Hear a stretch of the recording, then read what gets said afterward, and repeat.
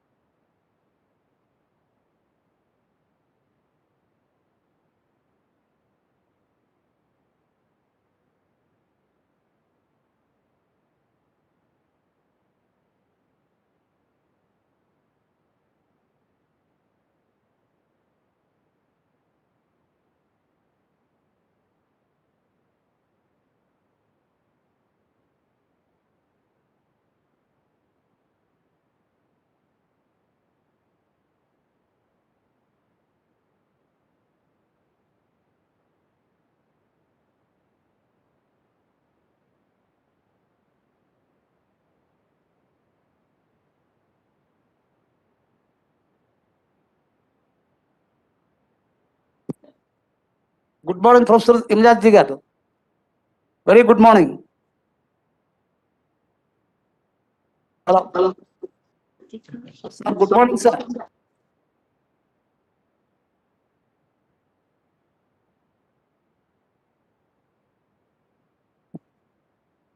Hello. Sir, Namaste ji. Good morning. I am Srinivas from Department of Mathematics. Very good morning, sir. Professor Imjad Garu. Oh, Chogar.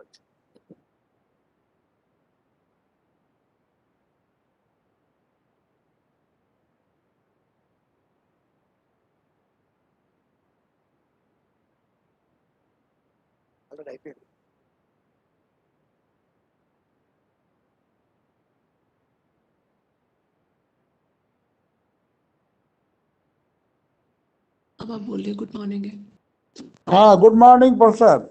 I am Dad from Aligarh.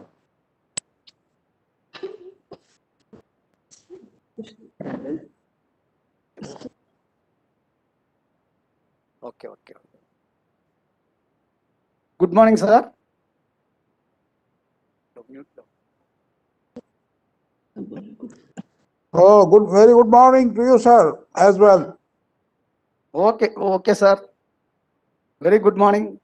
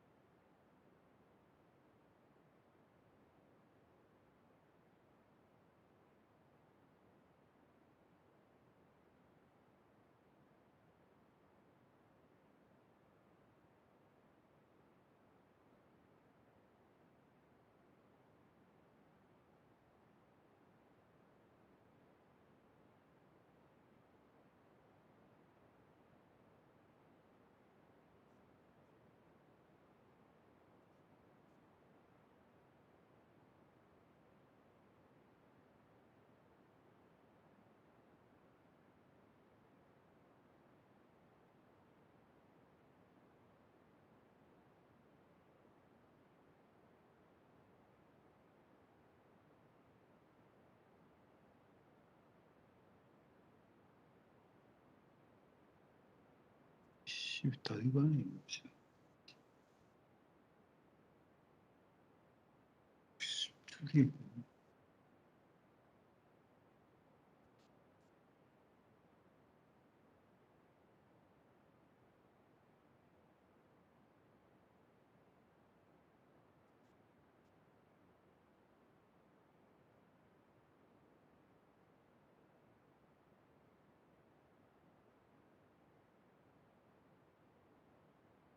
Good morning, everyone. A very warm welcome to all the distinguished guests. I am very pleased to welcome you all to this big event of International Conference on Recent Advances in Nonlinear Function Analysis and its Applications 2022. We are proud to have you all along with the global mathematical fraternity. It is a big and happy moment for this department, bringing together the vibrant knowledge and experience for organizing this international conference on the occasion of superannuation of Professor G. Ravindranath Babu Garu. On behalf of Department of Mathematics, I wholeheartedly welcome you all to this inaugural session. Great pleasure to invite firstly our beloved Principal Sir, College of Technology, President of today's function, Srinivas Garu, Professor K. Srinivas Rao Garu, to please come on to the dais and occupy his chair. I request Sailaja to honor Sir with a bouquet. Velandamma. It is my honor to invite our Honorable Vice Chancellor Sir, Professor PVGD Prasad Reddy Garu, to please come on to the dais and take his chair. I request Shalini to honor Sir with a bouquet. I heartily welcome our Rector Madam, Guest of honor, Professor K. Samta Madam, to please come on to the dais and take her chair. I request Aruna to honor Madam with a bouquet. Now I take it as privilege to invite our Registrar Sir, Chairman of the conference, Professor G. Ravindranath Babu Garu, to please come on to the dais and take his chair. I request Sweta to honor Sir with a bouquet. Now I welcome Head of the Department, Dr. G. Nanaji Rao, to please come on to the dais and take his chair. I request Dharani to honor Sir with a bouquet. Now I wholeheartedly welcome our guest of honor, Professor Y.J. Cho from Department of Mathematics from South Korea, to join us in virtual mode. Sir has already joined us. I heartily welcome our guest of honor, Professor Muhammad Imdad from Aligarh Muslim University, to join us in virtual mode. Now I wholeheartedly welcome our guest of honor, retired Professor KPR Shastri Garu, to please come on to the dais and take his chair.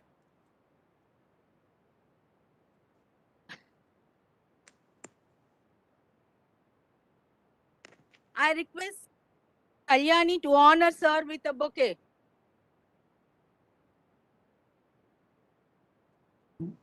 Now I wholeheartedly welcome our guest of honor, Professor U.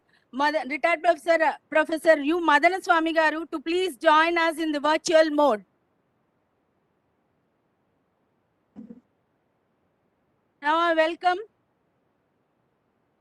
ex-Vice Chancellor of Satyasai University of Human Excellence, a co-chairman of this conference, BOS of this department, Professor P.D.N. Srinivasa sir, to please come on to the dais and take his chair.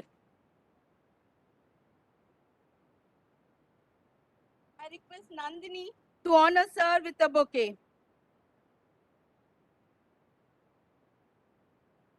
Lastly, myself, organizing secretary, I occupy the chair on this dais.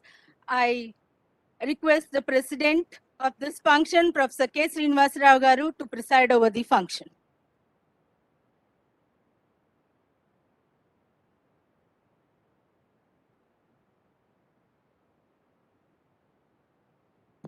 Lightning the ramp. Also, I request all the dignitaries on the dais to join.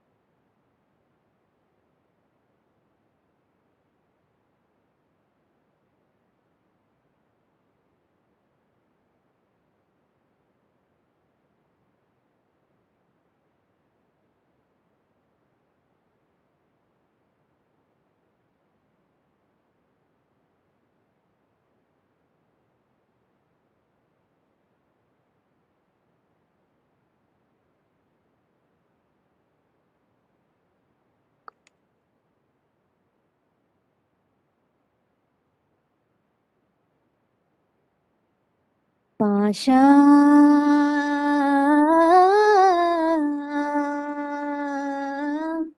Pasha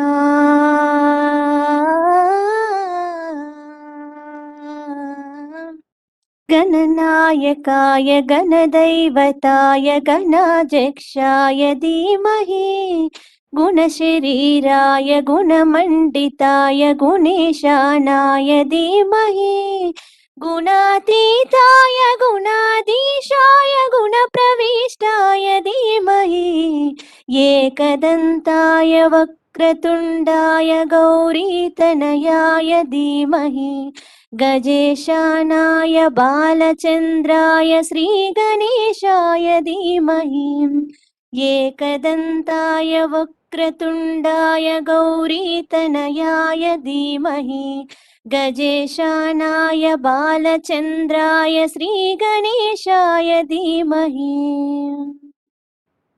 गानचतुराय गानप्राणाय गानान्तरात्मने गानो सुखाय गानमत्ताय गानो सुखमनसे गुरुपूजिताय गुरुदैवताय गुरुकुलदायने गुरुविक्रमाय गुह्यप्रवराय गुणवे गुणगुरवे गुरुदैत्यकलक्षेत्रे गुरुधर्मसदाराधाय गुरुपुत्र पवित्राद्रे गुरुपा कण्डकण्डकाय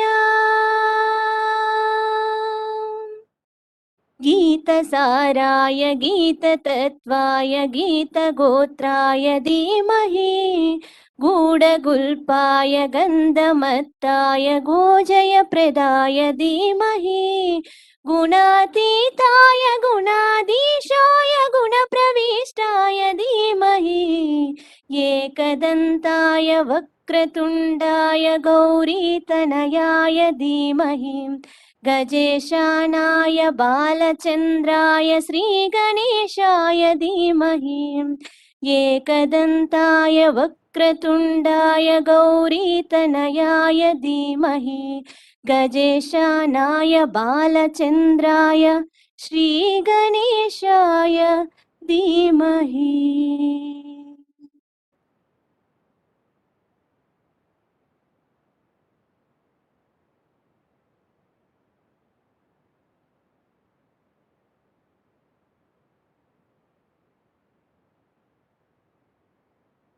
President's opening remarks.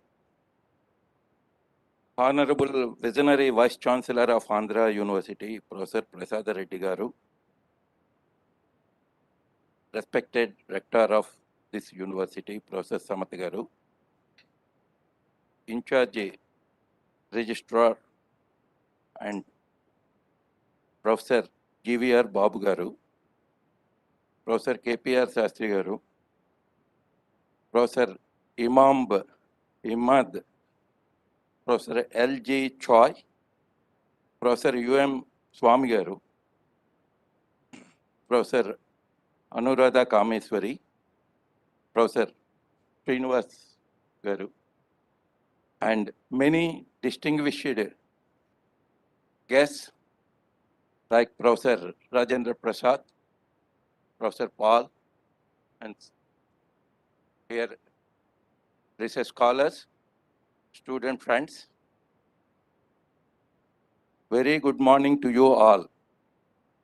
It's a pleasure for me to associate with this international conference on recent advances in nonlinear functional analysis and its applications. The theme of this conference is very much aligned with the works of our Professor GVR Babu Garu, who has done a significant contributions in fixed point theory and its application, which has several applications in nonlinear modeling and analysis. And I am very happy this conference is organized in honor of Professor GVR Babu. And really honoring Professor GVR Babu is nothing but of honoring every one of us for his significant contributions in mathematical science, especially in fixed point theory. and its applications.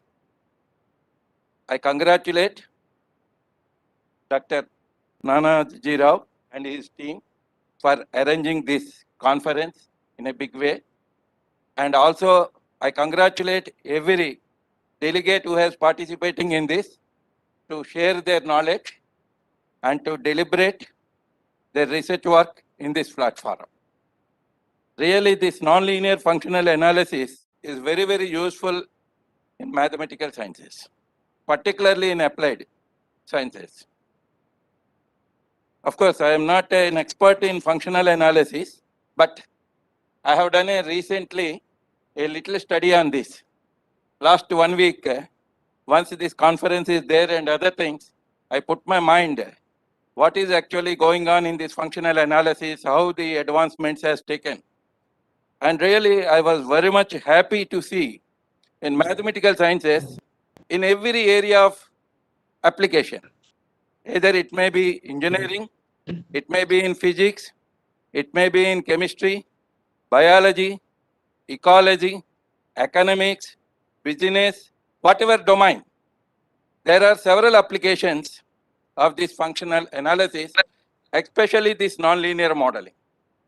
When we talk about this nonlinear modeling, I will got a small example often quoted by very world-renowned Professor C.R. Rao. When we will ask the students just a simple question, what is the sum of 190 plus 190? Everybody will answer, it is 380. But Professor C.R. Rao told, it is wrong. Why it is wrong is, I have not mentioned what is the dimension of this 190.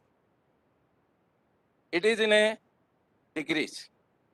When it is in degrees, 190 plus 190 become, what is that? 20. 20 degrees. So why it is 20 degrees? This is not it is not linear. In linear, we have 190 plus 190. We assume everything is linear, but nothing is linear. He says, everything is non-linear. Linear is a part of non-linear. Because in an nth degree polynomial, if you take n equals to 1, it includes linear. So non-linear includes linearity also. In many of the cases, whatever theory we developed for non-linear, it works for with a degree of 1 for linearity also. So non-linearity is a globalization. And in that, any model we develop and we do that, that is a more generic. So every area of application, lot of tools and techniques has been developed in nonlinear functional analysis, particularly in applications in that.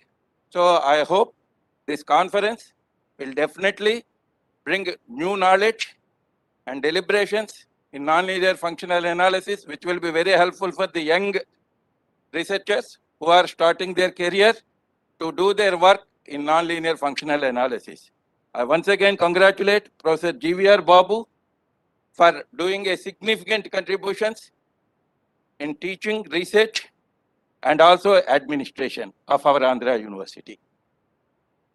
So this conference will provide a platform for all mathematicians, and particularly the mathematical science people.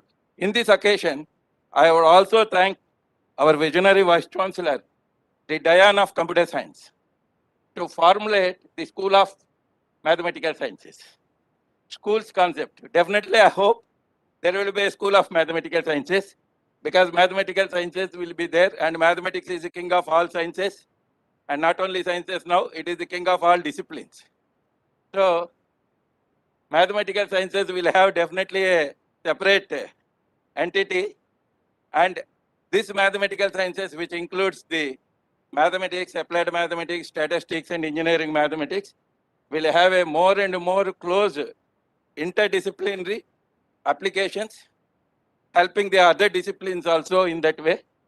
So I once again thank our Honorable Vice Chancellor for the idea of formulating the school's concept in our university, which will be very helpful for many of the mathematics people in this university, because School of Mathematics will create a wonderful ideas and also opportunities for all researchers, students, and faculty in mathematical sciences to work interdisciplinary and multidisciplinary. Thank you, sir, for doing that. With these opening remarks, now I request Professor GVR Babu to address this meeting.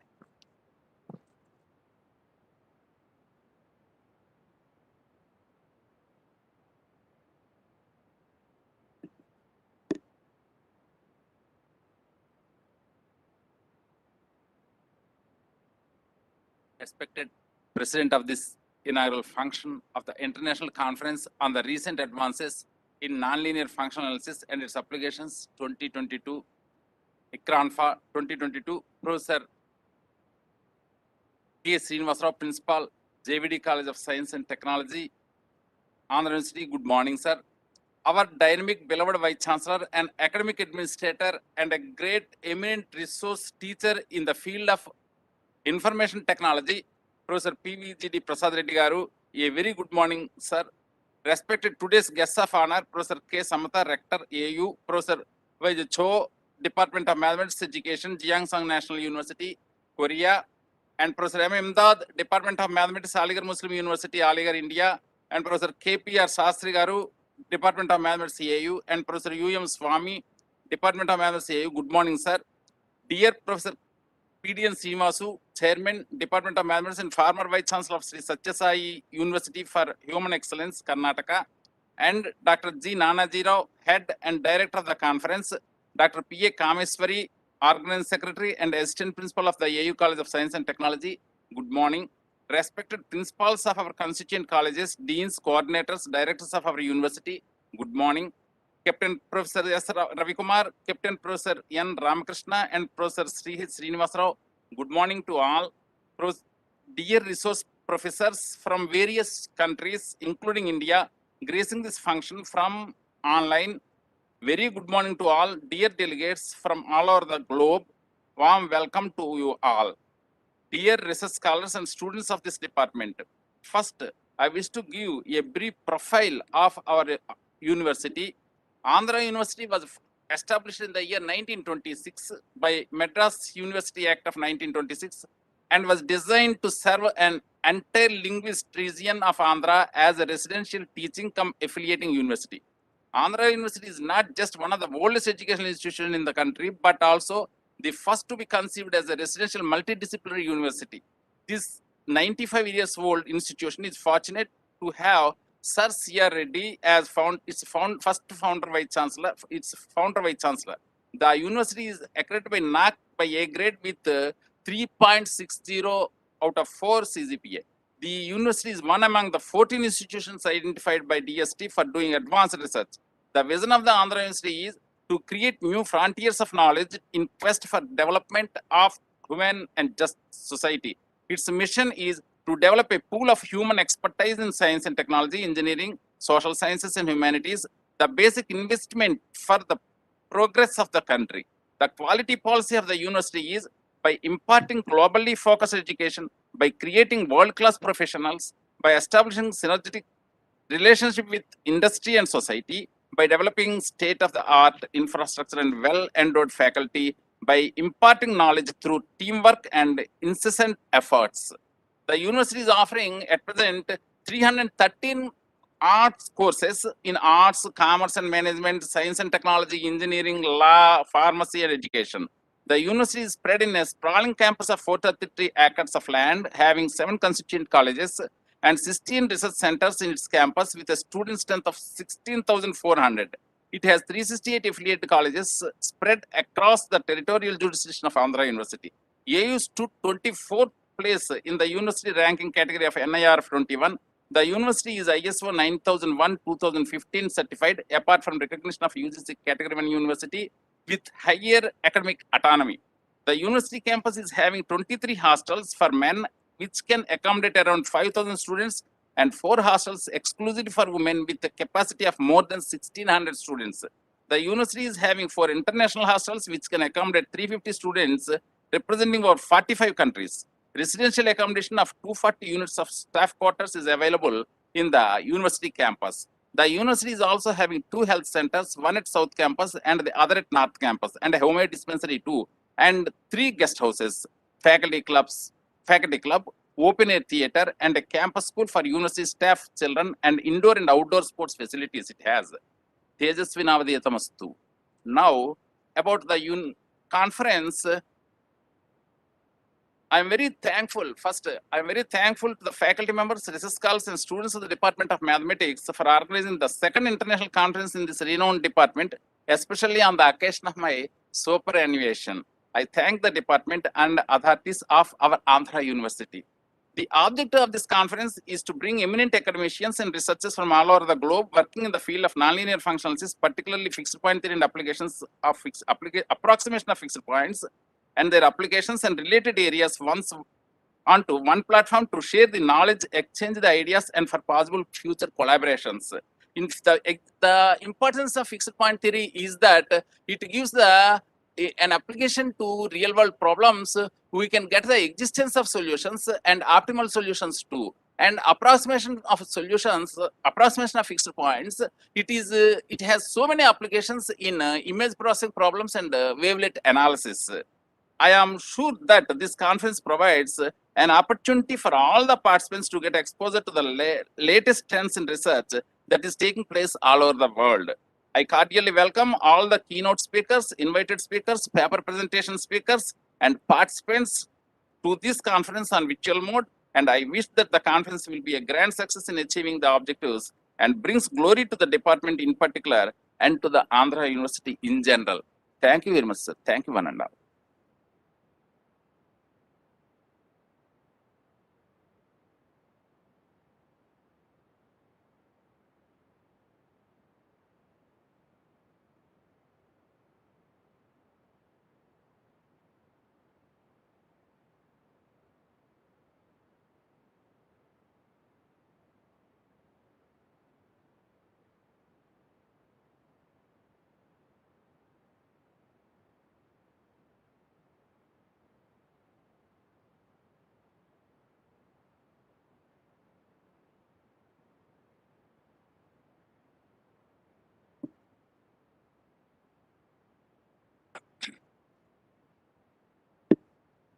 So good morning, everyone. It's my great pleasure and honor to welcome the chief guest of inaugural function, Professor PVGD Prasad Reddy Garu, our beloved Vice Chancellor, Andhra University. Guest of honor, Professor K. Samta Madam, Rector, Andhra University. Professor Y.J. Cho, Department of Mathematics Education, Geosang National University, Korea. Professor Muhammad Imdad, Department of Mathematics, Aligarh Muslim University, India. Professor KPR Sastri Garu, Department of Mathematics, Andhra University. Professor U.M. Swami, Professor K. Srinivas Rao, President of this inaugural function, Principal, JVD College of Science and Technology. Professor GVR Babu, Chairman. Professor PDN Srinivas Garu, Co-Chairman. And myself, Director of this conference, and Dr. P. Anuradha Kamaswari, Organizing Secretary of this conference, and other faculty members, participants from India and abroad, supporting staff, research scholars, student friends, press and electronic media. The international conference on recent advances in nonlinear functional analysis and its applications 2022 on the occasion of superannuation of Professor GVR Babu.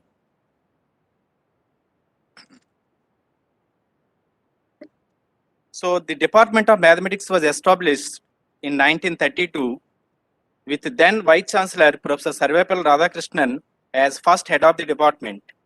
Many legendary mathematicians like Professor V. Ramaswamy, Professor Vijay Raghavan, Professor S. Meenakshi Sundaram, Professor N. V. Subramanyam, Professor J. Gopal Krishnan, Dr. D. Suryanarayana, Professor P. V. Krishnaya, Dr. Sivasankar Sastri, Professor KBR Sastri, Professor KLN Swami, Professor P.V. Jagannatham, Professor Sita Ramchandra Rao, Professor S.V. Krishna, Professor U.M. Swami, Professor P.V. Ramanmurthy, Professor M. Krishnamurthy, Professor S.K.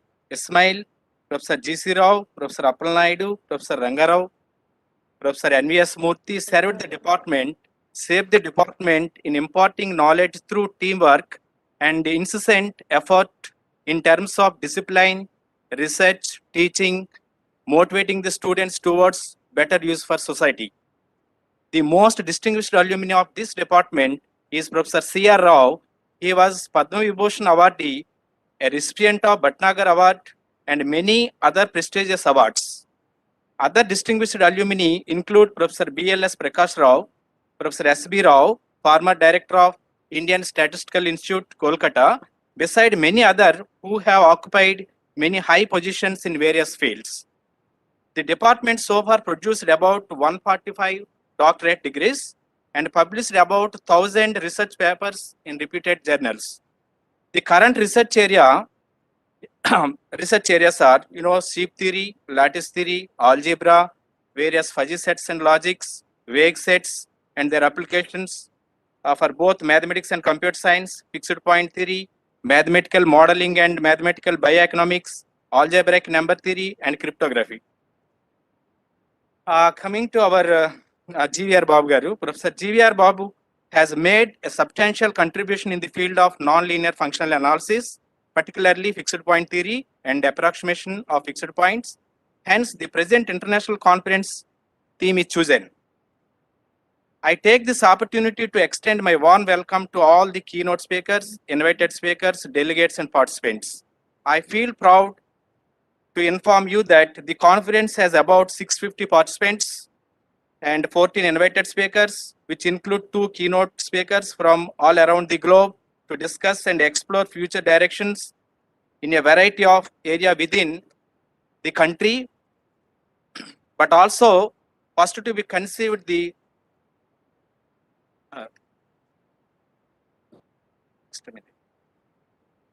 within the variety of this area within nonlinear functional analysis. I wish that this conference provides insightful discussions, collaborations among the researchers. Finally, I thank the Vice Chancellor of Andhra University, the Principal JVD College of Science and Technology for encouraging us to organize this conference and acknowledge the institutions and organizations mentioned in this souvenir for their gracious support. With all the best wishes for the success of the international conference. Thank you, one and all.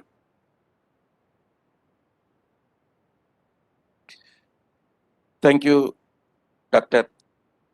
Nanaji Rao, for describing the achievements of your department and also about this conference. The next, we have addresses by guest of honors. We have our respected rector, who is a very dynamic physicist and also world renowned. She got from the government of Andhra Pradesh Best Teacher Award and also several other awards. And she is the rector of this university and a well-known physicist who has done a significant contributions in its physics and its allied areas. Now I request Professor K. Samata to address this gathering.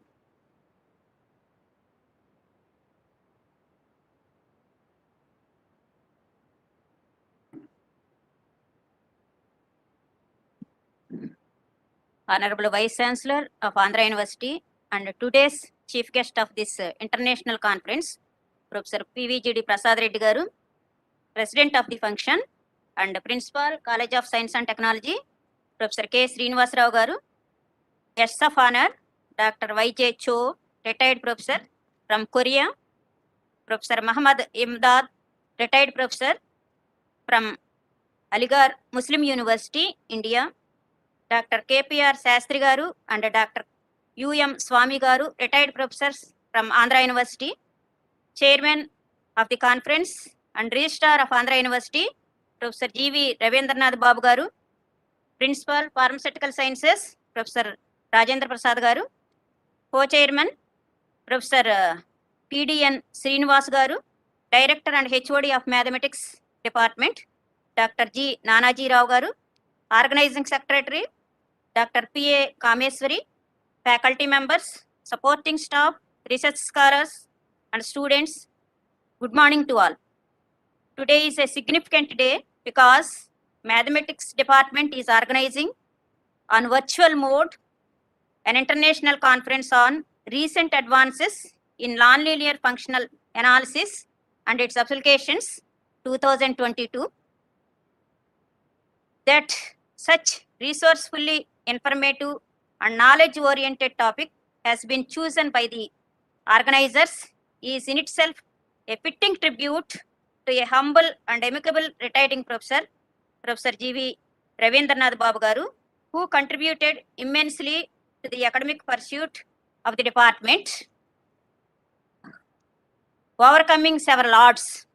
He came to the existing stage through his hard work and perseverance.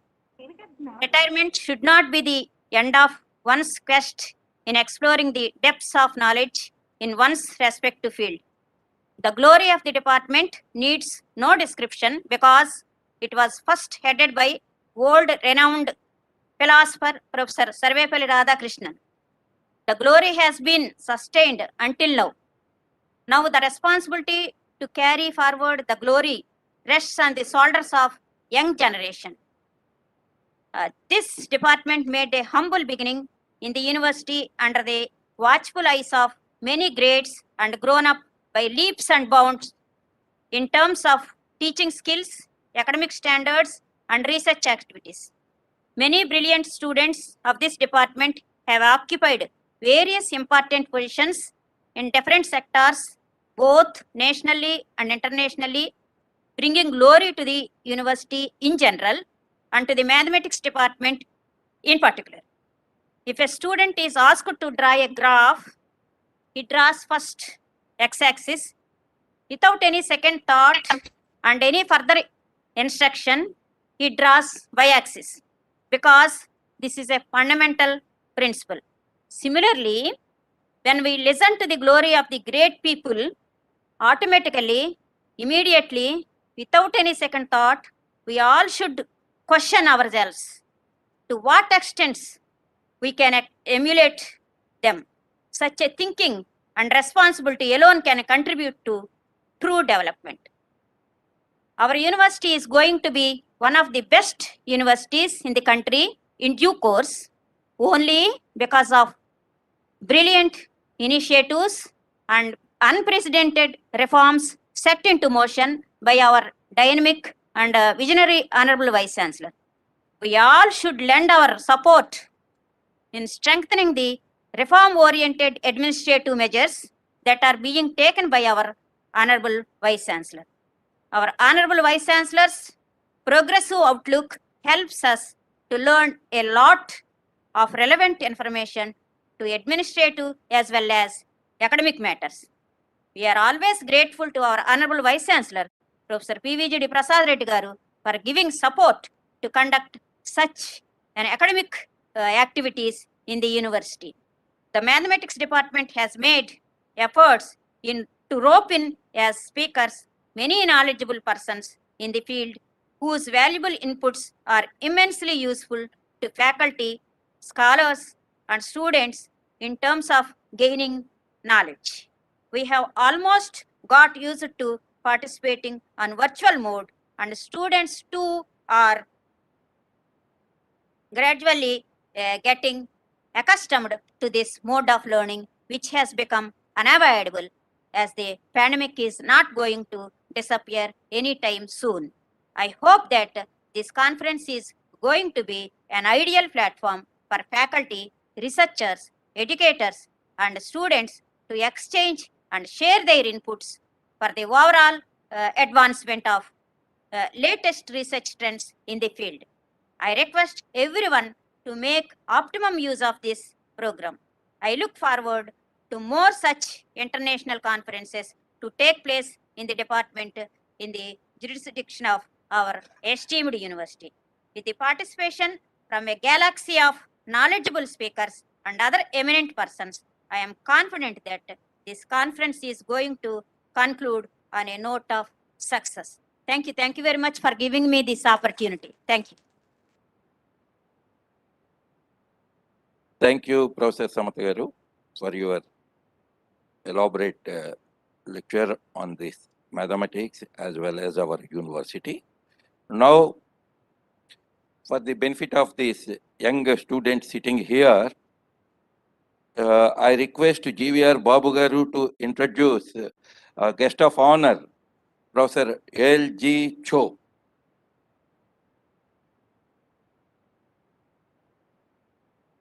I'm very happy to introduce Professor Y.J. Cho.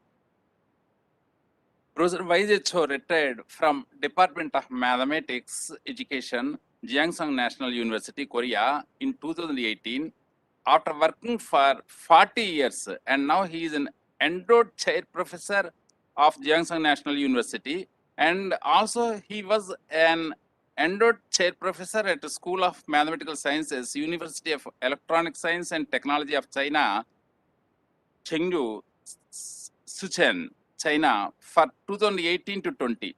Here, I wish to say one thing. I visited Korea in the year 2019. At that time, Professor Cho was the organizing secretary of the 10th International Conference on Nonlinear Analysis and its Applications. It was organized in Gangnam University, Masan, Korea, and Jiangshan National University too. I visited these universities. Thank you very much, sir. Now, he is a fellow of the Korean Academy of Science and Technology, Seoul, Korea, since 2006, and a member of several mathematical societies. He received his bachelor's degree, master's degree, PhD in mathematics from Busan National University, Korea in 1984 and in 1988. He was a postdoctoral fellow in Department of Mathematics, St. Louis University, St. Louis, USA. He is an organizer of the International Conference on Nonlinear Functionalities and Applications, some workshops and symposiums on nonlinear analysis and applications, and member of the editorial boards of 10 more international journals of mathematics. He has published 400 more papers and some books chapters, 20 more monographs, and 13 more books in CRC, Taylor and Francis, Springer, Nova Science Publishers, New York, USA. His research areas are nonlinear functional analysis and applications, especially fixed point theory and applications, some kinds of nonlinear problems, that is equilibrium problems, variational inequality problems, saddle point problems, optimization problems, inequality theory and applications, stability of functional equations and their applications are his research interesting areas. He delivered many invited talks at many international conferences on nonlinear analysis and applications, which have been opened in many countries. With this short CV, I request now. It's up. Thank you very much. Thank you very much, sir. Thank you, Professor GVR Babu Garu, for introducing Professor L.G. Cho. Now I request Professor L.G. Cho to give his speech in this occasion. Morning, everyone from Korea. I am a professor of Gyeongsang National University, Jinju in Korea. I am very happy to be invited as a keynote speaker at the International Conference on recent advance in nonlinear functional analysis and its application at Andhra University in India. Especially, we are keeping very careful from pandemic COVID-19, and so I hope all of you and your family are fine from COVID-19. Third, it is very difficult to organize international conference at this time. So it is very grateful to President of a university and the Vice President, especially conference organizer Professor Babu and all participants, all staff, all member of organizing committee. I hope this conference will contribute greatly to development of nonlinear functional analysis and its application. Recently, the topic is very important in the applied science. Further, I will do best for this conference. Finally, I am very happy to meet all the friends and the new friends at this conference. Thank you very much again for your invitation and giving a chance for guest honor at the international inaugural function at this conference. Thank you very much for your invitation again. Thank you, thank you, thank you, thank you.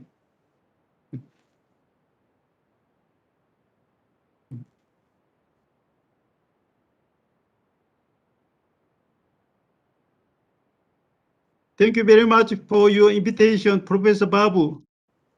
Thank you, thank you, thank you, thank you. Yeah.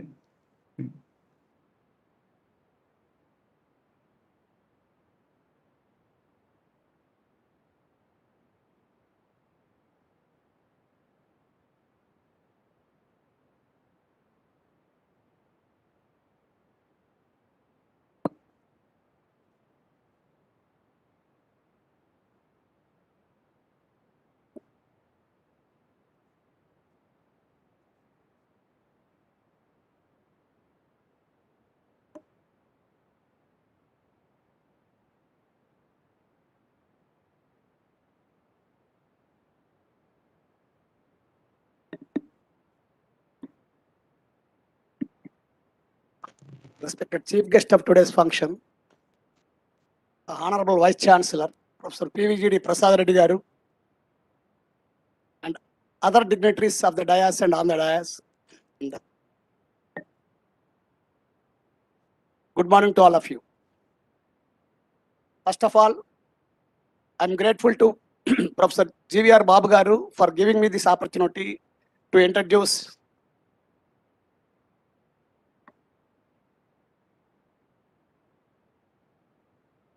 Professor Muhammad Imdad of Aligarh Muslim University,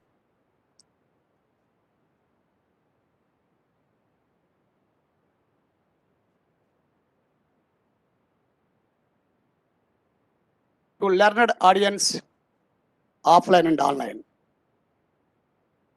Imdad born in 1955, November 1st in Uttar Pradesh. Professor Imdad did his master degree in mathematics at Aligarh Muslim University in 1979 and was awarded gold medal for his excellence in master's degree. Professor Imdad joined research in Aligarh Muslim University and obtained his MPhil in 1982. Professor Imdad continued his research in Aligarh Muslim University and obtained his PhD in 1984. After obtaining his PhD, Professor Imdad continued in Aligarh Muslim University as a postdoctoral fellow CSR for a period of 1 year.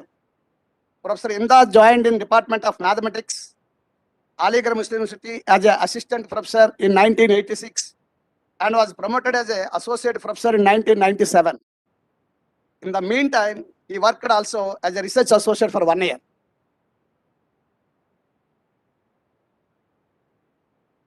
He became full professor in the Department of Mathematics, Aligarh Muslim University in 2005.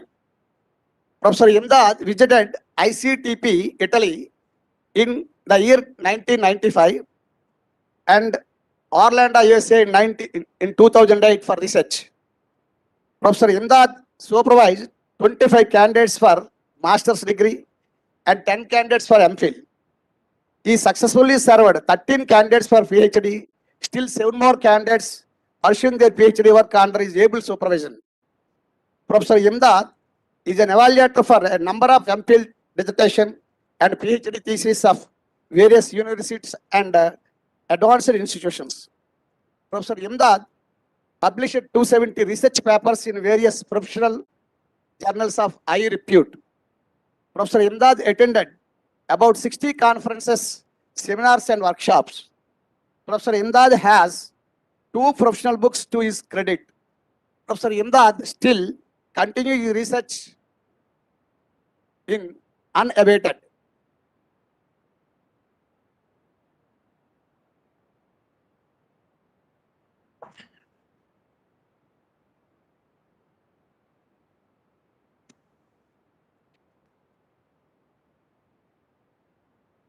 Okay, now I have to speak, it appears. Am I audible? Am I audible? Yes, sir, it is audible, sir. Okay, can I speak? Yes, yes, sir. Please continue, sir. Okay, thank you very much for the detailed introduction. Probably I am a person of a very ordinary and limited capability, but anyhow, for a detailed introduction. Before I begin, I must say I wish to welcome. I have all my respect, regard, all kind of to all the dignitaries in the dais. I cannot recite them, including Vice Chancellor, Rector, and other fellows, and especially to above all my colleague and my friend, Dr. G.V.R. Babu.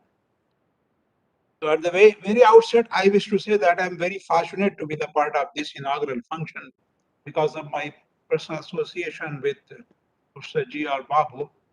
In fact, I met G.R. Babu way back when he was very, very young, a bubbling face. He came to Aligarh, wherein he has presented a paper on the board, not like this. These days we have virtual kind of presentation, or we have so much of facilities involving so much of tools and techniques. I feel very fortunate to be the part of this very inaugural function as well as the conference. As I have been told by various speakers earlier about the university, you are a great institution. You have a long history. You have a history of about 95 years.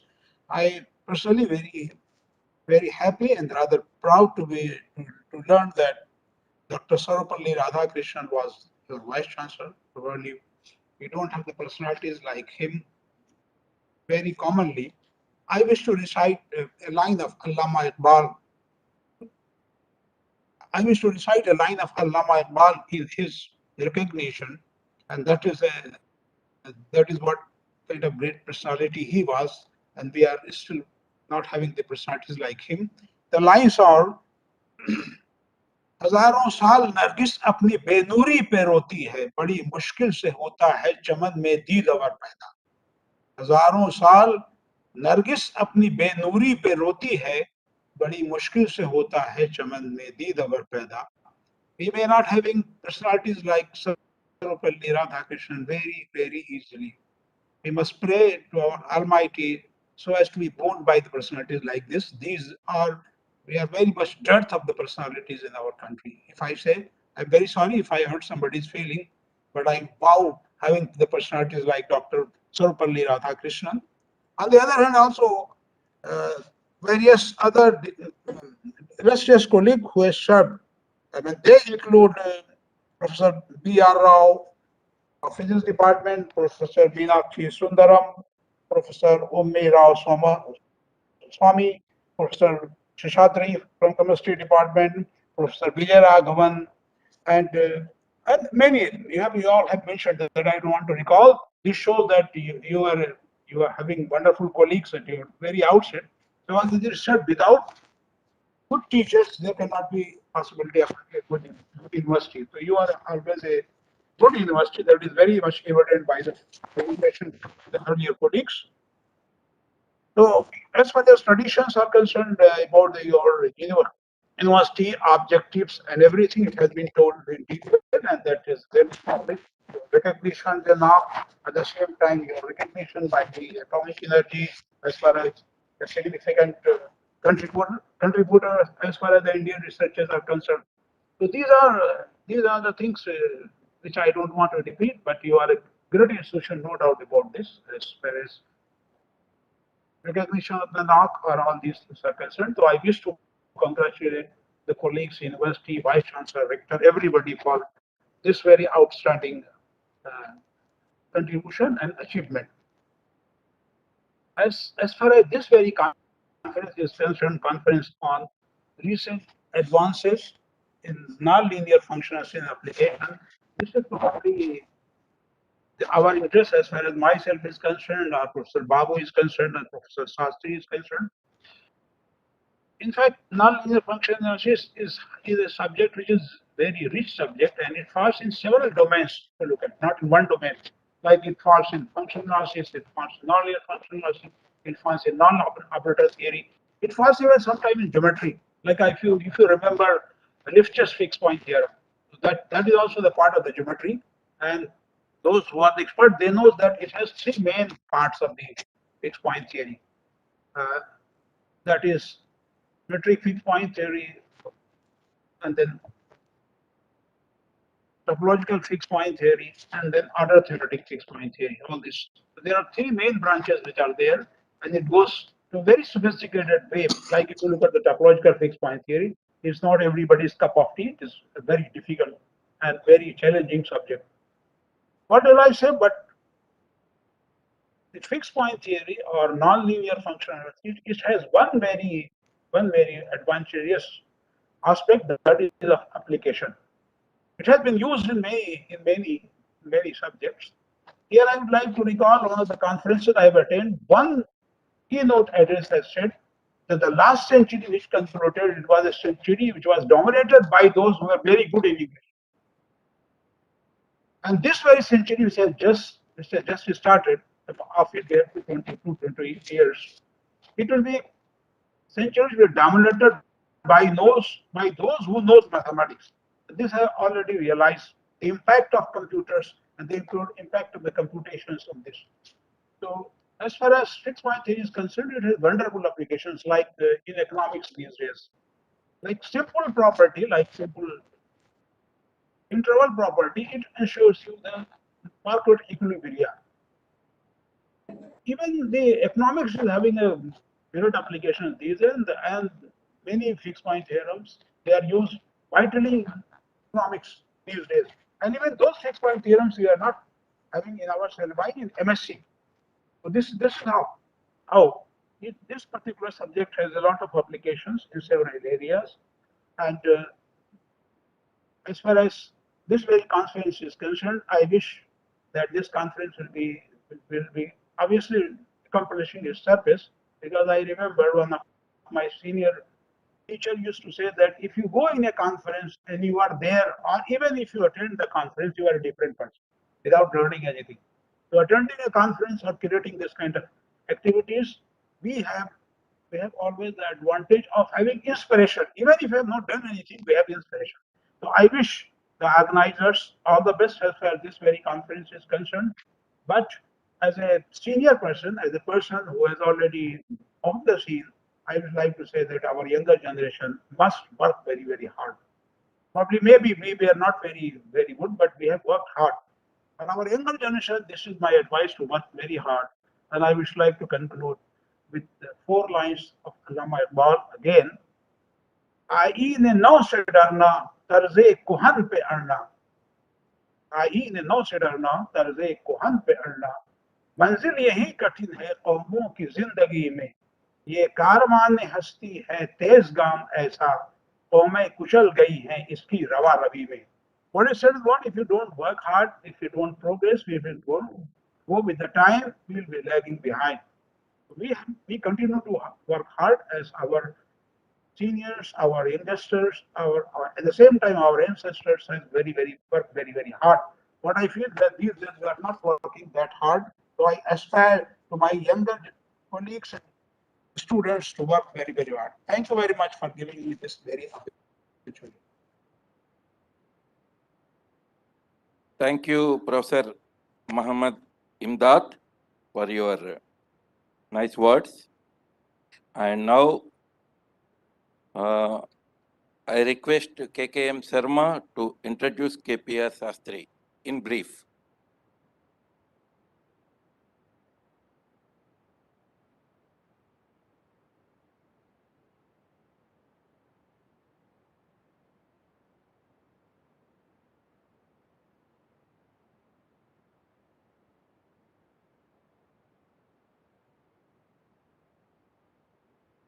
morning, respected dignitaries on the dais, off the dais, and all who are attending on virtual mode to this two-day international conference. I take privilege to introduce Professor K.P.R. Sastry Garu to this August gathering. Professor K.P.R. Sastry was born on 21st August 1940 in Mukamala, Andhra Pradesh, India. Professor Sastry Garu completed MA in mathematics with first class in 1961, followed by a PhD in maths from Andhra University in 1979, with thesis titled Convexity Conditions in Normal Space and Contributions to Fixed Point Theory.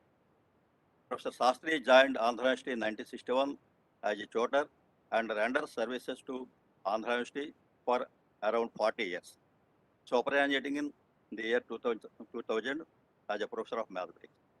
He was also a visiting associate professor at Atlanta University, Florida, USA in 1980, and also director of Dr. L.B. College after superannuation. Professor Sastry is an exemplary man with over 100 research papers published in various national and international journals. Moreover, Professor Sastry has participated and attended numerous conferences at both national and international levels, autumn courses by International Conference on History, Italy, theoretical physics, summer and winter workshops, etc. Not to mention, Professor Sastry has delivered numerous invited lectures as well.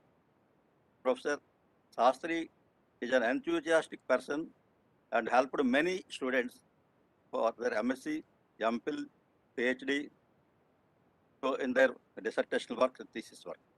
Professor Sastry has held various positions in Andhra University, such as Director, AU Consumers Cooperative Society, AU Staff Cooperative Society, etc. Professor Sastry has authored books in Telugu Academy also. He translated several articles in mathematics to Telugu journals, and he published several articles. We are very happy to have Professor K.P.R. Sastry Garu with us today. I welcome you, sir. Thank you. Thank you, KM Sharma. Now I request KPR Sastry Garu.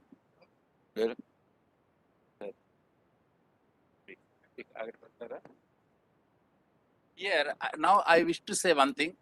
Actually, for fixed point theory, Professor K.P.R. Sastry is mentor to me. And that's why I shifted from I did my research in differential equations and impulsive differential systems. And once I saw one research paper of Professor K.P.R. Sastry, and I went to him to give guidance how to do research in fixed point theory. He spent his lot of time at the time of his retirement age, before 1.5 years. We did a lot of work. Did seminars in the department. Morning 9 o'clock till night 9 o'clock, we did seminars. And under his guidance, I wrote nearly 15 research papers on those days. He is a great sir. Thank you very much, sir.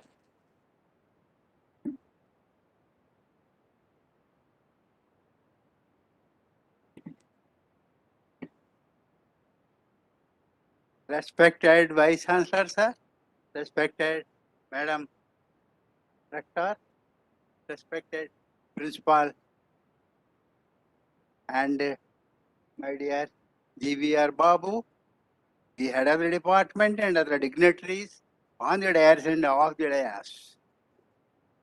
In fact, I am shivering in my foot to talk on this occasion. Fixed point theory was my pet subject, and as Professor GVR Babu said, he entered into my room timidly, asking me to help him to do research.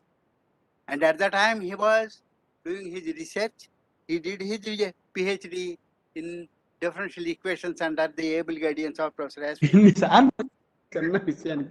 Then I asked him, how is it that you have come to me to work in fixed point theory when you did your PhD in differential equations? Then he said, I am ready, sir, to do work in fixed point theory. Okay, then let us go together. That's what I told him. And he continued to come to me, and that has given some fruitful results. Actually, at one occasion, it is very rare to try for a patent in fixed point theory. In fixed point theory, to arrive at the fixed point of certain function, it is an approximation, step after step, step after step. We have written a paper in fixed point theory, and I was away in the United States. In the meantime, he sent the paper to a journal, and the editor said, "Why don't you change the title of the paper to the content is very good, but the title should attract more readership." Then he said, "Okay, sir, I don't know how to do it. Kindly, will you please help me?" And the editor himself helped him to do it, and he wished to get a patent for the approximation, how fast one can go to the fixed point path. But somehow we did not pursue the matter. Now that Professor G.V.R. Babu, he had about 150 or 200 research papers to his credit, and successfully guided a number of research students. And I am happy that he said certain few good words about me. Of course, any bold man feels happy when somebody says something like that, good. And I am also grateful to Professor K.K.M. Sharma for saying a few good words about me. Now I wish, this is nonlinear analysis and application. Nonlinear analysis, it deals with actually the fixed point theory. It has its origin with finding solution of a differential equation. Solution of a differential equation. In that process, the norm is changed, the proof is limited, simplified. That is the so-called Banach's contraction principle. Beginning with that was the source, perhaps in 1920. And since then, it has developed and took a number of ways. And I am lucky enough, I am being associated with Professor G.V.R. Babu, and he is kind enough to allow me to be with him. And I wish that this conference be a success. Thank you, thank you, thank you very much. Thank you, KPR Sastri Garu. Really, when I see KPR Sastri Garu, I feel I want to point out one thing.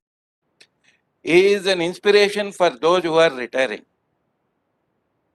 Because in the department, I have seen him more doing vibrant research after his retirement.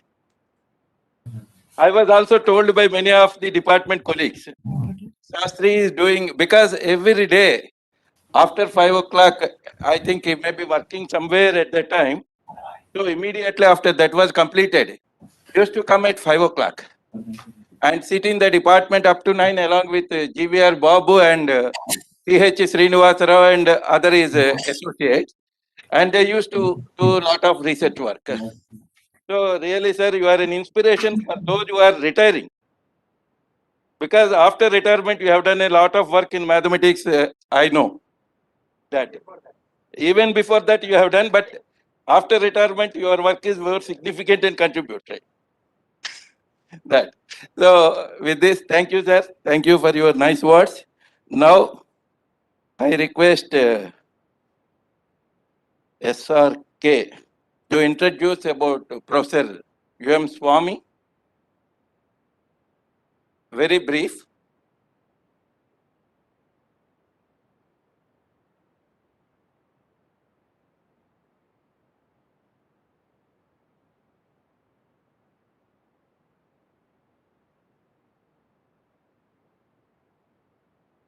Respected dignitaries on the dais, off the dais, participants from various places, research scholars and my dear students, a good morning, very good morning to every one of you.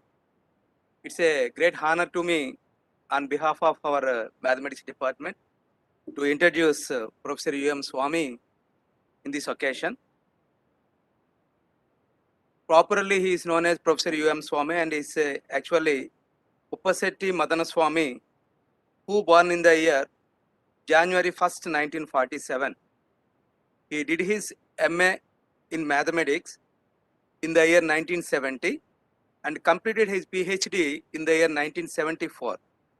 Immediately, he joined in Andhra University as a lecturer in mathematics and continued for 9 years as a lecturer and promoted to leader in mathematics in the year 1984 and worked as associate professor for 5 years. After that, 18 years he continued as professor of mathematics, and in this short span of period, he has produced more than 24 PhDs and 22 MPhils. During his period as professor of mathematics, he acted as chairman PG Board of Studies and convener for ASET for 2 successive years.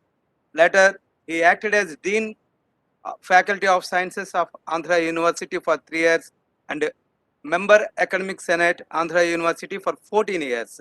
Even after his superannuation, he has worked as Director, School of Computer Sciences, GVP, College of Engineering, and Professor of Mathematics of University of Gondapur, Ethiopia. And he has Best Teacher Awardee for Meritorious Services by Government of Andhra Pradesh, and also he acted as Chairman of AP Society for Mathematical Sciences. He is elected as President of Andhra Pradesh Society for Mathematical Sciences for a period of 2 years, and he has started his specialization in research works are algebra, topological algebras, and Pudgy algebras. During his period, he has published 108 research publications in international as well as national. He has written 44 books for undergraduation and also for post-graduation and for intermediate. So, and finally, I would like to introduce his most obedient student and a renowned scholar, and who done in just 20 years of his career in Andhra University, 20 PhDs. That is nothing but he is nothing but Professor G.C. Rao, who is popularly known as King of Algebra and Emperor of Lattice Theory. Just in 20 years of service, he has produced 18 PhDs and 13 MPhils and 108 research publications. With this, I thank our Professor G.V.R. Babu Garu for asking me to introduce Professor U.M. Swami Garu. Thank you so much, sir. Thank you, Ravi Kumar. Now I request Professor U.M. Swami to give his speech. Because of this time constraint, I request Professor Swami Garu to confine 3 minutes.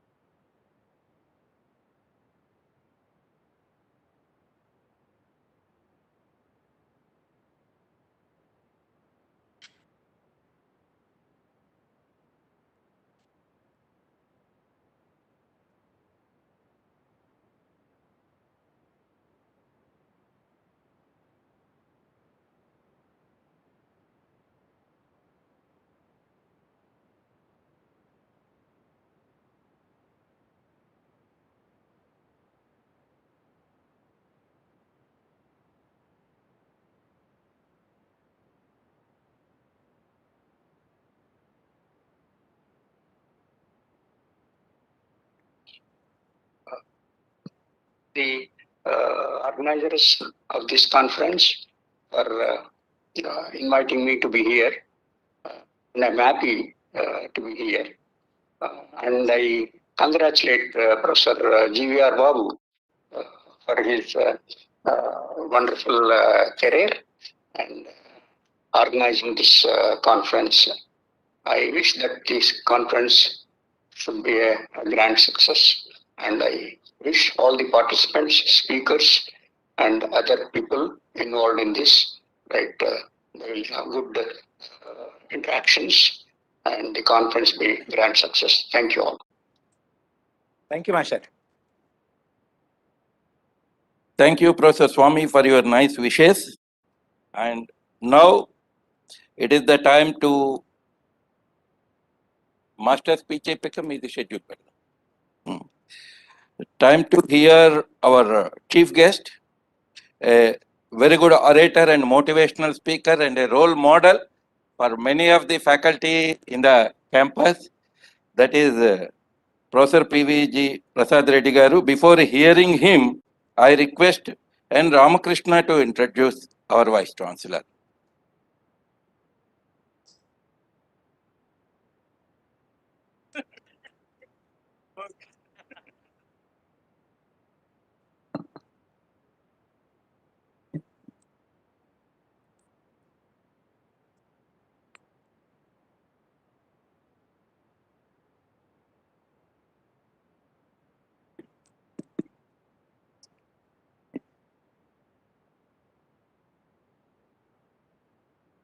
So good morning, ladies and gentlemen.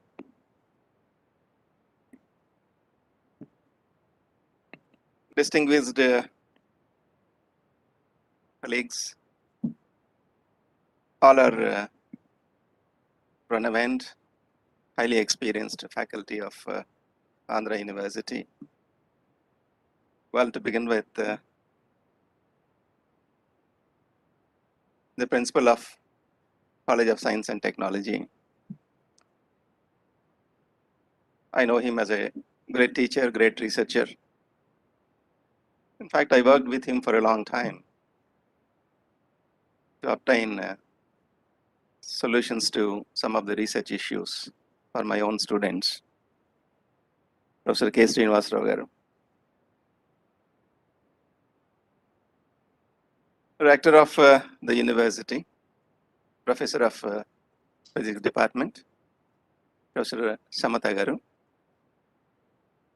And in a way, the chief guest of today's function, even though they call me as the chief guest, the very reason why we are all over here, my registrar, a senior professor of this department, Professor GVR Babu, a very tough professor. I hope all of you agree with me, right?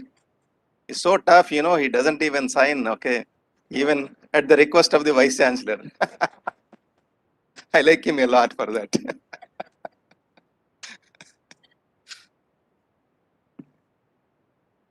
And yeah, the head of the department, Dr.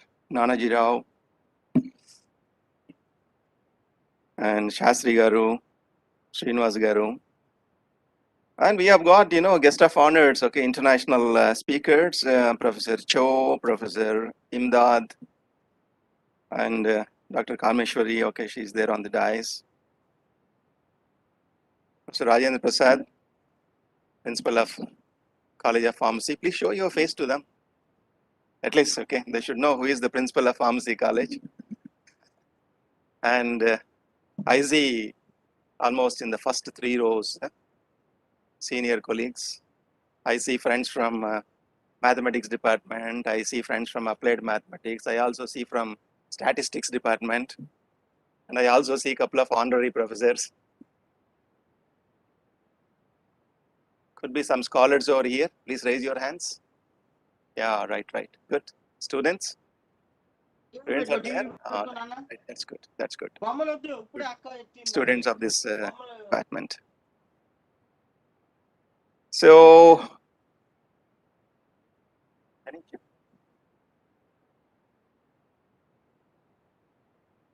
I'm happy in a way to be in the midst of all of you during this inaugural of the so-called international conference on recent advances in nonlinear functional analysis and its applications. Yeah. Fx equal to 2 power x. Huh? Is it nonlinear? Nonlinear or linear? Huh? I want the answer from the students. F of x equal to 2 power x. Hmm?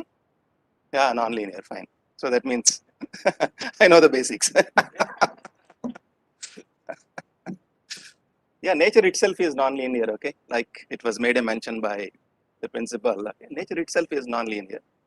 Most of the time you look at the planet itself is circular, even though, it appears to us as if it is linear, right? So things are really, okay, nonlinear.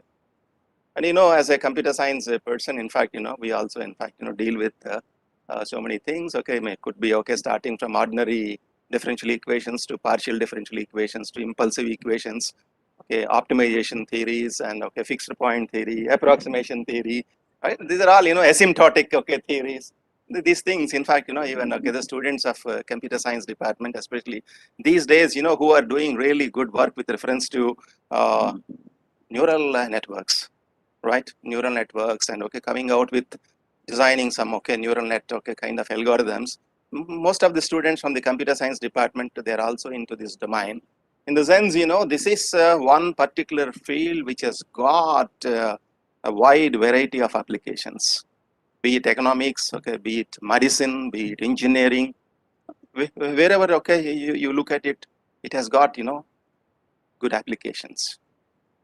So that way, I really appreciate Ravindranath Babu to organize a seminar at this point of time, a critical juncture in the sense, is getting only just, okay, superannuated. Superannuation does not mean, okay, he is going to go out of this university, right? 31st, he'll get superannuation letter. First, he will rejoin the department as honorary professor. As simple as that. So no difference, either for the administration, okay, or for the students, because, people who are active, they should continue to serve the departments. Okay, that's the philosophy of my administration, either me or my rector or my registrar, my principals. They keep, in fact, advising me to continue those teachers who have got that kind of a seriousness towards, delivering lectures or, guiding the students towards their research issues. So that way it is a simple superannuation, but otherwise I am happy that, he took up a very, very important subject, the subject, okay, that he, okay, got nurtured, okay, under, okay, the Shastri Garu, because, I've listened to his talk that in the year 2000, okay, he approached him as a very timid student and trying to migrate from one area to another area. And, from the impulsive equations to fixed point theory, that's what he had made a mention. So all, it happens. It happens because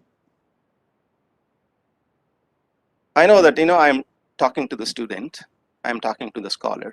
I'm also, okay, maybe I think sharing my thoughts and philosophies with the faculty members because, they are all my colleagues. In a way, we are coming from the past, trying to understand things from the past, looking at, teachers who served this university in the past, and then from there to present, and then probably into the future, it is all linearity only, that way. Right. For you to be successful, why the university is there today? What is the reason that, okay, you made an entry, you have chosen this particular university and you have chosen this particular department? What is expected of you? This, in fact, is more important. This is really, okay, the issue. So, the task in front of me or the task in front of the teachers of the university, apart from delivering, the classroom lectures, could be online or offline, and also guiding you, exposing you to this either national or international seminars, is in a way to build the DNA of success in every student. So end of the day, the university gets its recognition, name, fame, only through the success stories of the current generation students. The bygone is bygone, right? What is today is important. And what is tomorrow is in your hands.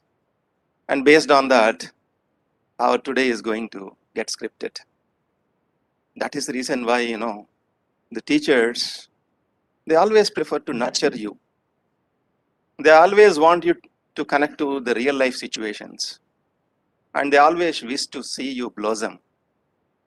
And hence, in the campus of the university, in fact, we have been toiling to see to it that every student is imparted the best quality of education. And I just try to put myself into your shoes. I sit there in the classroom, okay, along with you, because I'm just trying to go back in my memory lane by about 35 years. And then as a student, you are important, you are significant, and you are born to achieve, and you are extraordinary. This is very important philosophy that each one of you should imbibe. Because I have seen especially students who travel to Andhra University, mostly from Uttarandhra region, right? You are all students from Uttarandhra region. There is a particular kind of a quality or a DNA that is, when it comes to their confidence levels, I don't know, for various reasons, that confidence is not to the level of expectation. Why is it happening so? When you are born to do extraordinary things. So the first thing, most important thing, for you to probably, I think, to script your story towards success, is to gain confidence. Now, how do you gain confidence? Psychologists, they say that there is always a relation between confidence and competence. Okay, it's a loop. So look at your competence. When I say competence, don't look at your mark sheet. Those days are gone. Even of tomorrow, when you want to become a scientist, or you want to become a teacher, or you want to get into industry, because you're all taken up by IT industry these days. A lot of demand for mathematics students, applied mathematics students. Statistics also, there's a great demand. As such, if you look at the companies, the way in which they look at you, because you are the resources for them, they're also trying to break the linearity between the count and the economic value. At one point of time, that is always there. How many we are able to get, and then based on that, they used to in fact raise the value of the company. But now it's gone. It's all in the productivity oriented, innovation oriented. So what kind of a value do you give right from day one? This is what exactly the companies are looking at. It could be any kind of company, a company that has got origin maybe in Visakhapatnam, or a company that is there in Bangalore, a multinational company like Samsung Technology or Google or Facebook or whatever it is. Now, today their priority is, look at you as an innovator. They want you to be an innovator. They want you to probably, I think out of the box. So when companies, when organizations, R&D establishments, everybody wants you to go out of box. That means you are supposed to go out of horizons. So how do you go out of horizons? Because the world is changing so fast. The world is changing so fast. There's always a risk. There is always a risk. Never ever think that you are always into a risk-proof kind of a career, because those days are gone. Somebody who is probably able to secure a government job and be there for 35 years, enjoying status quo, retire and get heavy pension, they're all gone. People, talk about, so great about your generation. They say that you have got all advantages, all these things, but in a way, yes, apart from advantages, you also will have to face many challenges. Challenges in the sense, your jobs are going to be highly insecure. Unless and otherwise, you be relentless with the pursuit of knowledge. Always you should be, learning, continuous learning. That's the reason why even government of India today, right? Of course, it's a global thing, but when it comes to even, the Indian government is also very particular about offering programs that are specialized through online mode. You've got so many programs, variety of programs that are being offered through Swayam, through Coursera, whatnot, you access, any advanced university in the world, you've got so many, online programs varying from 30 days to 3 months. And all IITs, they have started online programs. And IIITs, they have started online programs. And the good news is that Andhra University also, in fact, uploaded 14 online simple certification courses into its website just yesterday, 14 programs. Free of cost, no charge, no boundary limit. Anybody from anywhere can also access, and he can update his skill set. So that means you need to probably, update your skill set continuously. Then only there is going to be a value addition. It's no more, normal academics where, something is taught in the classroom and you try to understand, you try to memorize things, and then probably go to the examination, reproduce them, get marks, get a certificate. Yes, it has got some value. But of late, people are giving value to a different thing altogether. In the sense, what is there in your memory? How much information do you keep in your memory? That has got, certain significance in some decades. But today, if you want to hold some information in your brain, or you want to stack up, some information into your brain, that is not called, intelligence at all.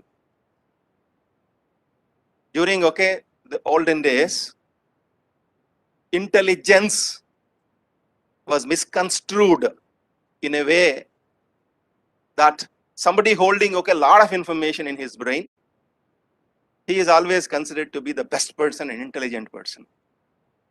But look at today, a small chip can hold all this information, right? A small chip can hold all this information. And today people talk about, machine learning.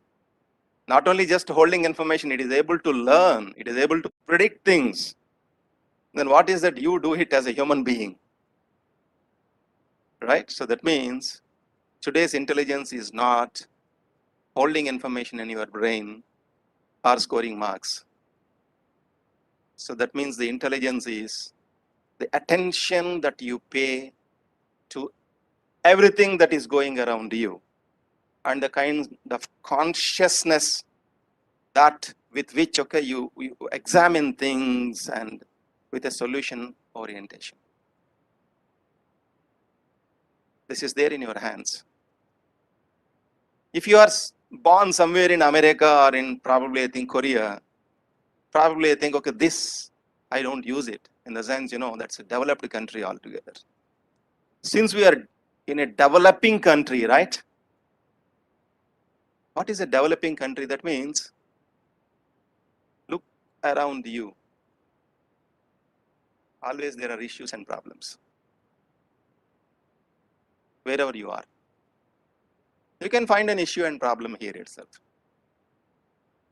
Per se, when Dr. Mohammed was speaking, there was a technical glitch. It's an issue, right?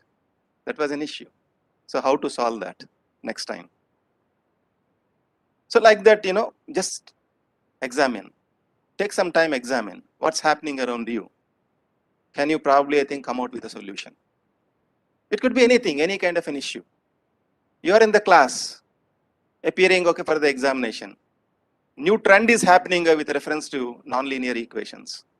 Today you are here, next coming 2 days, probably I think you will be taught by means of some wonderful speakers, good things about the latest trends that would happen, okay, with reference to maybe I think nonlinear, okay, functions, okay, how they are being integrated into, okay, the so-called artificial intelligence or machine learning kind of things, or image processing, for example. Today video analysis is a big thing, right? The next coming after 5 years, you see drones, flying across.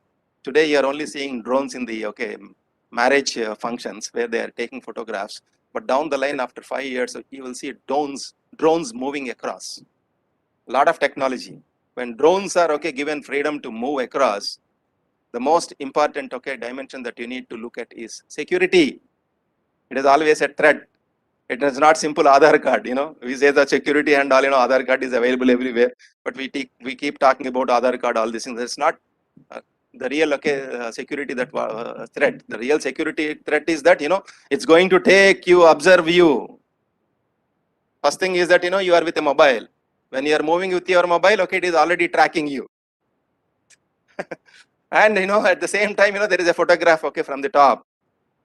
You are pinpointed. Privacy is going to be a great issue. How to handle this particular privacy? People are talking about so many new things, blockchain technology and all, even to share informations. No more in a database kind of technologies where, you simply store data to retrieve or to probably, I think, update or to probably, I think, manage the data, okay? Some insertion, deletion, searching, sorting. Not like that. When you want to exchange, you want more amount of security. That's why, people talk about a new emerging technology called blockchain technologies. These are all, new buzzwords. But not only a buzzword, there is a lot of content inside that. First thing is that, how to secure a job. That's very important first. You would definitely secure a job provided, first of all, you get acquainted with this so-called, new terminology. Spot it first. Pay attention. Understand few things. You get that vocabulary. Once you start speaking that particular vocabulary, you gain the attention of the public around you. Then you start moving down. Add more content, add more content. Never ever look at step number 70. The problem, okay, with most of the students whom I have encountered, they are taught by parents, be goal oriented, yes. But don't look the end point. If you look at the end point, you lose your confidence. Do step 1. Do step 1 for today. End of today, you just examine whether today I did some small thing. That is important. Look at only step 1, step 2, step 3, not, the step 70. You can always reach step 70. You do not have any experience at all, You are just in the beginning of your career. When you are just in the beginning of the career, goal-oriented, long-term goals, 5-year plans, 10-year plans, you can have all these things once you join a corporate. You get a boss, okay, who will be much tougher than a teacher. He'll tell you that, okay, your life is no more divided into semesters and holidays. It's all going to be very tough. But now you decide. What do you want to do tomorrow? It's very easy, probably I think get up in the morning at what time? At my home, it is 10:30 for my children.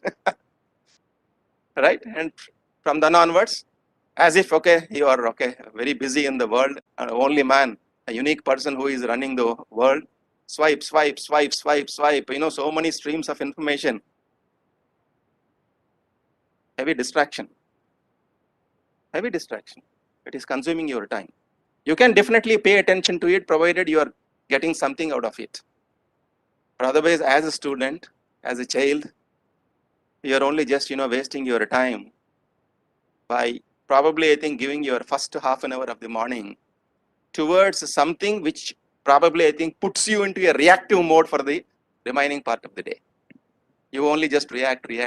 What is there in that particular, iPhone or the content of WhatsApp? It is just nothing but the other people's agenda. It's not your agenda, right? So your life, but you are moving, okay, towards other person's agenda. You understand? It's going to, in fact, count a lot on you, the current generation. You are called as Gen G students. Do you know? All of you who were born after 1998 to 2010, you are given a name. Across the planet, you are treated as Generation Z students. The next generation, they're already also given a name 2010 onwards, those who are born 2010 onwards, that means less than 10 years as on today, Gen Alpha students, but you're all, Gen Z students. Gen Z, they say that, Gen Z will have, serious threats because, they are, wasting their time, 4 to 5 hours of time only in social media. Very important. If you want to be really successful and you want to probably, I think, be an extraordinary person, a magnificent person, and who will have a lot of happiness, a lot of joy, jest, and you want to establish, good connectivity with the community, and you want your mother and father to be more happy, you want to be more happy, you want to be more successful, that is there only in your hand to probably, I think big from now onwards. So that kind of, an attitude you need to develop, right on the campus. You are there on the campus the last 1.5 years. Am I right? Most of the time, it is gone, because of this particular pandemic, and you will be there for another maximum 4 months. 4 months. Am I right? 4 months or 5 months, the PG students, scholars, 3 months, not even 4 months, 3 months, 90 days. After 90 days, suppose you look back, did I gain something? Did I gain something out of these 90 days? Very important, right? It's very important. So what do you want to get in these 90 days? You need to think about that. You give time to that. Give time to that, in the morning. Tomorrow morning when you get up at 7 o'clock or 7:30, first 5 minutes, you think about that day. Tomorrow, like today. Because today, whatever that you want to do, is already scripted in the morning. Whether, you caught up with an intention to do something great today, or maybe I think to simply get through the motions, to bypass or to survive. Already it happened. So let us talk about tomorrow. Tomorrow morning, first 10 minutes. How do you want to spend total tomorrow? What do you want to contribute? Can you really, pat on your back at the end of tomorrow, say that, yes, I did something. Cultivate that. First 5 minutes only in the morning. You will find the difference.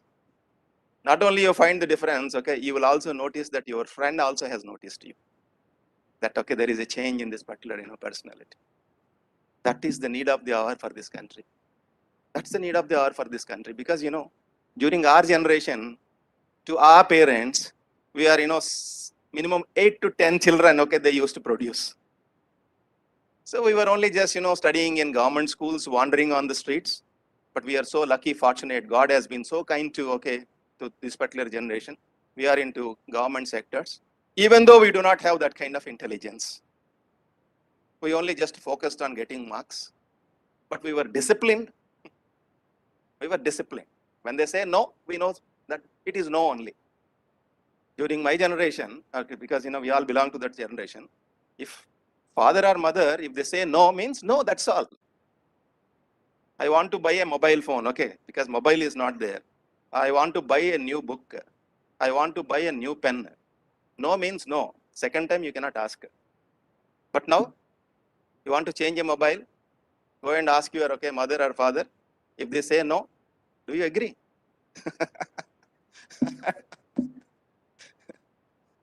See? They have got all hopes on you, because you are a child, single child, or maximum 2 children. All their hopes, on you. That's why, they always try to put some pressure on you. Do well, do well, do well. Instead of telling you, to do well, because they do not have, this kind of a worldly exposure, they try to draw comparisons. See that neighbor, see that person's daughter. And that's a communication gap. And because of that communication gap, they are not able to probably, I think, give you the right sense of information. You get wild. This is almost the story at every home, be it Vice Chancellor's home or, be it any other person's home, same story. What for, mother, your mother is worried about you, or father worried about you, or a teacher worried about you, or anyone, okay, maybe I think the political leader, the chief minister or the prime minister worried about the country. Because, they want you to be the contributors. They want each one of you to be successful. So for that, you have to probably, I think, change your personality. Personality. People talk about personality these days.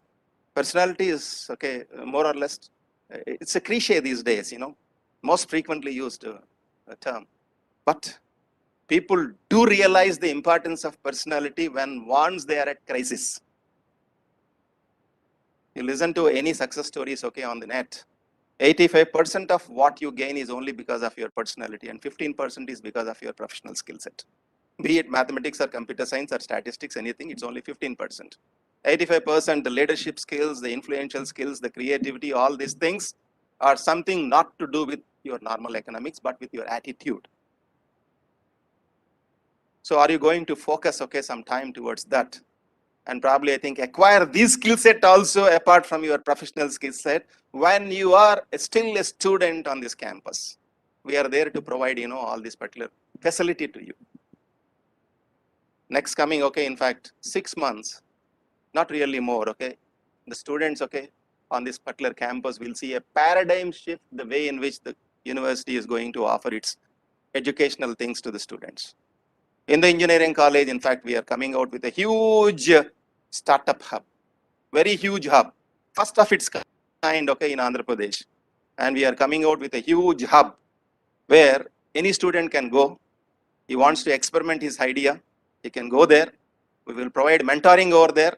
We will provide all the support to them. We take up their idea. We try to probably, I think, mentor them to convert their idea into a product. And in case if you are able to come out, okay, with that particular product, we also give you space. We give you money to survive until you put or push that particular product into the market. That's going to happen in the engineering college. Never ever think that it is only meant for engineers. It's open to the full campus.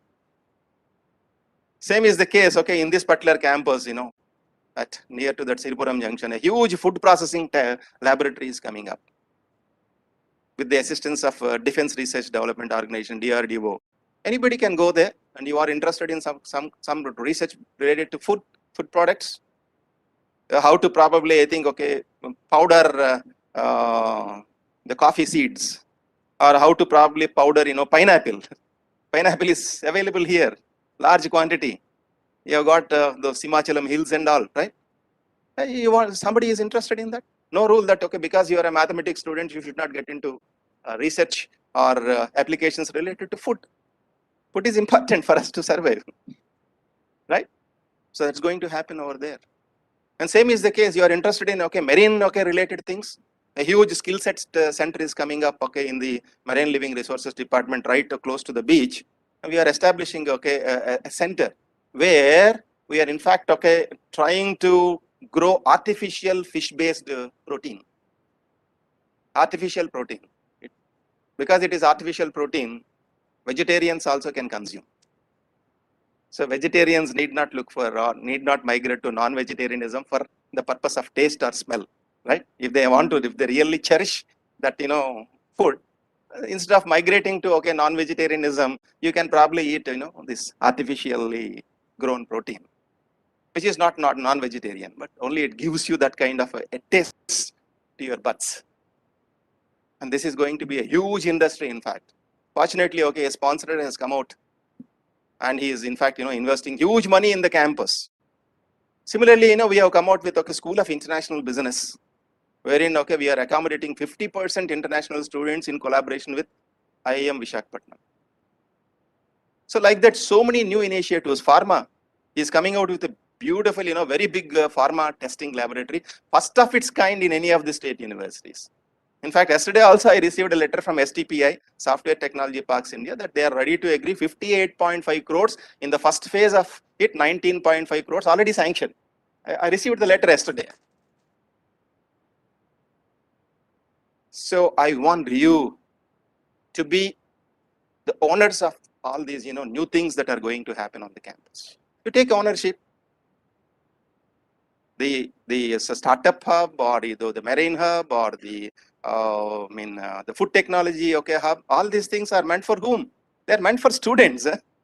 So I want you to take ownership of all these so-called centers, new things that are going to happen on the campus, for which in fact I require the help of all the heads of the departments and faculty. You need to probably think differently. Those days are gone. Today the current generation, they have got a lot of energy. They have got a lot of energy. Only thing is that because they have got a lot of energy, unless you put them towards a particular job, they get distracted towards this iPhone and all. Give them a lot of work, let them go there, and examine what's happening over there. Let them involve right from the foundation stage. So for example, somebody is there in the statistics department, you ask all 30 students to go to that particular upcoming hub and let them write something about that hub. What is that hub and how it is going to operate, at what stage it is there, how many companies have entered into MOU with that, and what kind of student ideas are they going to support. Let them go and involve on a continuous basis. Because it is going to happen from the scratch. When it is happening from the scratch, whether it is the startup hub or food hub or marine hub, that means you are in fact in a way simulating a business condition here. People do say that one can become an entrepreneur provided his father is an entrepreneur. Yes, that's correct. Because father is an entrepreneur means that business condition is already available, in the back at the home. So somebody is easily successful. But for us, such a condition is not there. So we fail. But now on the campus, such things are going to happen. You go and involve. Take time, go and involve. Develop interest. You emerge successful. So I want all the students, every student on this campus to go, involve, learn how these things are happening, because the next coming 20 years, such things will in fact are going to move the entire education paradigm in the country. And you are going to script your career for the next coming 50 years. You're only just 20 now. So you have to work for next 50 years, because right now the retirement is 62, even though GVR Babu has tried himself to get it up to 65. Somehow I think it is not going to happen. Right? By the time you get into service and think about retirement, definitely it will reach up to 70 or 75. That means you have to plan for next 55 years. Not a small thing, with the kind of limited knowledge that you would get from normal higher education institutions. Surviving for 50-55 years is not a joke at all, unless you believe in what is known as continuous learning. Right? You got it? Continuous learning, which happens only provided you generate interest, examine what things are happening, and then continuously go to the websites and put yourselves into online mode of learning things. And nobody, even if you join a great company also, nobody sits with you and tells you, you do this, you learn like this, and nobody tells. Because at the end of the day, it's a selfish world. If you are growing up to one stage, your friend supports. Once you cross that friend stage, judgment starts. The more you grow, more people are going to judge you. That's the world. You will understand that. Not when you are a student, because when you are a student, these things are not there. But once you get into profession, you are continuously judged. And this is in fact going to take a very higher scale also than what we have witnessed. So you need to probably look at all these things and develop that personality and desire from within, to see to it that you not only give priority, or you not only give a little kind of an attention towards all these things. At the same time, you should know what is your aim. Yeah, that's my aim. As a student, this is my aim. Next coming 1 month, my monthly goal is this. You want to learn a foreign language? Learn a language. So many online tools are there. Right? Never ever think that I wish to learn that language. I have seen so many people, even I myself, I'm not aware of all these things at one point of time. I want to learn how to speak that. It's only just it's a wish. It never happens. But today people talk about outcome based learning things, outcome based education. That means if I want to learn, I should set up, first of all, by next week I should be able to write one paragraph about what a cat is, How does it hunts rats in Hindi, in French? Next week, I should be able to probably, I think, get some joy out of me by speaking to my friend in the canteen in a French language. She may not be able to understand it, but you want to get some kick out of it. By the end of 3 months, I should be able to probably, I think, befriend with somebody, okay, on the Facebook using this particular language. You want to learn, how to play a particular music instrument? Yes. What is the outcome? In 6 months of time, I should be able to play a song using that particular music instrument without looking at the text, okay, from a particular book. This is called, outcome orientation. When you do not get into that kind of a orientation, it only becomes a wish. And you will never be able to achieve that. I hope, okay, the students and the research scholars got the message. We are here to see to it that you blossom. My philosophy, my administration philosophy, when I say my or my administration, me, my registrar, my rector, my principals, my dean, we are a team. We are a team.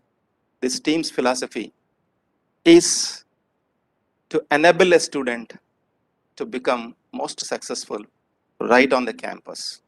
Leave this campus with all the pride.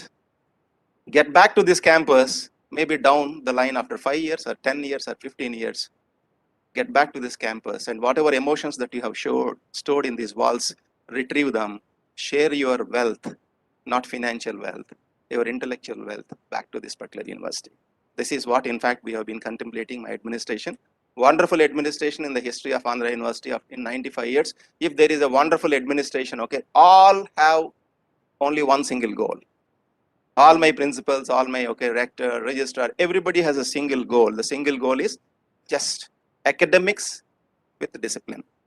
That's it. You have an issue, please come to the principal. Please go to the head of the department. If it is not solved, please reach the vice chancellor. We are there to help you. This university is meant for you. I look at each one of you as a unique personality, as a significant personality. Each one of you, okay, is important to this campus. The way in which you are important to your parent, the same philosophy for anybody on this particular campus. You are important, unique. And okay, we wish to see that each one of you, okay, become successful and go to that particular level so that you can become happy and okay, prosper, and you can get the real, okay, joy and jest as a human being. Okay, right. With these few words, Ravindranath Babu, he'll be joining. In fact, I received a recommendation of the principal because of his contributions. The principal, in fact, wrote to me that continuation of Ravindra Babu as an honorary professor in this department adds value to this department.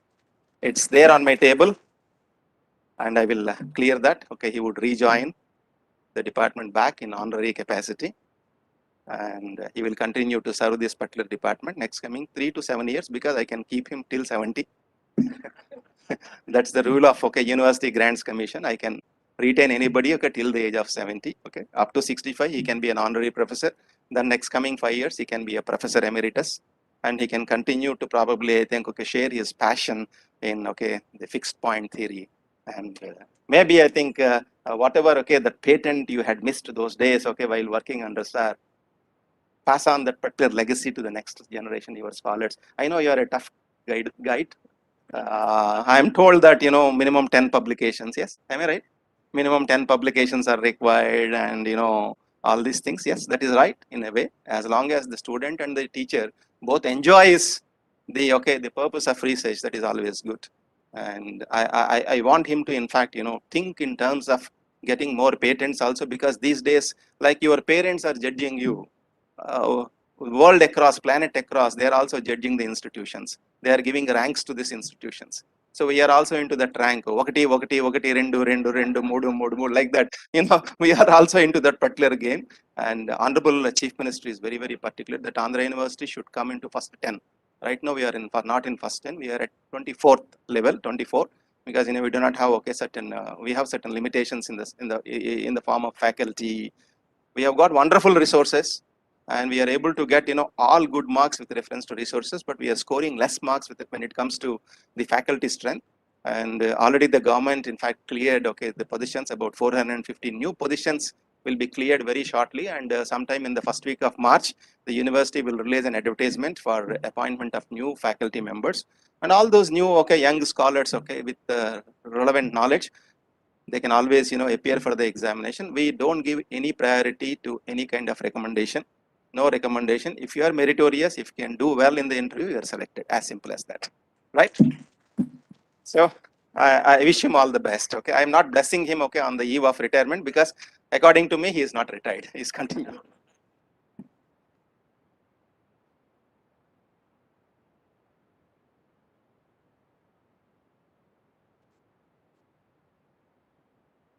Sir, really, it is a very, very motivational and inspiring speech. That's why I enjoy always your lectures to be heard by me, not only me, sir, my young students. They are all motivated and inspired, and the way you will present,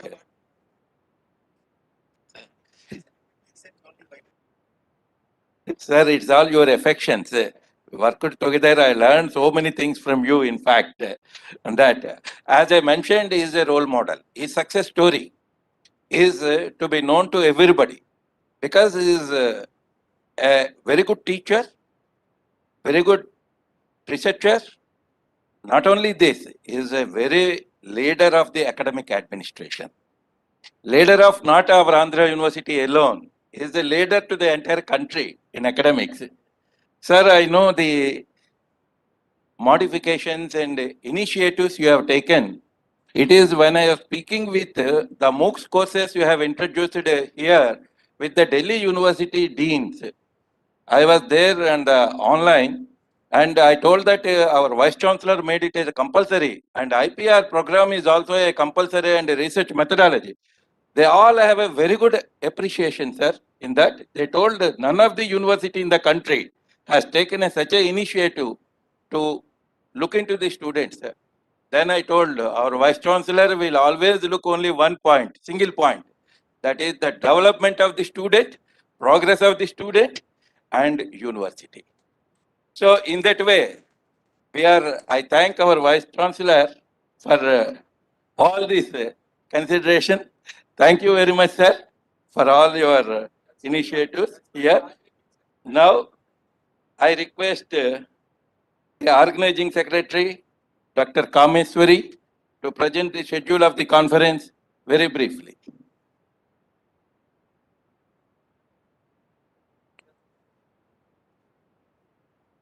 Dignitaries on the dais and off the dais, I present a brief note on the schedule of the conference. The department is quite delighted to organize this international conference on recent advances in nonlinear function analysis and its applications. The program is shaped with a lot of passion in a way to attract the interest from researchers in nonlinear function analysis in India and abroad. We are very much pleased with the registrations. The conference consists of 4 international invited speakers, Professor Y.J. Cho from South Korea, and Professor Vasile Berinde from Romania are the keynote address speakers, and Professor J. Dirac and Professor M.A. Macrae are the invited speakers for invited talk, and we have 14 invited talks with speakers from India, and we have received 106 papers for paper presentations, 56 from India and 50 from abroad. And all these paper presentations will be carried out in 6 sessions altogether in 2 days, 29th and 30th. And there are 1,513 participants altogether registered for the conference. Our best wishes to all the participants, and we are very proud to provide this great platform to share and generate research in this nonlinear function analysis and related topics. Thank you. I thank the organizers for giving me this opportunity. Thank you, Kameswari, for your explaining about the conference features. Now the next item is I request our Honorable Vice Chancellor to release the souvenir.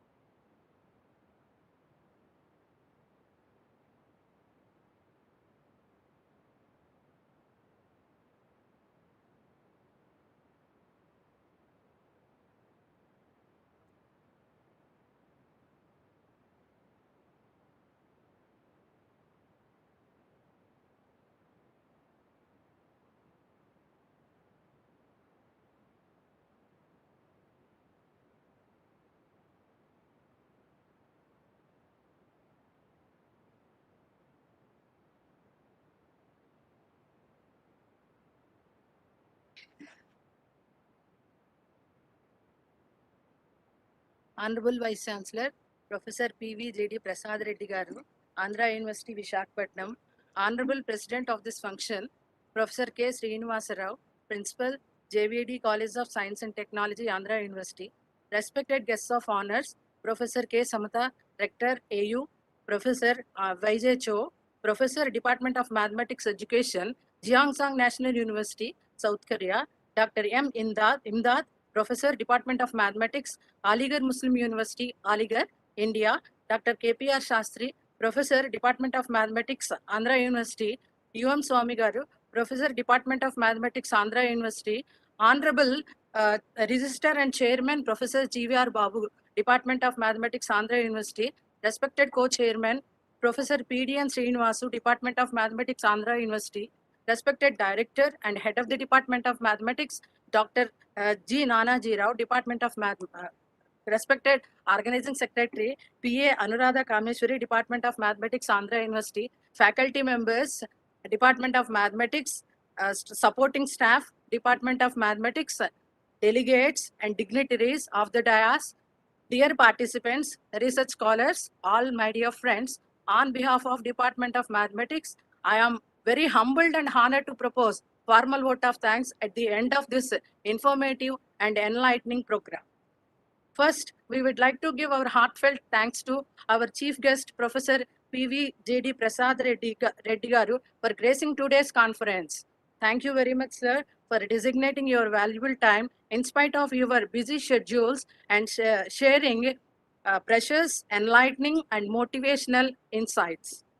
We would like to express our deep gratitude to Principal Professor K. Srinivasa Rao Garu for his presence in this conference and sharing valuable perceptions. We would like to thank our guests of honors, Professor K. Samata, Professor Vijay Cho, Professor M. Imdad, Professor KPR Sastri, Professor Swami for granting their precious time, sharing a valuable information and making this conference very meaningful and interesting. We would also thank our beloved HOD, Dr. G. Nanaji Rao, for his guidance and moral support. We are happy to express thanks to our staff members who have given enormous support to make this program successful. We are very much thankful to entire sponsors of this conference. Without their generous financial support, it won't be possible to organize this conference. We especially thank the people who have been the backbone of the event. Our technical arrangement team, light arrangement team, our media and press persons. As no program can become successful with a single person, we extend our big thanks to all the people worked hard for smooth conduct of this event. Last but not least, we thank the wonderful participants who have turned up in great numbers. Thank you so much for your cooperation. Once again, we thank all your cordial cooperation. Thank you. Thank you.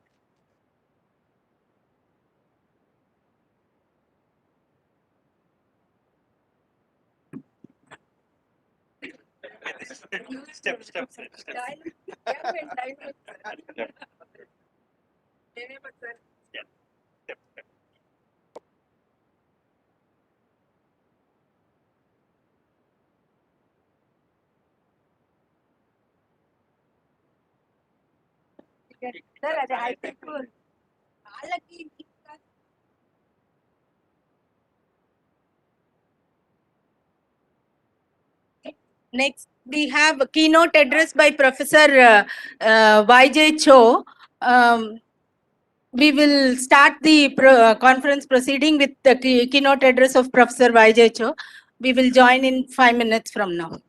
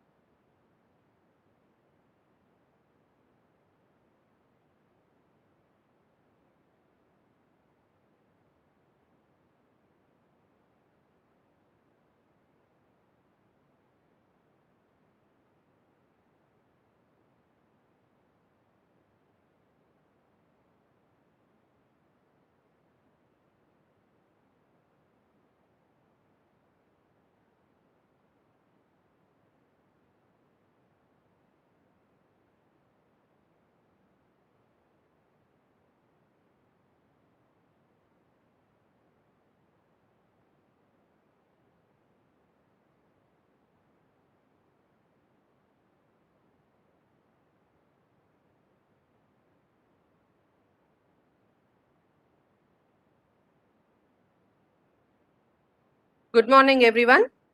We start today's first session of today's conference with a keynote address by Professor YJ Cho, Department of Mathematics, Jeonsong National University, Korea. Professor YJ Cho delivers a keynote address entitled Some Inertial Projection Methods for Solving Some Nonlinear Problems. I request Professor Muhammad Imdad, Department of Mathematics, Aligarh Muslim University, Aligarh, to chair the session. Now I hand over the session to the chair, Professor Muhammad Imdad. Sir, on to you.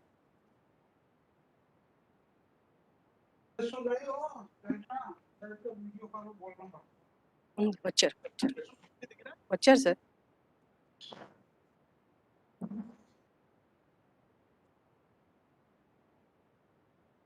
Thank you, sir. Session is over to you. Good morning, Imdad, sir. Session is over to you, sir. Thank you so much.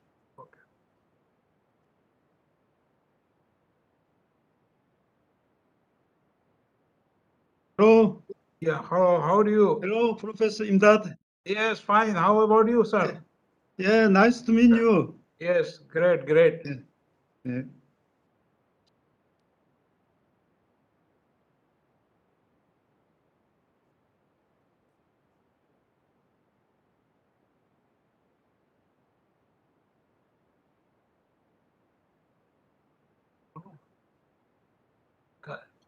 Yeah. ये बोलेंगे भाई जब आप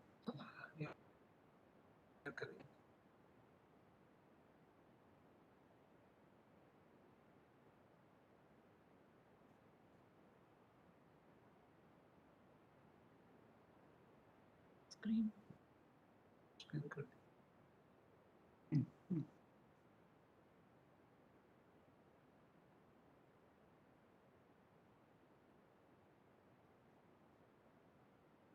Sir, I request Professor YJ Cho, sir, to continue his keynote address. Sir, can you please start?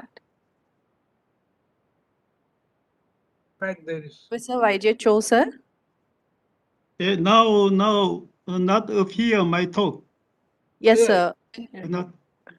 Now the session starts with your keynote address, sir. आपको दिख तो रही है ना वो आप वही कंटिन्यू कर दीजिए There is it's my personal pleasure to be the part of this session. Professor Cho is a very well-known and respected mathematician. Obviously, we are very, very lucky to have him this very forenoon. So now I request Professor Cho to speak, please, with his keynote. Professor Cho, now you can begin your presentation.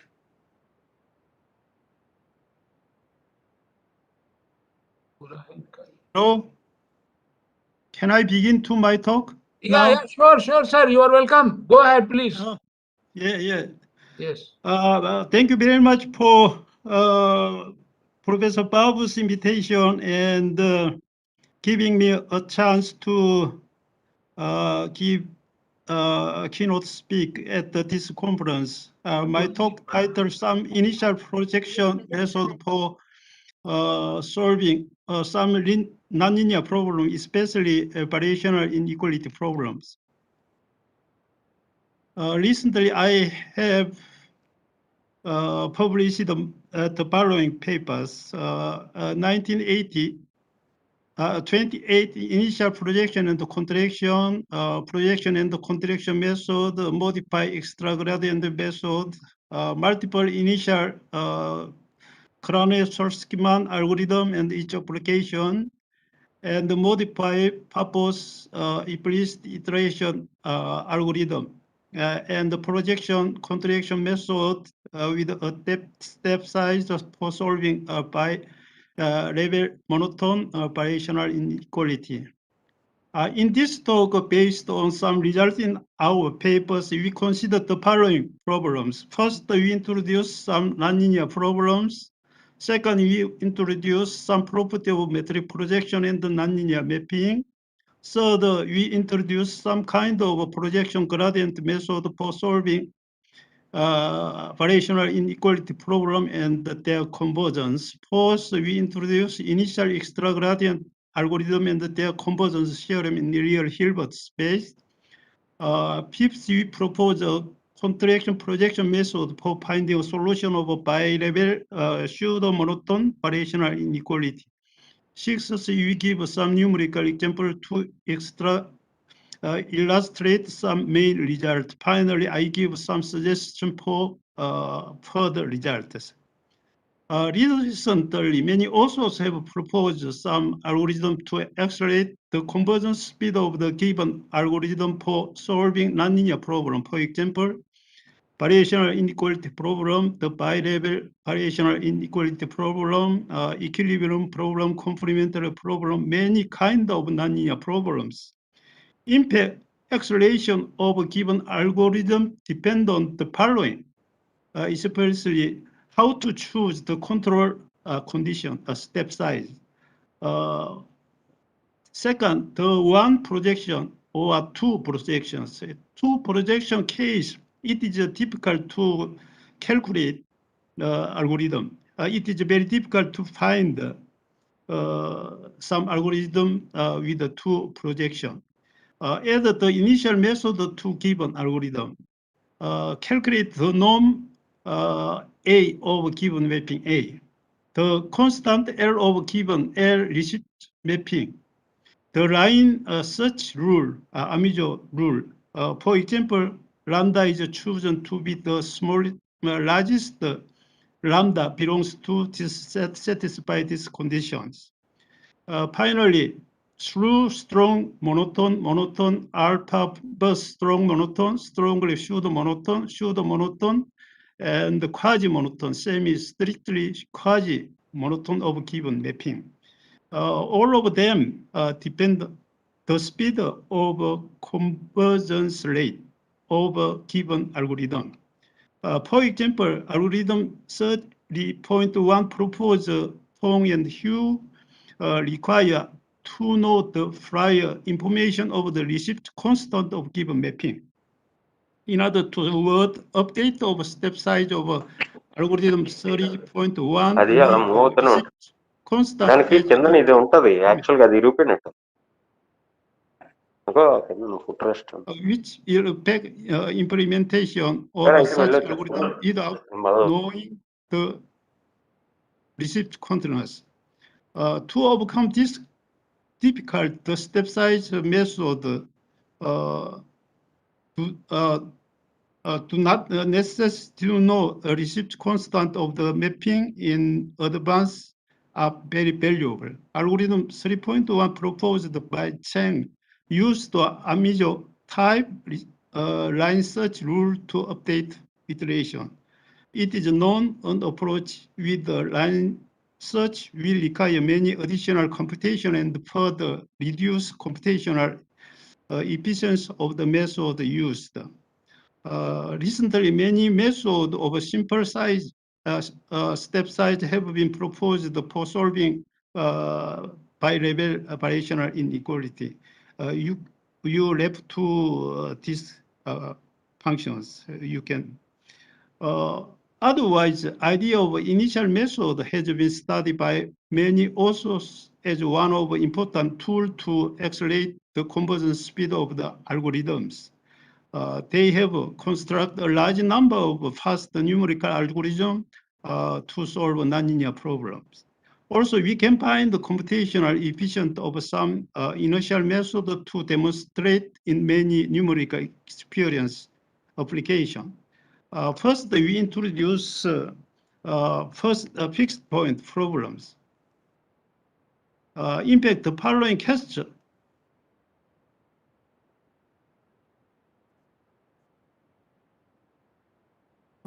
The main problem, how to solve the following equations. In fact, the following basic method for solving above problem is well known. The Newton method, bisection method, and the fixed point method, and some others.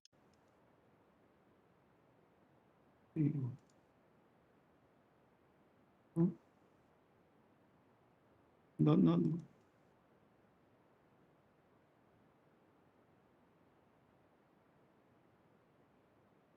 Why?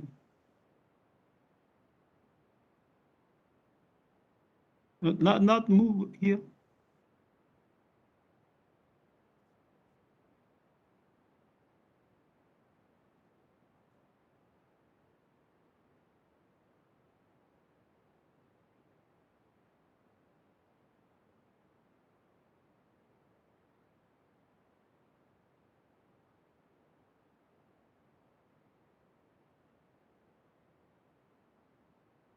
You may continue. It is visible. Oh, not move my. The slide is not talk movable. file.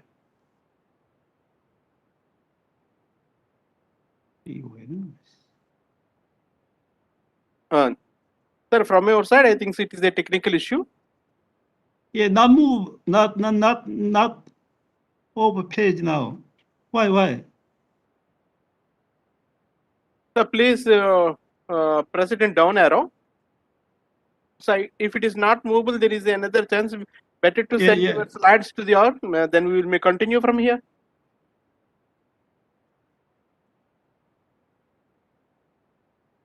Okay. Okay, now it's the correct, sir. Yeah, okay. Thank you.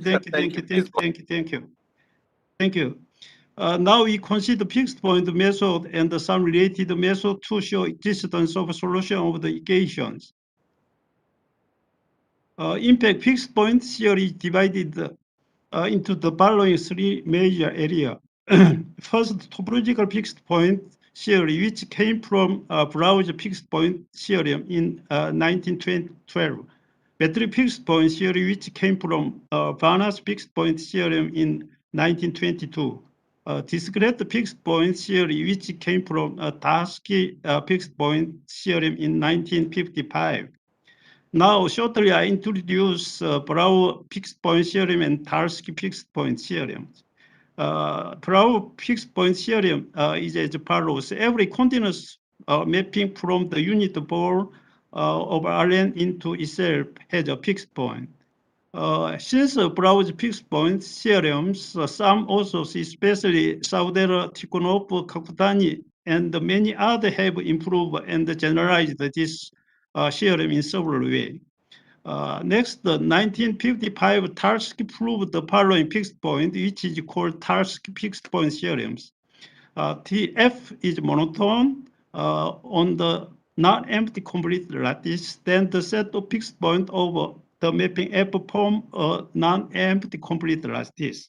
Recently, many authors have studied this Tarski fixed point theorem and apply in computer science now.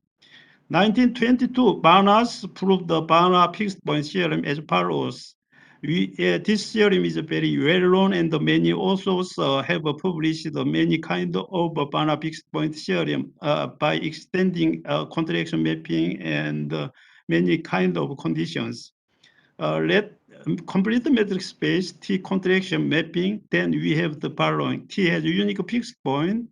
For the to each x0 belongs to E, the sequence xn defined by like this converges to fixed point x star of T. In fact, since fixed point theorem, because of its implicit usefulness application, it has become a very popular tool in solve existence problem in many branches of mathematical analysis. So many authors have improved, extended, generalized Banach fixed point theorem in many ways. Now, fixed point theorem is formulated as follows: find x star belongs to C such that fx star equal f. In connection to fixed point problems, the following question were investigated. Does a fixed point exist? Do we have a unique fixed point? Or when a fixed point exists, how do we approximate it? Recently, we considered the following problem: how to apply fixed point problem to some nonlinear problem that apply science. For example, we can consider the following relation between fixed point theorem and the nonlinear operator equations. For example, fx0, which implies fx plus x plus equal x. If we put the gx fx plus x, then we have the following: fx star equal 0 if and only if gx star equal x star.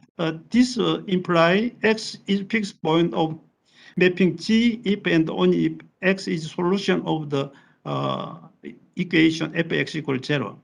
Now we introduce some nonlinear problems. E normed vector space with dual space EC, C be non-empty convex subset of E, F be real valued by functions. 1994, Bloom considered the following problem. Equilibrium problem is formulated as follows. Find x star such that fx star y greater than 0 for all y. The equilibrium problem has some special cases of as follows: minimization problem, saddle point problem, and the fixed point problem, and the variational inequality problem split like this. 1994 census introduced the following problem. Let CQ be two closed convex subset of two Hilbert space H1, H2 respectively, and A is bounded linear operate. The split feasibility problem is formulated as follows. Find a point x that belongs to C such that AX that belongs to Q. If Q equals singleton B, then we have a convex constraint linear inverse problem. Find a point x that belongs to C such that AX that equal B. We can see like this split feasibility problem like this point, x, this point. The direct problem and the inverse problem. Let x, y be a normed linear space with a norm x, norm y respectively. Let V, W be subset of x, y respectively, and F be a mapping. The direct problem is to determine y equal fx for any x belongs to P. This means from cause to consequence. The inverse problem is to determine a point x belongs to y such that y equal fx for any y belongs to y. That is from consequence to cause. The mapping is called the forward mapping. Now, in order to introduce some new problem by using the problem mentioned above, we consider the following split inverse problem. Let A be a mapping. The first inverse problem, IP1, is formulated in the space X. The second inverse problem, IP2, is formulated in the space Y. Given date, the split inverse problem is formulated as follows. Find a point X that belongs to X that solve IP1 and such that the point Y star equal AX star belongs to Y solve IP2. If we know this split inverse problem, we can define many kind of nonlinear problems. For examples, 2012, He introduced a new equilibrium problem, which is called split equilibrium problems. H1, H2, two real Hilbert space, CQ, non-empty closed convex subset of H1, H2. Let A be a bounded linear operate, F1, F2 be two bifactions. Now we define split equilibrium problem is formulated as follows here, like this. Find x star belongs to C such that F1, x1, x greater than 0 for all x, and such that y star equal ax star belongs to Q solve F2, y star y greater than 0 for all. Like this, we can define the many kind of split common fixed points, summon many kind of like this split variational inequality problem and the convex feasibility problem. And then we consider multiple set split feasibility problem and multiple set common fixed point problem. Particularly if P equal R equal 1, then the problem, this multiple split common fixed point problem reduce the following problem, which use split common fixed point. Section 30, we introduce some property of a metric projection and the nonlinear mapping. So first, the metric projections. Let's see non-empty closed convex subset of Hilbert space H. For all x, there exists a unique nearest point in C, denoted by like this, such that this equality The mapping PC is called the metric projection from H onto C. It is well known.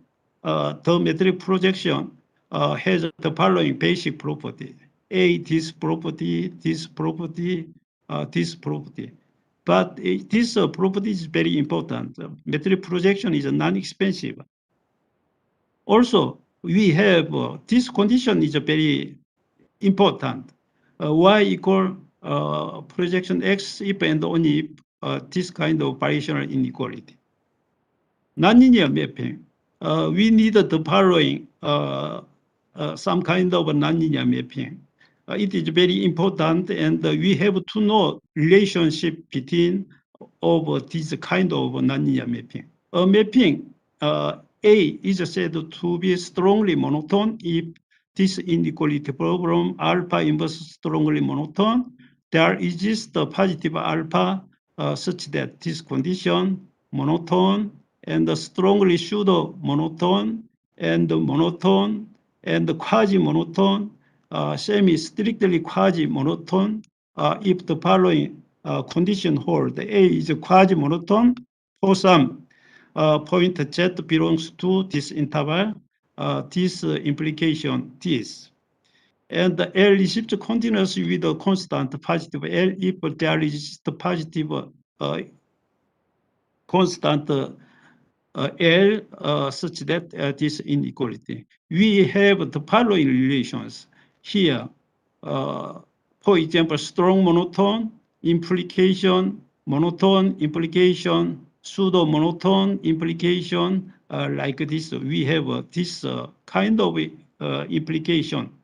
This is very important properties. A is quasi-monotone and affine. This means AX equal MX plus Q. Here Q belongs to H, M is a linear and bounded mapping, then A is a semi-strictly quasi-monotone. Inverse coercive mapping is a half one of two received continuous and monotone, but the converse is not true. I can give some examples, some relation between, for example, defined like this functions pseudo monotone but not monotone. Also, we can find some examples, some relation between nonlinear mappings. If A is received and strong monotone, then we have the following. For small enough positive gamma, the mapping is a contraction. And so, because the iteration xn divided by like this converges strongly the unique solution of variational inequality problem. Also, we can get some properties.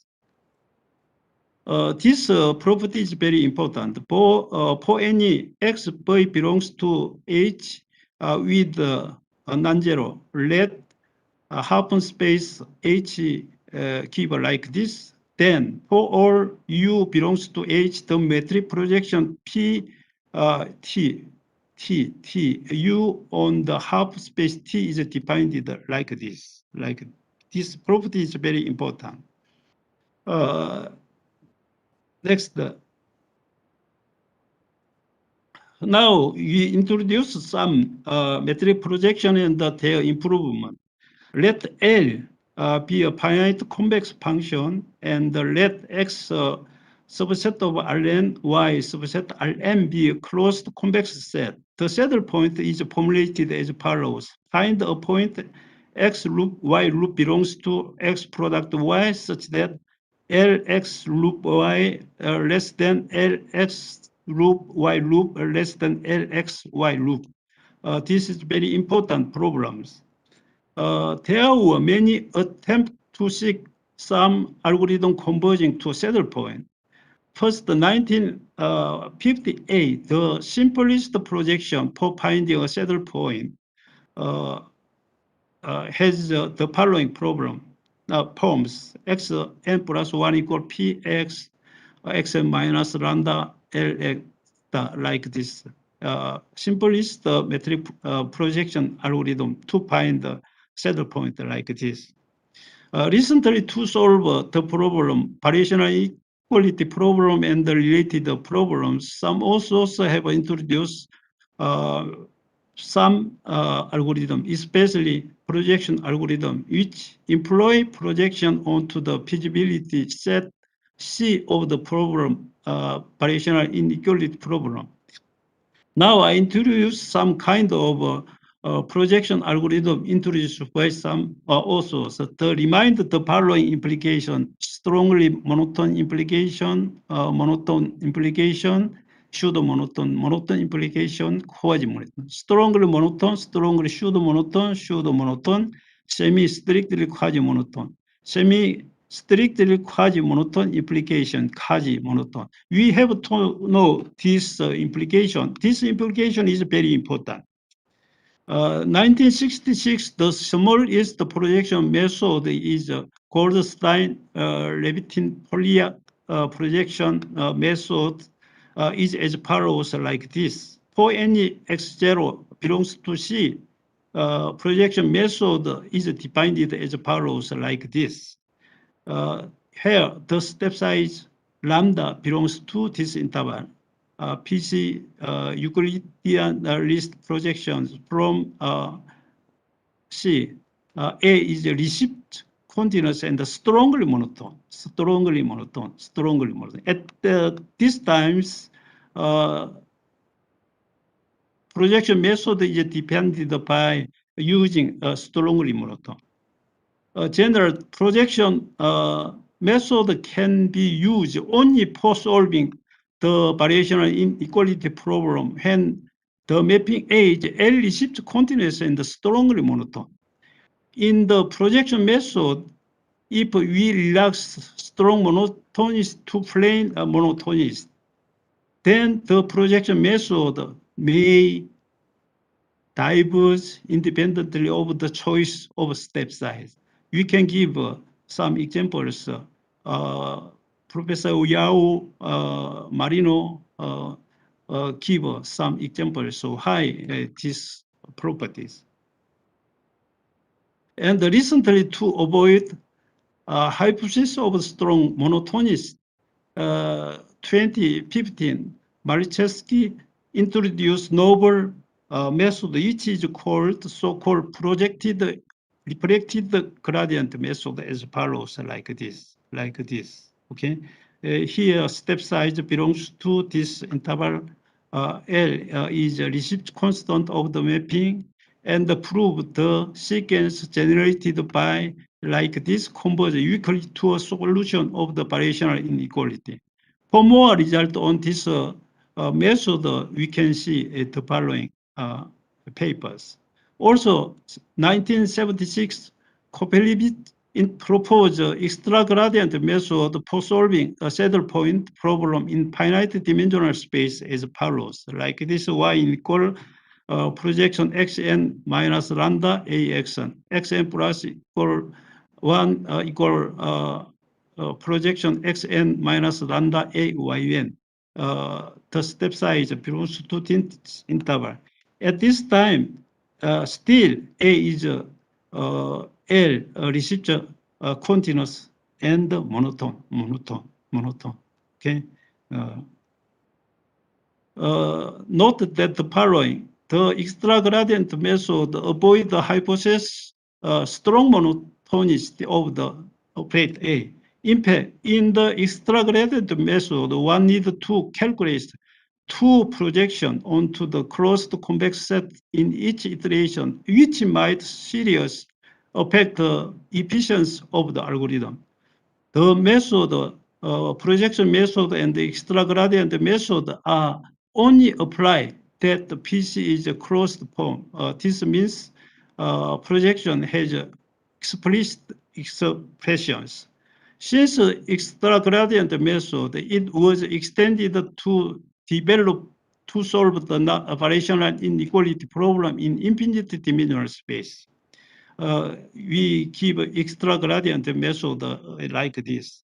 This point and this point projection here, this point projection here like this. Like this. It is very difficult to calculate continuously. Xn, xn plus E, xn plus E, xn plus E like this. And so avoid this difficult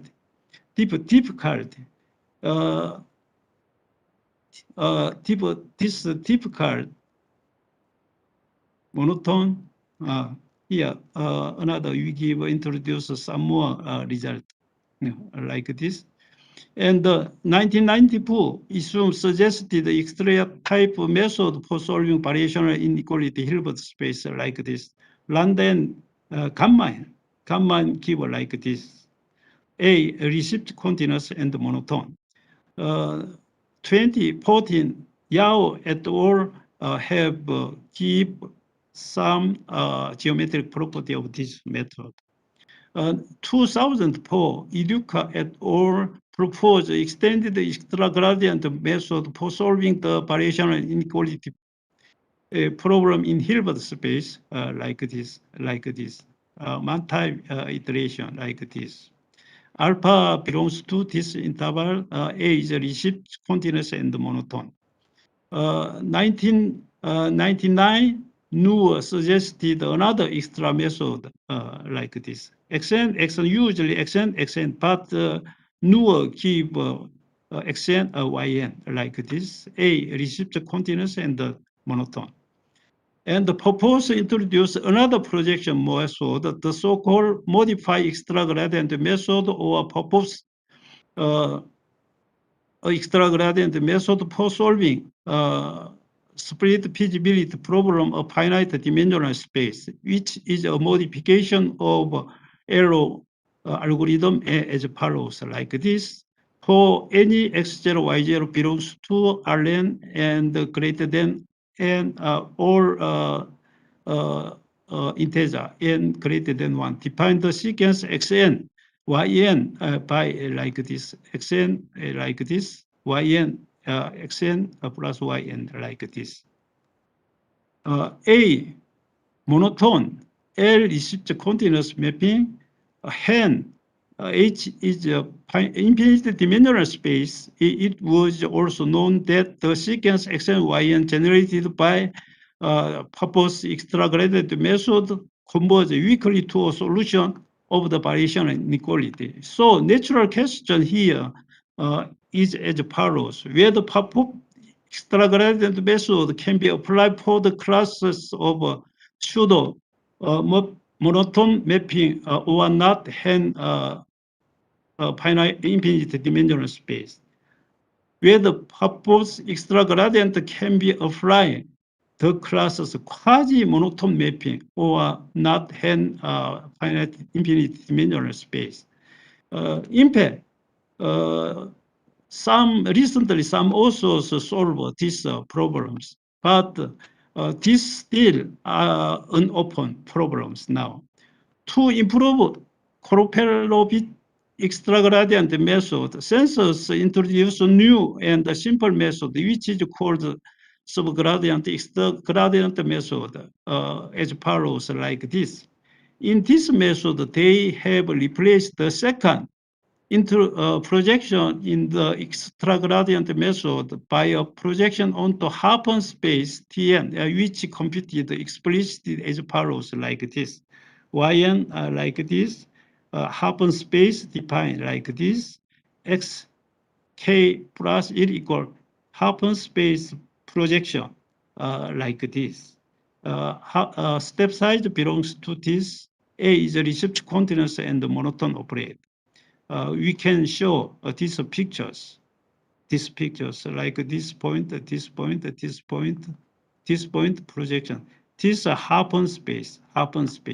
In this case, your Harpen space x k plus 1 equal p tk Harpen space onto tk like this. And then it is very easy to complete the next step.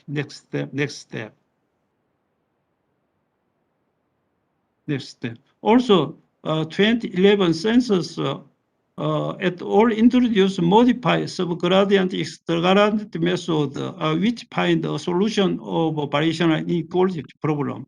which is also fixed point of a given non-expansive mapping as follows like this.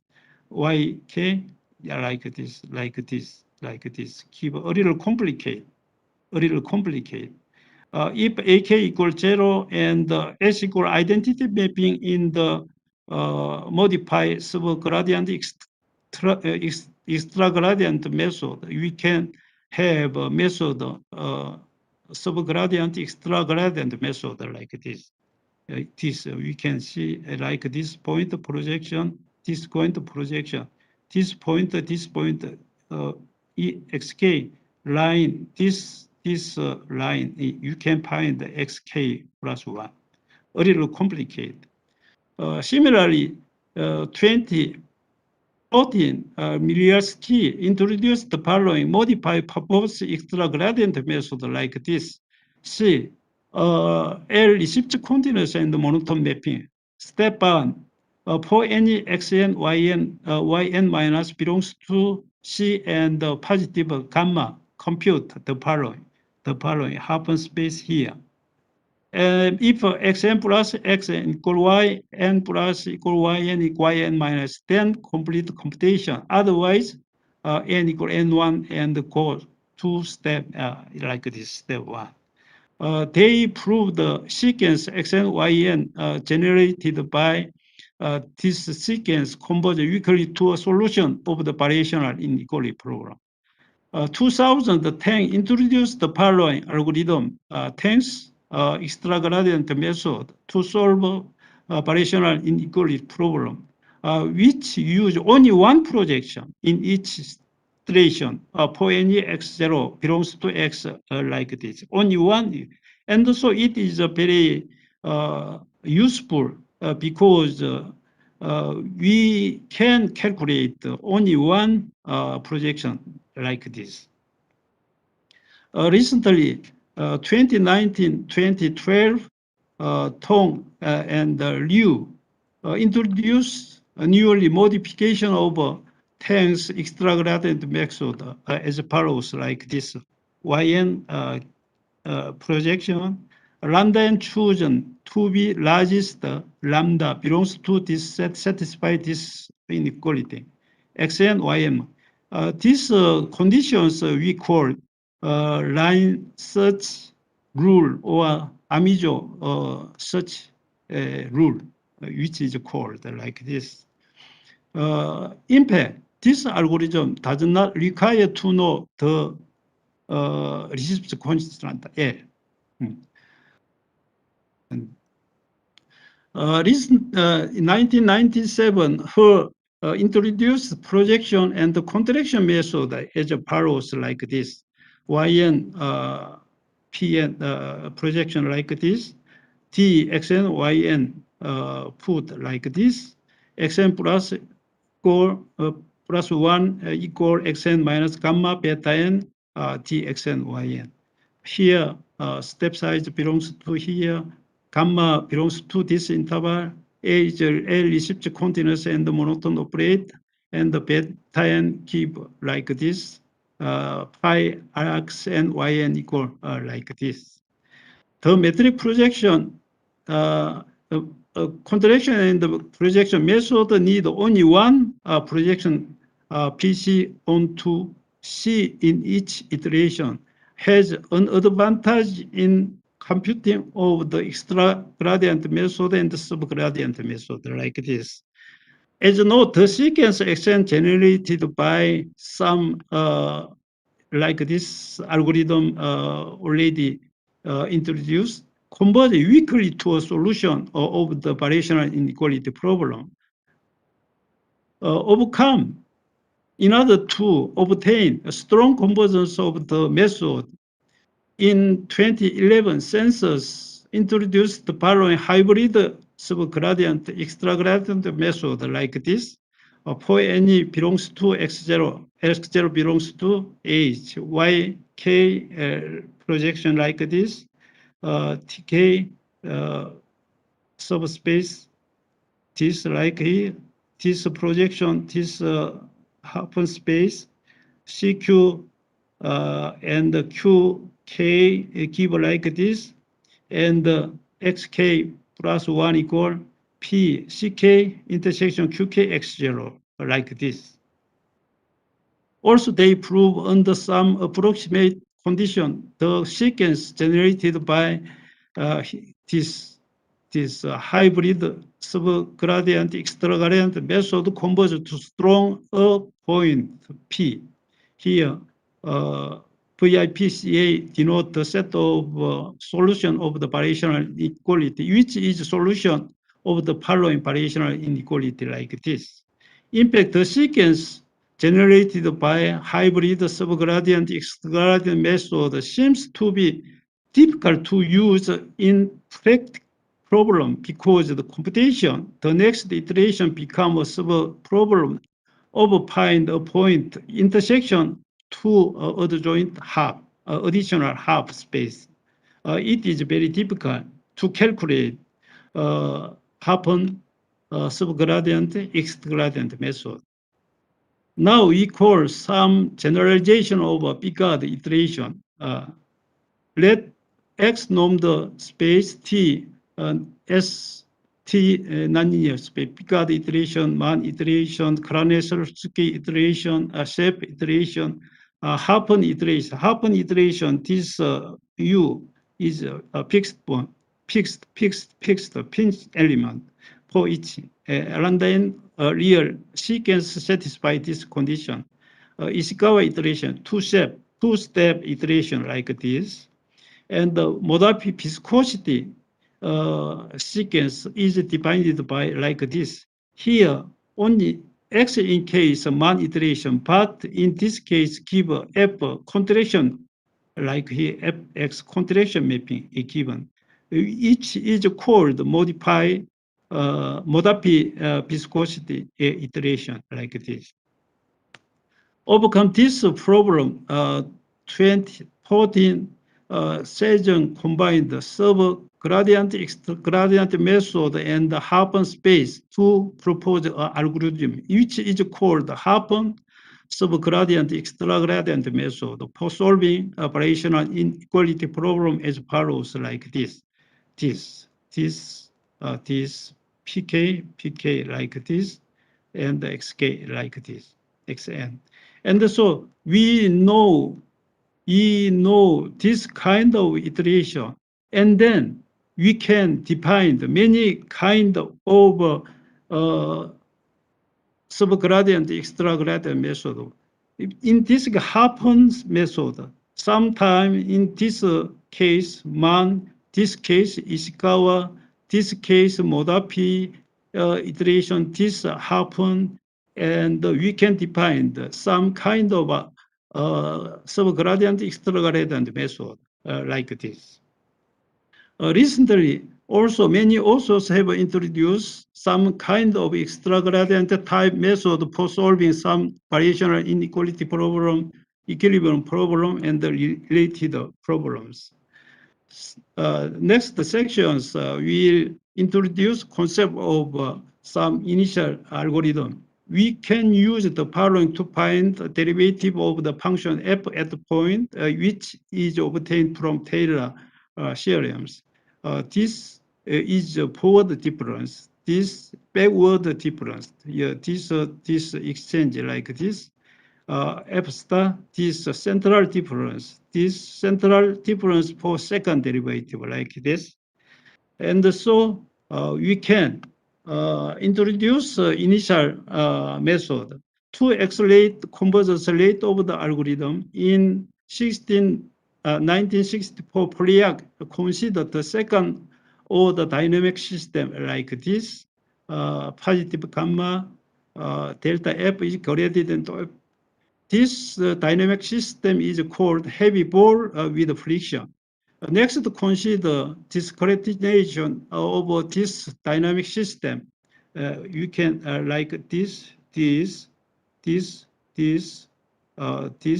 like this you can, which can be written as follows like this. If you put beta equal 1, gamma h, and alpha equal h square, which can be written as follows like this, The iteration is called initial extrapolation algorithm or heavy ball heavy motion. The term xn minus xn minus is called momentum. The term alpha n xn minus xn minus is called extrapolation point. Alpha n is called extrapolation tag. In 1964, Polyak first used algorithm this heavy ball method to solve a smooth convex minimization problem. 1987, Polyak also considered relation between the method heavy ball method and the following conjugate gradient method like this. Some recent result to 2008, Menge introduced the following initial man algorithm by unify man iteration and initial extrapolation. First introduced like this. He showed the sequence xn converge weakly to a fixed point of non-expansive mapping under the following conditions. Alpha belongs to here, this condition, this condition. After some this theorem, this iteration, some authors find some problem in these conditions. And so 2015, both revised this iteration as follows. Both consider the following iteration, same iteration, but they get rid of the condition A2 and substitute A1, A3 with the following condition respectively, like this, non-decreasing, this a little complicated this. Now we introduce the following general initial man iteration. We give a two-step initial method like this. One more, we add one more initial method like this. Also here, alpha, beta, gamma satisfy the following conditions. Alpha n, beta n non-decreasing for any lambda, delta, rho positive. This condition, this condition.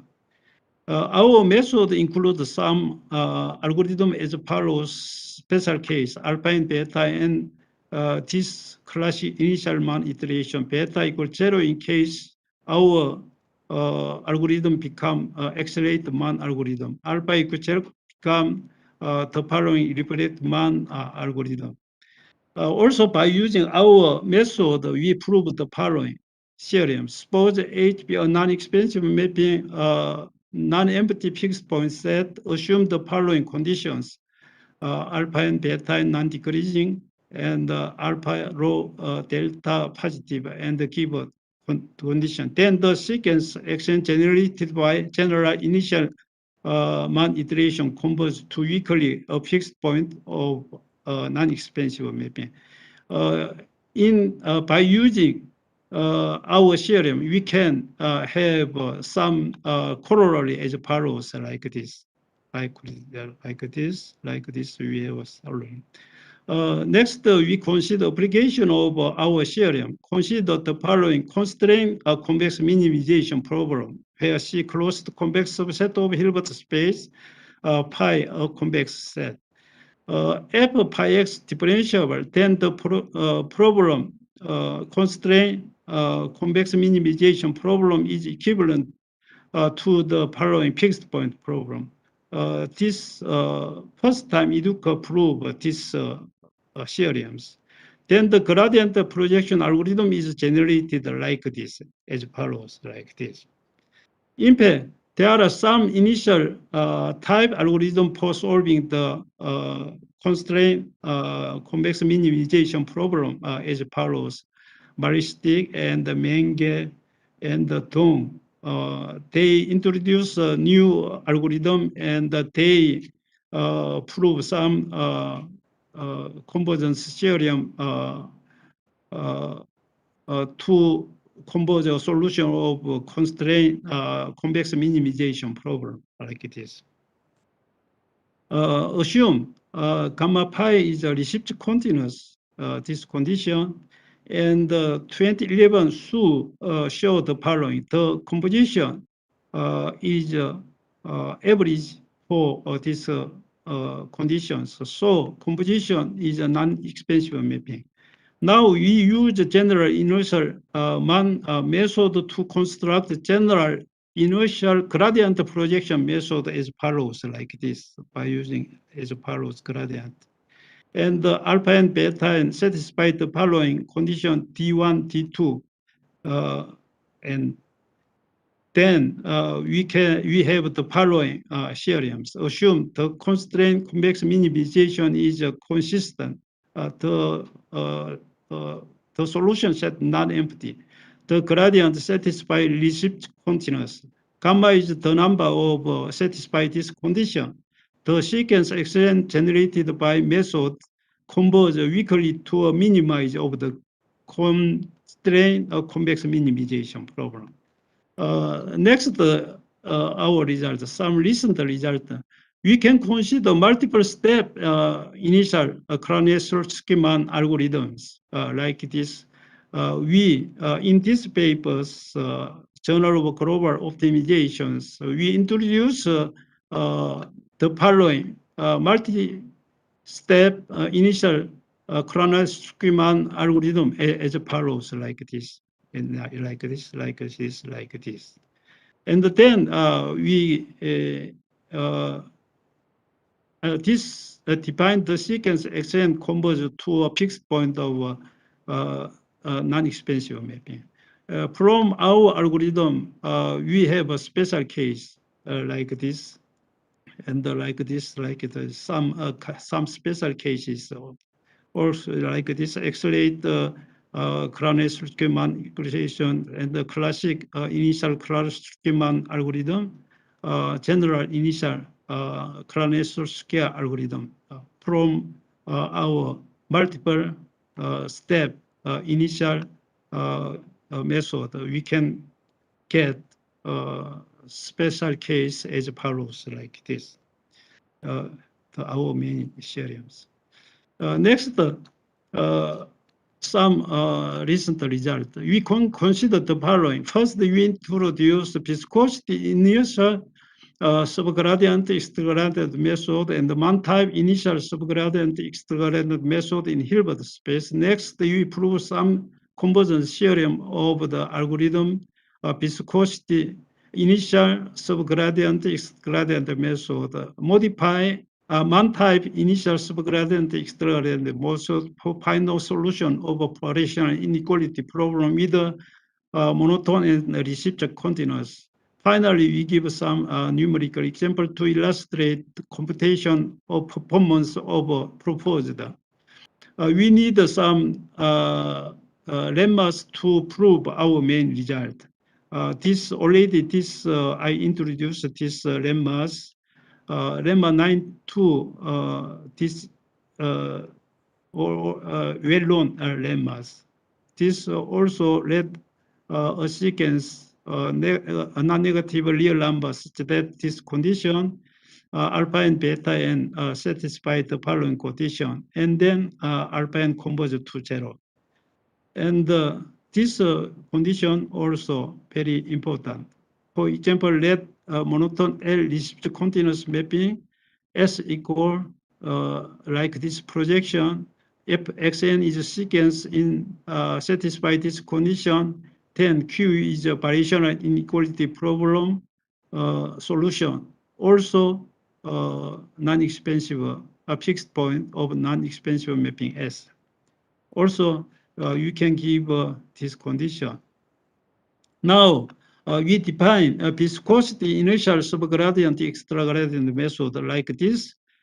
First, this initial method like this, Yn projection like this, Tn give a half space like this, Zn a half space projection, Xn plus man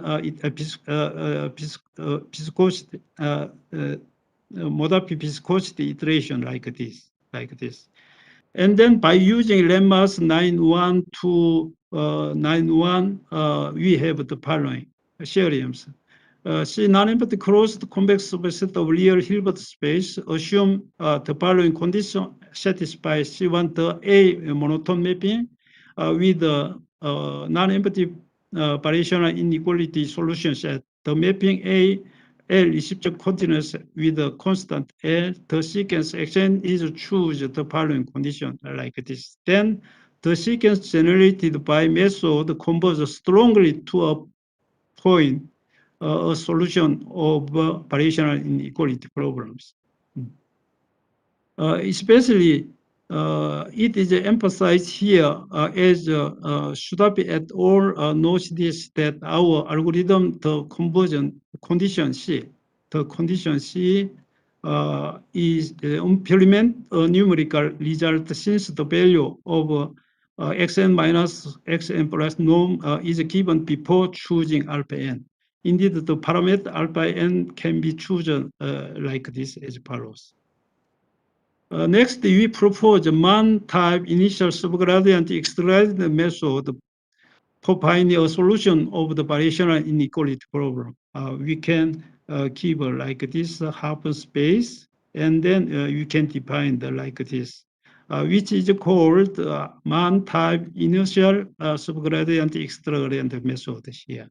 And then by using our some lemmas, we have the following result. And we give some numerical examples here in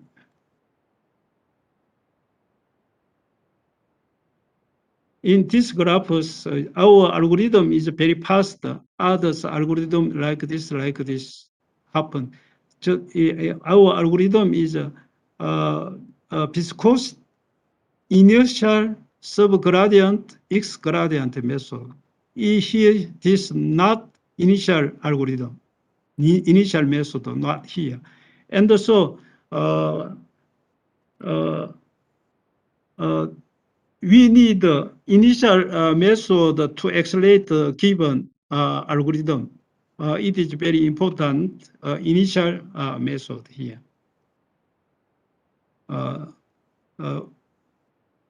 In fact, after I give my talk, I'll send all participants to the file of my talk. I will give the title of my talk to all participants if you want, and then I give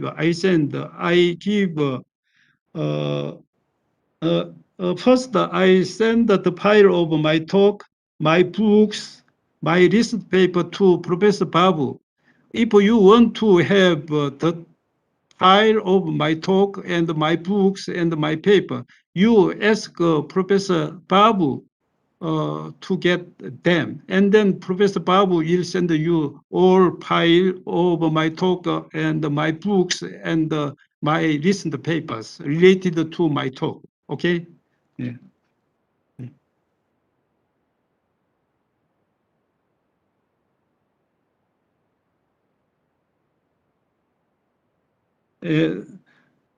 Finally, I introduced projection and contraction method for finding a solution of the bi-level pseudo monotone variational inequality problem in real Hilbert space. Find X that belongs to variational inequality solution set such that like this inequality Y belongs to a variational inequality set like here, variational inequality here.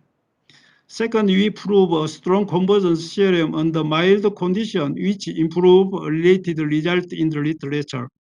Finally, I give some numeric experience to show efficient and advantage of proposed algorithm like this. 1997, He introduced projection and contraction method as follows like this. Already I introduced in the section 2. Advantage of contraction and the projection method only required to calculate one projection onto feasible set in each iteration. Therefore, list the projection contradiction type method for solving variational inequality problem has received great attention by many authors. For examples, you can see the following papers.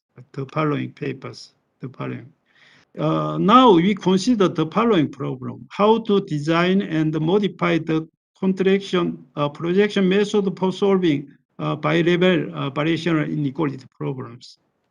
First, we recall the following nonlinear mapping. I introduced this kind of nonlinear mapping in the chapter 1. Already I introduced. The mapping T is called sequentially weakly continuous. For each sequence xn in H, the weak conversion of the sequence xn to a point x belongs to H implies the weaker conversion of the sequence Txn to a point xn.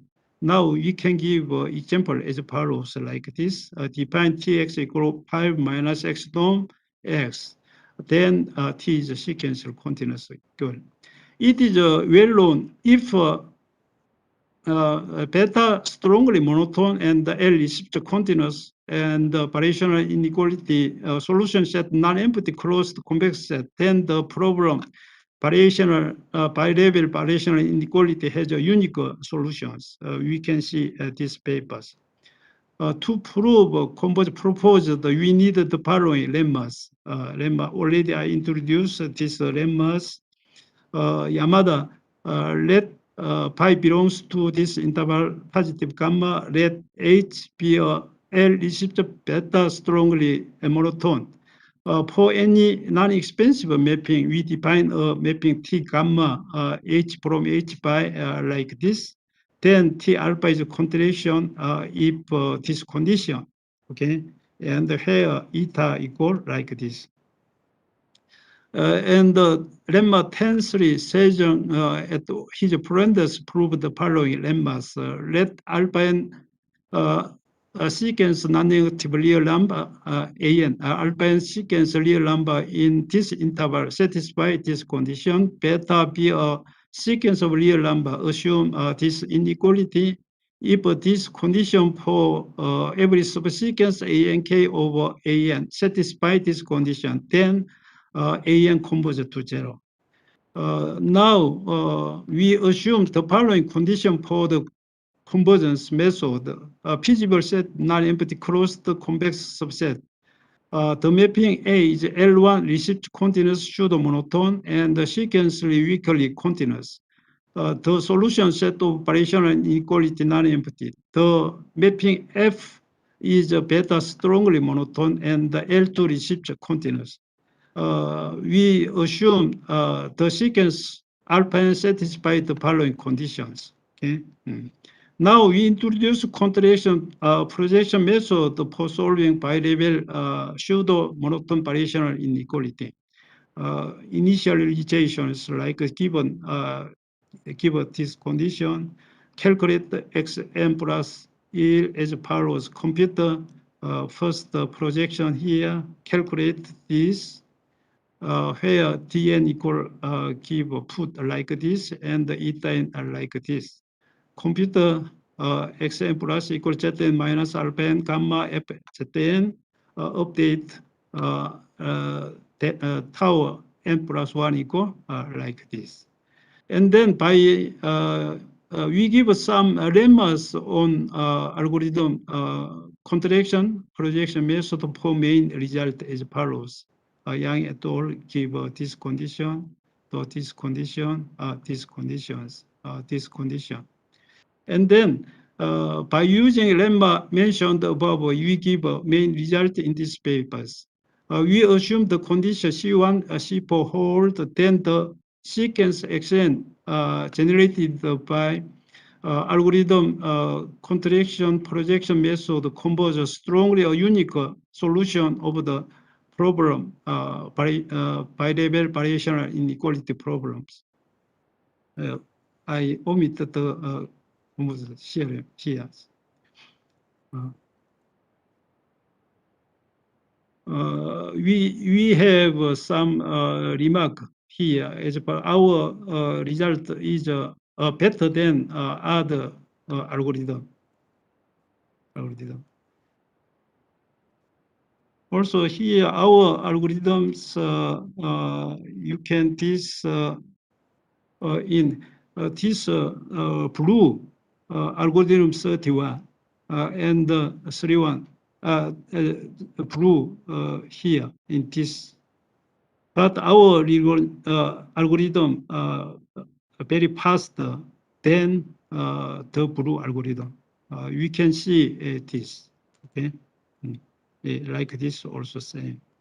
You know, also same conditions. And some remark. 1990s, finally, I give some remark as follows, like here, introduce projection method, contradiction method for solving variational inequality as follows, like this. In 2018, we introduced algorithm as a combine between projection and contradiction method and the initial method for solving variational inequality problem, which is called initial contradiction, and proposed method as follows, like this. Okay, like this initial method here. And the next contradiction projection method, we add two methods. One is projection and contradiction method, and another initial method for solving variational inequality problem, which is called the initial contradiction projection method. It follows like this. 2021 Tong introduced contradiction projection for solving bi-level pseudo variational inequality, bi-level pseudo contradiction like this. First, we recall the following definition. Already I introduced the following problems like this here. Recently, now we give some suggestions as follows. 1991, her and others introduced projection and giving solving problems. 2018, Tong et al. Introduced an algorithm as a combine between projection, contradiction method, and the initial method for solving variational inequality problem, which is called the initial contradiction projection method. 2021, Tong introduced contradiction projection method for solving variational inequality problem. In this in case variational inequality, but in this case bi-level variational inequality. 2021, Tang et al. Introduced initial contradiction and the projection method for bi-level pseudo monotone variational inequality problems. For example, Tan et al. Assumed the following condition: feasibility condition, set non-empty convex closed set, the solution set non-empty. The mapping LOA received continuous pseudo monotone and the sequentially weakly continuous. The mapping L received continuous and the psi pi strongly monotone.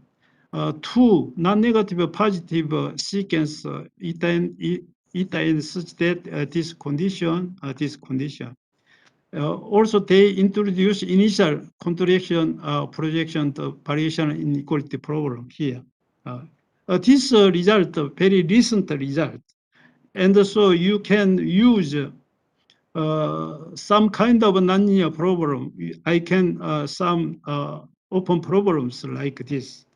In fact, accelerate of given method depend on the following: the control condition step size, one projection or two projection. Add the initial method to given algorithm, the norm of given mapping, the constant of given L reception mapping, the line such rule, arbitrary rule like this, and through strongly monotone, monotone, pseudo-monotone, pseudo-monotone, quasi-monotone, semi-strictly quasi-monotone of given mappings.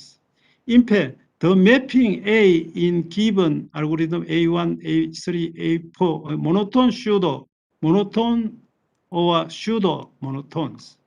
How to define initial contraction and the projection method with the quasi monotone mapping and the semi-strictly quasi-monotone for solving variational inequality problem. If you solve this problem, maybe you can cover all results by using monotone and pseudo-monotone mappings. Thank you very much for your attention. Thank you so much.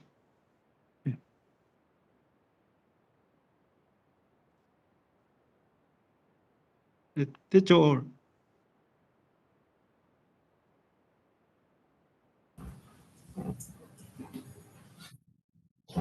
Very soon, I'll send the file of my talk, but now 184, but in fact, I remove some chapters. And so my original, the file of my talk, 224, I add all sections. Maybe the file of my talk will be 224. I send the file all sections to Professor Babu. If you want to get the file of my talk, I hope you ask Professor Babu to send the file of my talk and my papers and my 2 books. I send you all, okay, if you want to have my the file of my talk. Okay, thank you very much for your attention. Thank you very much for your attention. Voice రావట్లేదు ఇండట్ గారు. Sir 1 minute please sir. Indot sir, please. Your voice is not visible, audible here. Please wait 1 minute.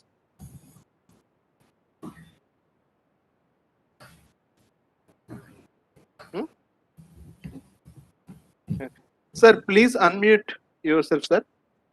Indot sir, please unmute.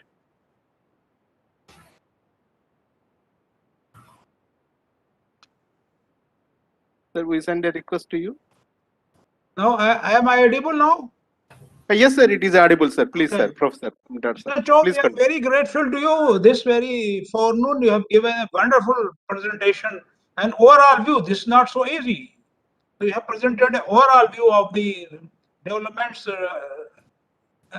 in variational inequality and overall how about the projection methods and their use in the variational inequality. We are very thankful to you, and we will also like to have your files. I personally would like to have your files. At the same time, I wish to say I have received your paper. Once you take to me, so I wish to let you know I have received your And also, yeah. Also I send you and Professor Babu.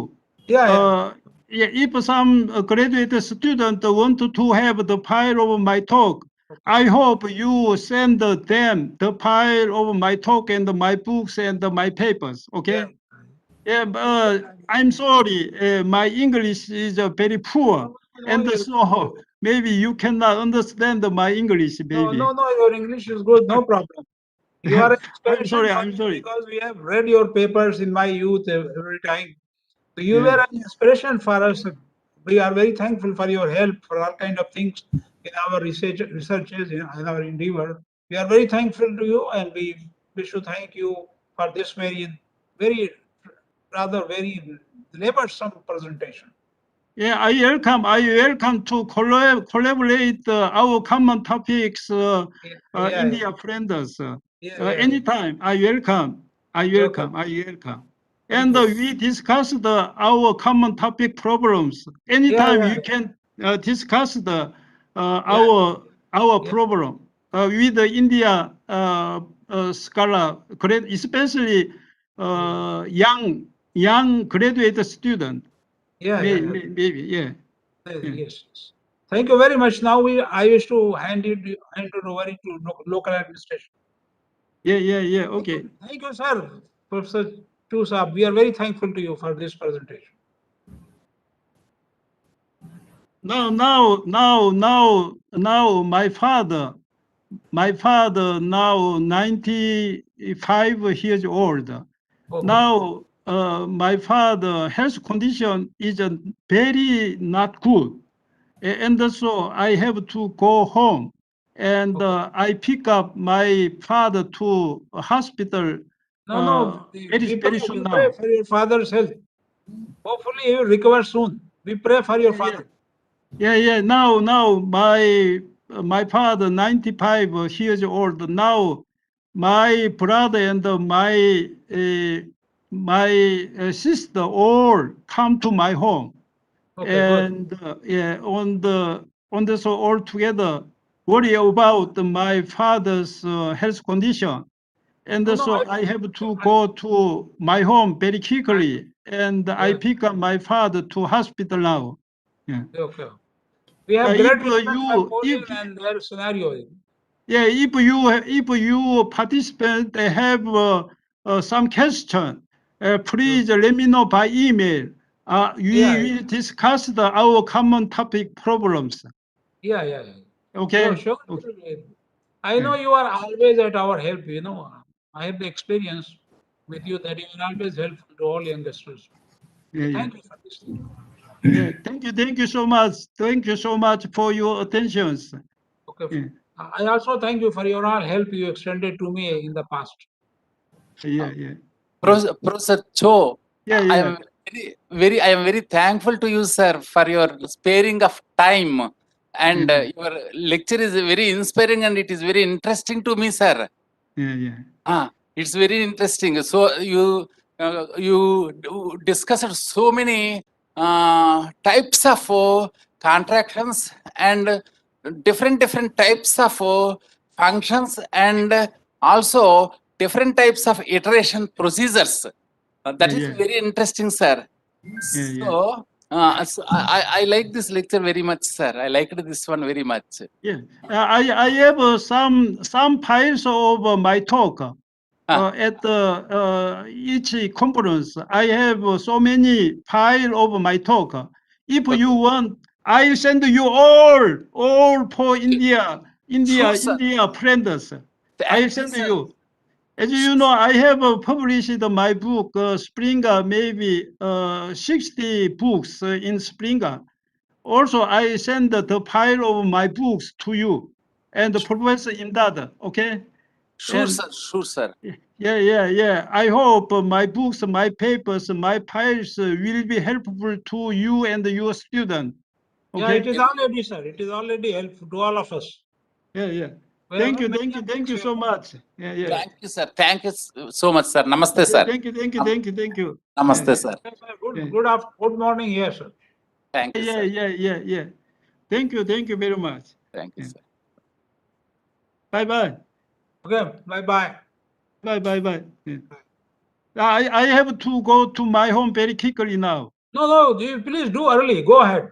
Look at father. Yeah. I have to go. Maybe he'll be better. By the time he's there, he'll be better. Yeah. Thank you.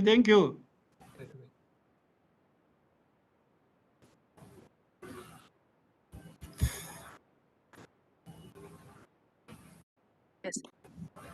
Thank you very much, Professor Muhammad Imdad, sir, for chairing the session. And thank you very much, Professor YJ Cho, sir, for delivering keynote address, which is very impressive and informative, very useful to the research scholars. Thank you so much, sir.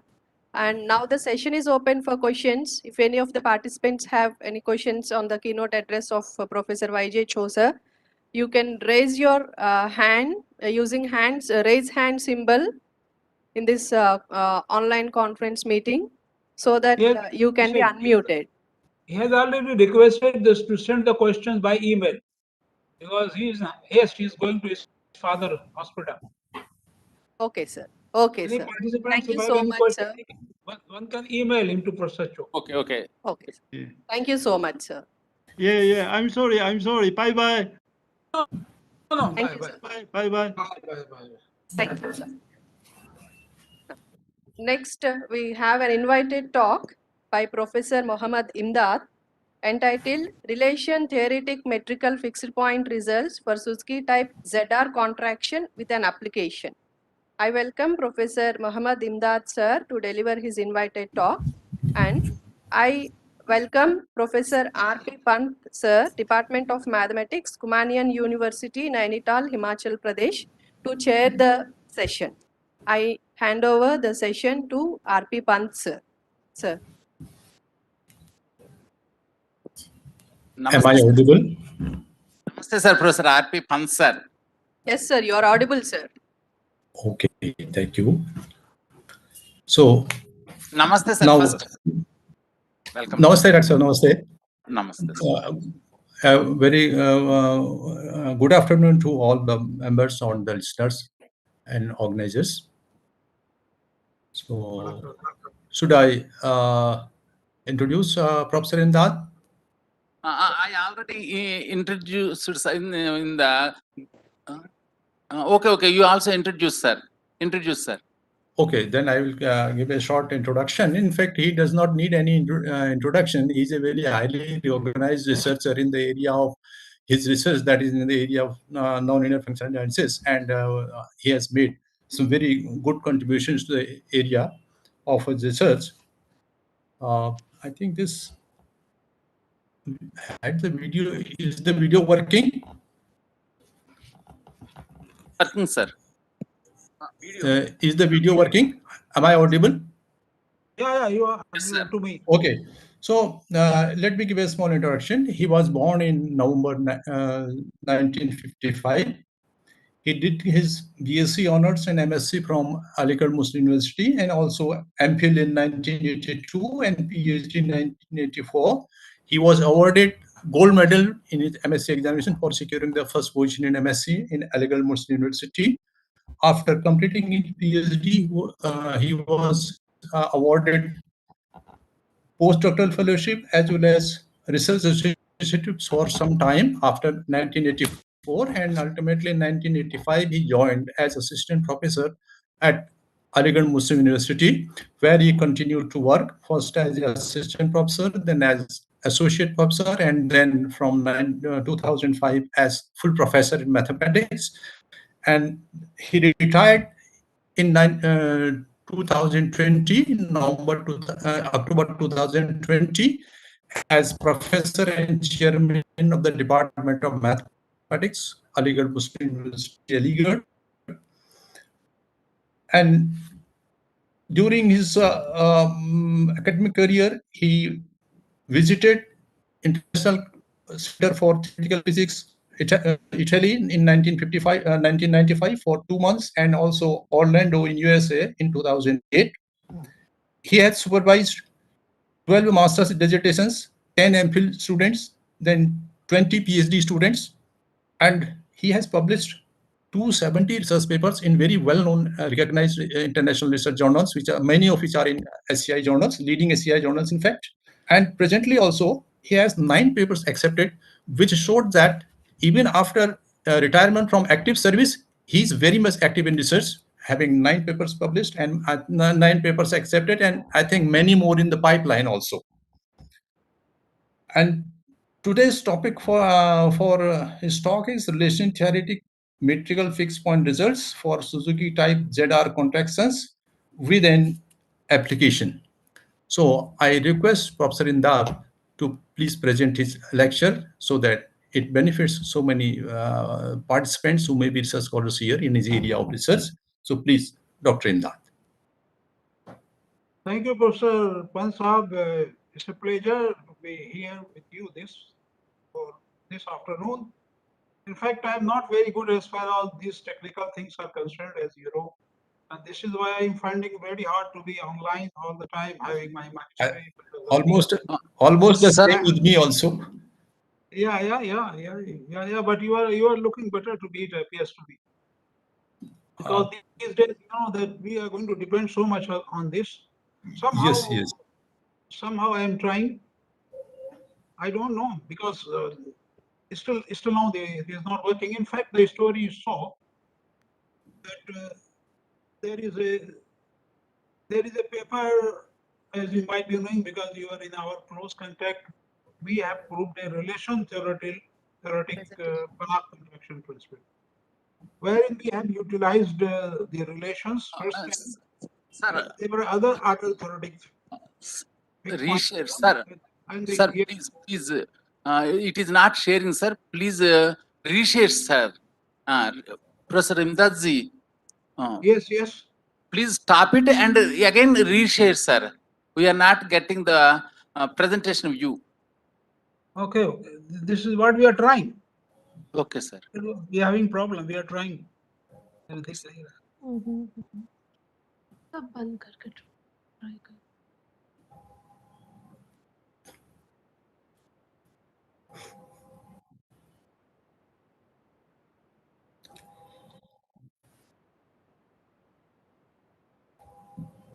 पहले presentation कुछ दिख रहा है क्या नहीं हाँ से ला के सीधे कर तो नहीं दिखेगा ना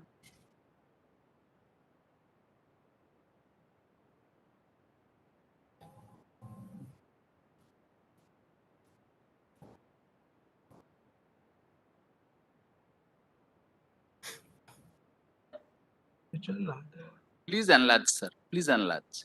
Okay.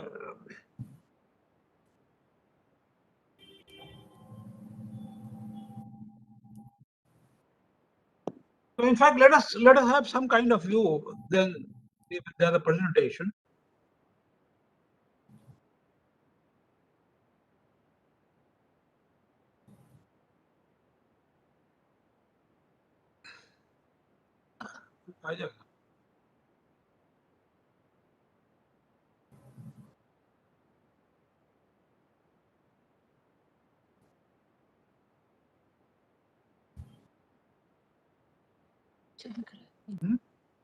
दिख रहा है Is it visible now? It is visible. It is visible, but it's not clear. You can increase the font size. Font size. It is. Please click it on center%, sir. Okay.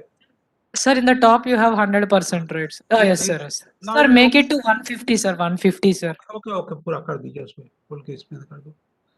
Yes, sir. Yes, sir. Yes, sir. Yes. Now it is full screen. Yes, sir. Yes, sir. It's visible, sir. Full screen पे करिए ना इसको. हो गया. ऐसे दिखेगा आगे कैसे बढ़ेगी? इससे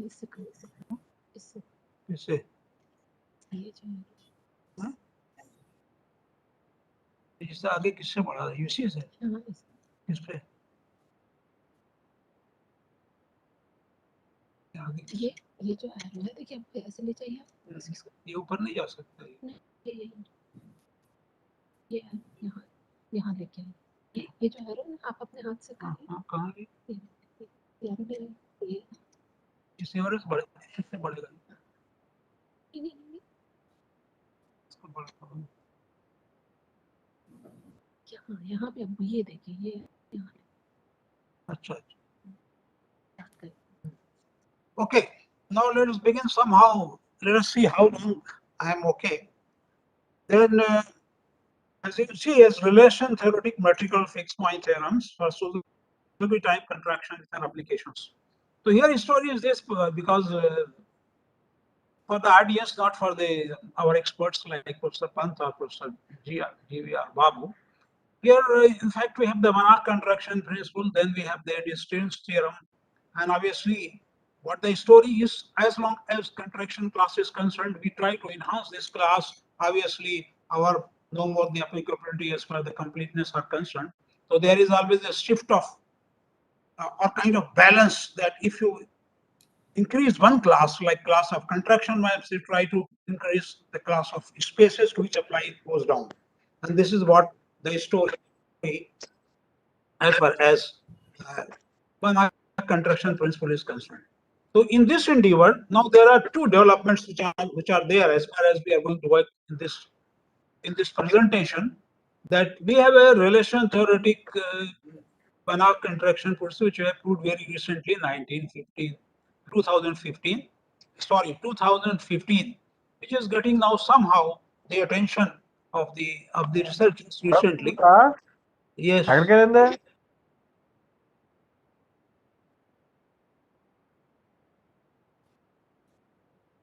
Yes, am I audible? Professor Pant, am I? Yeah, you are audible, yes, but you are not visible on the screen. Okay. Am I not visible You on are the audible. screen? Yes, your face is not visible, but the PPT is visible, presentation is visible, and you are audible to us.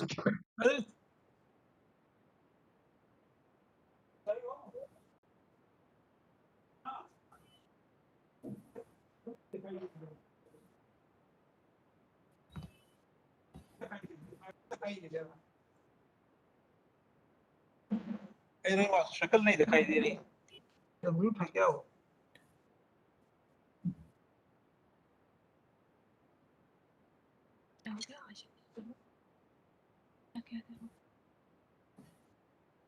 तो हमारी शक्ल दिखाई नहीं दे रही, बोल रहे हैं हम ना, हाँ ये दिखाई दे रहा है, शक्ल नहीं दिखाई दे रही। Sir, please continue. You can proceed with the presentation. It is visible here. Presentation is visible.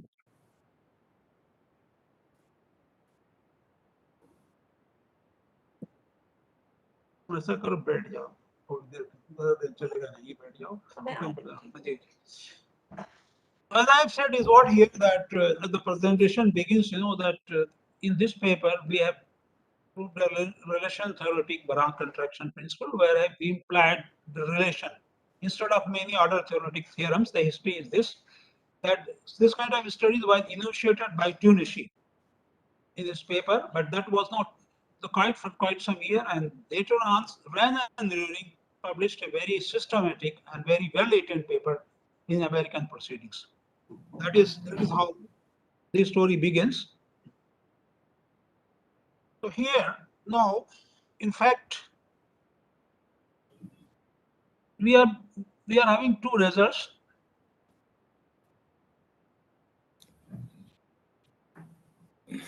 So in fact, this is the problem, that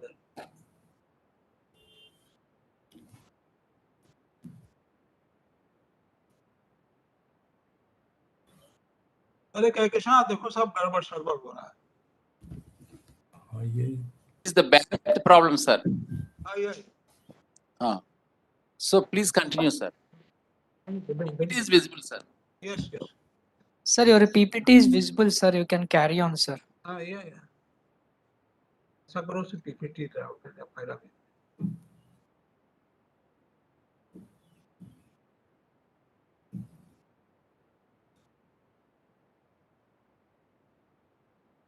इसके पहले जाओ, कहीं पे जाएंगे।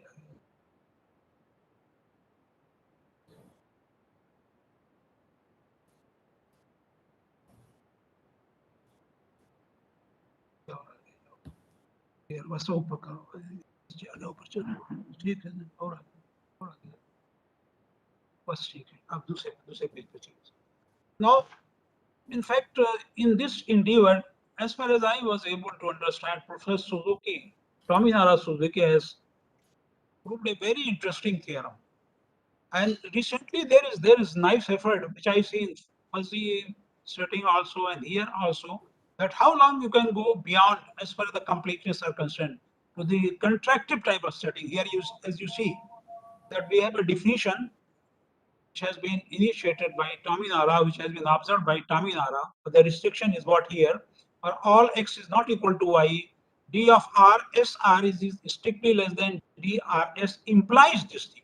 So here is a restriction, as you can see, as per the contraction condition is concerned, because here r is not equal to s, but you have just the contractive definition. So Suzuki was very much able to prove this theorem under this condition, and the result was what? This was proved in a complete space. And the theorem was what? That any mapping satisfying this condition on a complete metric space has a unique fixed point. Now at the same time here, that we will do is here, the result is what? Another condition here, Fujase recently in 2015 came out with this condition, which is defined from the first quadrant to the real numbers. So here you have a two variable function having domain as first quadrant to the real line, which has this condition. The conditions are what? That xi 0, 0 is 0, xi xy is y minus x, and xn and yn are two sequences in non-negative real numbers such that their limits are the same, then this together amounting that supremum of x and yn is less than 0, is negative. So just this family of simulation function was denoted by z, and it is now with these some examples. Now here I have some examples which Fujase itself has carried out and has proved this result. First example is what, that here psi xy is equal to psi x minus phi x, where phi x and psi x are totally equipped, like phi x and psi x is equal to 0 if and only if x is equal to 0. At the same time, psi x is strictly less than x equal to or less than phi x for all y belonging to x. These are the examples here. Psi xy is equal to y minus x, and here the conditions.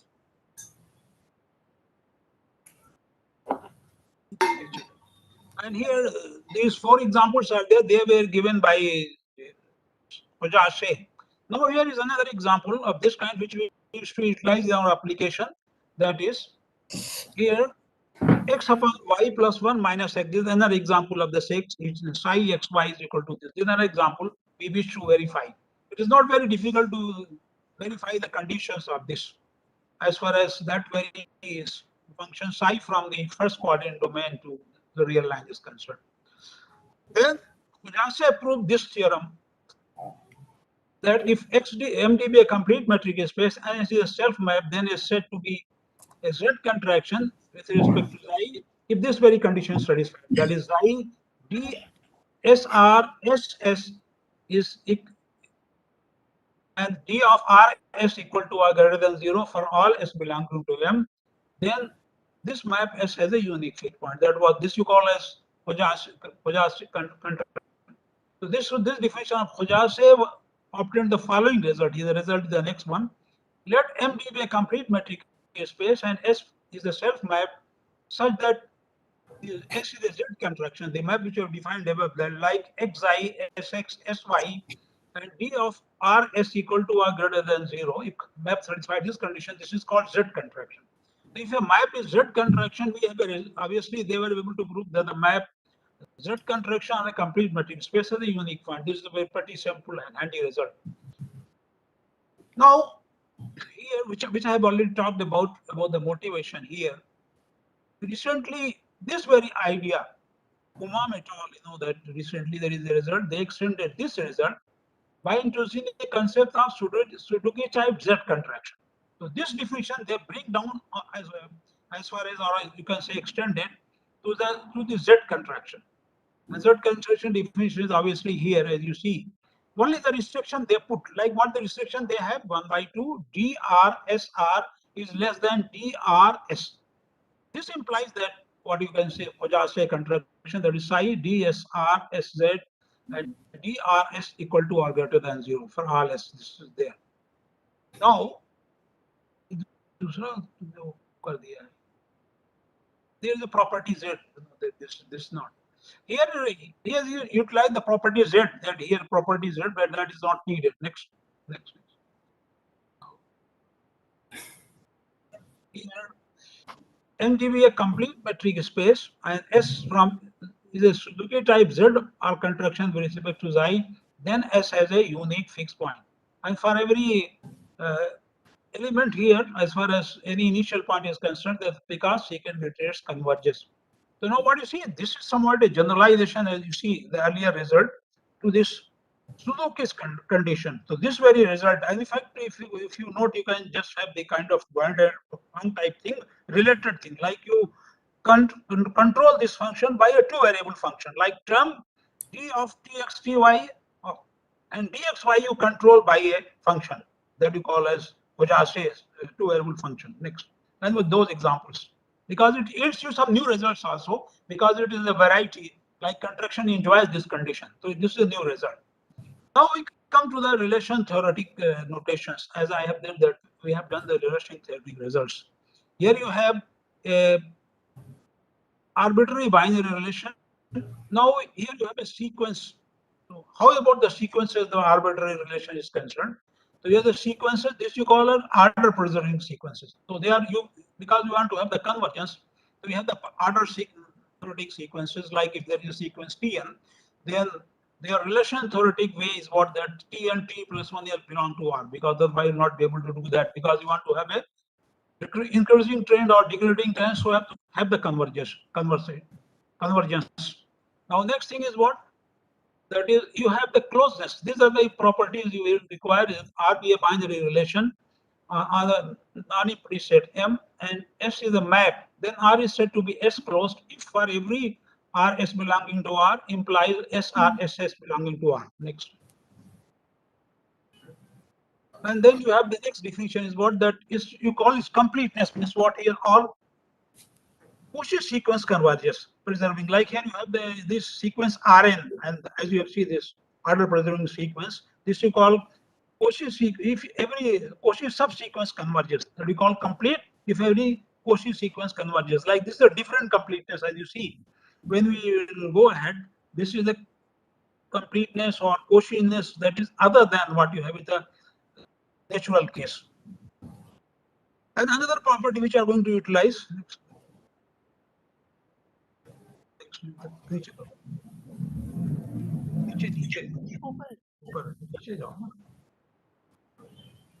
Another definition what here, this is also crucial, that if MD be a metric space are a binary relation on M, then we say that R is a D self-closed whenever R preserving sequence Rn converges to R.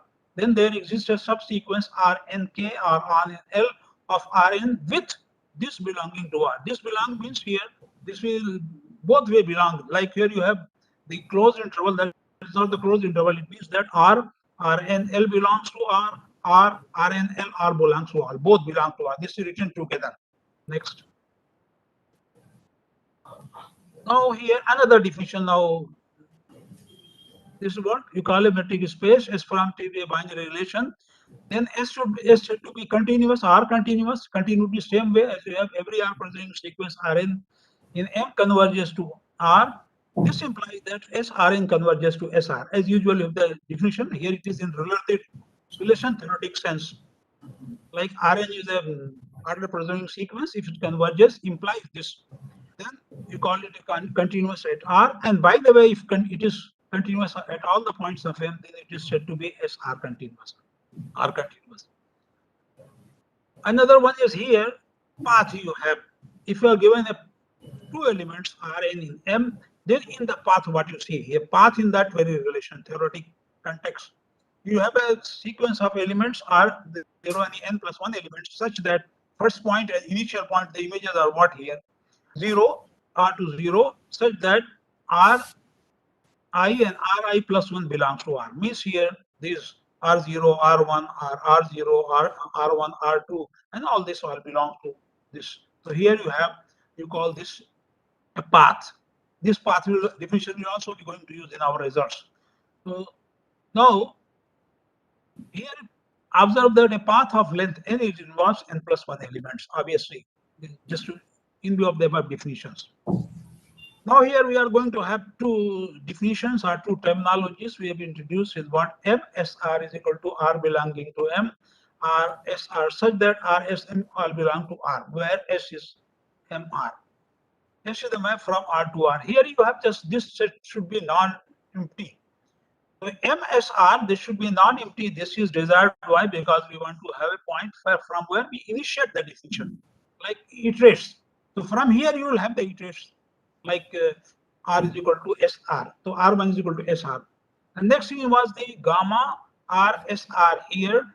The collection of paths joining in this. This is the notation you have gamma RS means the collection of paths joining the 2 points R and S. Obviously, you know here This may not be unique because you have the different sequences which can meet this requirement. So the sequences, the path in this consideration is not unique. Next. So now here we have this is our result which I was talking of. Now you can appreciate this result. Like M is a complete matrix set with a binary relation. Then that very set means at least one R set that R SR belongs to R is S closed, just defined. Either S is R continuous, D self closed. There exists K belongs to this. Then this condition is considered is satisfied, like it is a contractive in most natural setting. Then S have a unique fixed point. Furthermore, if this is here, the exchange is what here that the uniqueness of the fixed point cannot be guaranteed in as usual here. Here you have extra condition, like here, if you look at the next part, that if the path joining 2 points are and S is non-empty for all S, then the fixed point is also unique. So here, this extra condition we need unusually as compared to the situation for the uniqueness of the fixed point. Now here, using this definition here, what you see over here, there's Swang-Sup and Sentunawar introduced the following, just motivated the paper I mentioned, our paper, relation theoretic Banach contraction principle. Here they have defined the relation theoretic Khojase contraction. You just look at here. That here you have SR, SS. So XI, the map you have defined, this is going to be the Khojase contraction in the relation theoretic terminology. Now next. And they have defined and they have proved this result. So Swang-Sup and Sentunawar proved this very result, which is on the screen, as you can see. Same thing. R is not empty, R is S closed, R is continuous, R is transitive. Here you just look at this. The transitivity is required. Look at in our case, transitive is not required. In fact, what happens that even if you go beyond Banach contraction to the wild one setting, even the extra conditions are needed. What I can say, what we realize while working this situation, that the condition is very tight. You cannot easily relax the condition or easily improve the condition. As you see here, this theorem, as you go a little beyond Banach contraction condition, contraction condition, is transitivity of R is desired. Without this, the proof doesn't work. As you see here. And this we have also done. Our paper has similar paper that is for Boyd and Wang condition, and we were not able to do without transitivity. The relation of the transitivity of the relation, desired relation was needed. So this is all natural condition. This is very much patterned. If you look at the proof, the lines that is on the proof of our lines. Now what we do here, our result here we utilize the Suzuki condition. As you see here, by the way, I have not mentioned x equal to y, x not equal to y. Here, this condition, this we call as Sumina. And here we have the relation R star. Here we have considered the collections R star, our case R is such that R is, they have distinct images. So images are distinct here as far as the things are concerned. So here we call this corresponding relation theoretic definition. Corresponding to the Suzuki type contraction, we have now defined the Suzuki type relation theoretic contraction as you have seen here. Now next. Now here in fact the relation is like this. The implication as far as the relations between these contractions which I have talked so far is what, like Z contraction implies Suzuki type Z contraction, and Suzuki type Z contraction implies Suzuki type ZR contraction. At the same time, Z contraction implies ZR contraction, and this implies Suzuki type ZR contraction. In fact, what happens if you take the universal relation? If I take our universal relation, like if our R is the universal relation on X, then we bounce back to our original position, like we bounce back to Banach contraction principle or Suzuki contraction or something like this. That is what is there. So here we provide an example of Suzuki type ZR contraction, which is neither Suzuki type ZR contraction nor ZR contraction. Here is the example. Just you have this interval, we have chosen and a relation like we consider the interval -2 to 8 d under the natural setting, and you have a relation here. Now our map is very simply defined. This is discretely that SR is equal to 7 if R is equal to 0, 5 if R is equal to otherwise 5, 6. And you see we have taken our xi xy as y by 3 minus x for Rx. Then S remains Suzuki type Z R contraction with respect to xi, but Z R contraction not Suzuki type Z contraction. So this is not a Suzuki type contraction, but this is a Suzuki type Z R contraction. And here is our main result. That is in the same lines you see here, only thing you replace this. So as far as the earlier lines are concerned, or the lines of my theorem, first theorem is concerned, just look at here. Only thing is what that we replace this except bringing back, if you look at our results, is what transitivity. We bring transitivity as far as our relational contraction principle is concerned. We have this very fixed point result, and the sequence of iterations this converges to this. So that is the main result as far as this very presentation is concerned. Can I go for the proof, or proof is not needed? Hello? I think How much time I may be given? I think it can be skipped. It will be available in your papers. I think it can be skipped. Okay. The reference is there already in the. Yeah. No. Now here if you just look at the next result, next.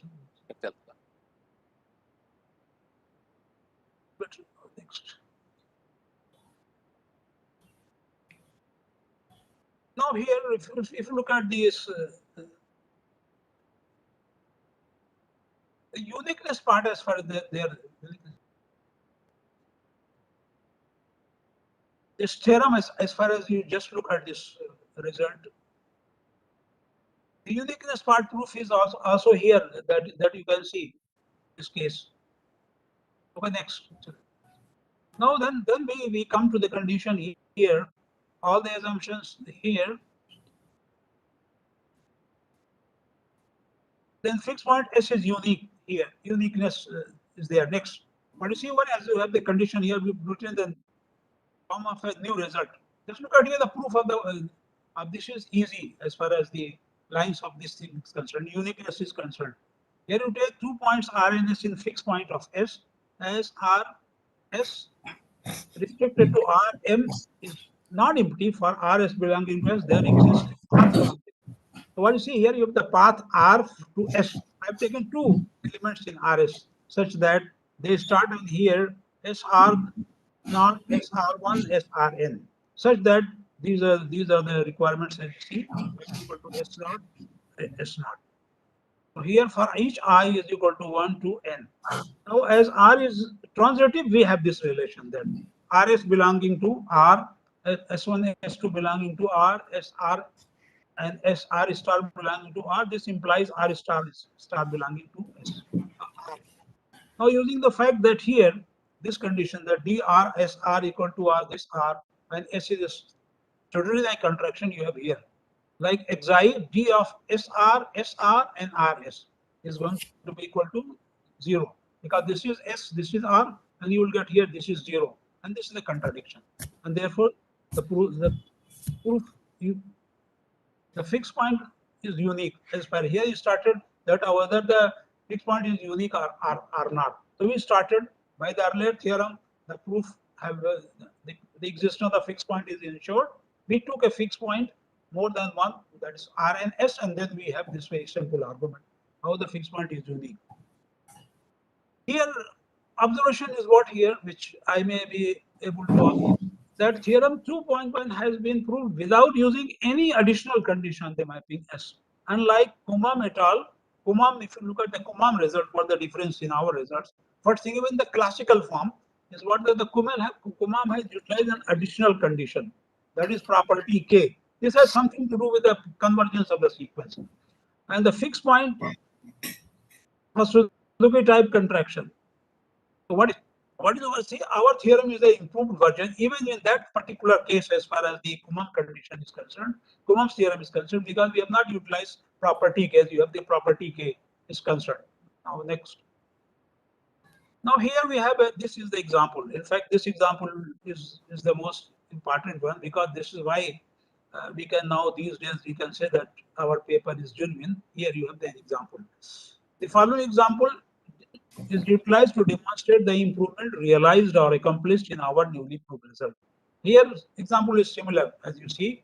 Here we have taken the M to be a open interval 0 to 8. Why we take the open interval? Because we want to have a condition other than complete test, because here is not a complete space. So one improvement you can see, here is not a complete space, and but this is hard to complete, you will see here.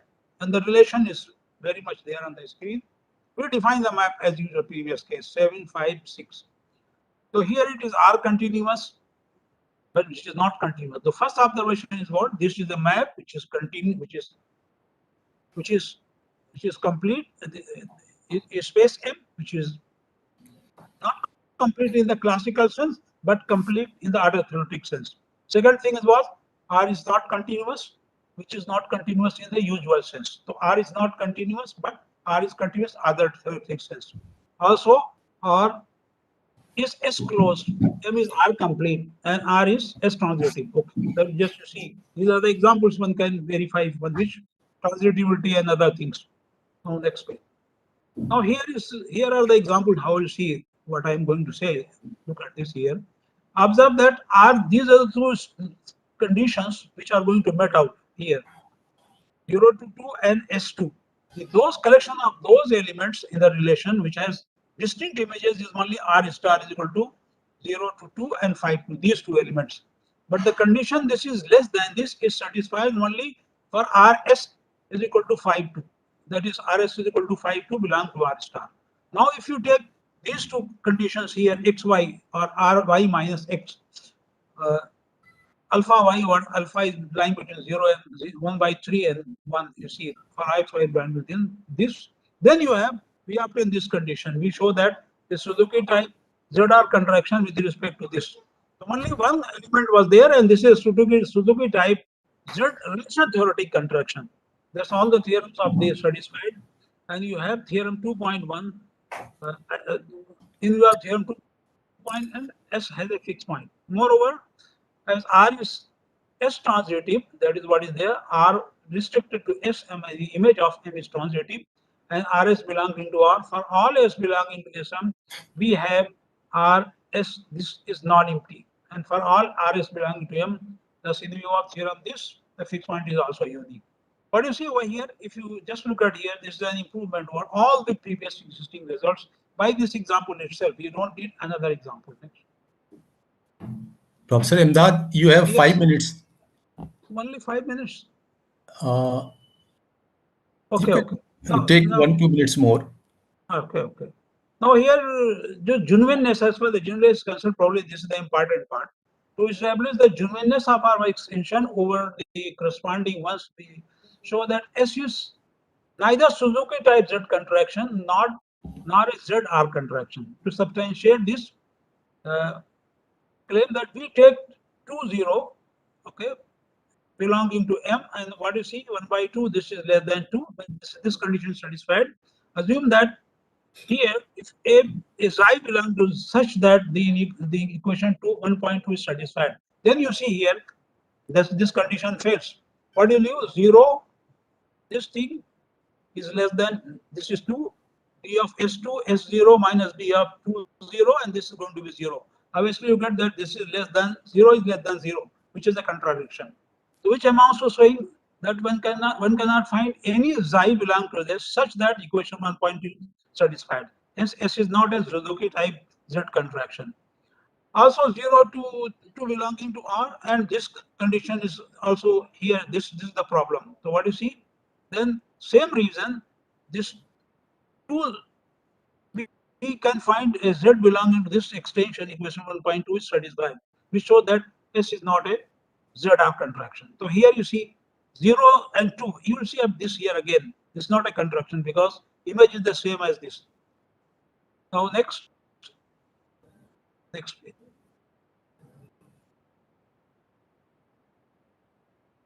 here is the corollary that I will skip into, but you can deduce a corollary here. What is the RS belonging to this? Then we deduce the following corollary, which appears to be a new addition to the existing literature. So this corollary is somewhat new because we are not aware of this kind of results thus far here. Here, what you see, we consider order instead of a relation, because every order is a relation. So here initially you have like other results, order theoretic results. So from our results we derive an other theoretic corollary as used theorem corollary 2.1 next. Okay, here in fact if you look at this is also a result application to the non-linear matrix equation. What you see here, three sets like family of all n cross n matrices. Hn is the family of Hermitian matrices, and Pn is the family of self-adjoint semi-definite matrices. Definite matrices, and then Pn is the family of all. Hn is family of positive semi-definite matrices. Here, you know that we can just norm this map, like here, if you have Hn, on this you define a spectral norm. Spectral norm means you have the largest positive eigenvalue. So here you have a norm on this. At the same time, you have now a trace norm. Trace norm, in fact, in the singular values of a matrix, as you know, typically you define, but obviously these two norms are here. And finally, you see that this under second norm, this forms a metric space. Hn forms a complete metric space. Now here we consider this classical equation. Here x is equal to g, where r star x, qx is equal to rk. Here rk, the adjoint of the matrix. Here is all matrices, and q is a map, okay, which preserves the order. So G is a Hermitian matrix, of course, and Q is an order preserving map. By order preserving means obviously you take two maps, P and Q, and if you then they may be sometime comparable. Like here you see P is less than Q or R is less than Q, whatever it may be. So order preserve means this map will preserve the order. Next. Now here there are certain lemmas. I am skipping this. That what I wanted to do here. Next. Okay, here is bring down. There are the two conditions. It appears very hazy. Just look at these two conditions here. We have considering that very equation xy belonging to Hn means Hermitian matrices, and x is comparable to y in this way. Then these two, then this condition is satisfied. Here you just look at this x modulus of modulus of trace of x minus y. This then 2 times trace of y minus x. This is somewhat technical. And the second condition was this one here. The summation rk q ghk is less than 0. Under these two conditions, this very result can be shown that this is a relation theoretic construction as far as our definition is concerned, and is sequence of iterations. This converges as far as this very iteration is concerned. We have iteration here x naught is equal to rk star q x r star. Yeah, this looks very technical, but it's not that technical because the product maps and product matrices, they are always the matrices, and here you have the relation theoretic this thing. Here you have the relation as far as the matrices are concerned. Like if you take the Hn, then Hn cross n, which subsets obviously we only the relations. So here you have the two components like P and Q, and here the how you define that P is less than Q or something like that. You have a relation. So like here, you see we have defined a relation St, which is the subset of which is an element of Hn cross Hn such that S is less than T. Then here all the requirements are satisfied. What I am going to do next? You may now summarize in 1 or 2 minutes. Okay. So obviously, what you see, you have the classical case of the proof. I cannot go, but we define a map here between these spaces Hn and Pn, which turns out to be the relation theoretic contraction as far as our main theorem is concerned. And by the main theorem, as we have proved that this has a unique fixed point, means this has a solution, and the iterates with a form that will convert to the fixed point. So here also This is very much patterned on a theorem which is very much there in Ranjan and Ruring's paper is concerned, that very classical paper I've already referred. What you see over here, that we were able to extend the whole paper as far as Ranjan Ruring is concerned to this very relation theoretic setting, also to Stominara Suzuki contraction condition. This is what is there. And this very content of this very presentation, they are already appearing in the paper of mathematics MDPI. I'm very sorry that because of the disruption, I was not able to have my proper way of presentation because the time was short and the things are more and technical. Anyhow, I'm very happy to see today Professor G.R. Babu being honored by the Vice Chancellor as if he will be continuing the department. There can be no better news than this. Being a retired fellow, I'm very happy.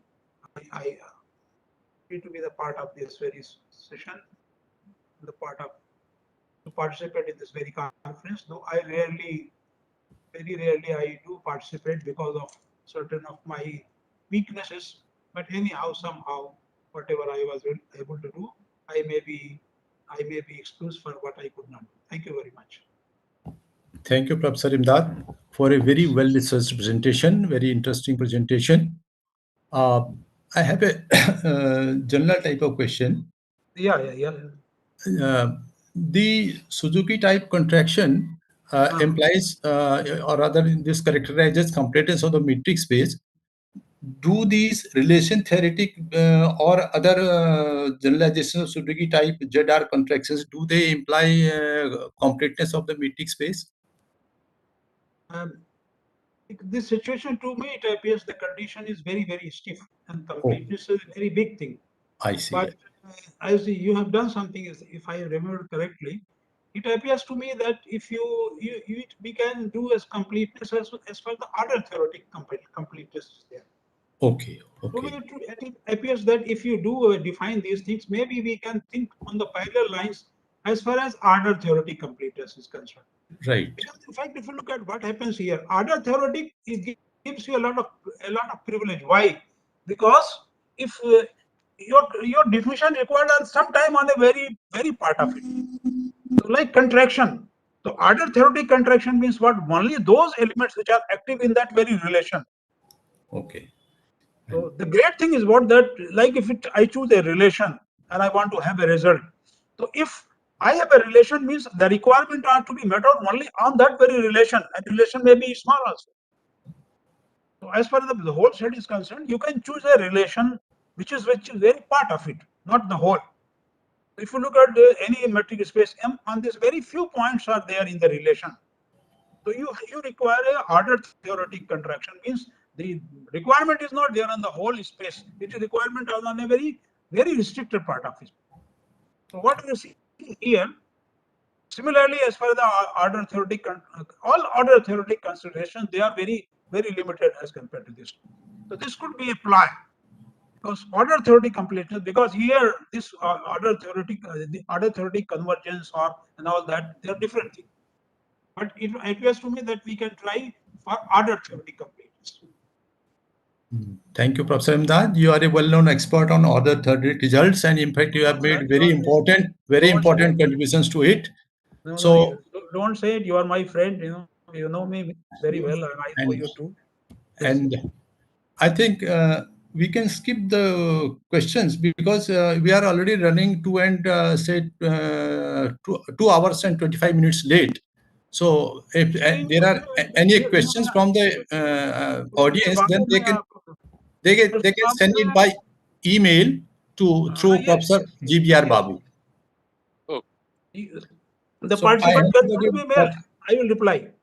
So thank you very much, Professor Imdad. It was nice to talk to you through this platform today. I was a little not in my normal mode because everything was disturbed. Thank you anyhow. I speak in a different way. But then Professor Imdad is Professor Imdad. Sir, Professor Imdadji, you discussed excellently. You opened the new direction of contractions, ZR contractions. It is latest contractions. I hope that I studied about Z contractions and using simulation functions. Yeah, ZR yeah. contractions are more general, I hope. Okay. So, Yeah, yeah. It's true. So I wish to do some work on ZR contractions, sir. It is interesting work. It is interesting contractions. Now, once you are in the department, okay, sir. You will be working sometime, no problem. Okay, sir. So you will be continuing after superannuation. It will be wonderful. Sometime we will trouble you. Okay, thank you, sir. Thank you, Professor Imdadji, for sparing your valuable time to our conference. Today I was very happy when Vice Chancellor remarked that Professor Babu is a very tough man. Even the Vice Chancellor cannot hold him. So I was very happy to learn this very thing in your inaugural session. Keep doing these things because these properties are very rare. Okay, sir. Thank you very much, sir. Thanks for your coming and delivering your lecture, sir. For inviting. Thank you very much, sir. Namaste, sir. Thank you so much, Professor Muhammad Imdad sir and Professor R.P. Pant sir.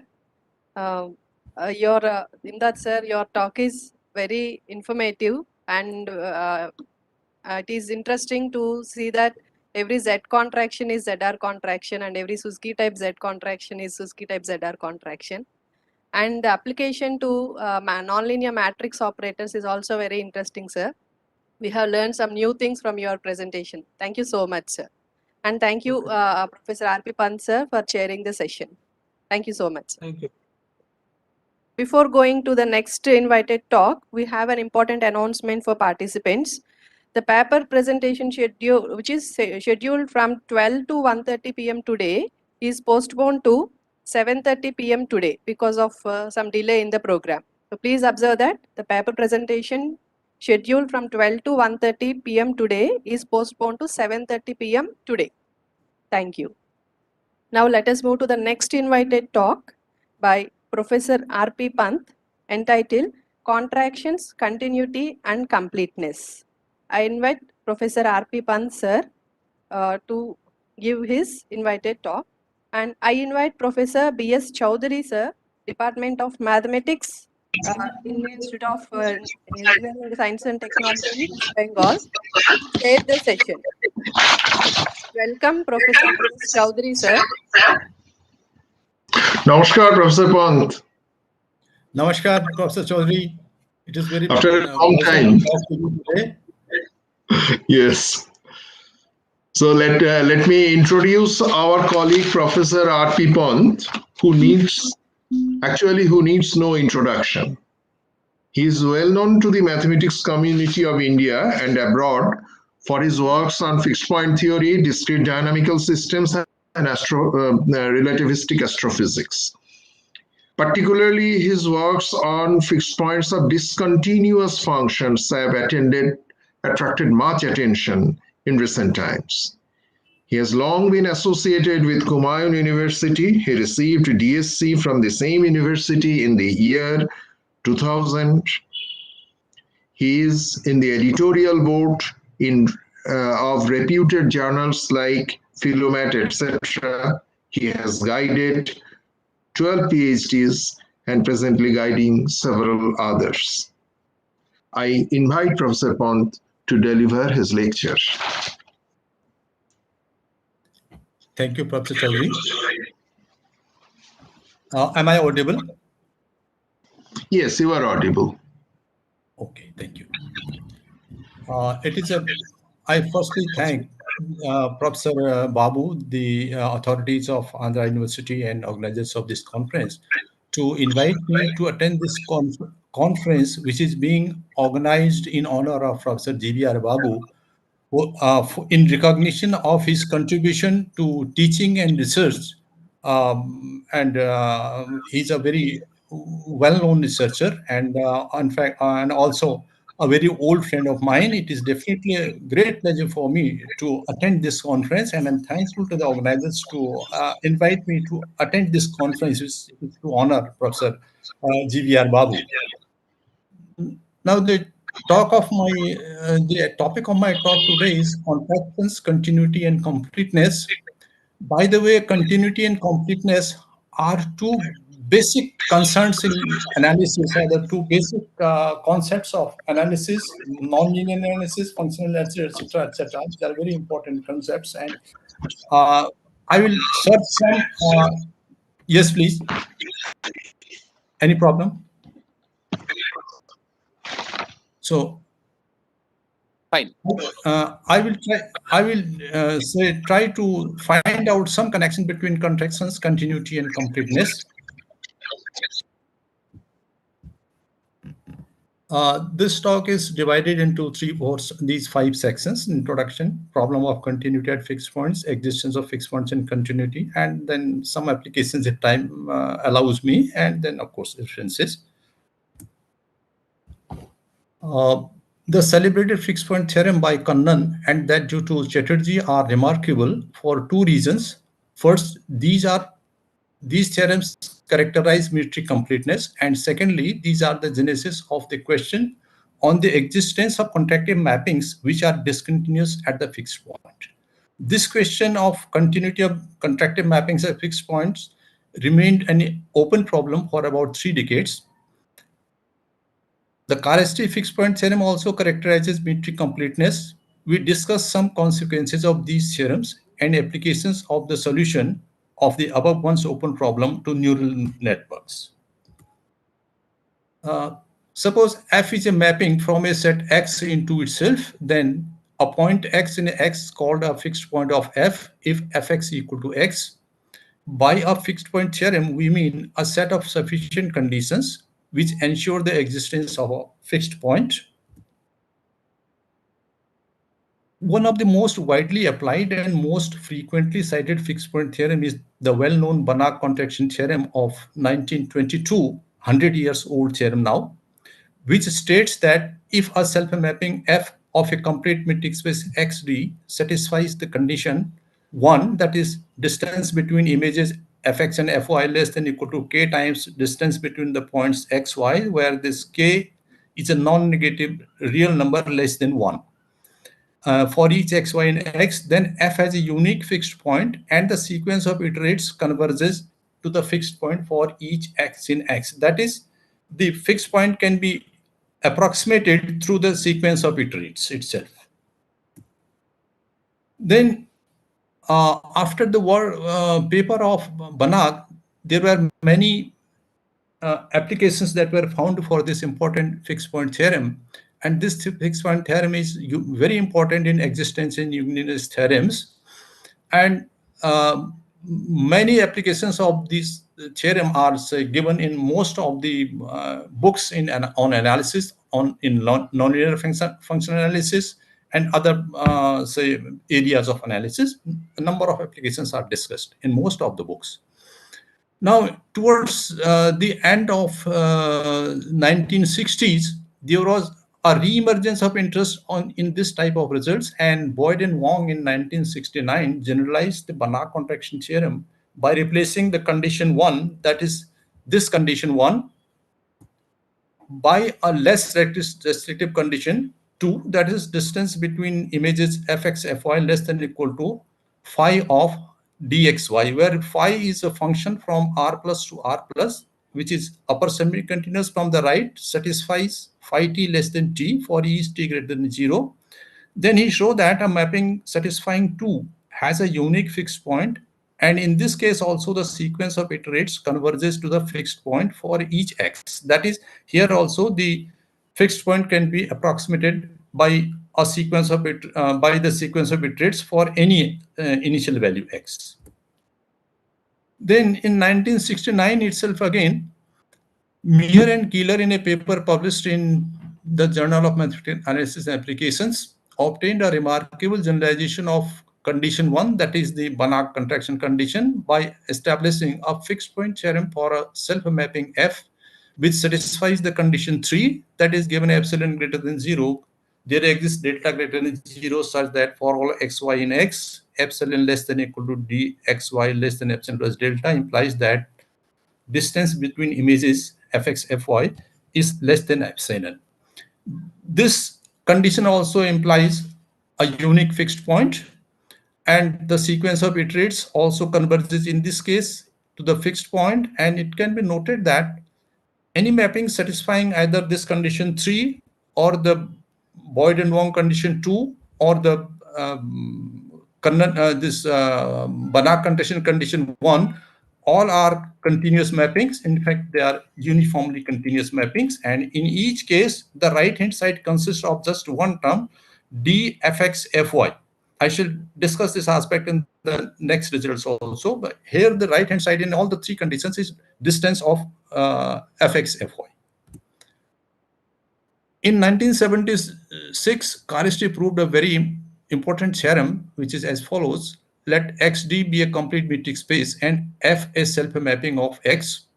If there exists a lower semi-continuous function phi from x to the set of non-zero, non-negative real numbers, such that the condition 4 is satisfied, that is distance between x and fx is less than equal to phi x minus phi of x for all x and x, then f has a unique fixed point. We may notice here that in condition 4, the right hand side does not contain any distance term. This is the right hand side is just a difference of two positive non-negative real numbers. So this is a different kind of result than the earlier previous three results. And in fact, that's why it is somewhat difficult to tackle this result for generalizations, etc. Karisti's fixed point theorem has turned out to be an important theorem, and many proofs and applications of this theorem have been reported by various authors. The recent proofs that I have seen are as old, as recent as 2014 and 2016, though the theorem itself was proved in 1976. In another important development, R. Kannan, who initially worked in Calcutta University and later on shifted to United States, in a series of two papers published in 1968 and 1969 in the Bulletin of Calcutta Mathematical Society and American Mathematical Monthly, respectively, introduced the following contractive condition. Condition 5, that is distance between fx fy less than equal to a times distance between x and fx plus distance between y and fy, where this a is greater than equal to 0, less than half. And now we can see that the right hand side is different type from as compared to the condition 1, 2, and 3, which had only distance between fx and fy on the right hand side. A mapping F on a complete metric space XD satisfying condition 5 possesses a unique fixed point, and the sequence of iterates f and x converges to the fixed point for each x in X. Condition 5 does not require continuity of F for the existence of fixed point, but F is continuous at the fixed point. So this is the first condition that we are seeing here. The first three conditions were implied that the function is continuous, but however, a function satisfying 5 need not be continuous everywhere, but it is definitely continuous at its fixed point.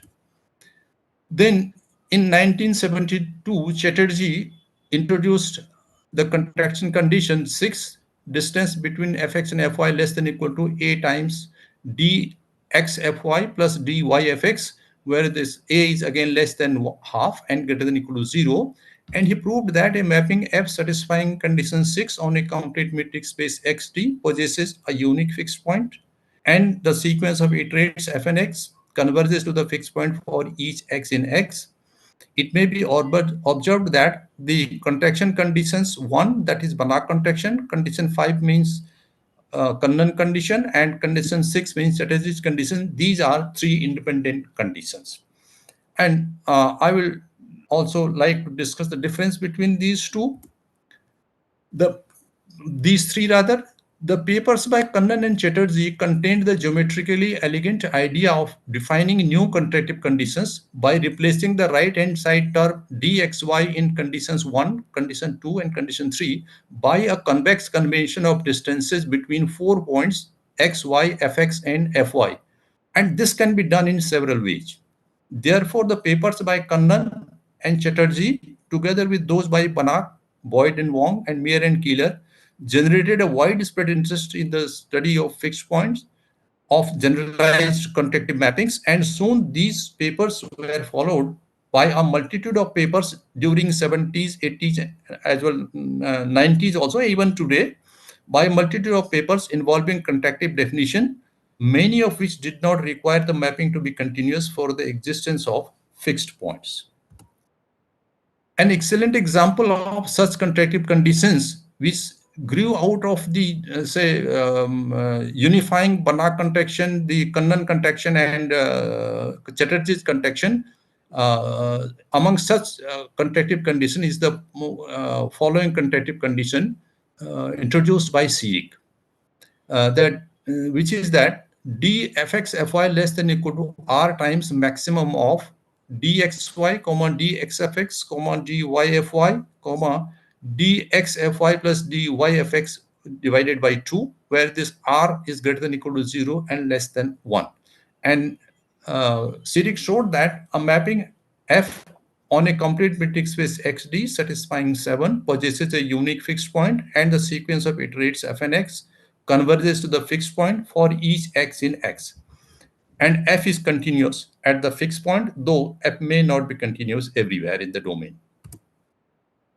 The contractive condition 7 contains Banach contraction condition, the Kannan contraction condition, and the Chatterjee contraction condition also as particular cases.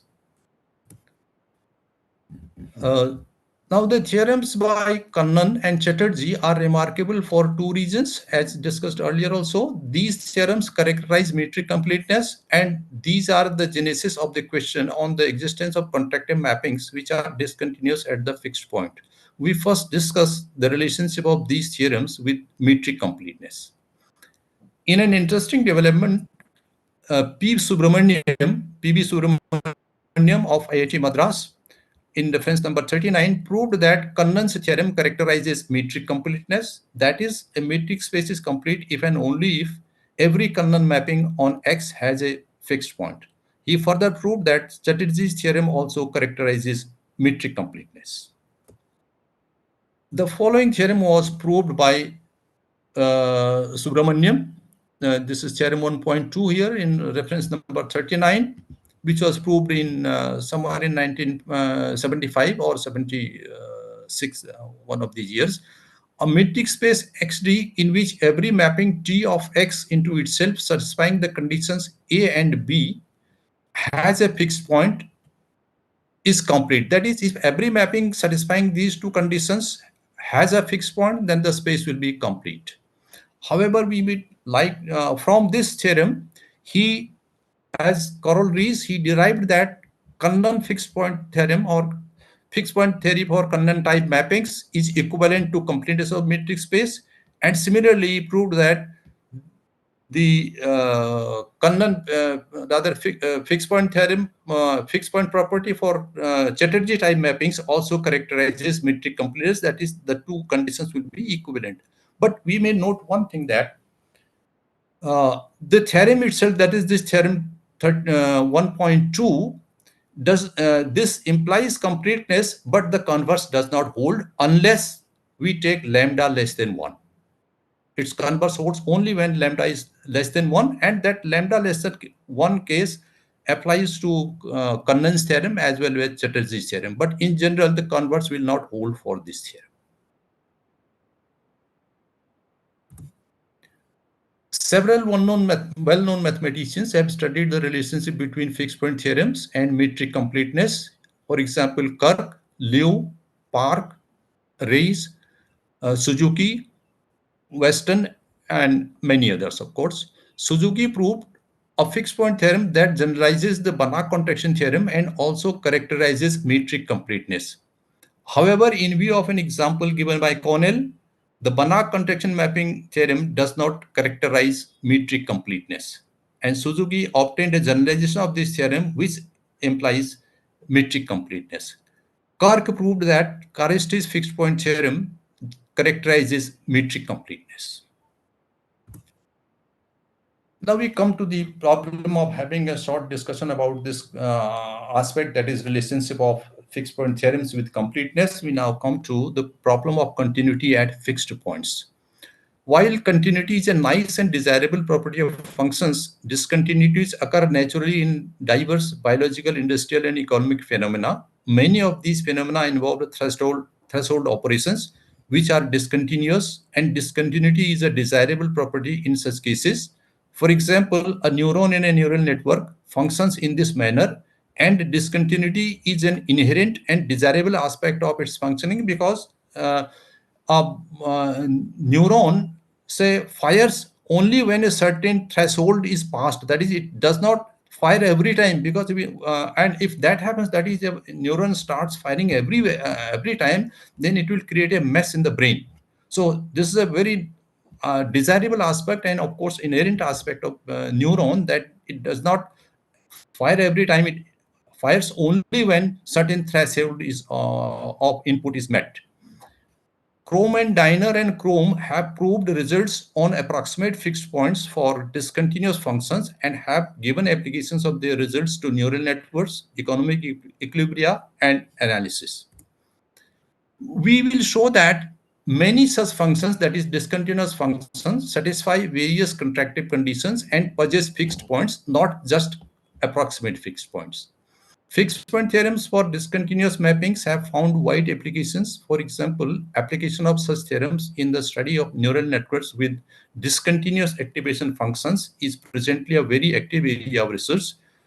For example, the works by Ding et al., Forti and Nistri, Ni and Zheng, Wu and San, all these results are comparatively recent results and have been published in mostly in IEEE journals of very high impact factor. Fixed point theorems for contractive mappings that admit discontinuity at the fixed point have also found applications in neural networks, or in fact in discontinuous activation functions for neural networks. For example, the works by Ozgur and Tas, Pant et al., Rashid et al., Tas and Ozgur, Tas et al., etc., and many more also. Now, as mentioned above, motivated by the papers of Kannan and Chatterjee, a multitude of contractive definitions were soon introduced and studied by various researchers. A large number of these generalized contractions not only admit discontinuity in their domain, but can be discontinuous everywhere except at the fixed point. This can be seen from the following example. Suppose X is the closed interval from 0 to 2 and D be the Euclidean metric on X. Let us define a mapping F from X to X by Fx equal to X by 4 if X is rational, and Fx equal to 0 if X is irrational. Then F satisfies the Kannan contraction condition d fx fy less than equal to 1 upon 3 dx fx plus dy fy. In fact, this also satisfies the Chatterjee's contraction condition with the constant 1 upon 3 remaining as such. So it satisfies both Kannan contraction condition and Chatterjee's contraction condition for all x, y, and x, and f has a unique fixed point x equal to 0 at which f is continuous, and we may see that f is discontinuous at every other point in X. So it is continuous just at the fixed point. Such possibilities, as in example 2.1, where only the fixed point is a point of continuity, naturally led to the question whether there exists a contractive mapping which is discontinuous at its fixed point. In 1977, B.E. Rhodes, in a paper published in Transactions of American Mathematical Society, gave a comparison of 250 contractive definitions and partially ordered many of these definitions. Later in 1988, Rhodes, in reference number 38, examined in detail the continuity of a large number of contractive mappings at their fixed points and found that all the contractive definitions studied by him force the mapping to be continuous at the fixed point. The question whether there exists a contractive definition which is strong enough to generate a fixed point but which does not force the mapping to be continuous at the fixed point was listed by Rhodes in 1988 in volume 72 of Contemporary Mathematics, published by American Mathematical Society, as an open problem. That is, the problem of continuity was listed by him as an open problem. In continuation of the work of Rhodes in reference number 38, the question of continuity of contractive mappings at their fixed points was examined in more detail by Hicks and Rhodes in a paper published in International Journal of Mathematics and Mathematical Sciences in 1992, and each contractive condition studied in the 24 theorems established by them was found continuous at the fixed points. 13 theorems of very wide generality were proved by Rhodes in 38, and 24 theorems were proved by Hicks and Rhodes in reference number 18, and these covered almost all the contractive conditions. And still they found that the mappings are continuous at the fixed points. Thus, the question of the existence of a contractive mapping, which is discontinuous at its fixed point, remained unresolved even after these detailed studies.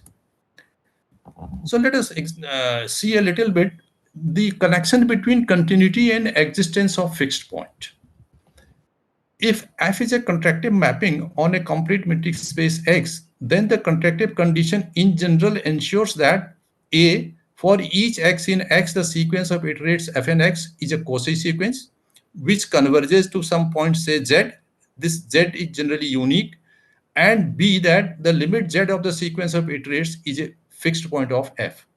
However, there exist contractive definitions which ensure that the sequence of iterates is a Cauchy sequence which converges to some point, say Z, but Z may not be a fixed point. So this fixed point is not guaranteed even if the sequence of iterates converges, and every sequence converges to the same point, even then fixed point may not exist. The next theorem pertains to such a contractive mapping. Theorem 3.1, let F be a self-mapping of a complete metric space XD such that dfx.fy less than maximum of dx.fx, dy.fy whenever maximum is greater than 0. And secondly, given epsilon greater than 0, there exists a delta greater than 0 such that epsilon less than the maximum of the two terms dx.fx, dy.fy less than epsilon plus delta implies distance between fx.fy less than equal to epsilon. Then there exists a point Z in X such that for each X in X, the sequence of iterates Fn X is a Cauchy sequence and limit n Fn X equal to Z. That is the sequence of iterates converges to Z for each initial value X, but fixed point is not guaranteed under these two conditions. We can see this from the next example. Let X be the closed interval from 0 to 2 equipped with the Euclidean metric D. Let's define a function f from x to x by fx equal to 2 plus x by 3 if x is less than 1, and fx equal to 0 if x greater than equal to 1. Obviously, this has no fixed point. Then X is a complete metric space and F satisfies the contractive condition 1 and 2 with delta epsilon, that is 1 and 2 means these two conditions 1 and 2 with delta epsilon equal to 1 minus epsilon if epsilon is less than 1 and delta epsilon equal to epsilon for epsilon greater than equal to 0, but F does not possess a fixed point. For each X in X, we can check that the sequence of iterates F and X is a Cauchy sequence which converges to 1. Every sequence converges to 1. This example shows that condition 1 and the epsilon delta condition 2 of theorem 3.1 do not ensure the existence of a fixed point. Thus, in order to ensure the existence of fixed point of a mapping F satisfying conditions of theorem 3.1, some additional assumption is necessary. To ensure the existence of a fixed point for such mappings, we may consider two approaches. Either condition 1 is replaced by a stronger condition, as was done by Pant, that is by me, in a paper published in 1999 in Journal of Mathematical Analysis and Applications, and also in reference number 32, or we can assume F to satisfy some weaker form of continuity. We will see that the additional condition may not imply continuity at the fixed point, but it characterizes metric completeness. This is important. Though it may not imply continuity, but certainly implies completeness of the metric space. And such conditions also provide solution to the problem of continuity at the fixed point. In 1999, 30 years after Kannan's celebrated papers, Pant, in reference number 29, resolved the problem of continuity of contractive maps at fixed points by taking a stronger condition than condition 1 of theorem 3.1, that is condition 1 of this theorem. Condition 1 was replaced by a stronger condition here, given here. So by taking a stronger condition than condition 1 of theorem 3.1 and proved a fixed point theorem which admits discontinuity at the fixed point. The following theorem was proved by Pant in reference number 29. Let F be a self-mapping of a complete matrix space XD such that for any xy in X given epsilon greater than 0, there exists delta epsilon greater than 0 such that epsilon less than maximum of dx fx comma dy fy less than epsilon per delta implies dfx fy is less than equal to epsilon. And secondly, condition 4, dfx fy less than equal to phi of maximum of dx fx comma dy fy, where the function phi from r plus to r plus is such that phi t less than t for each t greater than 0. Then f has a unique fixed point, say z. Moreover, f is continuous at z, and if and only if limit extending to z maximum of x fx comma z fz equal to 0. That is, continuity is not guaranteed. It is subject to this condition. If the limit is 0, only then the function will be continuous. Otherwise, it will be discontinuous. Here, condition 4, this condition, the dfx fy less than equal to phi of certain this quantity in the brackets. This is stronger than condition 1 is 3.1, and this ensures the existence of a fixed point but doesn't ensure the continuity at fixed point. The proof follows from by using theorem 3.1, and in fact this is standard proof. There's no difficulty in that. Proof follows from using theorem 3.1 and condition 4. The next theorem employs two weaker forms of continuity to obtain fixed point theorem under conditions of theorem 3.1. As I mentioned earlier, we can take two approaches. Either we take a stronger condition than condition 1, or we take some weaker form of continuity. This is done, that is the taking weaker form of continuity is done in the next result. Now we first give the definition, that is gives a weaker form of continuity. A self-mapping F of matrix space X is called K continuous. See reference number 30, where K can be 1, 2, 3, etc. If Fk xn converges to Ft whenever xn is a sequence in X such that Fk minus 1 xn converges to T. It was shown in reference number 30 that continuity of Fk and K continuity of F are independent conditions when K is greater than 1. Also, it can be seen that one continuity is continuity itself, and continuity implies 2, continuity implies 3 continuity, but not conversely. Using this notion, a result was proved in reference number 30, which was published in 2017 in Philomat. The theorem runs as follows: let F be a self-mapping of a complete matrix space XD such that for all xy in X, we have given epsilon greater than 0, there exists delta greater than 0 such that epsilon less than maximum of dx fx dy fy less than epsilon plus delta implies dfx fy less than equal to epsilon. And secondly, dfx fy less than maximum of dx fx dy fy whenever maximum of dx fx dy fy is greater than 0. So we take condition 4 as the condition 1 of theorem 3.1, not like theorem 3.3. So, but 4 and 5, this 5 and 6 will not be sufficient to guarantee the existence. Therefore, we take the next condition that if f is k continuous or fk is continuous for some k greater than equal to 1, then f has a unique fixed point. And for each x in X, the sequence of iterates f and x converges to the fixed point. The proof follows by using theorem 3.1 and k continuity or continuity of Fk. So this is not much difficult, because the first part of the theorem, there is sequence showing that the sequence of iterates Cauchy sequence is routine, and then by using K continuity, we can easily show that the limit is a fixed point, and every Professor Pant. Yes, please.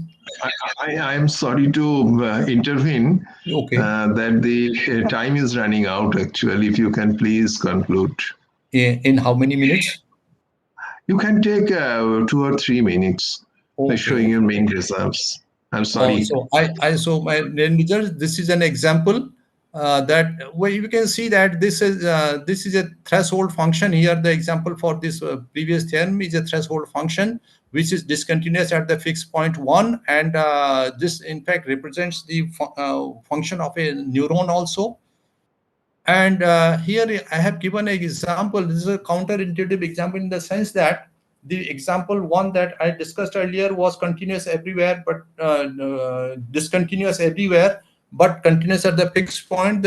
This example that I gave in 1999 is continuous everywhere, but discontinuous only at the fixed point. So these two type of examples were there, and in fact, this next example is a counterintuitive example in the sense that we have a contraction mapping, yet it is discontinuous everywhere, including at the fixed point and all other points. So this is an example which is, I think, it's quite interesting in the sense that we generally intuition guides that a contraction mapping should be continuous at least at one point, but it is not. Then, so since I have to conclude, so I will mention one result that in a paper published in 2019 in PhilOMed, we obtained a mere killer type solution of the Rhodes open problem on discontinuity. Earlier theorems were not mere killer type. Earlier results are not, and we also generalized the Karistis theorem in that paper in PhilOMed.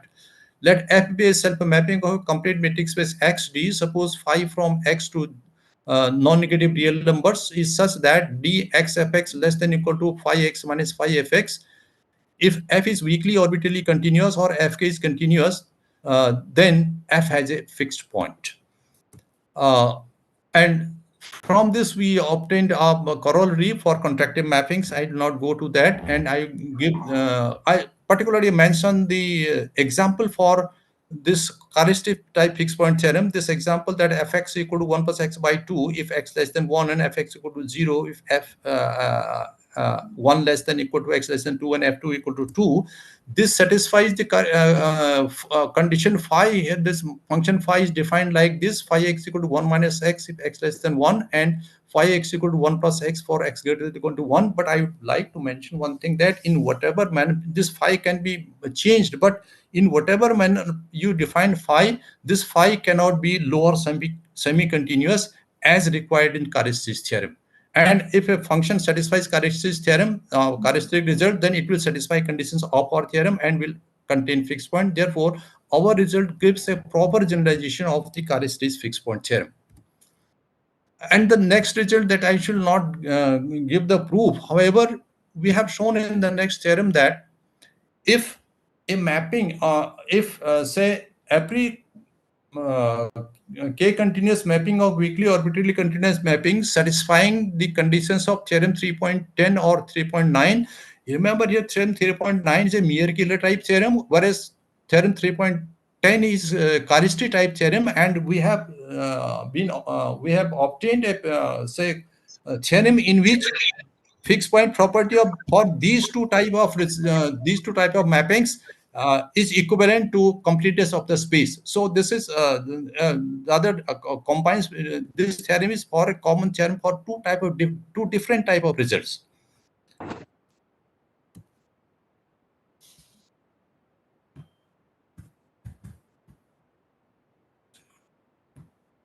Hello, Professor Pant. Hello. Yes, we should come to the conclusion now. Now, please. Since these results on discontinuity with contractive mappings with discontinuities have been used in say neural networks or activation functions for neural networks. So presently we are also working on that. In fact, we have been able to find say algorithms which can say improve the quality of prediction models using machine learning. And in fact, we are in the process of finalizing the paper on these activation functions. So we shall be so this type of results I want to emphasize that this type of results are finding applications in artificial intelligence and neural networks also. So thank you for your patience. This is the list of references. Sure. Thank you very much. And thank you also, Professor Pont, for your nice and very illuminating lecture. And I think it will give good motivation to the young researchers, particularly. So I was really enjoying your lecture and was very sorry to disturb you because, you know, in a conference, time is always very major for us. Actually. Okay, thank you. And I encourage that if there are some questions that can be asked and communication can be made with Professor Pont over email, because time is not permitting, really. And so we come to the end of the session. At the end of this session. Thank you very much. It was a pleasure to talk to you. With the permission of the Chaudhary sir, I convey my sincere thanks to the RP sir. It is a very great lecture. I saw your paper, Journal of Mathematics and Applications, published paper also. Discontinuity point conditions. Also, we have some questions, but I am unable to ask such questions, and I would like to ask through mail also. Recently, I studied in General Applied Topology published paper along with Ravindra K. Bishat. It is a very good, nice papers also, and it is very interesting. So time, due to time technical problems, I would like to conclude this session. I would like to hand over the mic to the chairman of the conference, Ravindranath Babu sir. Thank you very much, sir. RP sir, please. Thank you to you also. Sir, Thank you. 1 minute. Sir, Pantji, please stop the sharing, sir. Sharing. Sharing of your talk. Okay. Thank you very much, sir. Professor Pantji, for your valuable time you spared here to deliver your talk. And it is very interesting talk. You discussed discontinuities of at fixed points. It is very interesting topic. Thank you, sir. Thank you very much for sparing your time, sir. Professor B.S. Chaudhary ji, thank you very much for chairing this session. Thank you, sir. Thank you very much. Now, next section, keynote address from Vasile Birinde sir, Department of Mathematics from Romania. Before start the keynote address, I would like to invite Professor G. Ravindranath Babu Garu, for chair of this session. Sir, please take the charge. Sir, Birinde sir. Sir, namaste. Yes, I'm here. From this Hello, platform. everybody. Very good. I don't know here in India it is a good afternoon. In Romania I don't Here know. is still good morning. Even then we are there it is good morning. Very nice, sir. We are meeting in first time, therefore it is a good morning. So we are eagerly waiting for our invited talk. The end title of the Vasile Birinde sir talk is that the technique of enriching contractive mappings, a brief survey, and some new developments. Chair will introduce them. So, chair will G.V. Ravindranath Babu sir is introducing Vasile Birinde sir. I request you to G.V. Ravindranath Babu sir, please introduce Vasile Birinde sir and give a permission to the present session of this start of this session. Thank you very much, sir. Sir Birinde ji, namaste, sir. And Professor Vasile Birinde, he is full professor and director of Department of Mathematics and Computer Science, North University Center at Bayamere, Technical University of Cluj-Napoca, Victory 76, Bayamere, Romania.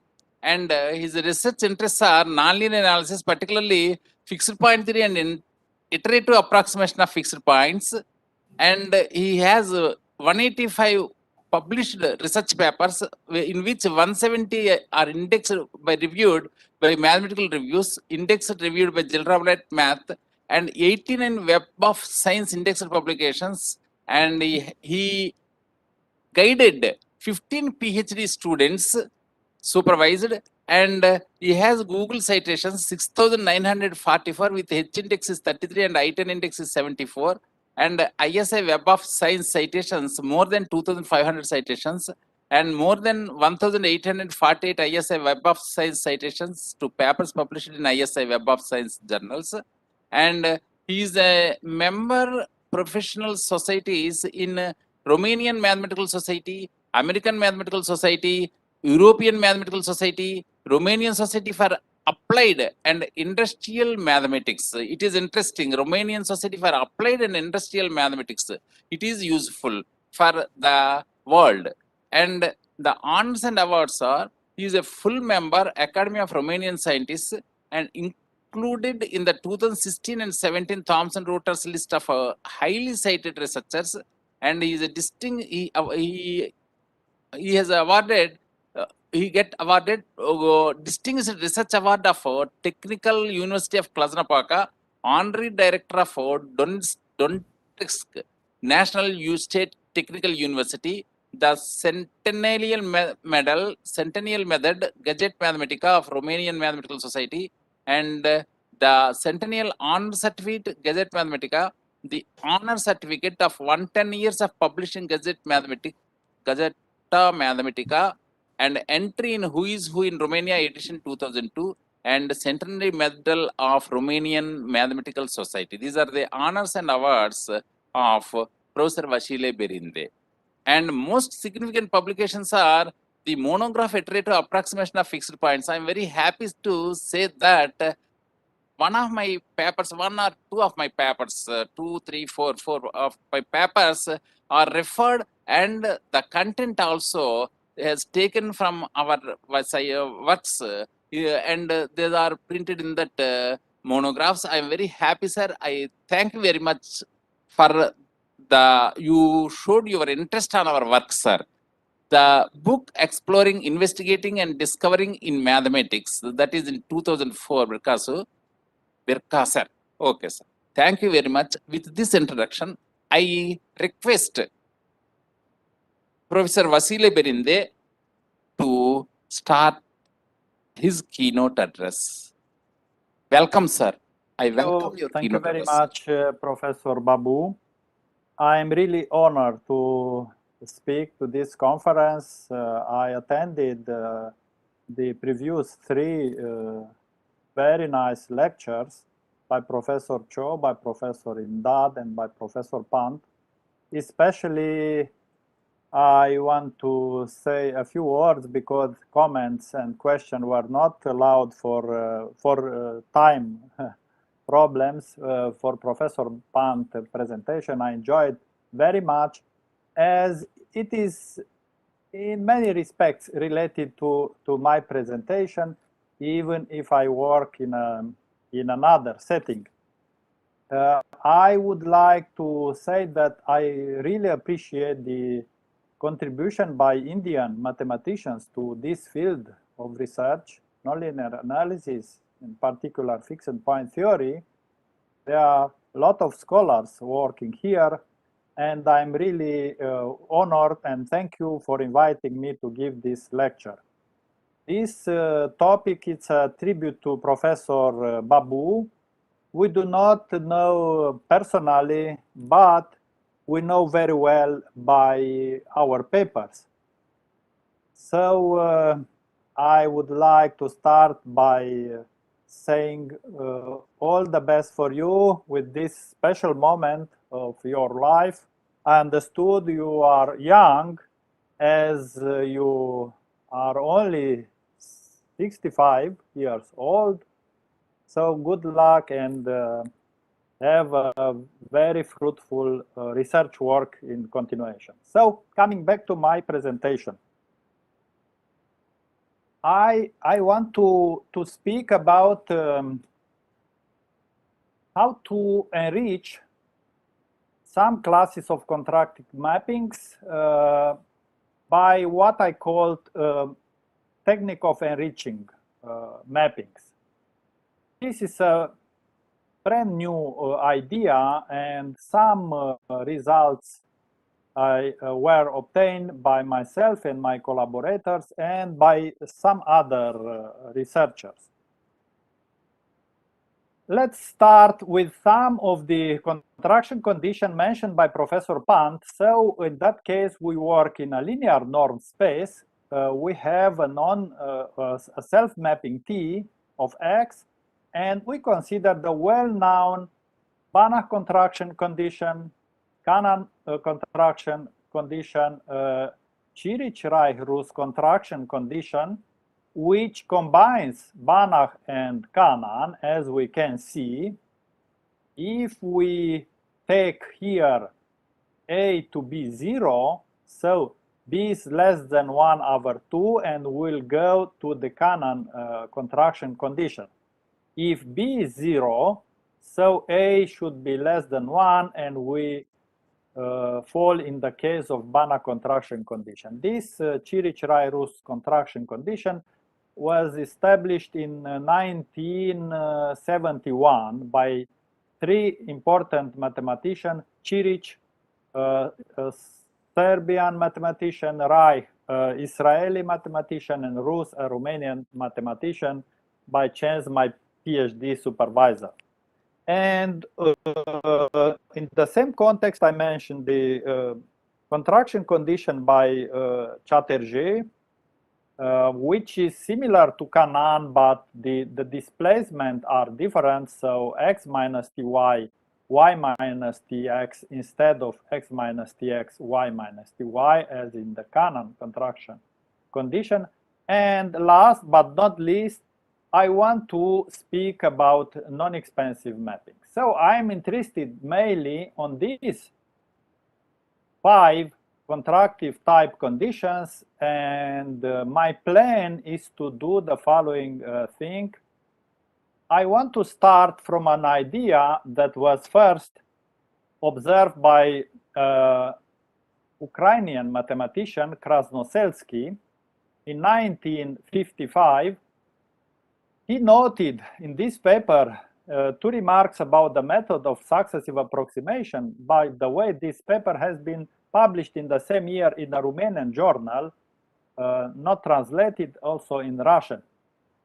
So he noted that if we have a self-map T, which is non-expansive, and a number lambda in the interval 0, 1, if we denote by T lambda this average mapping obtained by a convex combination of the identity operator and of the operator T, and we denote as usually by fix of T the set of fixed points of the mapping T, then T lambda, the average mapping, is also non-expansive, so preserving the non-expansiveness of the original mapping T.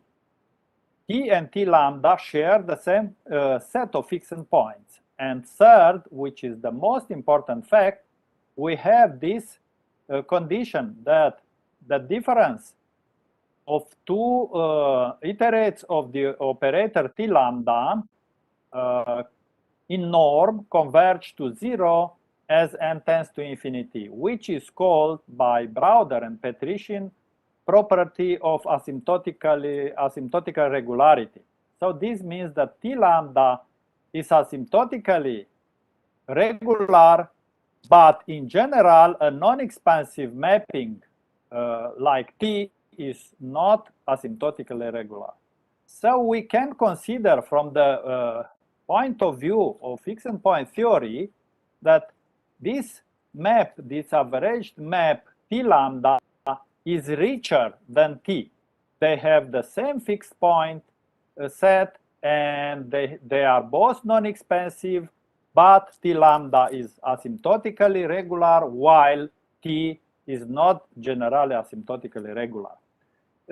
Browder and Petrichin introduced this concept and formulated it explicitly in this paper from 1966, while Ishikawa, both results This one was in Hilbert spaces, then in uniformly convex Banach spaces.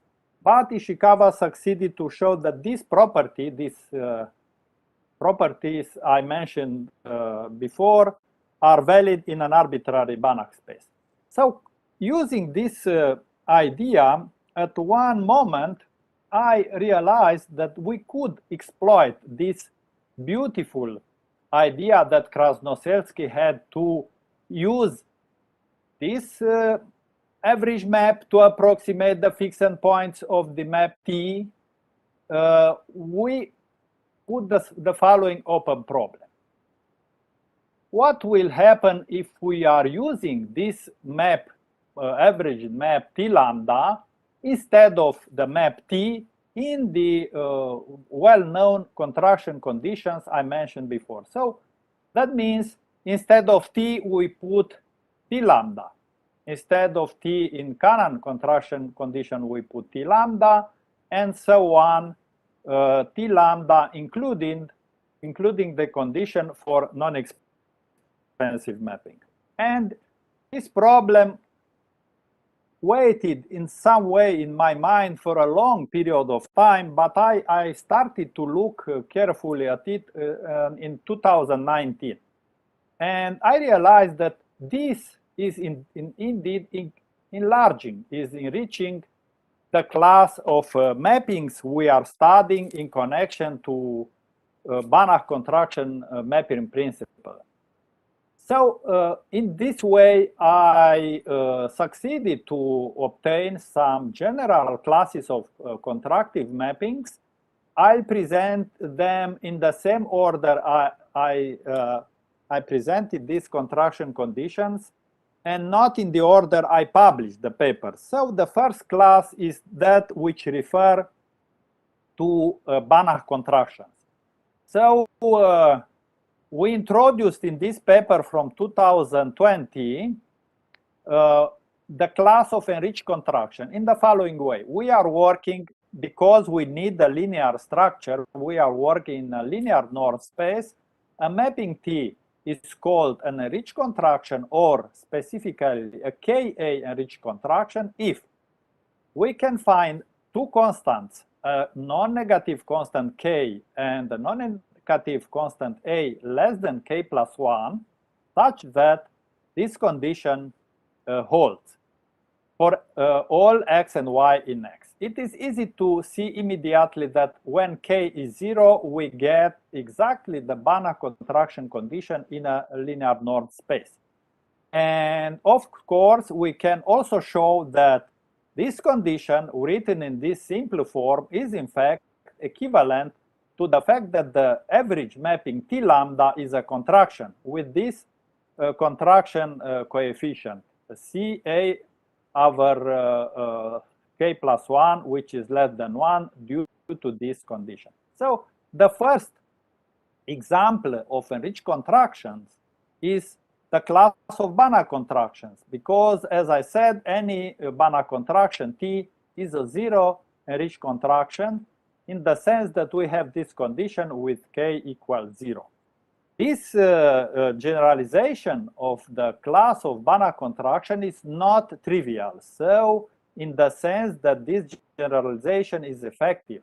And the fact that it is effective is due to various examples we can provide to show that several mappings belong to the class of enriched contractions, but they are not usual Banach contraction. Here is an example. We consider the interval 0, 2 endowed with the usual norm. T is defined in this way, and it is easy to see that T is non-expansive. In fact, it is an isometry. T is not a contraction, which is quite easy to show, and T is an enriched contraction.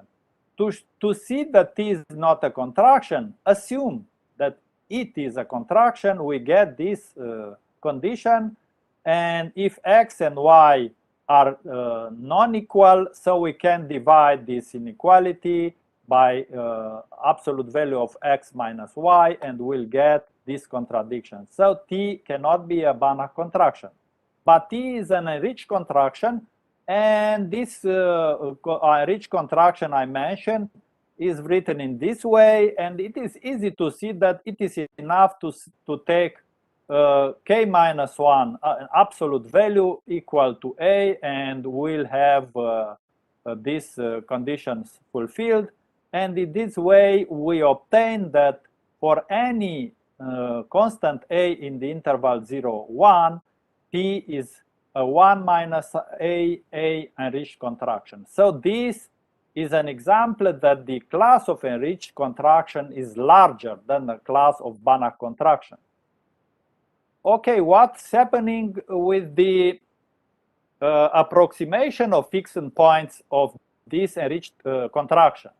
We know that for the Banach, the class of Banach contractions, as it was mentioned before in some presentations, Picard iteration, that is the sequence of successive approximation, can be used to approximate the fixed points. A Picard iteration converges always in the class of Picard iteration, but in the class of enriched contraction, Picard iteration in general does not converge. The simplest example is this one. Take the enriched contraction I showed before in my example, and take x0a, a different of 1, and we can see that the sequence xn is oscillatory, so it does not converge. So in order to approximate the fixed this area, so for enriched contractions, we need a more elaborate iterative scheme like Krasnoselsky iteration, this one, and like Mann iteration when the parameter lambda depends on the step. So the first question is what we can say about the existence and approximation of enriched contractions. And this is a sample result. If we are in a Banach space X, and T is an enriched contraction, then and there is a certain lambda in this interval such that the iterative method defined by Krasnoselsky iteration converges strongly to the unifix point for any initial value x0. There are many other results in the paper I mentioned here. So the paper from Journal of Fixed Point Theory and Application from 2020. It is easy to see that if k is 0, from this theorem we recover exactly the Banach fixed point theorem as it has been formulated initially, that is in what we call now a Banach space, so a complete linear norm space. Because when lambda is 1, this sequence reduces to xn plus 1 equal p of xn, the usual Picard iteration. Here we also have some error estimates similar to the ones in the Banach contraction mapping principle. It is easy to see that when k is 0, then we recover exactly the error estimates in the Banach contraction principle. Then we continued, normally with the class of Cannon mappings. So similarly, we introduce the class of Cannon mappings. We say mapping T is a Cannon, enriched Cannon mapping if we can find a number, a non-negative number k and the number b less than 1/2, such that we have this contraction condition. Of course, it is easy to see that for k equals 0, we recover exactly the Cannon contraction condition. And we should call this as usually KB enriched Cannon mapping. Similarly to the case of Banach contraction, we can say that any Cannon mapping is a 0B enriched Cannon mapping. So the class of enriched Cannon mappings includes the class of Cannon mappings. But the inclusion is proper as shown by this example. I don't insist on it.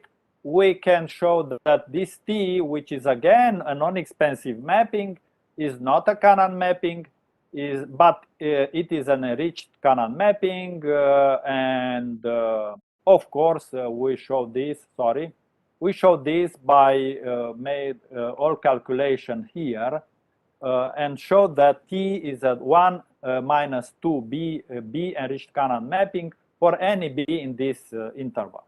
What is important to say at this point is that the class of enriched contractions and the class of enriched Cannon mappings have some common parts, so their intersection is non-empty.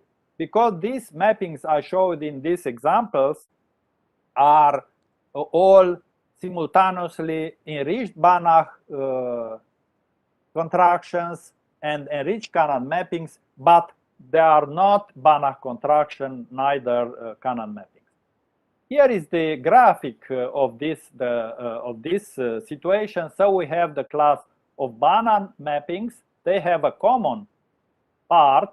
The Banach contraction with the contraction coefficient less than 1/3 are known to be Cannon mappings. And so the enriched contraction is represented by this set of dashed red line, while the class of enriched Cannon mappings is represented by this set of dashed red, blue dashed. And we can show that this T we showed in the first example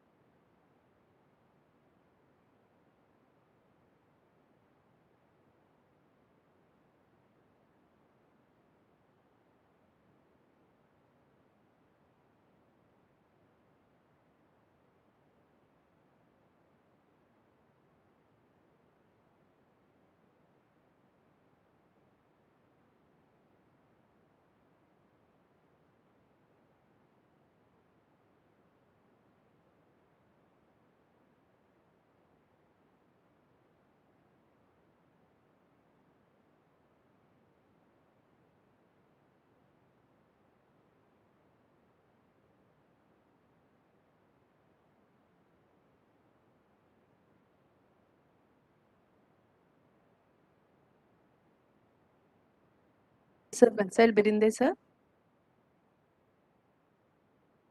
Professor Vatsal Birinde, sir. I'm sorry, I lost the connection. Can you hear me now? Yes, sir, we can hear you, sir. I'm very sorry. I lost the connection. I don't know why. So I'll try to share my file. Okay, sir.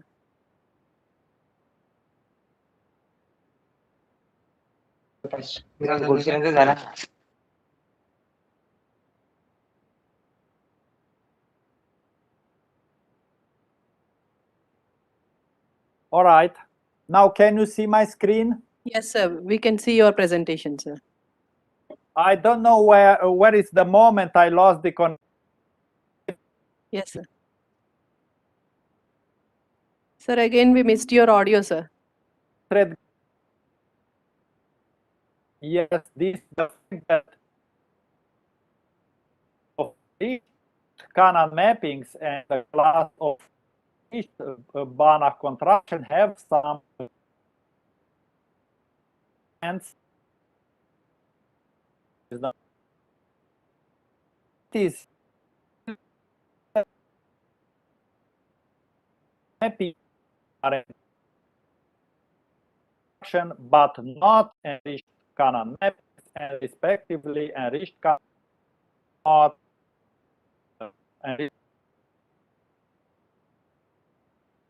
are simultaneously enriched construction and enriched Cannon mappings.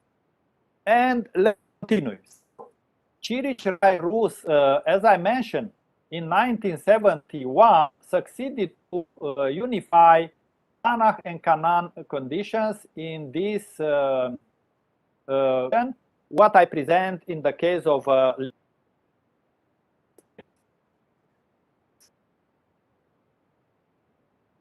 doing the same and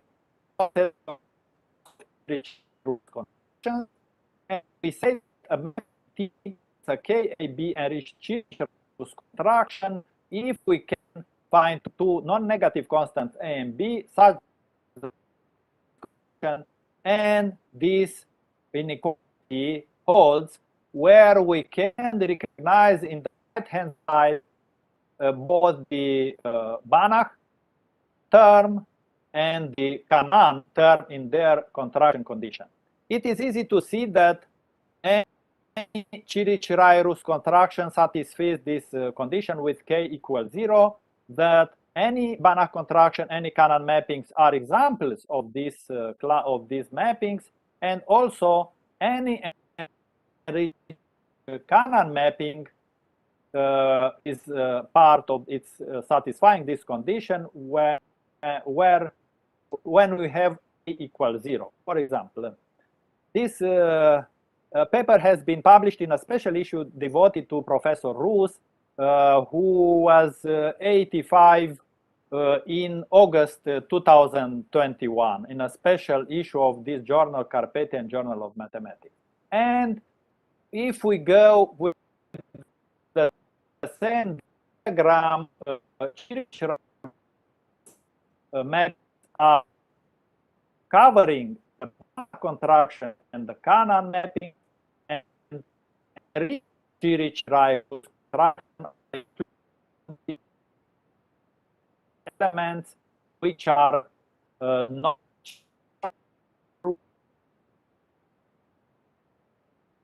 Chirich-Rai-Rus contraction.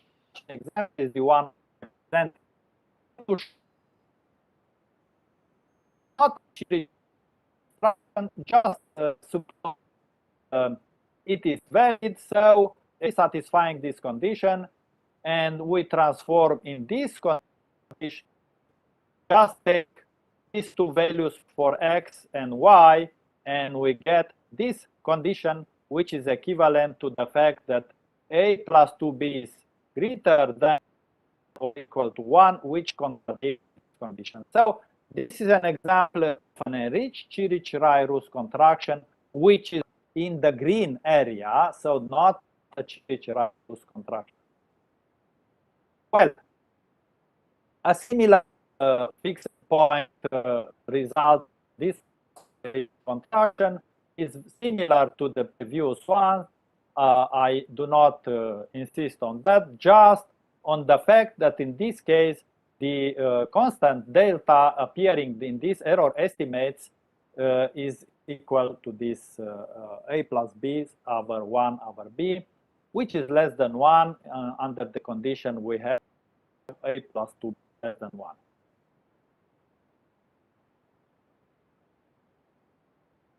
What is important is that if we take particular values for A and for B, we recover the fixed point theorem for each Cannon mappings. However, this is the situation. I don't insist on the representation, but after we published the paper I mentioned before, in collaboration with Madalina Pecurar, we realized that we introduced an incomplete definition. So I put here these three conditions.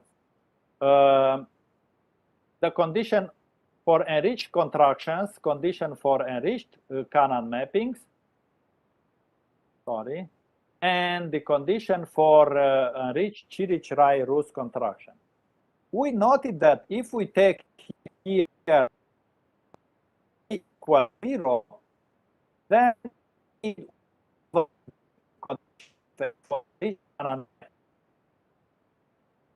0, so this disappear, from this condition A plus 2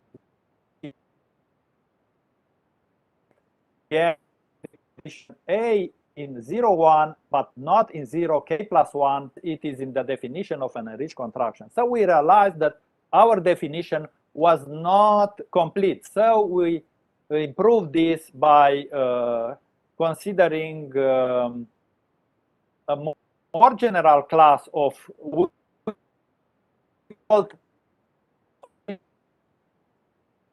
but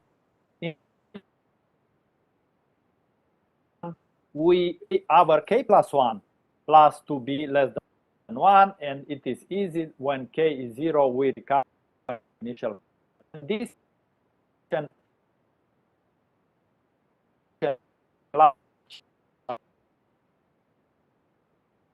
this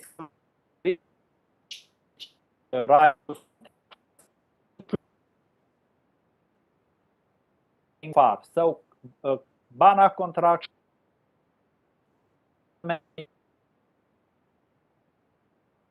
their enriched versions.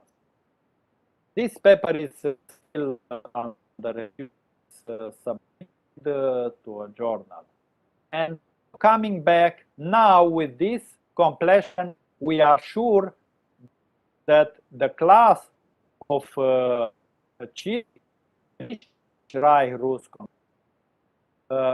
include all the previous ones: Banach contraction, Kahn mappings, enriched Banach contraction, and enriched Kahn mapping. So we can be now happy. Last but not least, I want to speak about the class of enriched non-expansive. This is the first paper published on this topic.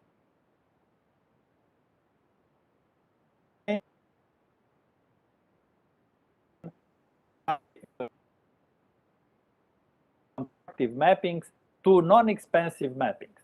So all of us, or almost all of us, know what is a non-expansive mapping. So I was interested to enlarge this class of mappings, which is extremely important in mathematics. For example, Professor Cho mentioned that the projection operator is non-expansive. There are many other natural concepts in mathematics which are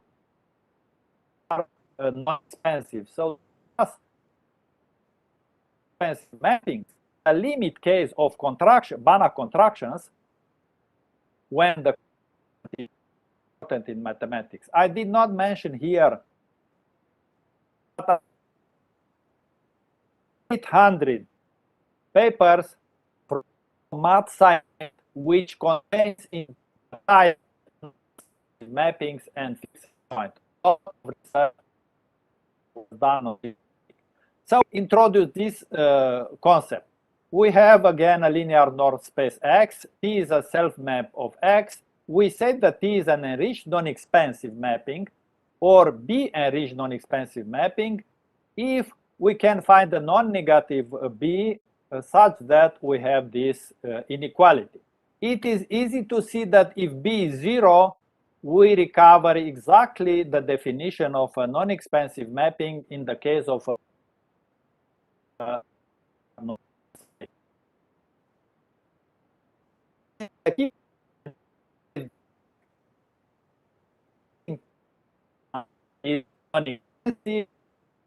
because we can, if we get that this T lambda is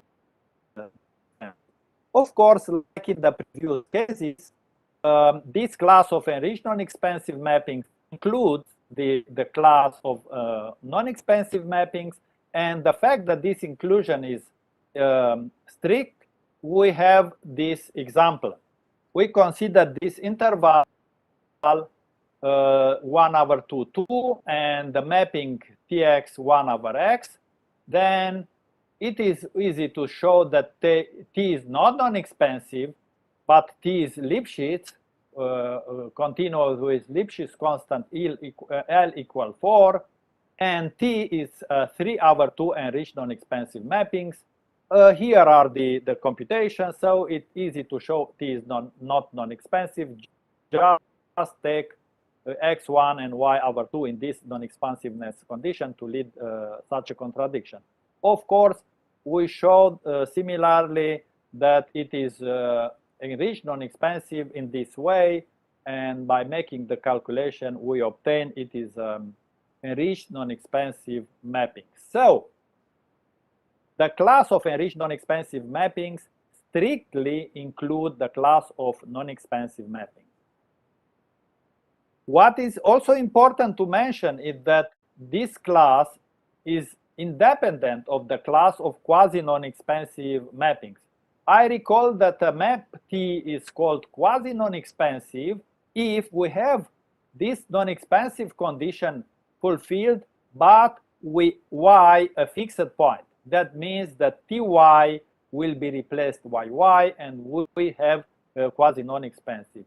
It is known that any non-expansive map which has at least a fixed point is quasi-non-expansive, but the reverse is not true. So I want to show that our class of enriched non-expansive mappings is independent of this class of quasi-non-expansive mappings, which is directly related to the class of non-expansive mapping. If we assume T is quasi-non-expansive, because this map T I have in my example has a unique fixed point 1, we must have this condition and just take x1 over 2 to reach again a contradiction. So T is not quasi-non-expansive, but it is nor non-expansive, but it is enriched non-expansive. There are many other classes of mappings which are related to non-expansive mappings, which deserve to be compared to the class of enriched non-expansive mappings, but I mentioned just here this fact. So if we refer to the class of non-expansive mappings, so the class of quasi-non-expansive mappings has this form because they have common part. I mentioned the common part is formed by those non-expansive mappings which have a fixed point, and here are the quasi-non-expansive mappings which are not non-expansive, are known such classes of non-expansive mappings. So the class of enriched non-expansive mappings should be in this way. So it includes strictly the class of non-expansive mapping. And of course, the class of enriched quasi-non-expansive mappings should be of this form. I'll mention a little bit later this aspect. So, concluded these facts we presented before, the class of enriched non-expansive mappings is very large. It includes all non-expansive mappings. It includes some Lipschitzian mappings with a Lipschitz constant greater than 1, and generalized contractive mappings in the sense of this paper. I don't insist on it. All Lipschitzian and generalized pseudo-contractive mappings, but in a Hilbert space. And so, because this class is so large, the first important problem is now, could we establish a fixed point theorem for this class? So, what additional properties we need on T or on the space X to ensure the existence of fixed points of the enriched non-expansive mappings? Of course, the second problem is to find an appropriate iterative method to approximate the fixed points of enriched non-expansive mappings. Here we need some concept, but for stating my sample convergence theorem for enriched non-expansive mappings, I'll not present the details. So a strong convergence theorem is the following one. If C is a bounded closed convex subset of a Hilbert space, and T is an enriched non-expansive mappings, and demi-compact in the sense of Petrichin, I don't insist on this definition, then T, the set of fixed points of T is non-empty and convex, and for any x0 in this set C and any fixed number lambda, the Krasnoselski iteration sequence defined as usually by this convex combination converges strongly to a fixed point of T. A weak convergence theorem is this one. If we don't have the property of demi-compactness, then we can ensure, in the case of uniqueness of the fixed point, that this iteration converges weakly to T. But this theorem can be extended, and in the paper I mentioned, it is a result when there is no this restriction on the fixed point set of T.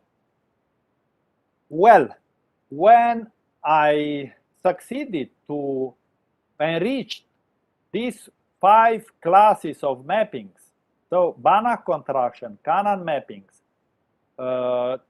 Chirich-Rai-Rus contractions, Chatterjee contraction, and non-expansive mappings, we ask ourselves the following question. So first of all, looking to the way how the results in current work in fixed point theory are obtained, we can say that there are mainly 2 ways and combination of these 2 ways. So first way to extend a fixed point theorem is to consider generalized metric spaces instead of metric spaces, and the second, to consider more general contractive condition instead of a classical contraction condition. So, difference to our technique of enriching the contractive mappings, I put to myself this problem. Okay, we have a certain contraction condition, and we consider the contraction condition obtained when we put T lambda instead of T in that contraction condition. Do we always obtain true generalization of the known fixed point theorems? So this is a very natural question. So in relation to this question, we were led to the following concept: the concept of saturated class of mappings and unsaturated class of mappings that we studied in this paper from 2021, fixed point theorem for theorems for unsaturated and saturated classes of mappings in. And the point is the following: work as usually in a linear norm space because we need this mapping, average mapping T lambda, but I forgot to mention at a certain moment that we obtained some results for enriching contractive mappings in convex metric spaces. So more general than in linear norm space. And we consider C a subset of the family of cell mappings defined of X. For example, the C could be the class of Banach contraction. A mapping T, a cell map T, is said to be C enriched or enriched with respect to this class C if we can find a constant lambda in this interval such that T lambda belongs to the class C. We denote by C upper script E the set of enriched mappings with respect to the class C.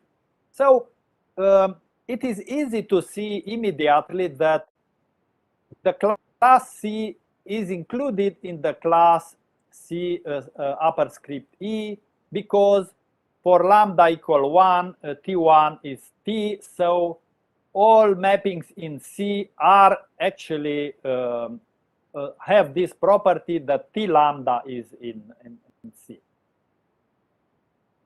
Then the next definition, it's about having this property. We consider the same context,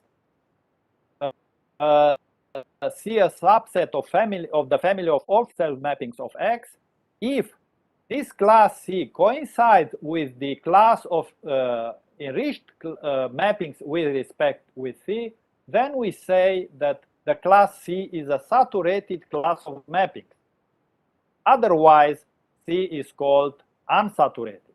So it is clear that a class C is unsaturated if and only if this inclusion is strict. What does it mean?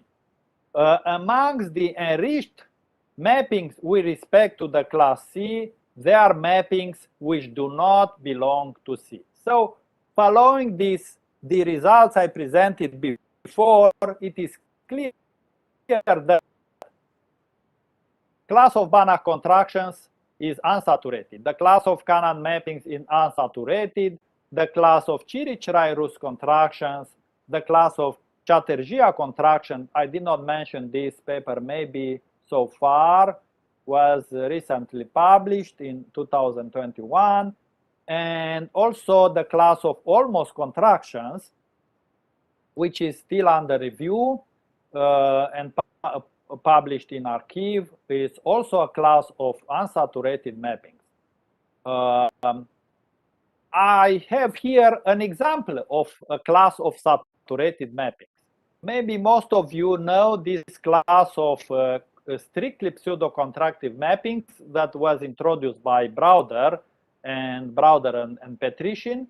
A mapping T defined on a subset C, which is non-empty of a normal space, is called K-strictly pseudo-contractive if we can find such a constant such that we have this condition. It is easy to see that if K is 0, then we get exactly the class of non-expansive mappings. So the main result in the paper I mentioned about saturated and unsaturated classes of mappings is that in a Hilbert space H, the class of strictly pseudo-contractive mappings is a saturated class of contractive mappings. That means we cannot enlarge this class by using this technique of enriching. Actually, I realized later that the class of K strictly pseudo-contractive mappings, in fact, in a Hilbert space, coincides with the class of enriched non-expansive mappings. That is why later we wrote another paper in the case of Banach spaces where this equivalence is not more true. This paper from 2022, where we consider enriched non-expansive mappings in Banach spaces, and this class not coincide with K strictly pseudo-contractive mappings in Banach spaces. Another example of saturated class of mappings is that of demi-contractive mappings.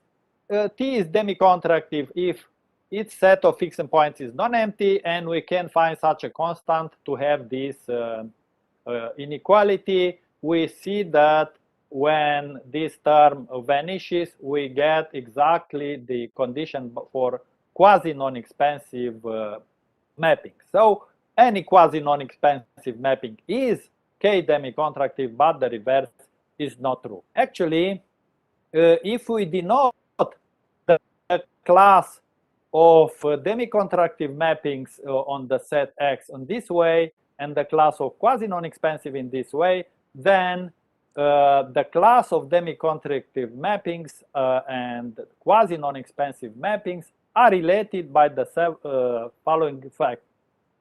The class of demi-contractive mappings is the class of enriched quasi-non-expansive mappings. So in a Hilbert space, the class of demi-contractive mappings is a saturated class of contractive mapping. Just a few words about the origins of demi-contractive mappings.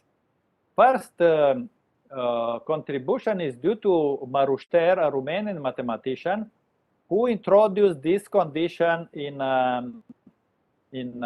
the case of a Hilbert space, but in a different paper, two American mathematicians, Hicks and Kubitschek, in contractive and established, in fact, almost the same results.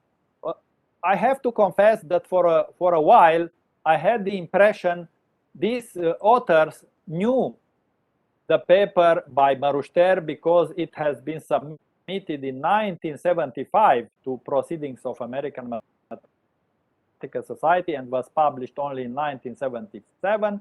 But later I realized that actually Hicks and Kubitschek used this process of enriching the class of demi-contractive mappings.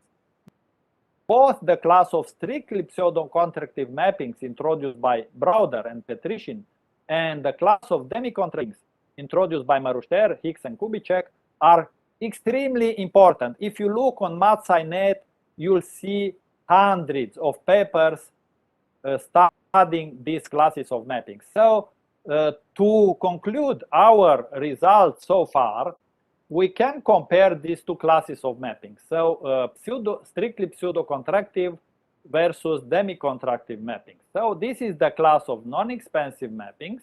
We show the relation to quasi-non-expansive mappings, and the enriched class of non-expansive, which is called strictly pseudo-contractive mapping in the sense of Browder, is this set, and demi-contractive mappings are the enriched class of quasi-non-expansive mappings. They have some common elements, but they are totally different. So to say here the conclusion of my paper, I would like to say that using in a contraction condition, instead of the mapping T, its average map T lambda, really provides new classes of mappings, and we call them enriched mappings, following the process of enrichment we have seen to Krasnoselsky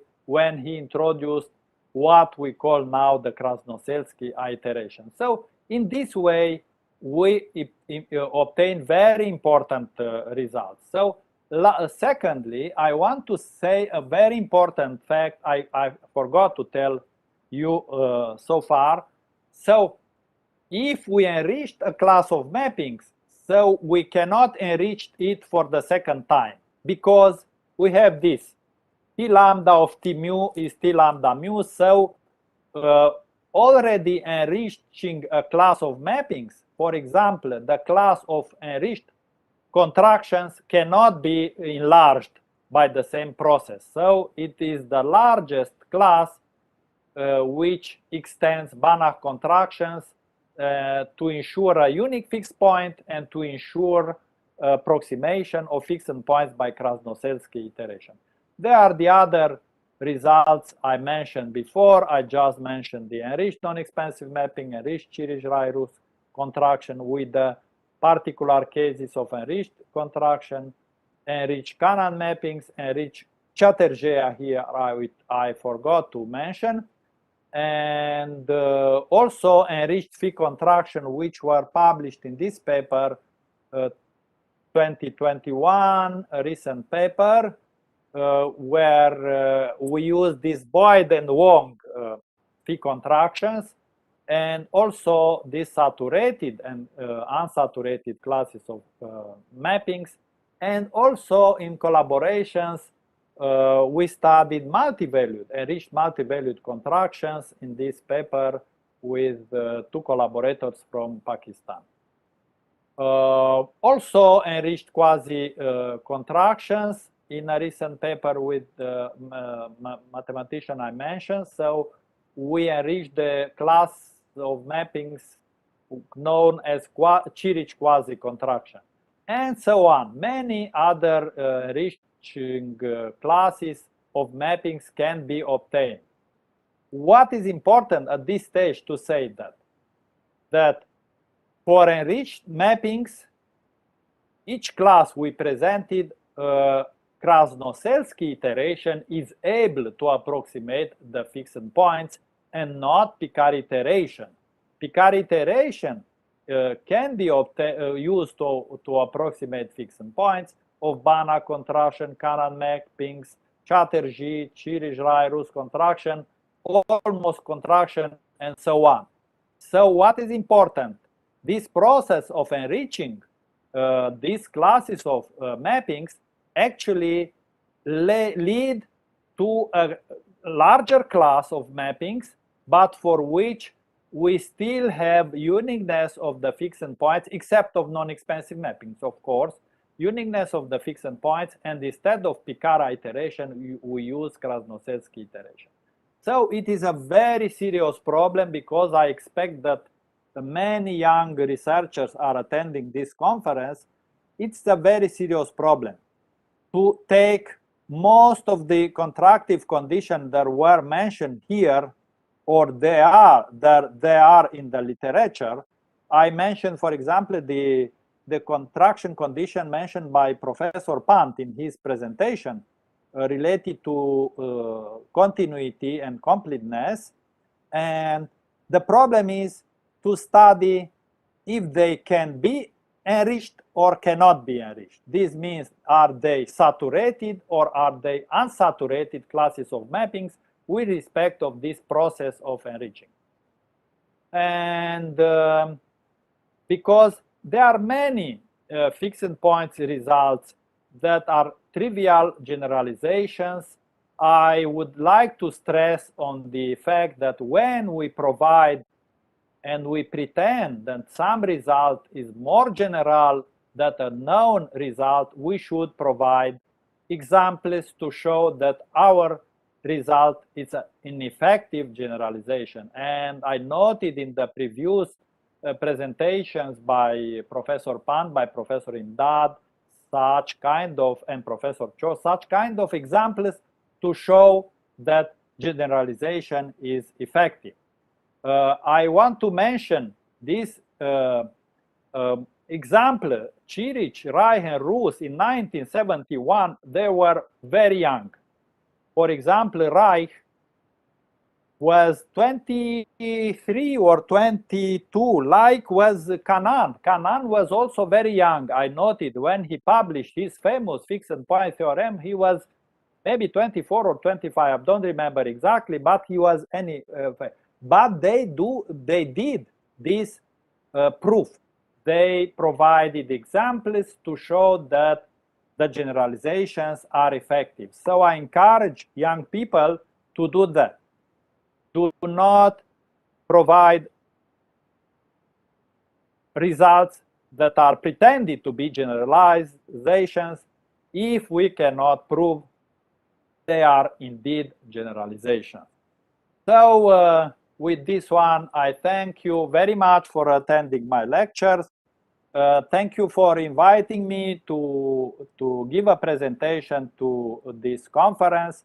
Congratulations to Professor Babu, and good luck with his PhD students to work on these nice topics which are related to fixed point theory. Thank you. Thank you very much, Professor, sir. Now, Professor, it is the Professor Babu, I would questions and answers section. It is the questions and answers section. If there are any questions, please ask. Professor Babu? Yes, sir. I'll just like to a small interaction with Professor Verinde. Okay. Professor Verinde, it was a pleasure to listen to your lecture. This idea of enriched contractions is really very interesting. I have not seen it earlier, unfortunately. And the techniques you have developed are equally interesting. So right. I will request you to send some of your recent papers through, I request you through yes, email. Yes, of course. Of course, I just maybe I'll send on chat my email address, and anyone who is interested to get a copy or copies of my papers, should send an email to this address. The Gmail address is the best one. So vasile.berinde at gmail.com.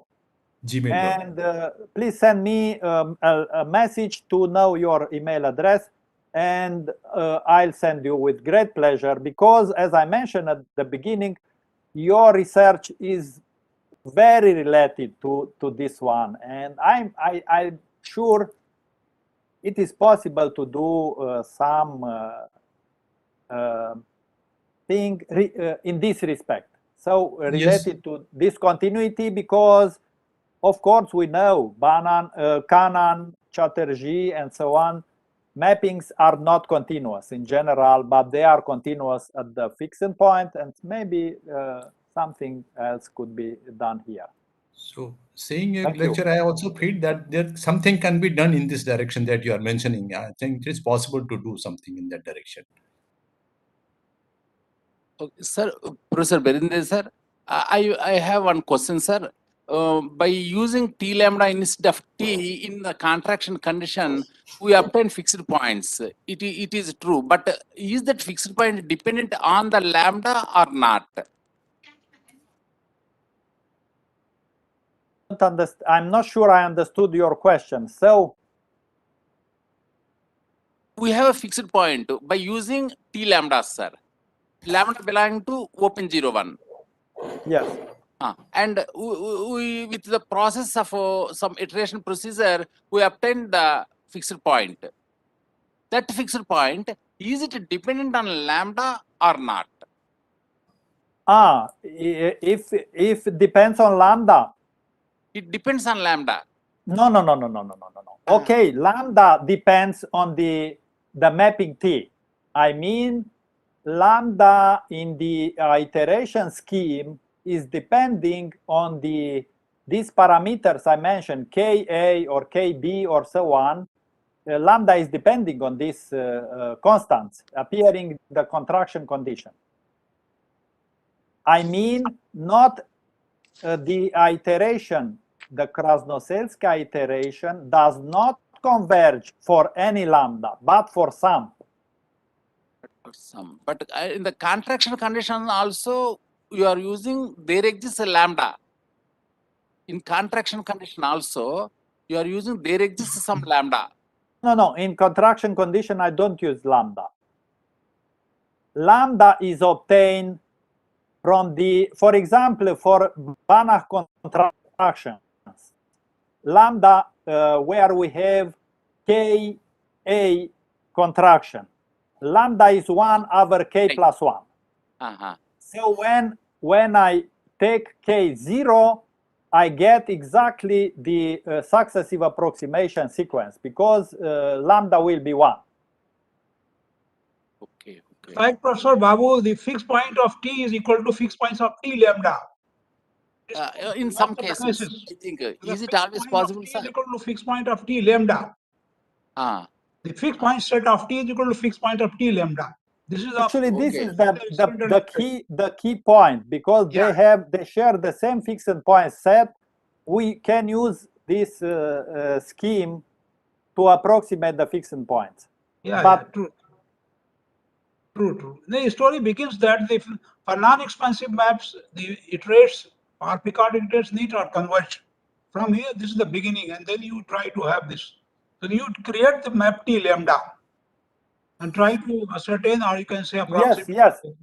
Yes, Krasnoselsky did this for the first time. So because Picard iteration does not converge, so he considered this convex combination of X and Tx to get.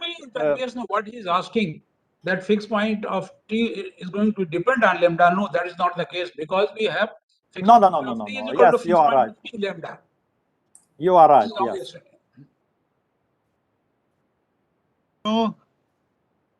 Hello. Okay, sir.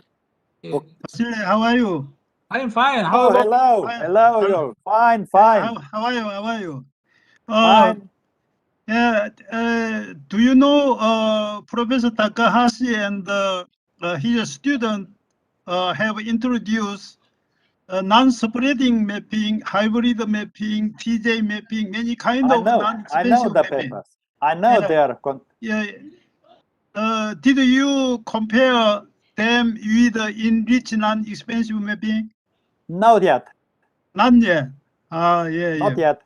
Yeah. There are many, as you know, there are many classes of mappings related to non-expensive mappings. It's how to say, it's a challenge for young people to compare. Yeah. I will send you the file of my talk. In talk, the file contained many kind of non-expensive. I know. I mapping. used your Yeah, introduced presentation by- in a previous conference. Yes. Introduced by Takashi and his student. Many kind of non-expensive mapping. I hope you compare them with the enriched non-expensive mapping. Okay. Yes, of course. Yeah. Maybe we can get some new idea from enriched non-expensive mapping and Takashi's type non-expensive mapping. Yes, of course. Yes, for sure. The relationship between enriched non-expensive mapping and hybrid non-expensive mappings, non-spreading mapping, maybe we can get some new idea from some relation between enriched non-expensive mapping and hybrid non-expensive mapping. That's true. Maybe. True. Yes. Yeah. Okay, thank you very much, sir. Thank you very much for deliberations. Hello.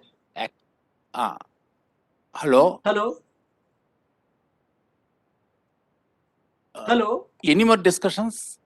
Okay, thank you very much, sir, for giving the answers and explanations that is asked by us.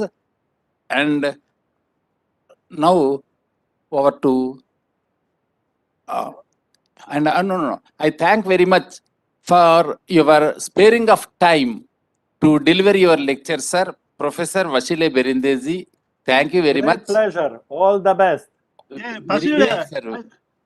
Vasile, hope to meet we at King Mongkok University after COVID-19. I do hope this will be.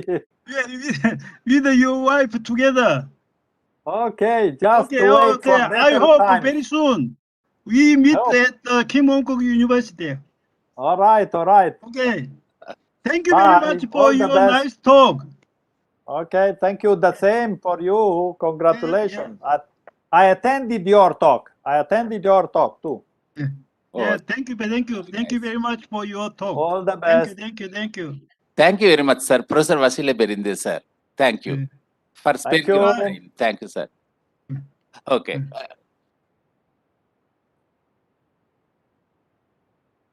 Mike Anchal. Thank you very much, sir, for allotting your precious time and addressing our participants and sharing your work. This is really an amazing opportunity to everyone in the audience to know about enriched non-expansive maps, enriched various contractions, and giving an open problem. Thank you once again, sir. Professor Babu. You are welcome. Professor Babu. Sir. Just I sent to you many files of my 3 talks, my books, and my recent paper. Just I sent to you. Sure, sir. Some participants want to have my paper. Please send them.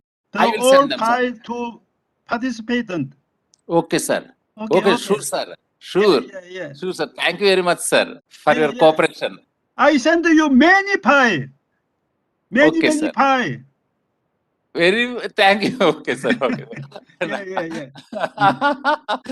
Yeah. You did a lot, sir. You did a lot. My father health condition not good. Sorry. Just I come to my home. Especially my brother, my sister, all together come to my home and take care of my father now. Oh, sorry, sir. Still, you are attending this conference. If participants have some question, please let me know by email, and then we can discuss some problem with the participant together. Right, Okay. sir.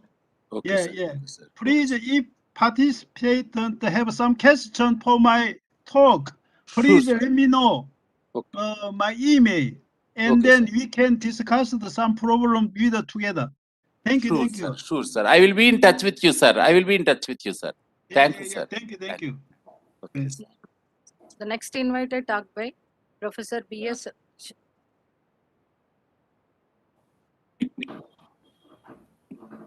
Next invited talk by Professor B.S. Chowdhury and Department of Indian Institute of Engineering, Science and Technology, Shibpur, Department of Maths, sorry, Shibpur, sir, and who delivers a lecture on survey of development of research on best proximity point problems. Now I invite Professor Dr. Sahu, Department of Mathematics, BHU, Varanasi, to chair the session. Over to Sahu, sir. Thank you, ma'am. Hello. May I audible? Over to Dr. Sahu, sir. Hello, Professor. Dear Dr. Sahu. Yes. Are you able to hear me? Yes, I am hearing you. What about me? But the picture is not shown. Okay.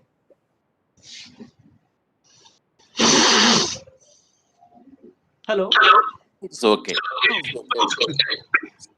Professor Sahu. How are you, Professor Chow?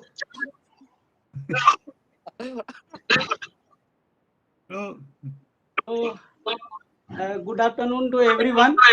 And, it's a nice the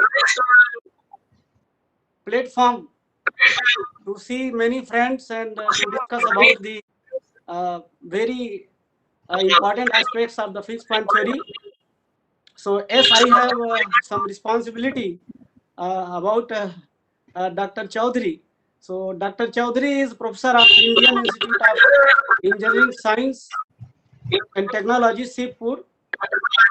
He served as chairman of the Department of Mathematics and also as dean of the institute. He has more than 300 research papers.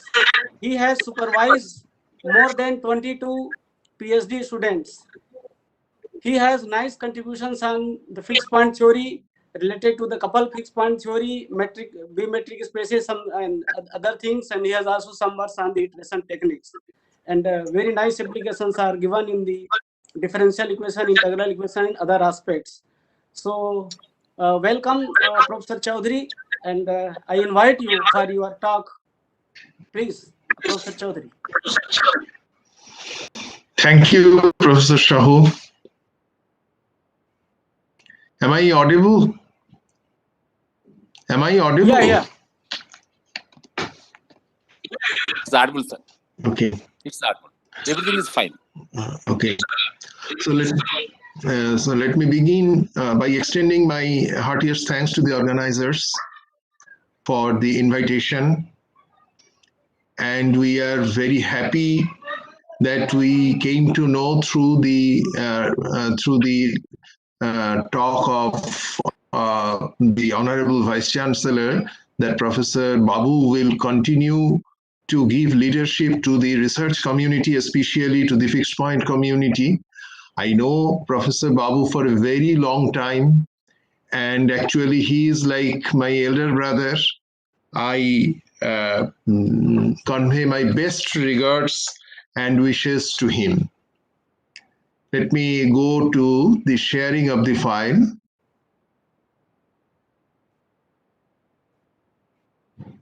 It's not coming. Is it visible? Yes. Continue. Yes. Let me continue. It is a survey of development of research on best proximity point problems. So the best proximity point problem is actually an offshoot and also a generalization of fixed point problems. what a best proximity point problem is. Although I promised that I will give a survey of the development, I think I will not be able to really touch on any and every aspect of this development because across last 2 decades, I should say, in a time which is a bit less than 2 decades, 1.5 decades and a little more, the area of research has tremendously developed. So it is not possible in a very short time to touch upon any and every aspect of this development. I will begin with the definition of what a best proximity point problem is. The basic problem is to determine the distance between 2 sets. And it is studied in spaces where there is in some sense a metric that is a distance function or at least a generalization, some generalization of the distance function like G metric or partial metric, or spaces where we have fuzzified metric like fuzzy metric spaces or probabilistic metric spaces like that. And so I will confine my attention only to this development which has taken, which has been done on only on metric spaces. That is, if A and B are 2 sets, the distance between them is given by infimum of DAB, A belonging to A and B belonging to B.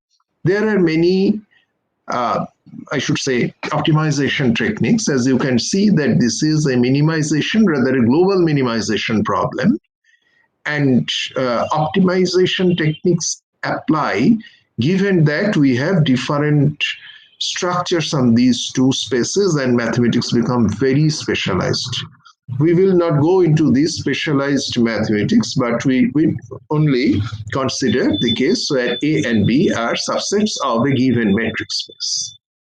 So essentially, we recognize it as a global optimization problem. And in a best proximity point problem approach, we solve this problem by taking a function t from the set A to the set B. And then what a best proximity point is.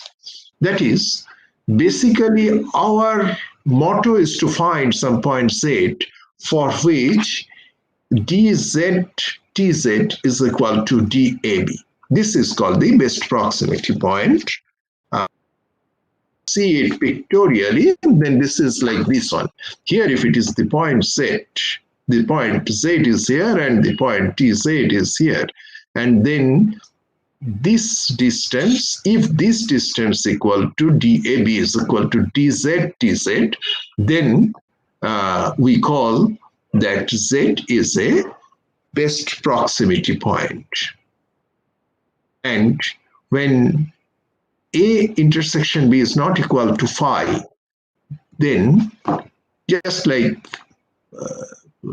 here in this picture, the best proximity point. Hello. Hello, can you hear? Professor Babu. Sorry, Hello. Professor Chaudhary, please share your. Hello. Hello. Please share your screen. Is it visible now? For me, it is very difficult. No, even I can't see. Even I can't see the period. If someone is getting that is a different issue, but for me, I'm not able to see. Even I'm not able to see. Yeah. I see. There is some technical problem. I think. Oh, maybe. Maybe there is a technical problem. Sir, your screen is not shared, sir. Screen is not shared. Yes, sir. Your presentation is not visible. Let me have this like this one. This screen.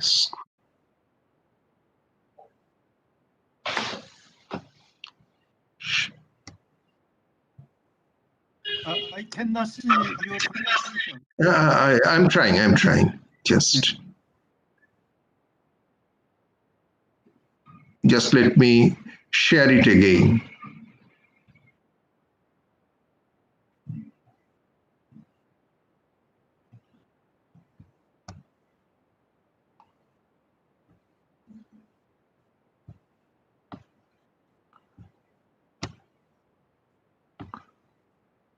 I think now it is visible. Yes, sir. Now it is Yeah, visible. now it's okay. It's okay. Now it's okay. Yeah. Please So, continue. so I will continue. Now, as we have noticed that the best proximity point is a point where through the function t, tz is equal to tab, that the minimum distance is realized. Now, if it so happens that A intersection B equal to phi, then the best proximity point reduces to the fixed point.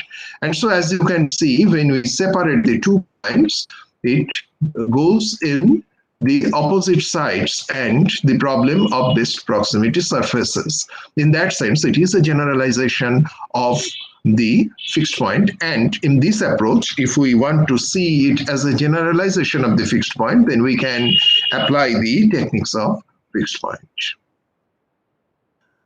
So essentially what we are doing this, that we are going to solve this equation x is equal to tx. But I will go back and see that x is equal to tx has no solution in this case, where t is a non-self mapping. But we can think of an optimal approximate solution. This optimal approximate solution will give you the best proximity point, provided that you can have the optimal approximate solution such that this inequality is satisfied. And so in that sense, this is a global optimization problem. Initially, when it was introduced, there was a great confusion with the let me skip, with the best approximation theorems. So, especially with the Kaifon's theorem. The Kaifon's best approximation theorem is, this one is a version of that in nonlinear spaces. But we can see that basic difference is that Kaifon's best approximation theorem is not an optimality result. But the best proximity point theorems are optimality results. So this is the basic difference. For this purpose, we use different types of contraction mappings. One type of contraction mapping is cyclic contraction. What is a cyclic mapping? If we are given with 2 sets, A and B, then T is a function from A union B to A union B such that TA is a subset of B. That is, A maps into B and B maps into A. Then it's a cyclic mapping. And with the cyclic mapping, if we have a cyclic contraction like this, that is a cyclic mapping which satisfies certain contractive conditions. One such contractive condition was given by Alfred and Biromani. There are many such contractive conditions. We are not going into several of such conditions. We are just illustrating it with one, that whenever x is belongs to A and y belongs to B, if it so happens that this inequality is satisfied, then it can be proved that x dx dx, there will be some x such that dx dx is equal to dab. Just it may be mentioned that just like fixed point theorems, best proximity point theorems may fail to exist. So there should be very special conditions under which the best proximity point theorems can be found. So this is one such condition. There are many other types of conditions. This is a cyclic contraction map.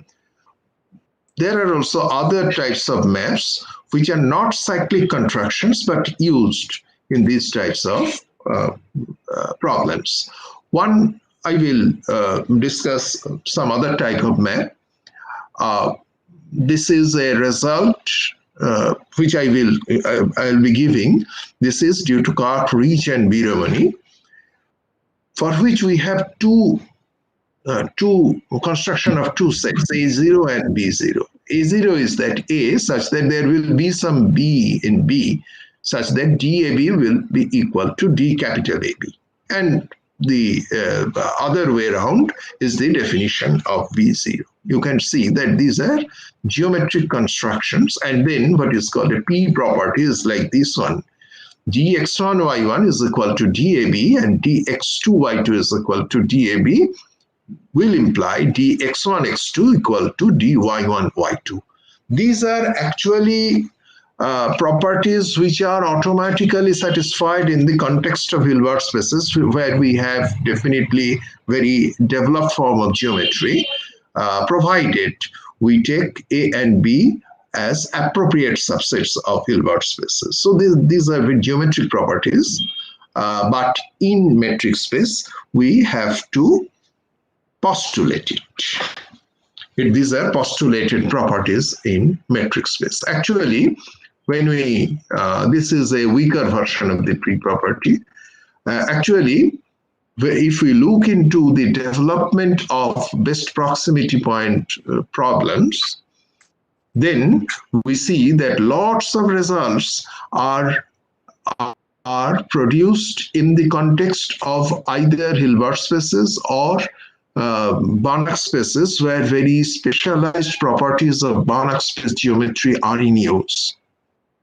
But when we go to the concept of, rather when we want to see the results in a metric space, we have to postulate certain properties. And sometimes the convexity is a very important property which are used. In metric space, there are many results on best proximity points with the concept of Takahashi convexity. We will not go into that, just mention it. And this is one result. It is a mapping from T from A to B.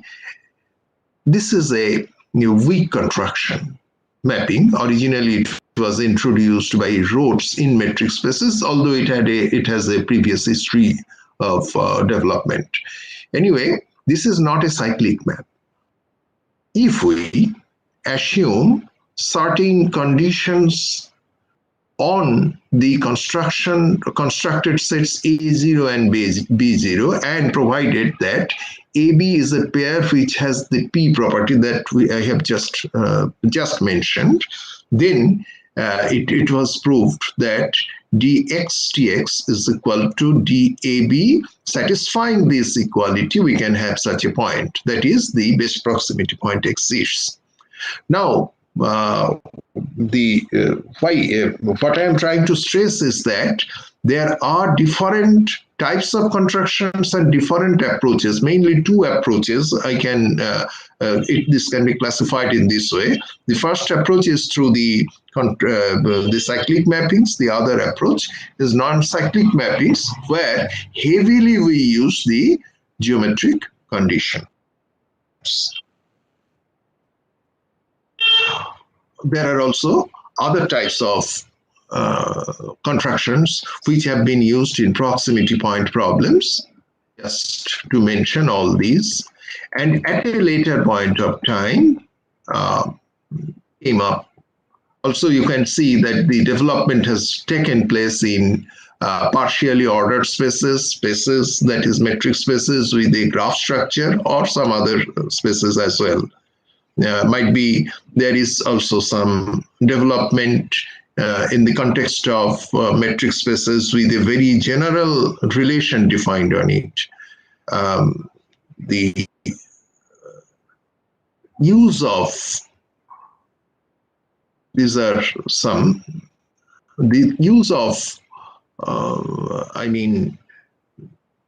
set-valued mappings appeared at a later point of time, where we see the use of Hausdorff distance. This is the famous Hausdorff distance. I need not explain it here. So Nadler was able to extend to the arena of set-valued analysis the classical result of Banach. And generalizations of Nadler have been used in many ways in the context of finding best proximity points. The idea is like this one. The idea is that if there is a function f from x to closed subsets or sometimes compact subsets of x, and if it is possible that the distance from x to fx is equal to dab, then we declare that this point is a best proximity point for the function f, which realizes the distance between the two sets. And there have been quite a good number of papers appearing on it. This is our work actually. We skip. Just to mention that these are there. Now, the question is, the best proximity points are in some sense applications by themselves. But I will discuss some applications to fractals which are appearing in very recent literatures. Again, here the Hausdorff distance is at use.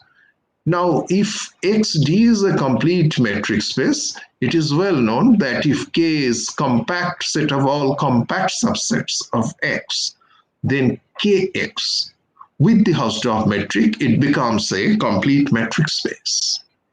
And in this, the convergence under the Hausdorff metric is like this one. It is the picture shows that there is a convergence in case of the fractal. Anyway, fractals were introduced by Mandelbrot, as we all know, in 1975. And a set is said to be self-similar when we have the repetition in that set only under certain mappings.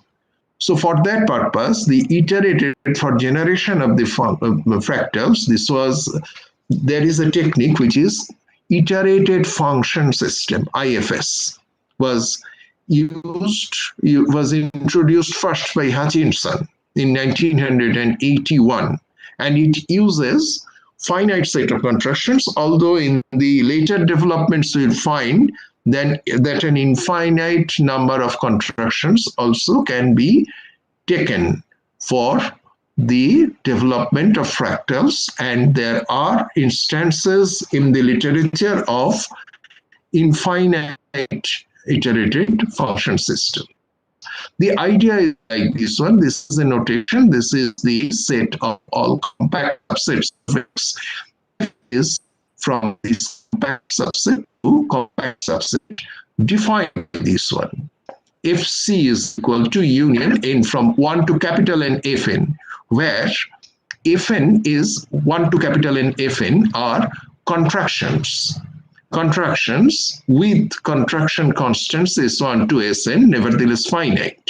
It will not work out. If it is infinite, we will have to adjust things accordingly if we want to have an infinite to use rather an infinite number of contraction mappings. Anyway, the basic construction is like this one.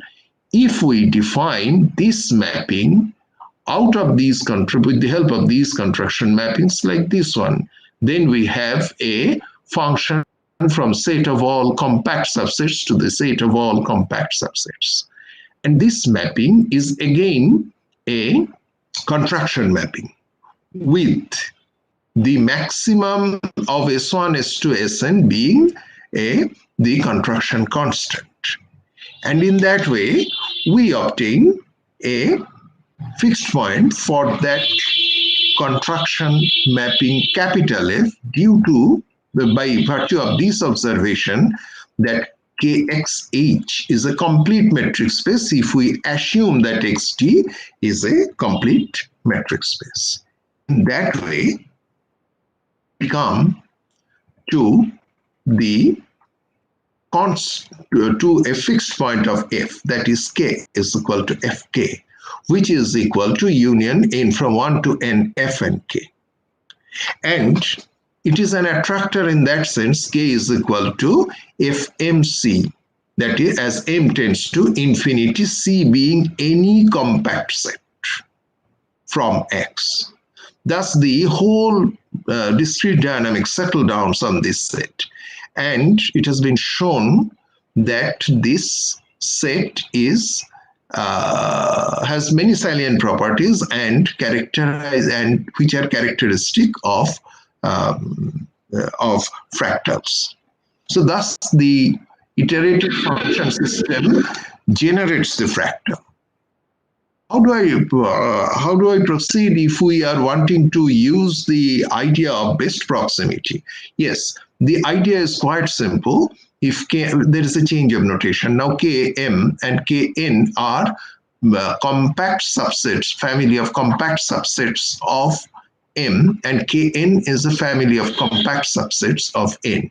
Then HPQ is this one, H of Km, H is the Hausdorff distance there. And now K0 is defined in this way and Kn0 is defined in that way. And each Kn is equal to infimum of knowledge, this one. That way, we have certain lemmas.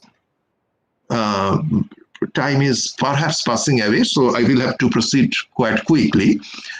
With the help of these lemmas, it is possible to prove that these are, that is PIFS we call proximal iterated function systems. They settle down on a best proximity point of that system.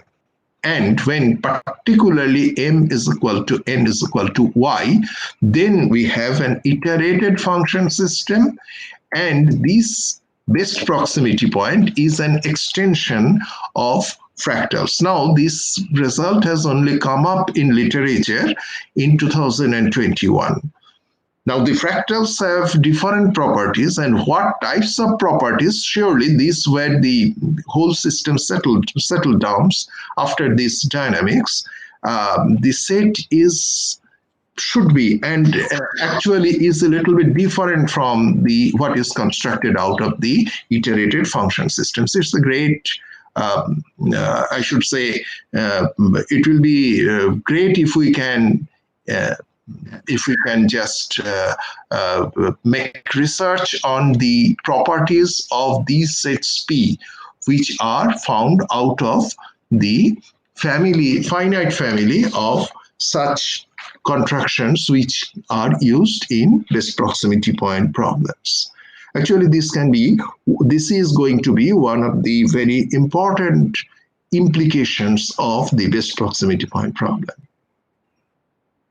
And there were certain more things to add, but let me go to some other topic, because I have just mentioned that I will give a glimpse of the development which has taken place. Now the point is, we know coupled fixed point. Now, what this is called a coupled fixed point, we know it. That is a mapping T from X cross X to X, then X is equal to Tx, Y is equal to T, Y is equal to Tyx. Now, there is a generalization for it. What is the generalization of that? The generalization of this is like this one, if from X cross X to X, such that if Xy belongs to B, whenever X belongs to A and Y belongs to B. And if Yx will belong to A, whenever X belongs to A, Y belongs to A, and X belongs to B. That is a sort of this type of cyclicness is involved in the coupled mapping like this one. If it so happens, Professor Shahu, how much time I can have? 5 minutes. Hello? Hello, Professor Shahul?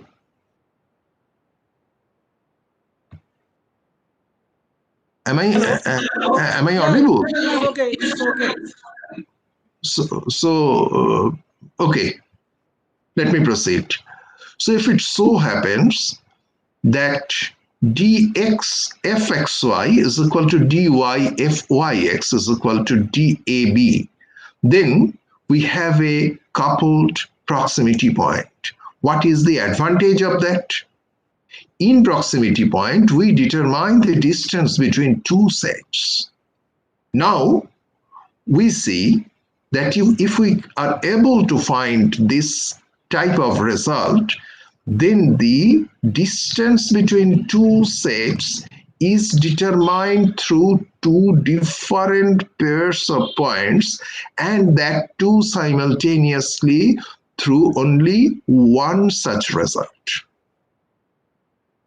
So this was another aspect of the best proximity point problem, which can be pursued, and the results are supposed to be interesting. Actually, there are also certain preliminary results on it. This is one result where multi-valued such coupled functions are used, that is x cross x to CLX, that is closed subsets of x we take. Then f is such a result, closed and bounded supposedly.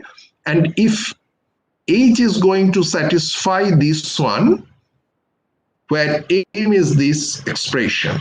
So this is a multi-value coupled contraction type of result, and we must understand here that x, the choices are not arbitrary, because x is taken from A, y is taken from A, U is taken from A, y and v are taken from B. If it is satisfied, then we can conclude that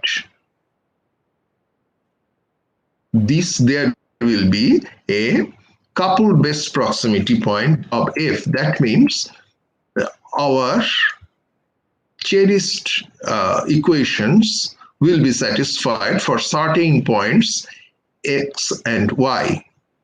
For certain points xy, that is xy belonging to AB. Across B, But in this result also, you will see that we are leaning heavily on the geometric conditions. Actually, the best proximity point, finding distance, is essentially a geometric concept. And for that purpose, when I have described this study in metric spaces, but I should admit that the actual arena of study is where there are elements of geometry, especially when we make a study about become very important in this study. And only when we are going to deal with this problem in metrics, we need to have geometry, but the elements of geometry are taken as postulates in a manner through which we can use them as analytic results, not as geometric results. Although the origination of the idea remains in the geometry. And this is one of the proofs. By a single convergence of the iterates, we can realize the distance between the two sets at two different points. There are coupled, then triple proximity results, and etc. And the proximity point problem may be studied very successfully with the extension of the idea of coupled mappings to tripled mappings or n-tupled mappings. In fact, there are results on fixed points for those mappings, and I think if research is done, then it is possible to extend. And lastly, I know that time is quite scanty. Lastly, I must mention that there are many other problems associated with it, especially the problem of stability of the fixed point sets. And then the problem is not really related to metric spaces. It is well studied. It is being studied in fuzzy metric spaces, in probabilistic metric spaces, in generalized metric spaces, B metric spaces as well. And lastly, I must conclude by saying that it is a well-flourished field on the one hand, and on the other hand, there are large unexplored problems remaining with this particular field. And I will invite the young researchers to take, especially who are interested in fixed point-like problems, to take interest in these problems. And I think they can have a successful pursuit of research if this is done. Thank you all. Thank you, sir. Thank you, Professor Chaudhary. Any comments from the participants, please?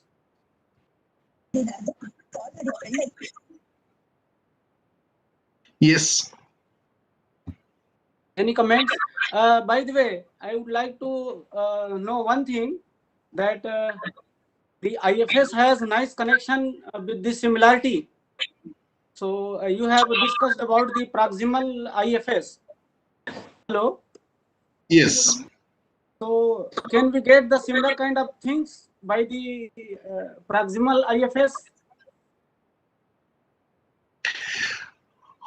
We may hope to have that, but research has not yet been done in this direction because I have seen only one paper coming up. This is just the beginning of the research which I have noticed, and I have placed it here. Maybe it requires some more attention, and perhaps the research community will give attention to it. So, okay. Any more question if somebody are interested? Yes, Professor Chau, I have a comment. Okay. Yes. Sure. Yes, this is the paper by presentation by Professor Chaudhary. Really very nice presentation, and it I think it is very interesting. It should be very interesting for the young researchers, and they can see that they can relate fixed point results with fractals. That's a very interesting area that Professor Chaudhary is working on. So this will be a very good area for new researchers. That is my today. I will be happy if you yourself take interest in it, then we can have some collaborations. Yes, that can be done. I will consider definitely. Thank you, sir. Thank you, Professor B.S. Chaudhary, sir, for his lecture on the best proximity point problems. I also thank Professor D.R. Sahu Garu for sharing this session.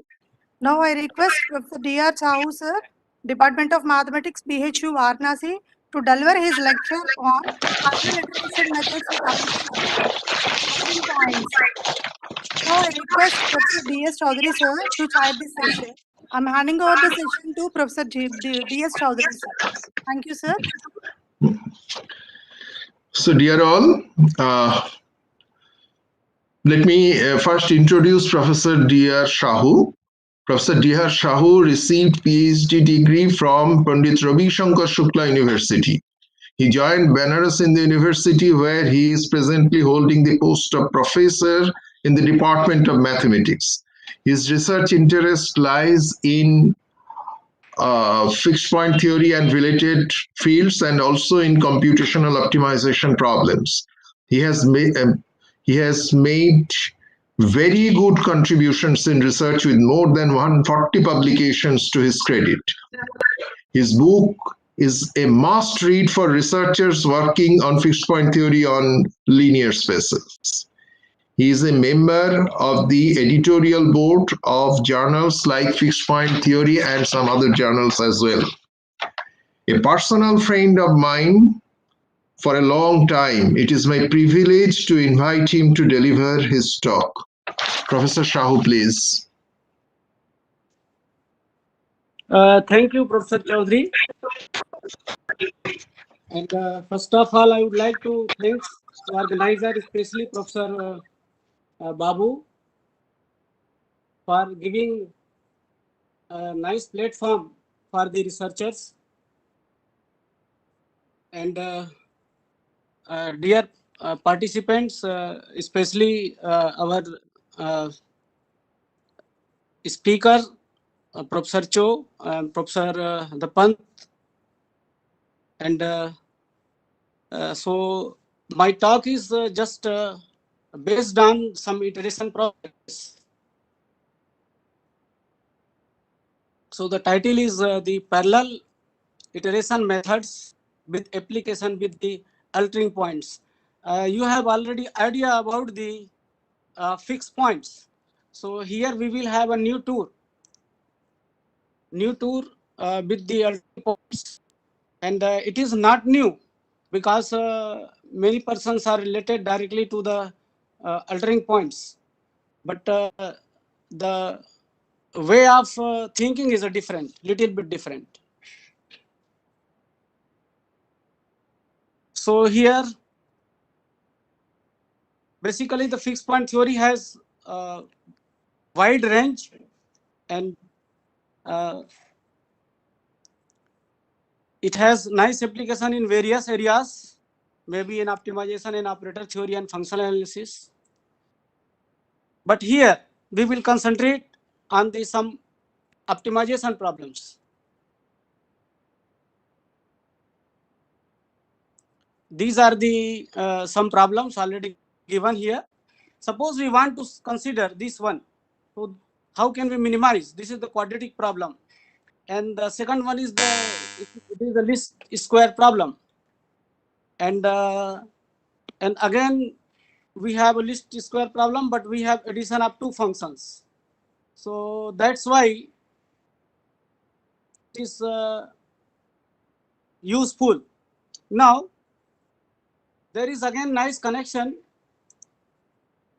Hello, I am audible. Hello. Hello. Professor Chaudhary.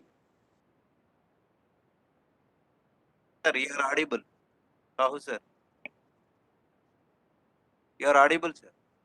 Yes. Okay. Thank you. So the basic point is that this is not new because it is the fixed point. And there are many persons, they are working on the coupled fixed points. As we have seen in the talk of Professor Chaudhary, and they have he has given the nice the applications of the coupled fixed point theorem. Now we can draw something new. It is not new, but it is new in some sense because we are having a nice application in a different situation. So suppose we have CD be two subsets, non-empty subset, and we are taking two mappings. And suppose X star is giving Y star and T is giving X star with star. Then we can say X star and Y star are the altering points of two mappings S and T. Ultimately, if we see, then the nice use of the fixed points. So we denote the set of altering points will be alt X. It is a collection of these points. X star is Y star to X star. So this talk is motivated by some important factor, because we have seen that in the coupled fixed point problems, most of the problems are related to the contraction mapping type conditions, or maybe type contraction mappings and other kind of this. So contractivity is there, and contractivity is a very strong assumption in some sense.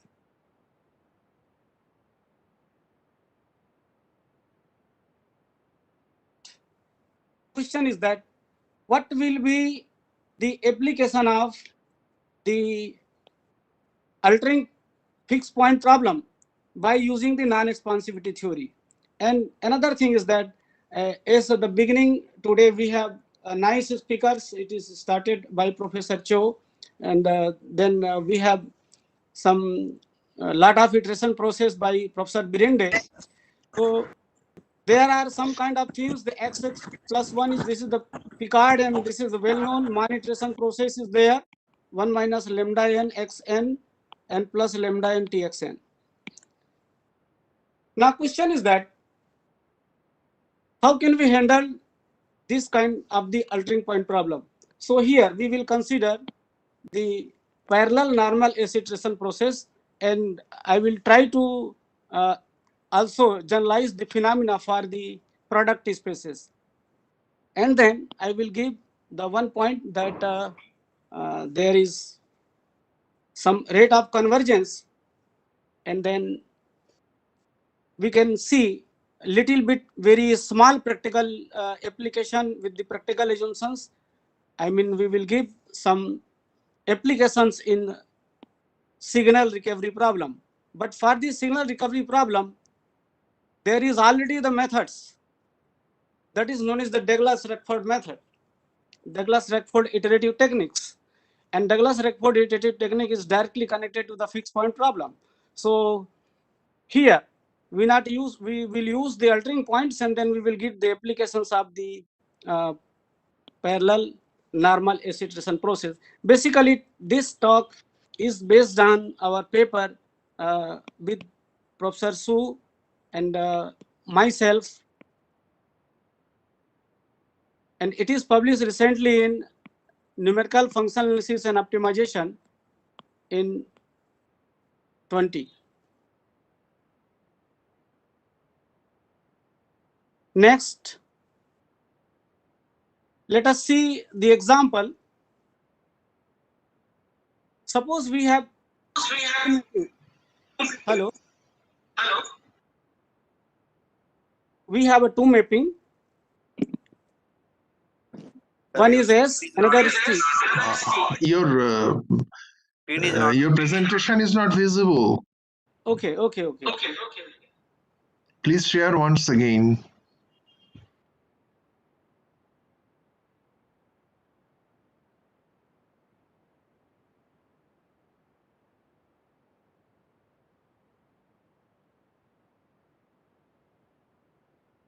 I hope that we can get now. Hello, Professor Chaudhary. Yes. Now it is visible. Okay. So now it's okay. Now let us the mapping S. It is converted like 2 multiplied by yx, and T is multiplied by half of this one.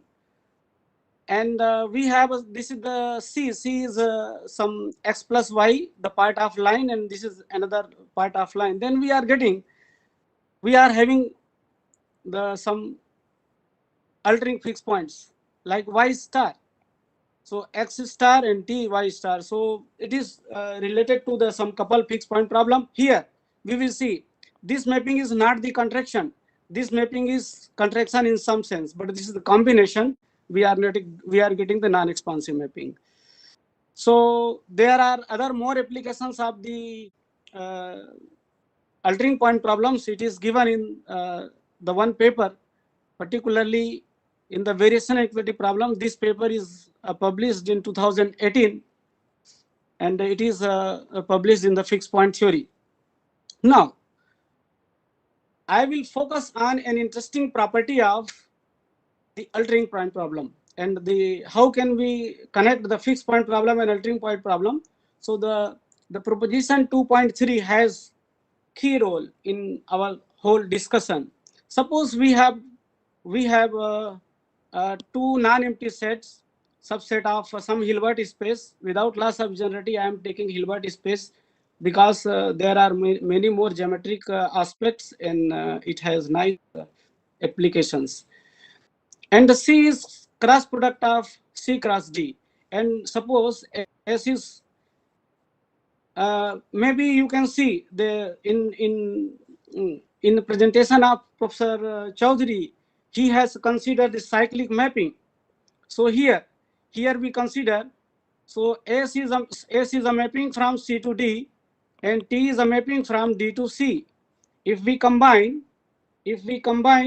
then we can get that TS. This is the self map.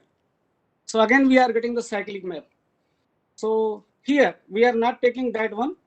We are defining the mapping R, and here we have altered the, because this is the input from the C, and this should be also member of C. That's why it is taken from TY and it is to D. So by this way we can define R, and by the usual norm of the cross product of X cross X or H cross X, we can consider that, yeah, we can show that this operator T is non-expansive.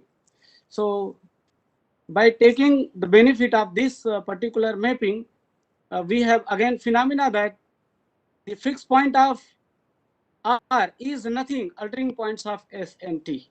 So I think this is the proof, a very simple proof. Here this is Tx, Ty, UV, and this is given, and it is again the square. Then it can be added, and we are getting the norm square of the inner product square. Now, I will not much concentrate on the next lemma, but it is very useful.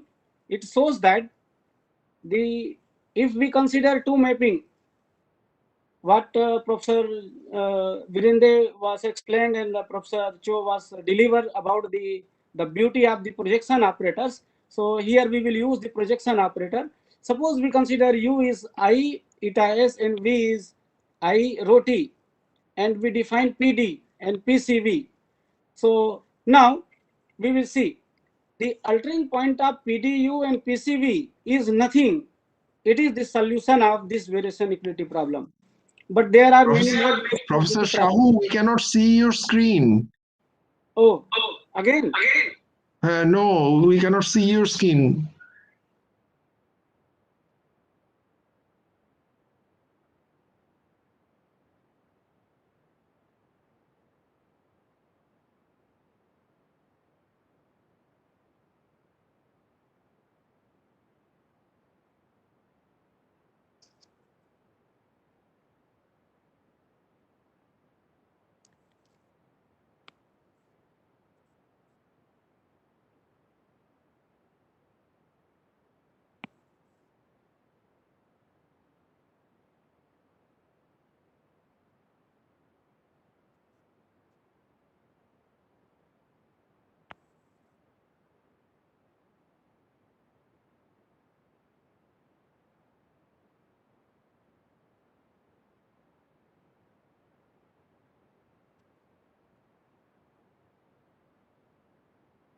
There is a problem.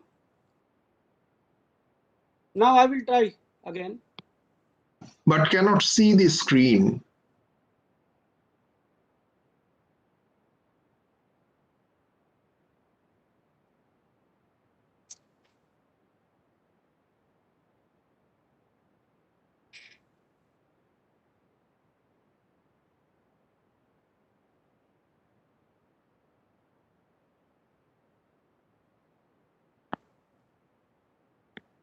Right now? Hello, Professor Chaudhary. No. What about? Yes, it is coming. Now it is coming. Okay. You can proceed. Okay. So I hope that we have discussed about this one by this one anyway. So I will repeat that we can define mapping R, then R is non-expansive, and the fixed point of R is this nothing altering point of S and T. And again, suppose we define two operators, U and V, and we define new operator PV and the PC. Then we can say that the altering point of these two operators are nothing. The solutions of these two variationality problems, but there are some more variationality problems in which they have taken C is equal to D. Maybe Professor Cho has a good idea, and the better idea, I mean the best idea, that he has nice contributions on these variation equality problems. So now these are the some useful results we will use for the our next results. It is nothing, it is the well-known results, and it is for the demi-closeness principle. This is for the order. What will be the convergence rate of the Mann iteration process or S iteration process or other iteration process? So now I will use some well-known iteration process.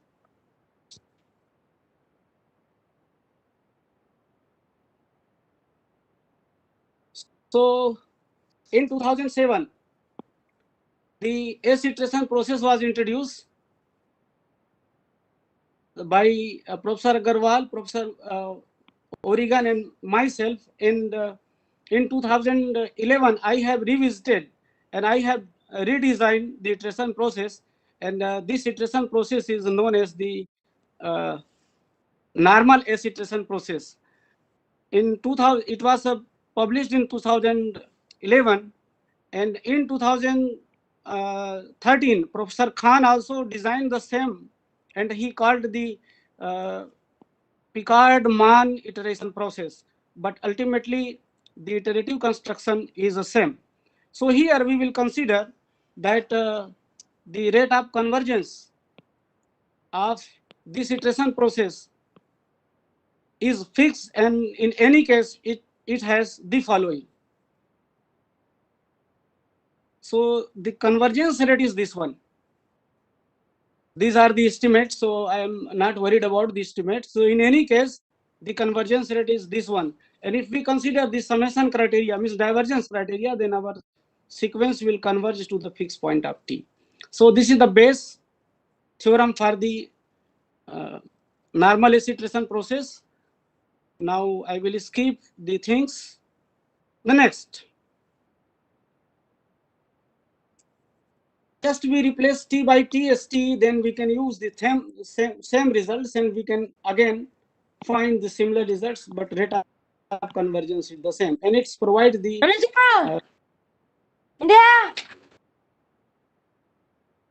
it provides again the altering points. Here it is written. Now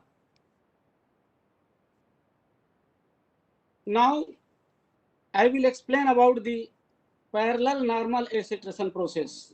Basically, this was introduced in 13, reference number 13, for solving the system of the variation equality problem. Roughly, the iteration process is defined by this way. We can take 2 points in beginning point, x1, y1 from C cross D, and we see that S is a mapping from C to D. So now whole point is in D. Now T is a mapping from D to C. So we are getting the n plus 1. Similarly, this is the element of C, this is element of C, and it is converting to again D. So this is the parallel iteration process because we are comparing xn and yn simultaneously. Like this same process will be there in couple fixed point problems. So anyway, what will be the convergence rate of the iteration process? So here we are getting the same convergence rate like the S iteration process. The reason is that if we define mapping R like a previous way, or it is given that T of V and S of U, then this parallel S iteration process can be converted into the simple normal S iteration process by this way, and then we can apply our result. So by the parallel iteration process, we are getting the altering points. Now question is that what will be the n-dimensional parallel iteration process. So suppose we have mappings T1 from C1 to C2, T2 from C to C3, and so on, Tm from C2, Cm to C1. Then T1 Z1 Z2, T2 Z2 Z3, and so on. So we are getting Z1 Z2 Z3 are we can say that these points are the altering points of this operator. So roughly we can say, we can generalize the operator C, operator R, and we can get the same results. Again, R is non-expansive.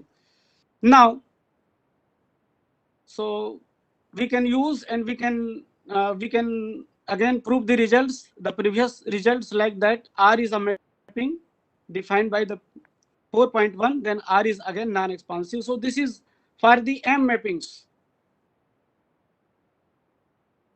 And this is the algorithm for the M mappings.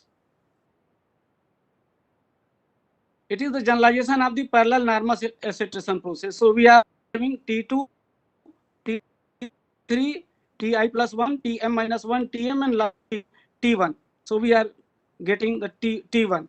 And we can utilize the same theorem, and we can get our sequence Xn designed by this algorithm converges to altering points of the mappings T1, T2 up to Tm. Now, I will come to the application part. Professor Chaudhary, if there is some kind of the hint, please inform me so that I can finish within time. Hello? Hello?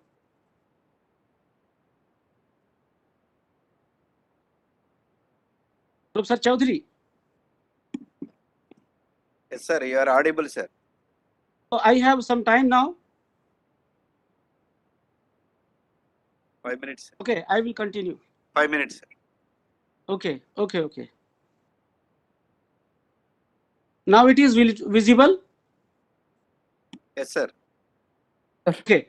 Yes. Now let us give the application. What will be the application part? Because if you see, we have listened many mathematicians. If our mapping is a contraction from whole space to whole space, then there is one important point. Point of T is always a single, and this is the benefit we can use. But there are many applications.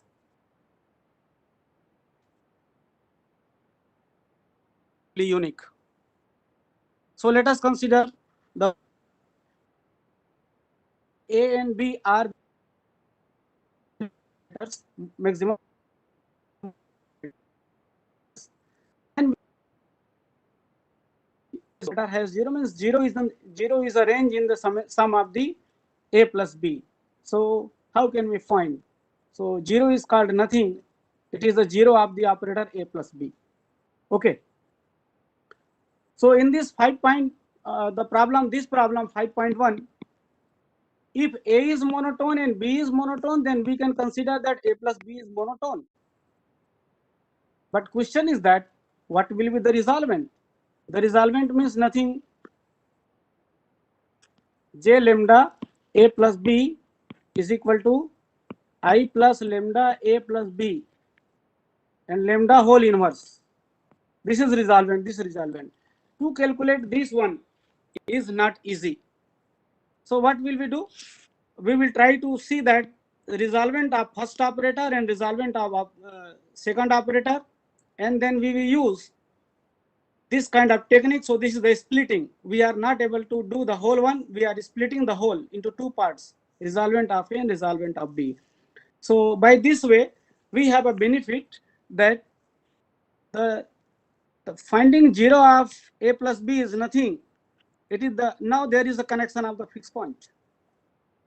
It is nothing. The J lambda A and fixed point of R lambda A and R lambda B.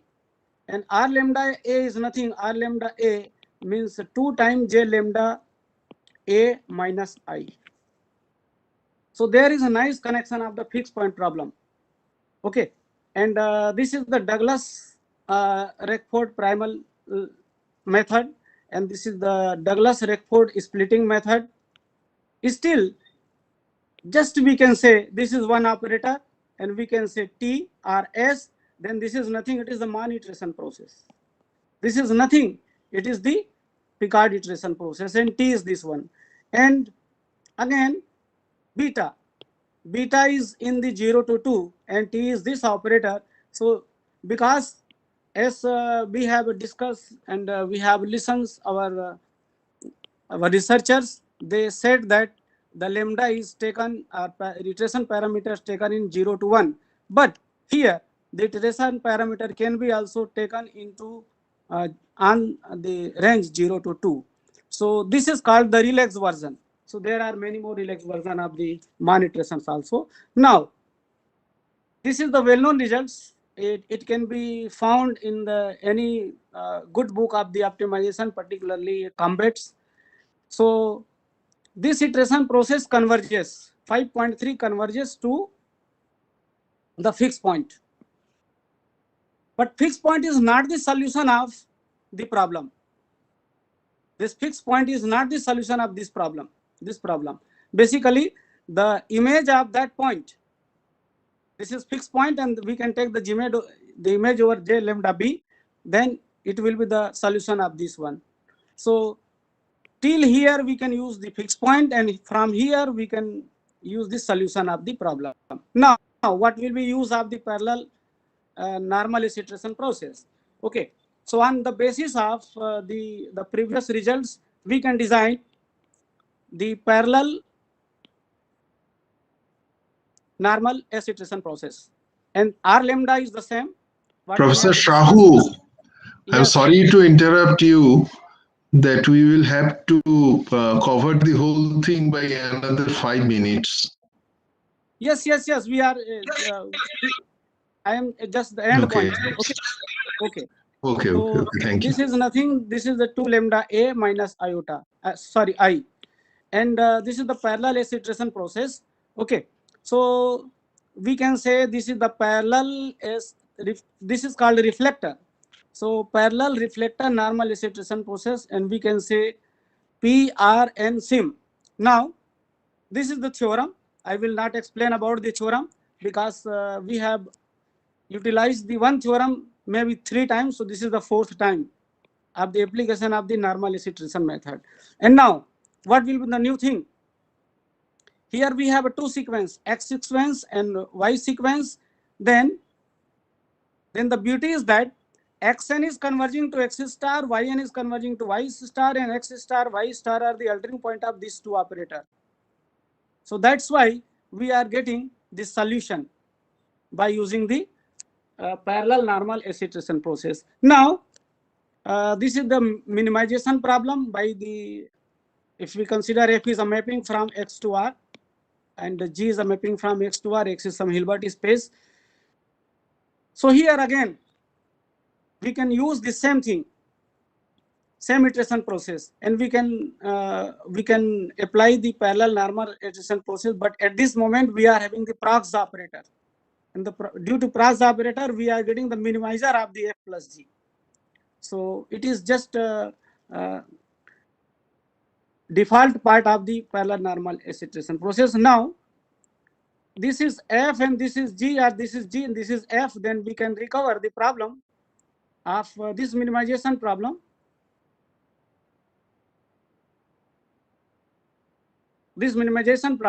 And we can get the application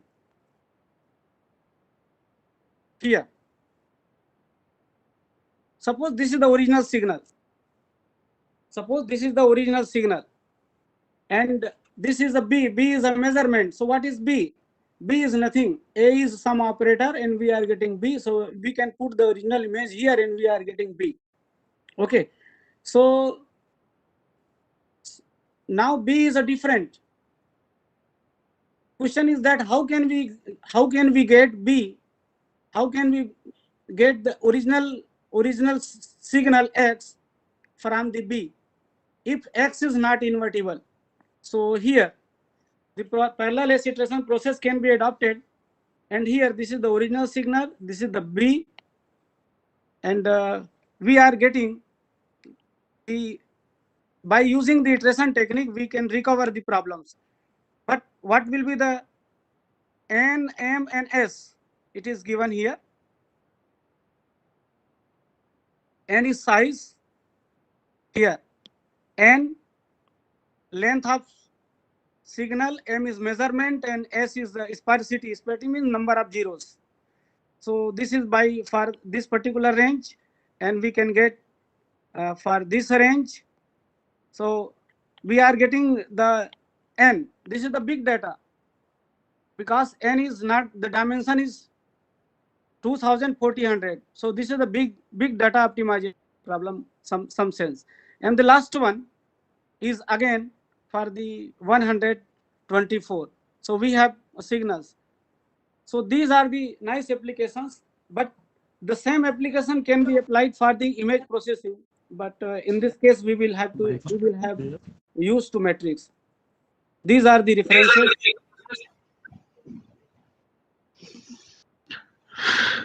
So thank you, Professor Shahu. If someone asks to ask any question, then Professor Shahu is here.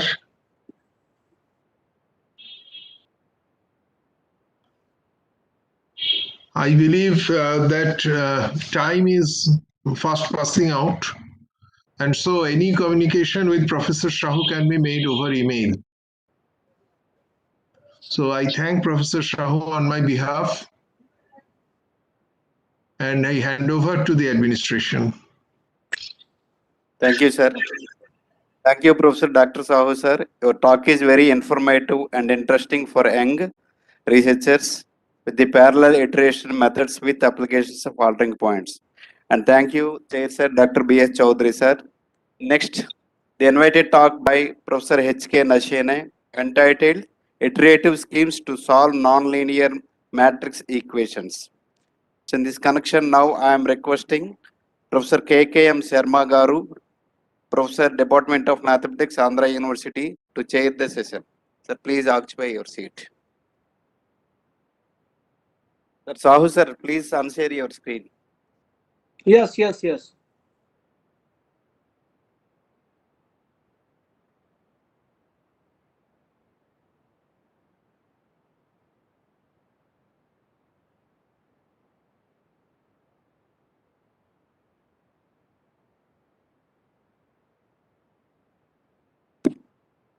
Oh, Professor Nashine. Yeah, good afternoon, sir. Good afternoon, Joe, sir. Yeah, good afternoon.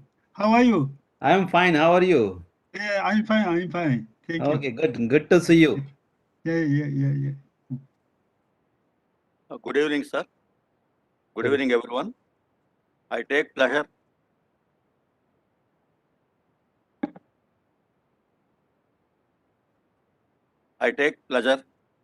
in introducing Professor Hemant Kumar for today's session. Dr. Hemant Kumar is a professor of mathematics at Vellore Institute of Technology, whose research area is fixed point theory and applications, nonlinear matrix equations, with over 100 plus publications and 7 book chapters. Professor Hemant Kumar was a Fulbright Nehru postdoctoral scholar at Texas and worked with Professor R.P. Agarwal at Texas and Indian University, USA. He has over 18 years of teaching experience and 10 years of post-PhD experience.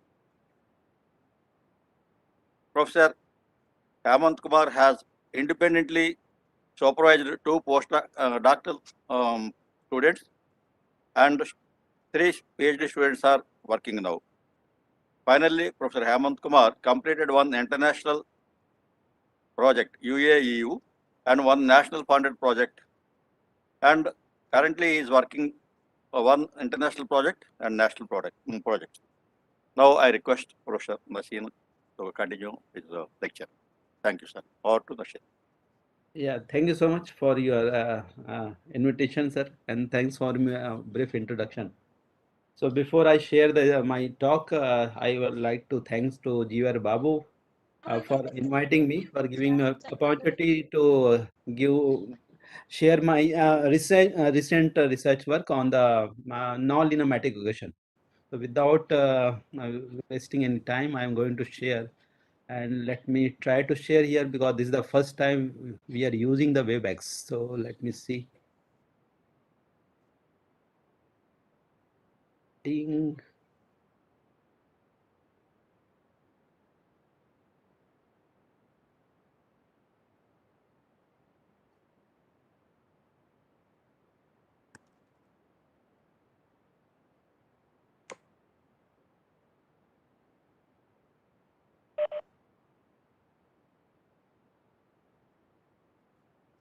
Sir, continue, sir.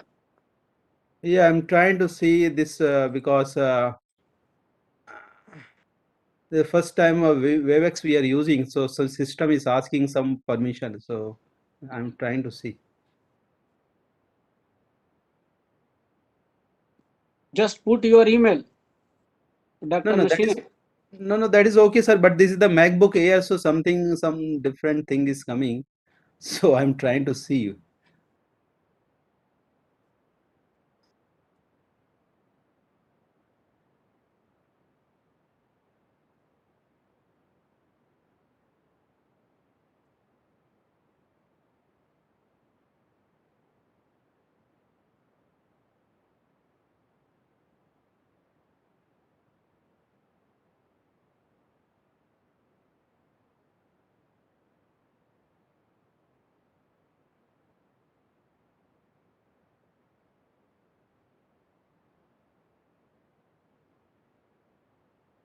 Sir, is it MacBook, sir?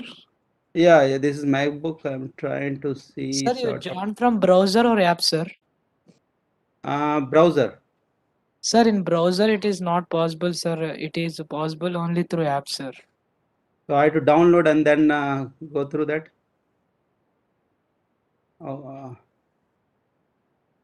okay, means I have to install the WebEx, right? Yes, so then I have to. Okay, just hold on. Then I will come back. Okay, sir.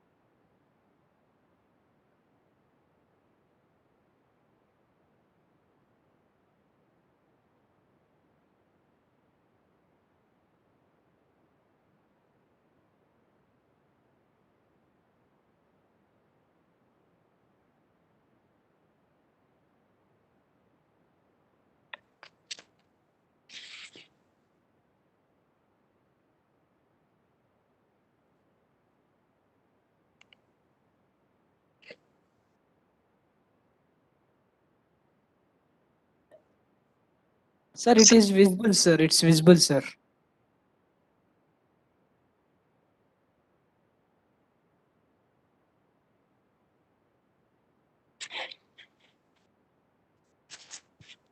Sir, please unmute yourself, sir.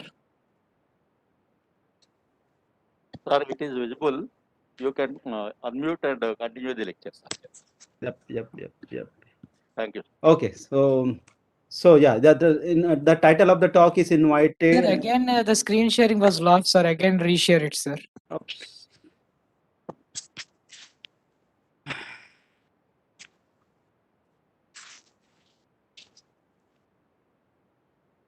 Sir, it's visible, sir. But this is small. Yeah.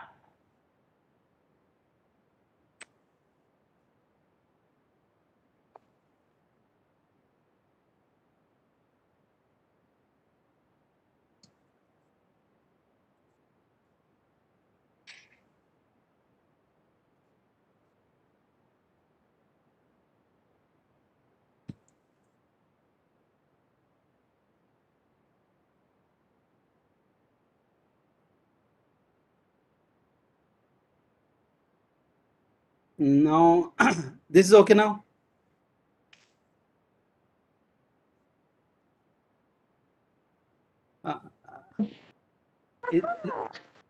It is okay now, or should I have to share again? Yes, sir, it is visible, It's sir. okay. It is okay, sir. You can continue. Okay, thanks so much. Yeah, iterative schemes to solve the nonlinear matrix equation. So, and this is the so from the morning, you all of you are hearing that talk on the fixed point and the related area, and this is a different taste you are having now. Okay, so maybe you need this some changes. So I'm giving the some change. Okay, so so the motivation on working on this nonlinear matrix equation is from the, we can see from the scalar. So suppose we are having the three scalar equation, x plus a square over x equal to 1, x plus a square over x is to n equal to 1, x plus a square over x is to 2 raised to m equal to 1, where m and r natural number. So so we are looking for the solution of each equation, and this will depend upon the value of a square. Even we are looking for the positive solution. So when we consider the first equation, so this first equation we can rewrite as in the following way. So I can rewrite as a first equation as a x into 1 minus x equal to a square.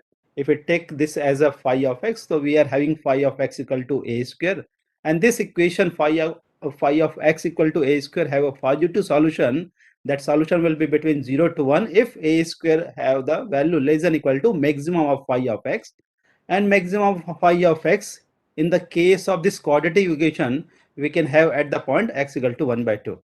And so this is this we can see this from the Sri Dharacharya Sutra formula as well. So the formula we know, minus b plus minus b square or 2a, this we can see from this formula as well.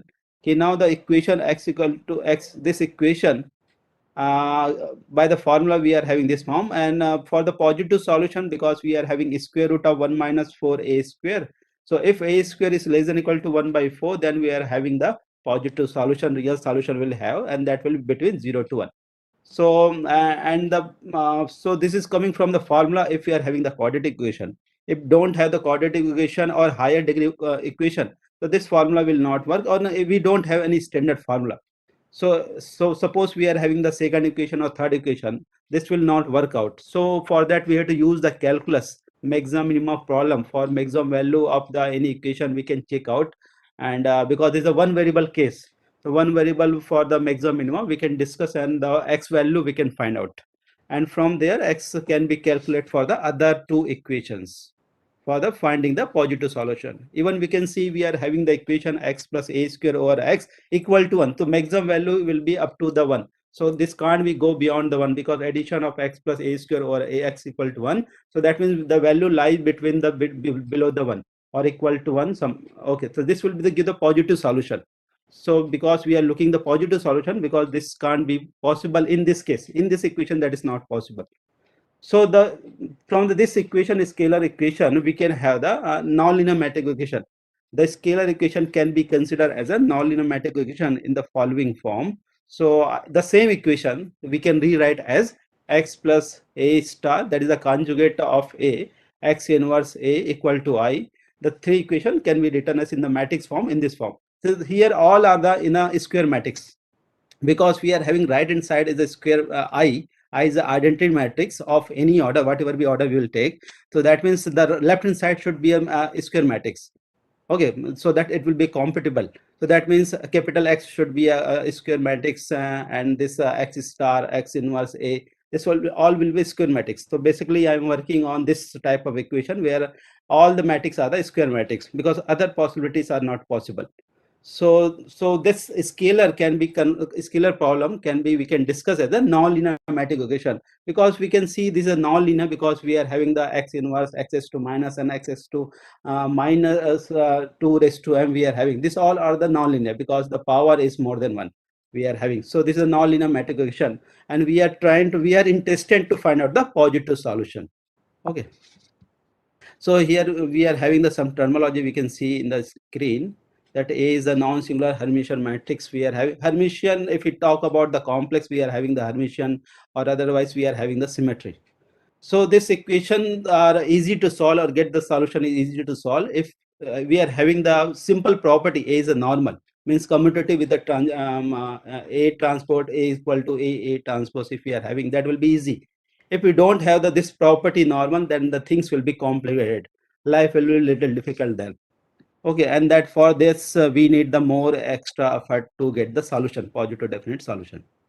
So now, so as I said, so if the property will be not there, so then necessary and sufficient condition for the existence of positive solution will be little difficult. Okay, for that some iterative algorithm has been formulated from which a solution can always be calculated numerically whenever the equation is solvable. So non-linear matrix equation we are having, and this could be possible. This is a one solution or more than one solution is also possible. So following question has been arises here.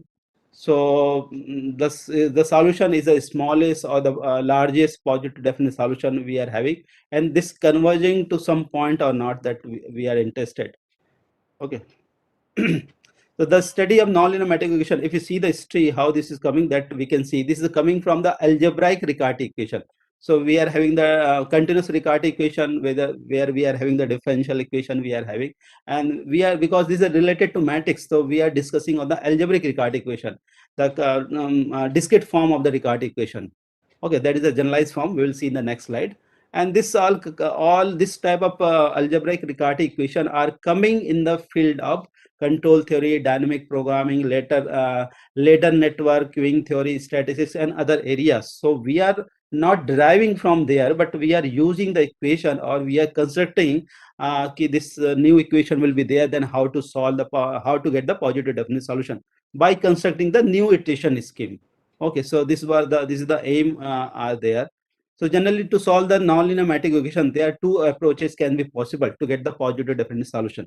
One method can be a fixed point method, like what we are doing. Like in the morning, we had the professor Imdad had discussed the fixed point theory, ZR, on ZR contradiction mapping on the relation theoretical, and then given the application to solve the matrix equations. The same what I am talking about. The other approach is that if we construct the iteration scheme, and then we'll find out the solution, the positive definite solution. So the same thing we are having. So both area we are working, and some papers are published on that area. Even this is already on online. Anybody can search on this one. So right now I'm discussing on the numerical other part of this, not using the fixed point theory. Okay, so this is the algebraic Riccati equation. So the complete form is this one we are having, where X is the unknown n cross n symmetric matrix. So you can see the solution X is a symmetric matrix. So we are discussing on the square matrix. Okay, so we are having a n cross x symmetric matrix, and other can be a different form, non-square matrix. The other coefficient can be on other form, not required the symmetricity. So this is the Riccati equation we are having. So putting some particular value of f, b, r, we can have the different combination of the different type of Riccati equation. So we can see some particular form, and then we can see what are the iterative scheme we are having. Okay, so before going this one, if I take some particular form, so we are having some literature review. we don't have enough time, so just I'm talking other some of. So starting work on this area, we can see the work of Anderson. So where he discussed the positive solution of matrix equation, in particular the point equation number 0.2, where he discussed the A is a positive matrix. Okay, and he used the Sur complement theorem to get the positive solution. So other we are having the the second equation, x plus x transpose x inverse A equal to I. Like that, there are different forms we are having, particular cases we are having of the Riccati equation. So we don't have time to go through this one. Okay, so I'm going straight forward what we can have the. Okay, these are the all literature review we are having. We can see later on. So okay, so as I'm talking about this whole thing based on the positive definite solution. So some geometrically how this positive definite solution can be visualized. Just I'm going to give the glimpse of this one so that we can understand. If we want to understand we want to see the positive definite matrix. So we are having the quadratic function. The quadratic function from the Rn to R is given by this equation phi of x equal to double summation Pij xi xj. This we can write as a x transpose P of x, where P is a symmetric matrix. So we are saying the P is a positive definite, and P is a positive phi. Sorry, phi is a positive definite. This will depend upon the P. Okay, so if this is the solution, if P is having the eigenvalue, depend upon the eigenvalue. If all the eigenvalues are positive, then phi will be your positive definite. If all the eigenvalues are negative, then that will be phi will be the negative definite. Or if some of the eigenvalues are positive or some are zero, that will call the positive semi-definite. Same we are having the negative semi-definite. So phi we can connect with the P, and P we can see with the eigenvalue. This is a one way to see the positive definite. Other way to use the Sylvester criteria, if all the principal minor leading principal minors are positive, that will be a positive definite. Okay, so this is the phi case. If suppose we are constructing the P, if we are saying the P, because P is a matrix we are discussing on nonlinear matrix equation. So if we are positive definite, means x transpose P of x greater than 0 for x not equal to 0. So that will be a positive definite. Similarly, we are having the other definition. So if any matrix is a positive definite, then all the eigenvalues are positive. This we can see from the eigenvalue problem, Ax equal to lambda x. From there we can calculate, and we can use this condition x transpose P of x, P x greater than 0. From there we will see the eigenvalues are positive. This is not a hard task to check out. This is an easy exercise. Okay, so these are some example we are having. So we can see phi of x equal to this quadratic equation. Okay, stop sharing. I think again I have to go back, right? You're not able to see, I think. I don't know. Okay, so I'm back to this again. So suppose we are having phi of x equal to x1 square minus 2x1 x2 plus 2x2 square. We can write in the form of x transpose P of x, and we can focus on the P. We can see principal minors of P are the positive, because the P11 is equal to 1, and the second order minor is also the 1. Determinant is 1, so that's why this is the positive definite. And other way we can find out the eigenvalue, and we can see the phi is a positive definite or negative definite or indefinite we are having. So in the second example, we are having the principal minor are positive and negative. That means this is the indefinite function we are having. Okay, so filling of the positive definite is like this. So we can see the first two example we are having. This first two and the third example is for the positive definite, while the fourth one is the positive semi-definite. We can see all the values or the surface are above the xy axis. So that is a positive definite. If some of the values are on the surface xy plane and others are above the xy plane, that is a positive semi-definite. We can see same thing. We can do the reverse of this one, and we can have the positive negative semi-definite and negative definite we can have. So like this. So example is x square plus y square is positive definite, x square is same positive semi-definite, x square minus y square is indefinite we are having. Because we can see also in the calculus, we can see some of the values are going up, some of the values are in this direction going down. So this is the positive negative both we are having. That's why indefinite. So like that, we can have the filling of the positive definite, negative definite, semi-definite we can have. Similarly, we can see this thing in the calculus from interpreted from the calculus as well. And this thing also useful in the dynamical system. If we are discussing the system is stable or not, then we can use this positive definite, negative definite. This concept are useful. Okay, the Lipno theorem we are having in the dynamical system to see the stability. So this diagrams are useful, we can say. Okay, so these are the 3 books we are having on this one. Somebody can read out for understanding this Riccati equation. Okay, so in particular, if you put the some values of f, b, and r, so in the Riccati equation, we are having 0.5 equation, 0.6 equation. Even this could be a generalized one in this form. We can have the equation number 0.7, equation number 0.8. So we will see the some iteration scheme on this this all 4 equation. Okay.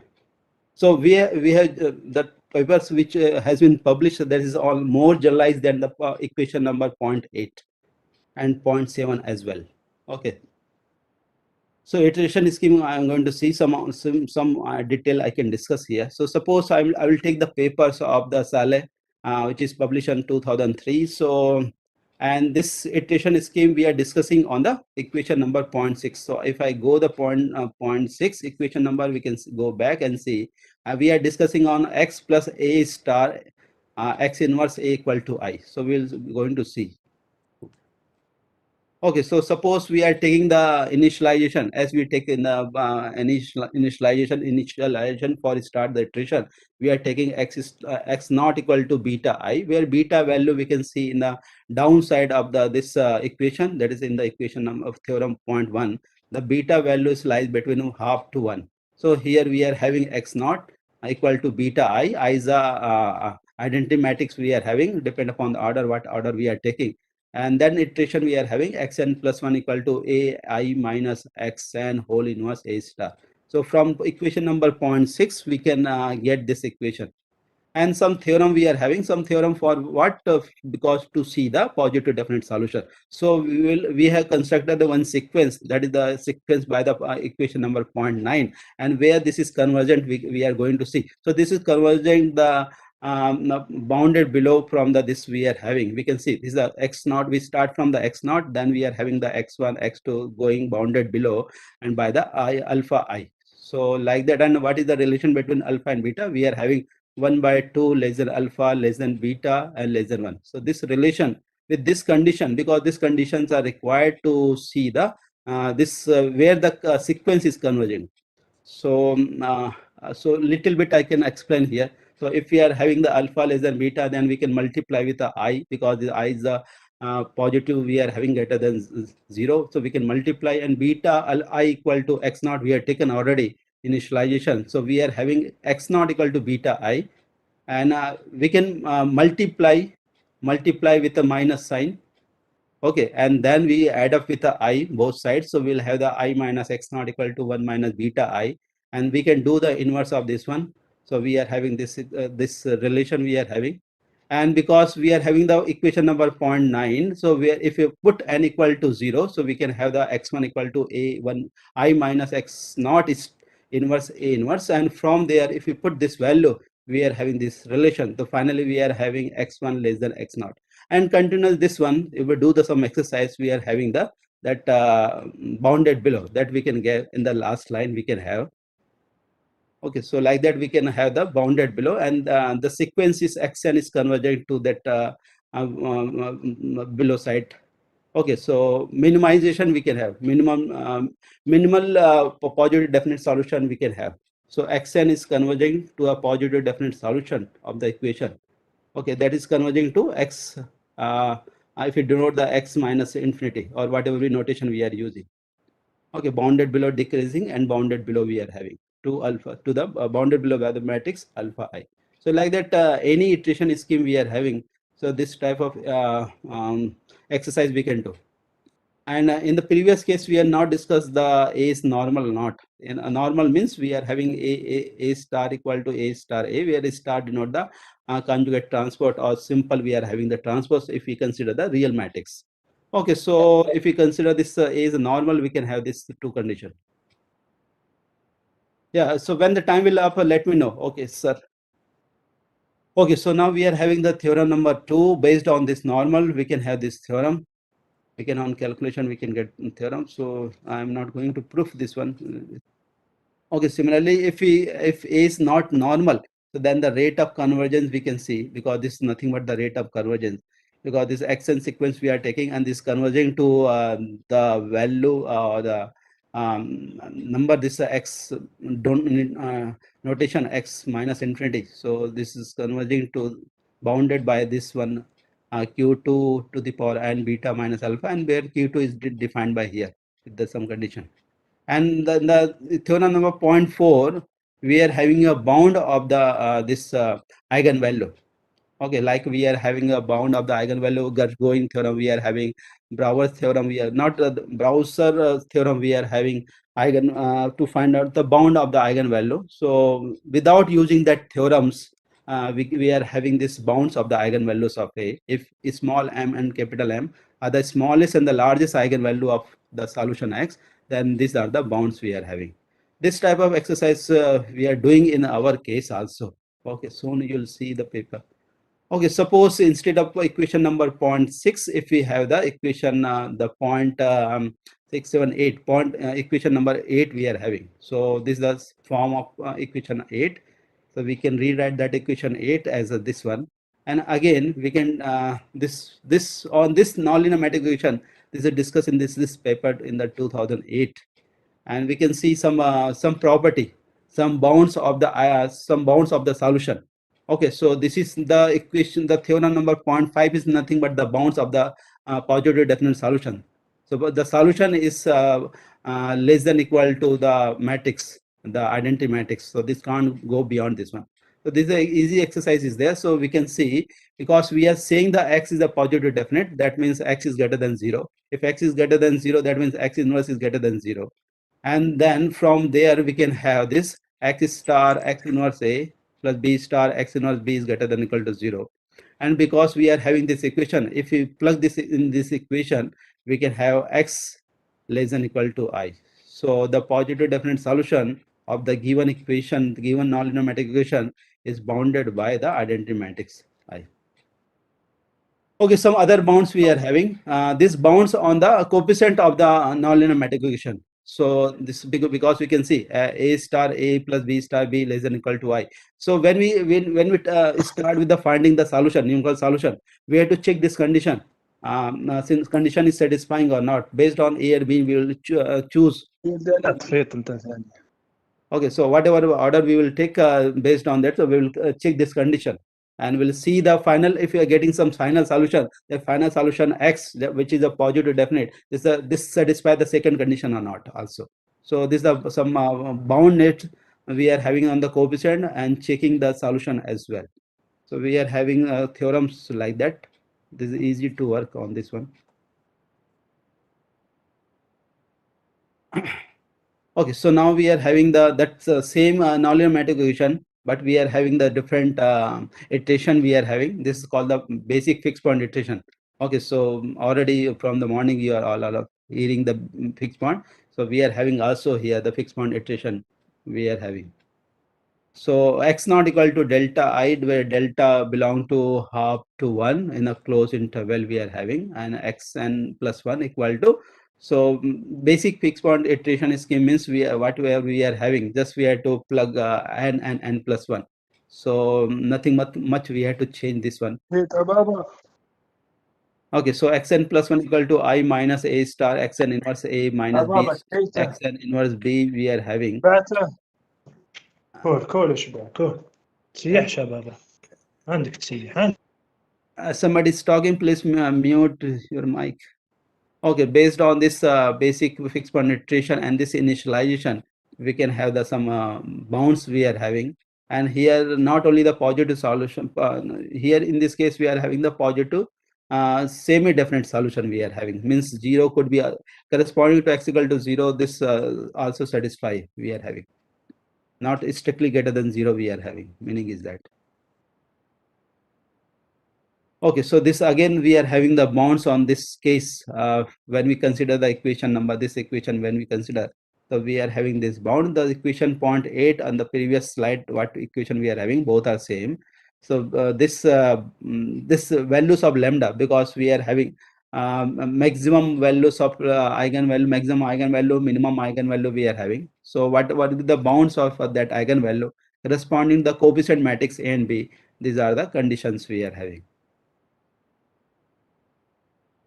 Okay, now we move to the third one, and previous cases you have seen the iteration scheme, and those iteration scheme are the using the inverse. You can see the previous slide, we are having the basic fixed point iteration, and there we are having, you can see the inverse, we are having xn inverse. We have to calculate the each time iteration, we have to calculate the inverse, and this will take the more time, so time consuming is there.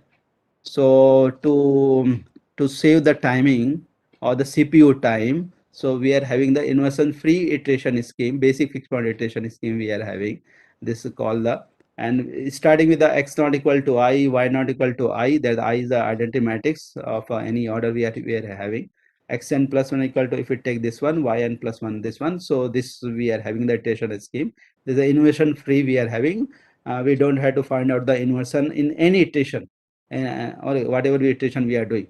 And to get the convergence of the sequence for this case, we need this theorem. This is the standard. I have not put the references, but this is the standard theorem we are having. Without this, we can't proceed. Okay. And this is the we are having the theorem. So if we take that equation has a positive definite solution, then the algorithm third defines a monotonically decreasing matrix sequence converging to the positive definite solution, which is solution of the equation, nonlinear matrix equation. And these are the solution proof we are having. Okay, so we can't go the right now the proof, but this proof is similar, not similar, because the iteration scheme, the nonlinear matrix equation is different. So we had to accordingly work, and even the iteration scheme is different. The process will be different, quite different from the earlier one.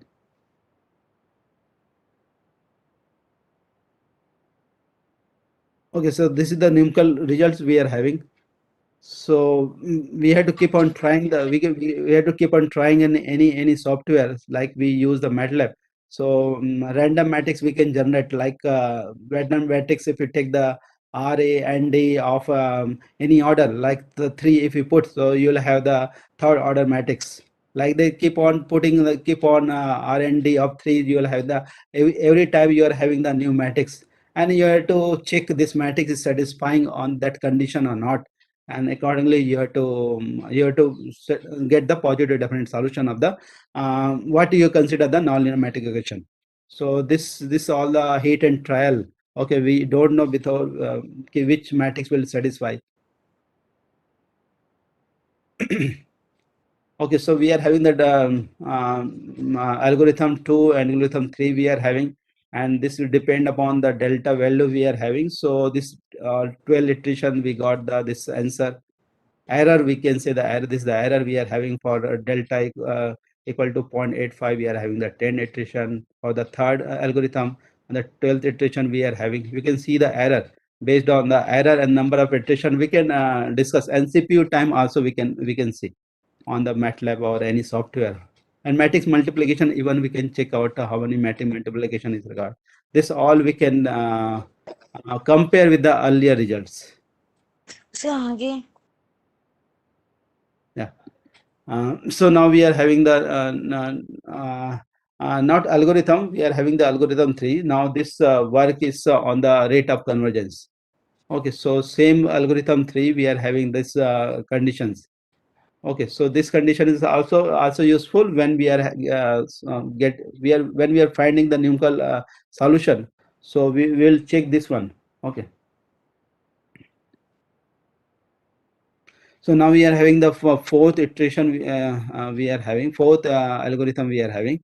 So this is the improvement of the algorithm 3. So you can see this things are little change.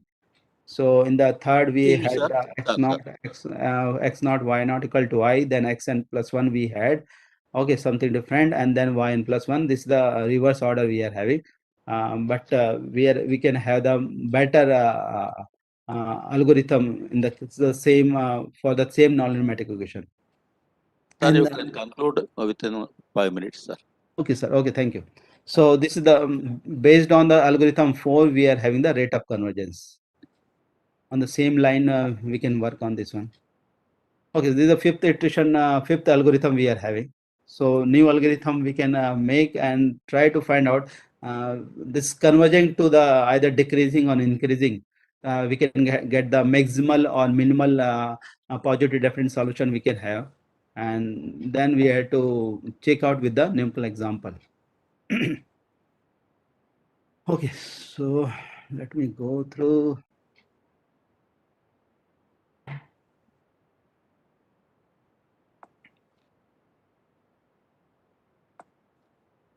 So I'm discussing the recent work, what we are having. Let me. So suppose we are having this is the 2007 we are having, but the iteration schemes are different. This is the damped numerical method we are having. Okay, that is used in the control theory, dynamical, some mechanical people are also using this one. So suppose we are having the different type of nonlinear equation x plus a star x s to minus alpha a equal to q. So all are the square matrix we are having, and q is a Hermitian positive definite where alpha is greater than equal to 1 we are having. Okay, so, and this Kalman filter also in that case we are getting this type of equation. So what is the algorithm we are having? So algorithm is let me go this one. So suppose we start with the y naught equal to q inverse. Okay, in the case of k equal to 0, then we are having k equal to a yk a star s to 1 over alpha and yk plus 1 equal to this much we are having. And this is we can see the convergence. Okay, this is the damped, we can have the damped Newton method. Okay, so in the Newton method everybody is aware, so we are having the damped Newton method we are having. So this is the damped Newton method means we are rewriting the equation, we are writing the equation in this form, fz equal to z inverse minus b we are having, and for this iteration scheme z k plus 1 equal to this much we are having, and where the t is a step size. When t equal to 1, t equal to 1 we can take, and when we are having the local Newton's method, if the initial matrix is close to the solution, it is not suitable to choose t equal to 1 if the initial matrix is far from the solution of the problem. So this we can have. So this damped Newton method we can apply in that equation, and we can have this one means, and for that x plus a star x raised to minus alpha a minus q we have to rewrite. So this the middle term we are rewriting, and this x and q are as it is, but we are rearranging the term, and from there we can see the first is the z inverse minus b, and the same previous new damped Newton method we can apply, and we can have this iteration scheme. Okay, like that we are having the different new and non-linear matrix equation we are having, and new iteration scheme we can discuss, and we can also this can be we can use for solution of some differential equation, system of differential equation, because matrix means we are having the system more than one equation we are having. This is not a scalar. So that means if we are having the system of differential equation, we can apply, and so still I have to apply this one. So we're thinking on this direction, and that can be by using this iteration scheme we can get the solution. Okay, thank you so much. So these are the some references we are having. There are many. Okay. Thank you, sir, Professor Gar. Thank you. Any questions from the audience? If you have any questions, you can email to Professor Babu sir and Hemant Kumar sir and get clarifications. Yeah, this Thank is you once again by presenting iterative schemes to solve nonlinear matrix equations. We are very happy, sir. Thank you, sir. Thank you so much. Let me stop the sharing, sir. You are sharing. Thank you very much. I myself is Imdad. Yeah, hello, sir. Can I see you? Yeah. When you are presenting, I was thinking, What new you are doing in doing so? So this up to this much I was discussing the earlier work, but right now, yeah. So some recently the two papers are published in this direction. No, that's a different thing. What I am saying over here, that we have studied the pair theorems, and whatever you're doing, that is like Rayner-Ravering theorem and some other theorems. They are there. You can always have this kind of simple from there itself. They are I'm not linear getting. spaces. You can make any metric space suitably metric space that you can have a linear space or norm space, and then you have the automatic iterations. That can serve as an example of demonstration. That could have not been something worth doing. No, that you in the morning session you already discussed that application. So I not discussed that one. No, I'm not saying that. I'm saying that look at you are doing something in Banach spaces or metric spaces or anywhere. So that's Yes, a sir. big class. What the Yes. class you are covering, that is a part of that class. Yes, sir. So that could be an example of demonstration. This could be a demonstration. But already like anything, like you have the pure theorems. So these are the example of demonstration. You can demonstrate any theorem that what you are doing. I am just thinking that what improvements do you realize here? Okay, sir. I will think on that Are you able direction. to realize some improvements really in this particular setting? This I was thinking, not now. You can tell me later. But what new things you will be doing? So we are trying to find out the generalize the new means try to find out the new iteration scheme which is more faster than the earlier one. No, like what I am saying. Once something becomes a norm space or a Banach space or a Hilbert space, as the case may be, like that very space is a complete metric space, and that too is a linear space. So that can be a Banach space. You think on this? That when you are lecturing, I was thinking like this. Yeah, so because morning all are talking about the Banach fixed point and this one, so because this is my new research area, so I try to indulge in this area. So trying to give talk on this one so that I will be I more don't know about this area, but as far as you think, this is not new. This is already your area for since long. Yeah, but iteration scheme I not discussed earlier. Your theorems demonstration can be made in many ways. Like I just even numerical analysis they are doing like this. Like with the advent of computer, the computers are used and this kind of things are done. But probably that cannot be viewed as something new. That's a demonstration. Sir, excuse me. You can have email contact and discussion. Any space you take an example, you have a demonstration. Hello, Imdad sir. Yes, sir. I will discuss You can over phone, discuss. sir. I will discuss over phone, sir. Okay. I think this is another way of doing the same, tackling one problem, the same problem. So anyway, it is quite good. This is a good attempt by Dr. Nasheen. I'm sure that some of the participants will be benefit with this approach also. Yeah. Yes, sir. Thank you. Thank you very much, Professor Nashine sir, for allotting your precious time to address our participant and sharing your work on iterative schemes and applications to nonlinear matrix equations. Thank you once again, sir. Next thank you, ma'am. session is paper presentations. May I now request Professor D.R. Sahu, Department of Mathematics, BHU, to chair the session. Over to Professor D.R. Sahu, sir. Thank you. Thank you, ma'am.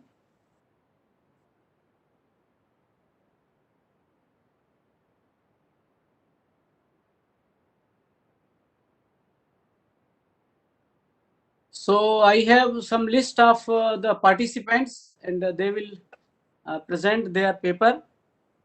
So the time slot is Time for slot is about 5 minutes, sir. 10 minutes. 5 minutes, sir. Yes, 5 minutes. Yes, sir. So I hope that all the participants will maintain the time schedule. So the first the person is he will present. I mean the speaker is Rahim, Abdul Rahim. Hello. Yes, sir. Sir, unmute చేయండి. Sir, please. He's here. Okay.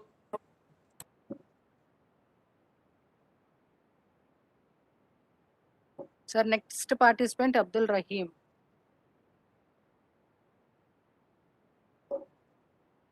Abdul Rahim is here.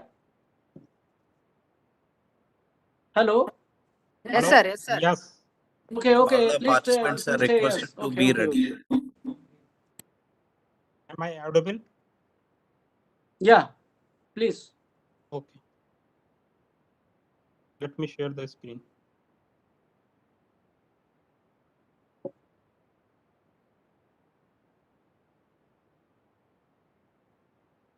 Good evening to everybody.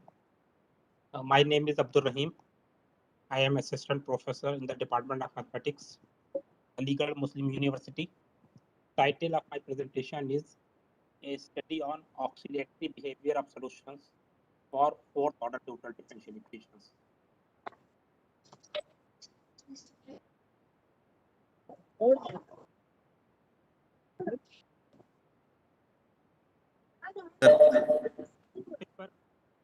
Sir, your voice is not audible clearly, sir. Sir, Abdul Rahim, sir, your voice is not audible, sir. Your presentation is visible, but voice is not audible. Sir, can you come bit closer to the microphone, sir? PPT పెట్టి అందులోనే చెప్తున్నాను చెప్పండి కదా ఎవరు Yes, yes, okay, it's now. Fine.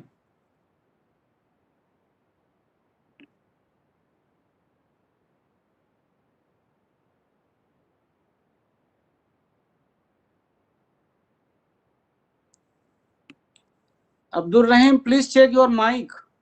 We are not able to hear you. Hello.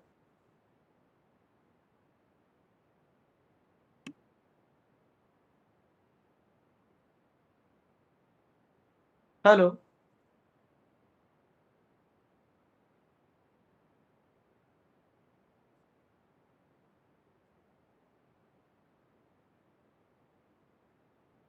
Sir, Abdul Rahim, sir, please start your Hello? presentation, sir. Yes, yes. Am I audible?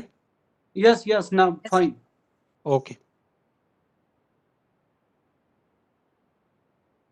The outline of the presentation is as follows. First section is introduction and literature survey. Actually, in this paper, our main focus is to study the oscillatory behavior of solutions for fourth order neutral differential equations. Actually, neutral differential equations are the special type of delay differential equations in which highest order derivative appear with and without delay. The delay differential equations are the differential equations in which state variable appear with delayed arguments. Equation 1 and 2 are some examples of delay differential equations.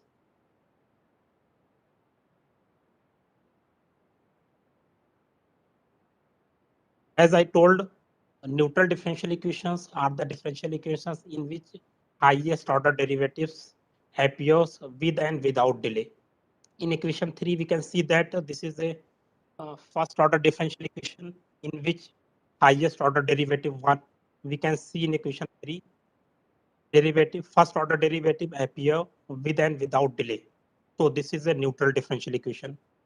Neutral differential equations are used in the modeling of many mathematical phenomena in the field of science and engineering. Initially, existence, uniqueness, and stability of solutions for different type of neutral differential equation have been studied by many authors. Later on, a lot of attention have been paid on the oscillatory behavior of solutions for neutral differential equations. Related work can be seen in reference number 1, 2, or 3. In recent year, many authors focused their study on the higher order neutral differential equation, in particularly second order, third order, fourth order, or in general even order or odd order differential equation. These equations are very useful to model many real life phenomena. Motivated by all above works, focus our attention to study the oscillatory behavior of fourth order neutral differential equations. It's delayed.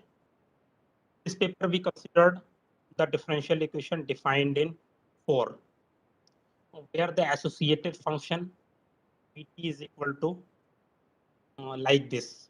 Vt is equal to ut plus au eta 1t plus bu eta 2t, where a and b are greater than 0, eta 1t is less than t, eta 2t is greater than t, eta 3t is less than t. Here vi denote the derivative of ith order with respect to t. Throughout the paper,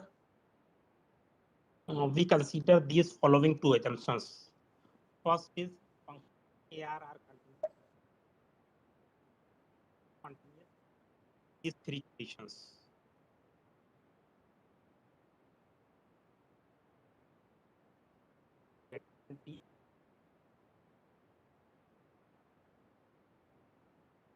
And limit t tending to infinity. Next, we define a solution of problem 4. Problem 4 means our main problem. So, 4.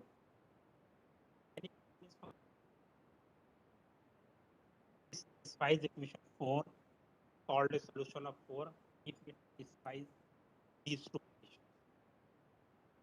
One is this. Please conclude your PPT. How much time I have?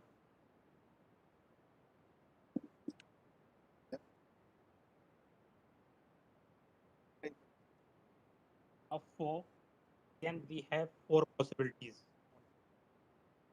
on the basis of associated function sign of associated function Vt. We have very less time, so I come to main result. Our main result is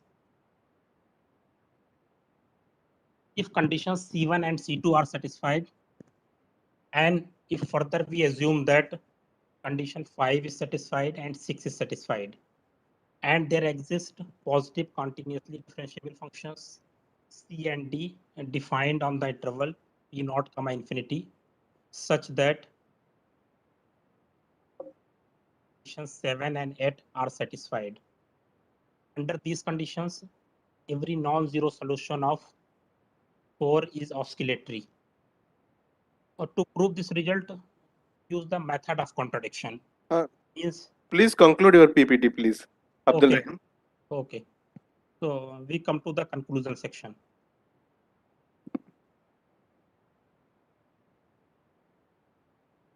The goal of this paper was to provide an investigation of the oscillatory and asymptotic behavior for fourth order differential equations with mixed deviating arguments. Hello. In this case, yes. In this case, we reduce the fourth order neutral differential equation to first order differential equation by Rahim, using. sir, please Yes. conclude. Okay. We reduce the fourth order differential equation into first order differential equation, and then we investigated the oscillatory and asymptotic behavior of the solution. These are the some important differences.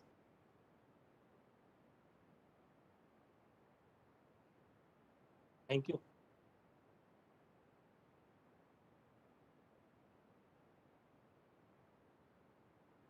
Hello.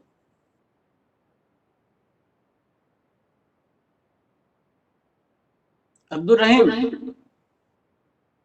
Hello. Hello, Abdul Rahim, sir, please respond.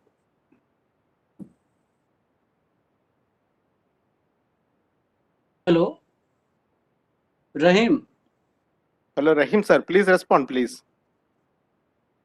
Can you tell me about the well-known delay differential equation?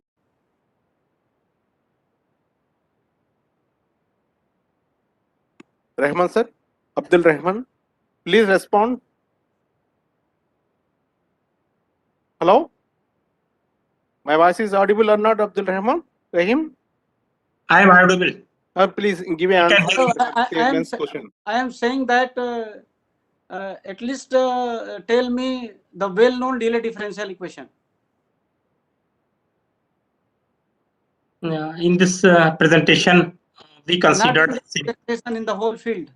Some well-known name like the Laplace differential equation, and there are the Legendre differential equation and some kind of differential equation. Do you have some well-known name somewhere? This time I don't remember. In this presentation, I considered two simple example of delay differential equation. Oh, okay, it's okay, but you don't have వందల జంతువులు miss అయిపోయేవి. Aliens వచ్చి ఇక్కడ జంతువుల organs తీసుకెళ్తున్నారని చాలా మంది నమ్మారు. కానీ organs కోసం అంత టెక్నాలజీ వాడాల్సిన అవసరం ఏంటని మరి కొందరికి doubt.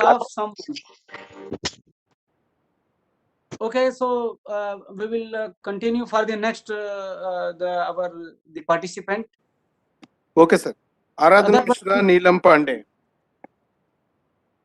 Second number, Aradhana Mishra, Neelam Pandey. Please open your PPT. Sir, namaste, sir. Dihar, sir. I am Prasad. Oh, namaskar. Sir. How are you?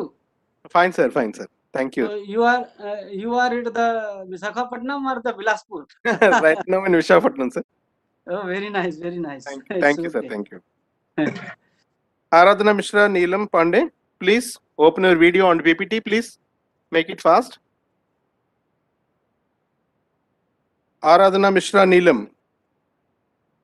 She is there or not? First you can ask. So, Babu, she is here. Okay. Next is Arifa Khatun, Department of Mathematics, Aligarh Muslim University. Yes, sir. Are you there? Please open your video and share your PPT. Make it fast, please. And we have a time is 5 minutes. You may start it now. Okay, thank you. Please share your PPT.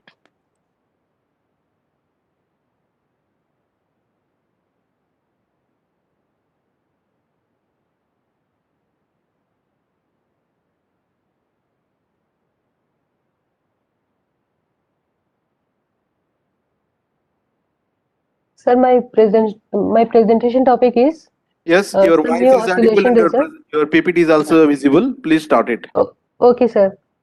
So this presentation topic is some new oscillation result for a class of nonlinear impulsive fractional differential equation. This presentation Excuse is me, organized. Gordon. Please once. Your voice is not clear only. Rest of the part is clear. Your voice is not clear. Please. Okay, sir.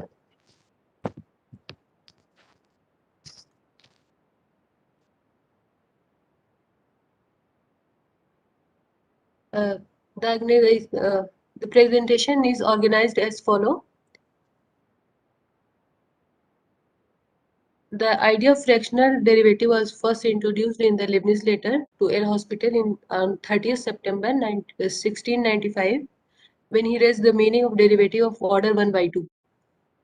The issue raised by Leibniz attracted many well-known mathematicians, including Liouville, Grunwald, Riemann, and many others. And fractional differential equation came into existence because many physical problems cannot be formulated by ordinary differential equations. And also fractional differential equations and integrals provide a more accurate model of the system under consideration.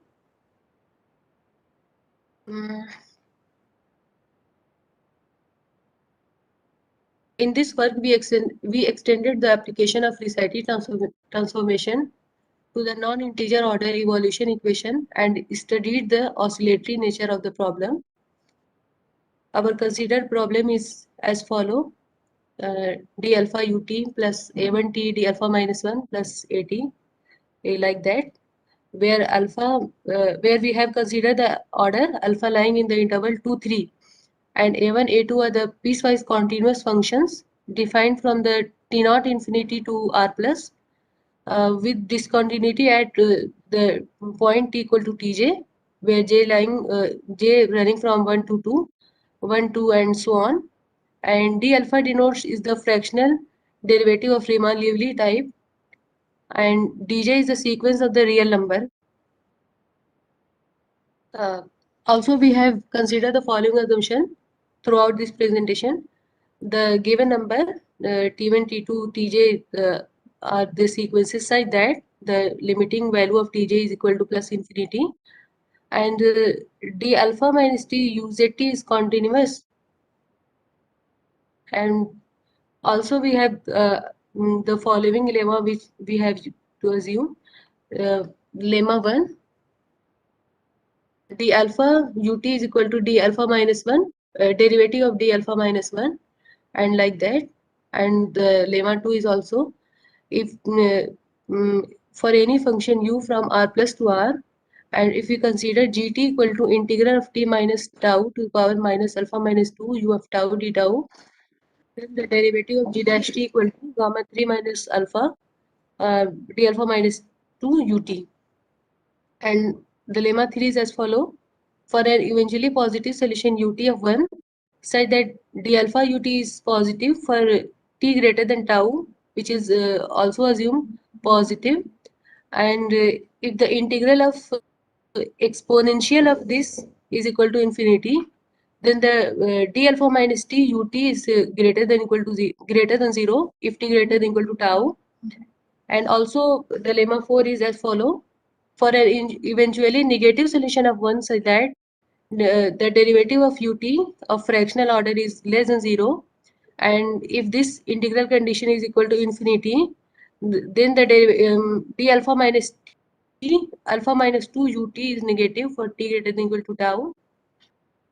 And also the lemma 5, if all the conditions of the lemma 3 and 4 are satisfied, and if all the non-zero solution of the following system 2 are oscillatory, then each non-zero solution of our main problem of the system 1 is oscillatory.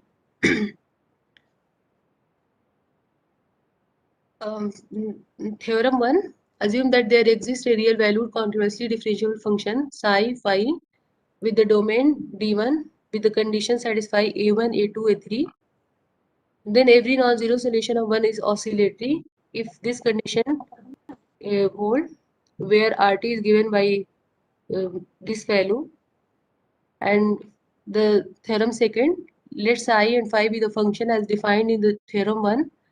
And also we assume that there exists a constant rho such that infimum of limit infimum psi ts upon psi t naught, which is greater than rho, and limit supremum of 1 upon psi t comma t0, and into integral of t to t a1 r square ts, which is finite.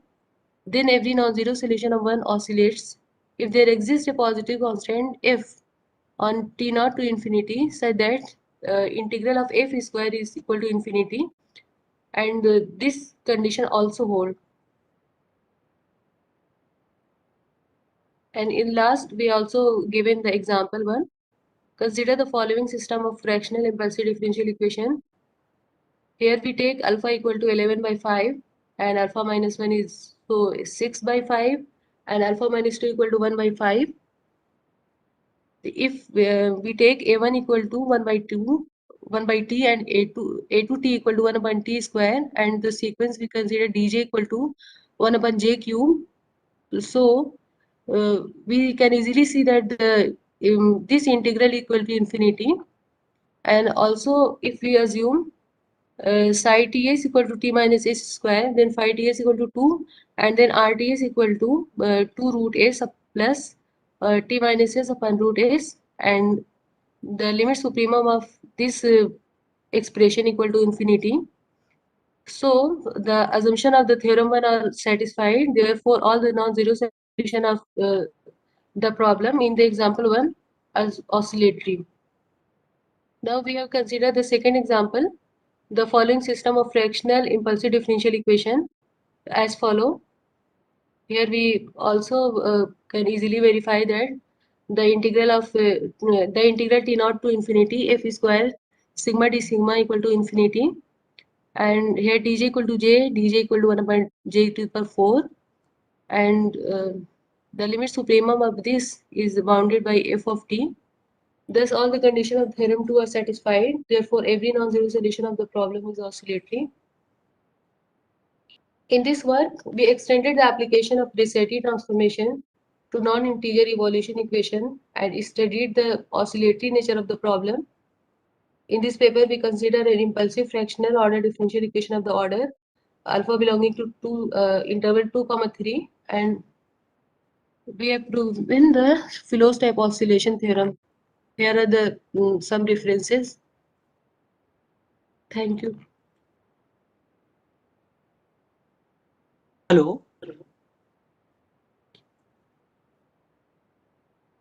Hello, I would like to ask one thing. Yes, sir. You are taking the fractional differential equation, but Yes, sir. the range of alpha is fixed. Only you are taking the open interval 2 to 3. Yes, sir. And in this way you are restricting the order of the derivative. Yes, sir. In this presentation, I have only considered alpha belonging to interval 2, 3. No, but it is not means it is not a good thing. Maybe you can consider the general phenomena. Alpha should be variable, not in the fixed interval. Okay, but if you need some condition, you can impose the condition it is lying in 0 to 1 something like this. That is the different issue, but it will be useful if you consider the more general situation. Yes, sir. Next time. Otherwise, you will consider the 11 by something, and this numerical example we took. You cannot change the examples. You are bounded to consider the only the in the finite range. Okay. Okay. Any comments from the audience? Hello. Questions? Okay, it's okay now. Okay. Okay, sir. Thank you. Asman Afrina. Please. Are you present? Please open your video and share your PPT, please. You have 5 minutes time only. Please restrict that and cooperate to me. Yes, sir. Yes, sir. Good evening, everyone. Yeah, you can start it. Let me share. Your PPT is also visible and your voice is also audible. Please continue, please. Share your PPT, please. Topic is PPT is visible. Only video is visible. PPT is not visible. Share your PPT. Please. Goodbye.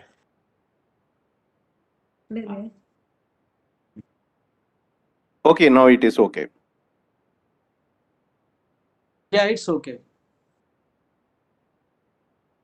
Our presentation topic is resolvent operator technique, a tool to study the continuity of a second order impulsive neutral differential equations.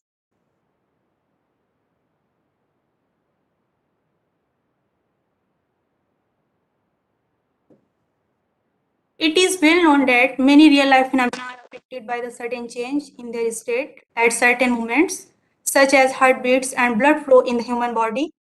These phenomena are discussed in the form of impulses, whose duration is negligible compared to the whole processes, and such processes are modeled using impulsive differential equations. It has a wide range of applications, including drug diffusion in the human body, population dynamics, mathematical economy, chemical technology, and so on. The ability to control a specific system to the desired state is the goal of the continuity theory. And many real-world phenomena can be represented mathematically by a dynamical system, which is governed by a neutral differential equation with non-local condition. A neutral differential equation in which the highest order derivative appear with and without delay is called neutral differential equation. We take non-local condition as non-local problems give better result than the classical ones. In recent years, many researchers have paid great attention to resolvent theory and its application.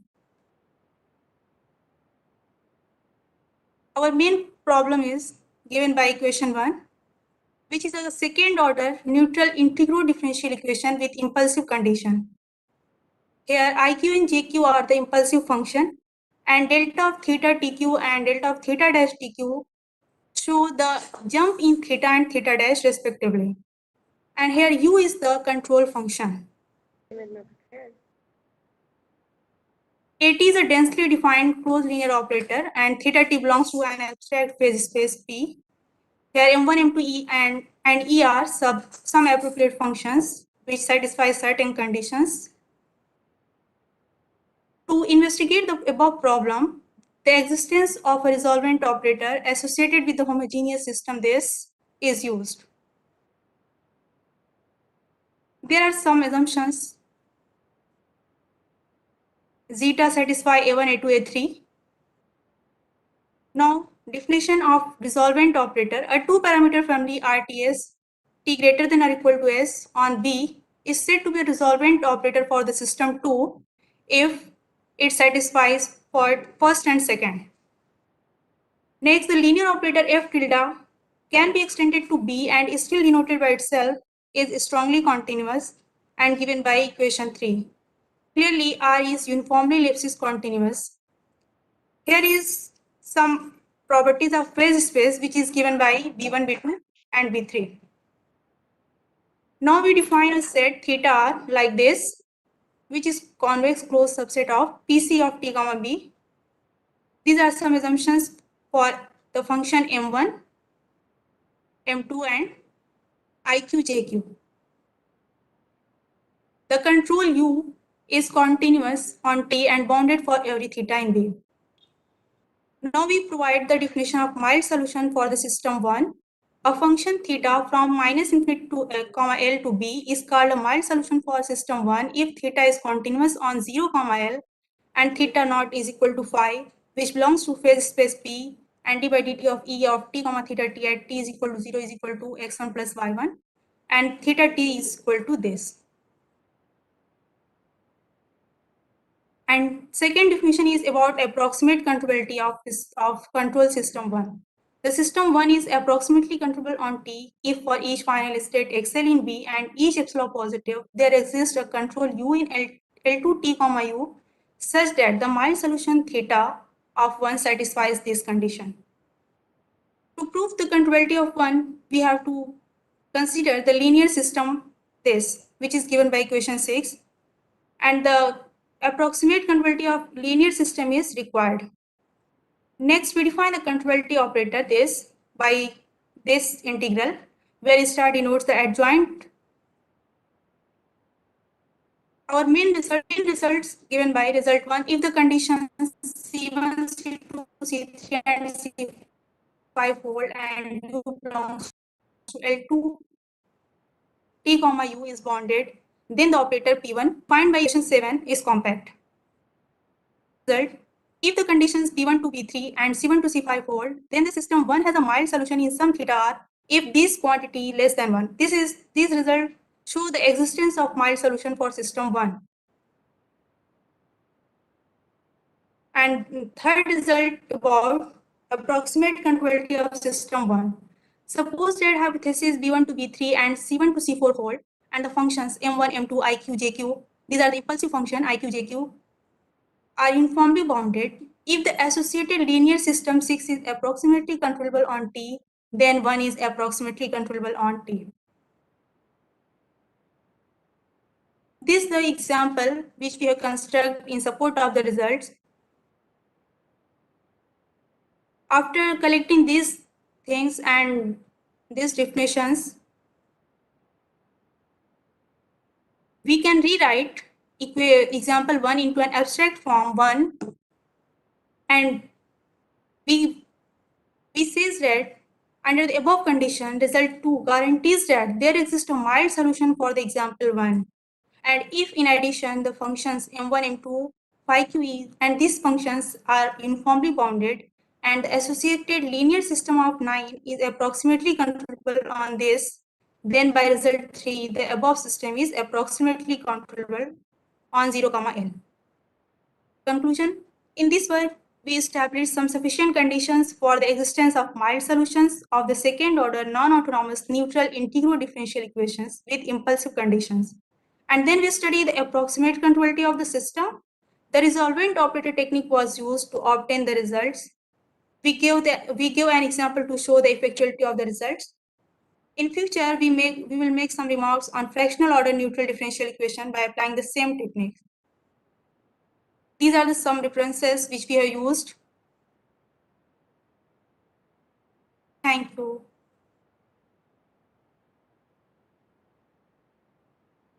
Hello. Yes, sir. I have two the points. One, why we are saying the neutral differential equation? What is the scenario there? Sir, yes. What's the meaning of the neutral? Sir, neutral means the highest order derivative appear with and without delay. Without delay. Yes. And you are using the one condition number 8 in your the result. Which one, sir? 8 number. 8.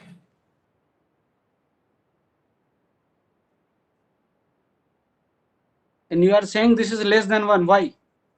Yes. What is the role of that? This is the required condition when we prove the results. Then this is the required condition for sufficient condition to prove the existence, to prove the controllability and the existence of this. Yes. So this will give some contraction condition or some different condition. So contractivity is there. Yeah, there is contraction. Yes, there is a EQ continuous, and we use Krasnow-Selsky fixed point theorem. Oh, so Using the contractivity is there. Iselin-Ascoli theorem. So what will be the uniqueness of the solution? Solution is unique. Okay, it's okay, fine. But you are saying the resolvent is some family? Yes, the resolvent operator is 2-parameter operator. But it is Which a family. some conditions. This is the definition of resolvent operator. So this is the definition of resolvent operator for the system. No, you are saying the family. And okay, 2-parameter family. And Yes, this sir, family yes, is sir. a This is the resolvent family. operator. How? You are What? saying the family. You are saying the family, and at the same time you are saying the resolvent operator. Maybe Sir, it is this already 2-parameter somewhere. family. No. Huh? This 2-parameter family. Yes, it is 2-parameter family. And Is you are said to be saying a resolvent operator if this condition holds. so basically this is some family of operators. Yes, sir. Yes, sir. Okay. Anyway, it's okay. So paper is published somewhere, or you are presenting here? It is communicated. Okay. It's nice. Okay, thank you. Any comments from the audience or participants? So if not, then let us thanks. And I hope that the next participant will come. Okay, thank you very much. Amara? Oh, yes. Open your video and PPT.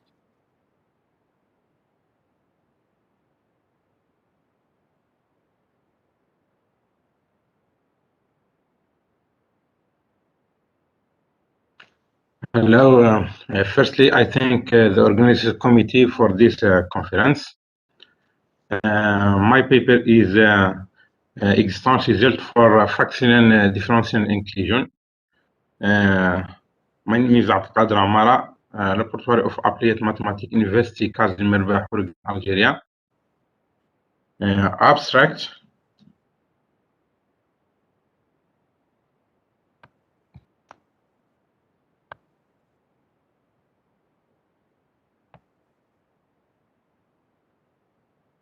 Yes. In this paper, we study the fractional differential inclusion with the boundary value problem, in which the term fractional differential equation has fractional order, string of a Riemann level type. Moreover, consider the problem condition of the proposed problem as mixed Riemann level antiderivative condition with 4 difference order. Introduction. Literature. In this literature, we present some contribution of research is with existence in result in arm stability of the solution for to 10 fractional differential equation are indivisible.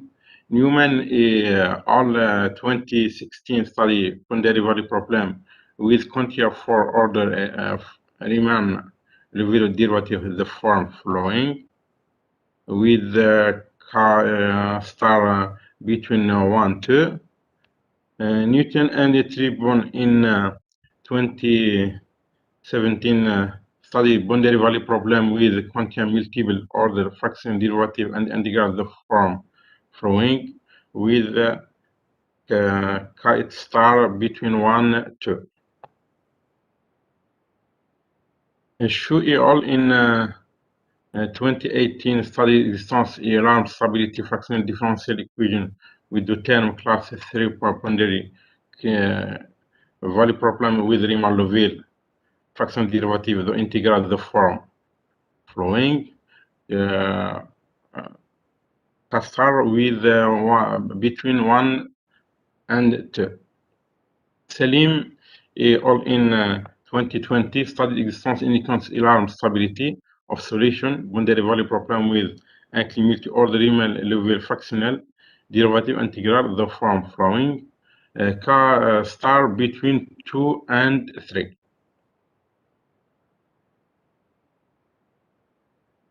In this paper, we study fractional differential inclusion with the boundary value problem in two-term fractional differential equation fractional B order staying the Riemann-Level the form following.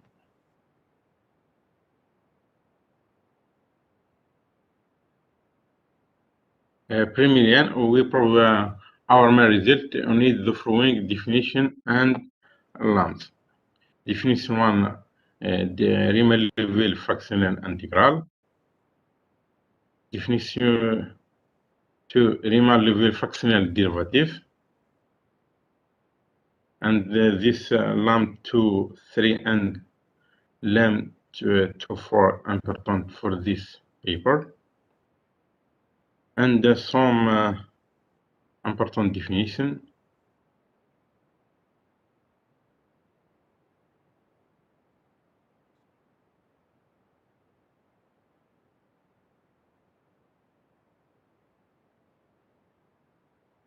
This theorem is important for provide the existence of my problem.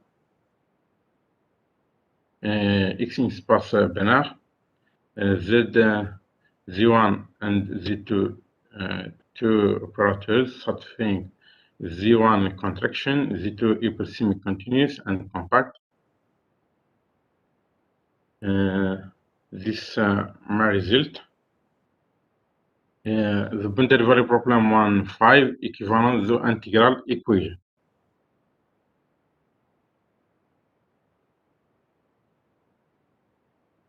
Prove this lam.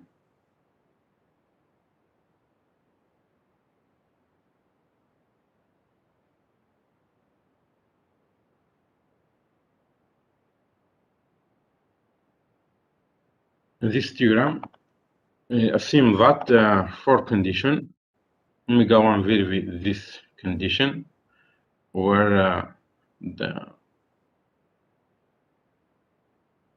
W1 and W2 condition 3 y vary this condition and condition 4 and 5. Then the boundary value problem 1, 5 has a last one solution on G.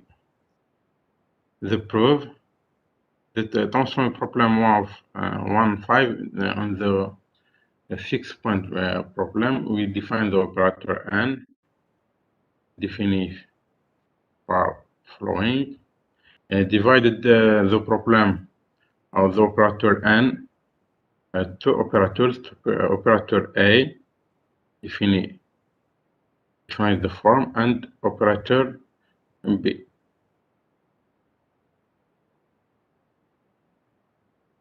We show that operator A and B define the multi-volt problem A, B is bounded in set C. We prove the B is compact value in BR. The rest, the prove consists the several steps and claims. Step 1, A is contraction and C. Step 2, P is compact and hypersemic continue. Those operators and A and B satisfy the all conditions of theorem 2 with, and hence its conclusion implies their condition E and completion to hold. The condition 2 of theorem 2 8 holds, then exists theta in 0, 1 and mu with u equal theta and u, then E is solution of 1 sec with normed E equal m, hence and has a fixed point in G by theorem 2.8, and consequently the problem 1.5 has a solution. This completes this problem. Finally, this some reference for this paper.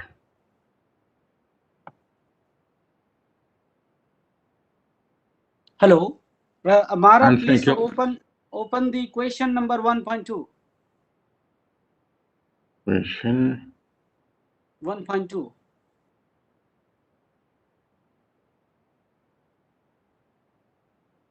At the beginning. Yes. 1.2. Yeah, 1.2. This Yes, question. yes. Here you are taking that lambda star and the mu 2. These are 0 to 1. These are in 0 to 1. Why? You are The taking condition some convex combination. 1 new 1 star, you 2 star. Yes, and the lambda star and lambda star. Between 0, 1. Between Why? 0, 1. Why? For calculation No. until I hope that you can change the lambda. Just the first lambda star is A, and then plus 1 minus lambda star B, and there is no need to convex combination. Maybe you can think. no, star between 0, 1. It is not required. Just you can take the real number, and then you can get some different condition. I hope that. I am not. So convexity is required here.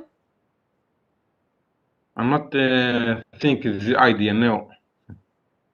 I don't think the convexity is needed because you are doing in the Banach space, some Banach space. So just you can take two real number. Okay, mu is lambda star A, and 1 minus lambda star is equal to B, and summation may not be 1. You can get something new. It is not necessary. Okay, some more comments from the audience?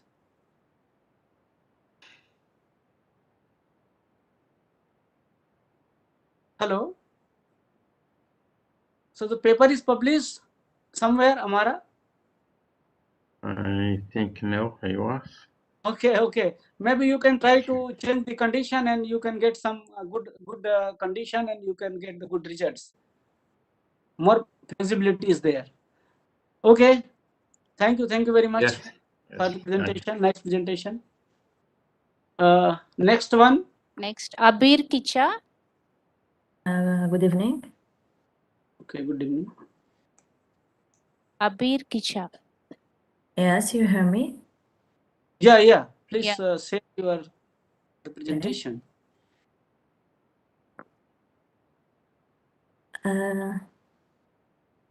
Is visible?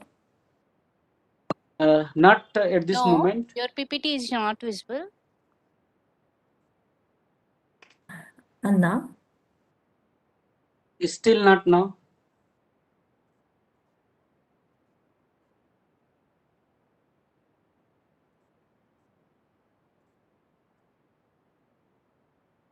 Yeah.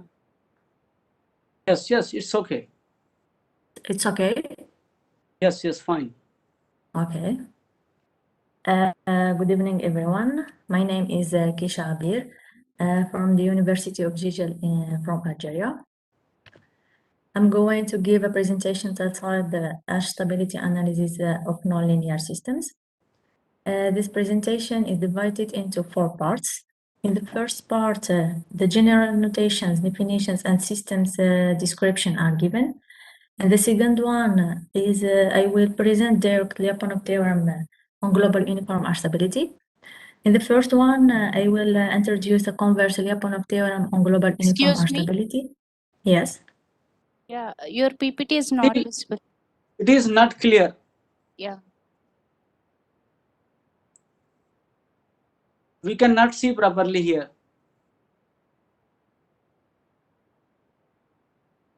Once again reshare it because it got Yeah. stuck. It's okay now? No. It's not, it got stuck. We can't see anything. So better you reshare again. Stop the sharing again, reshare. Yeah. Okay.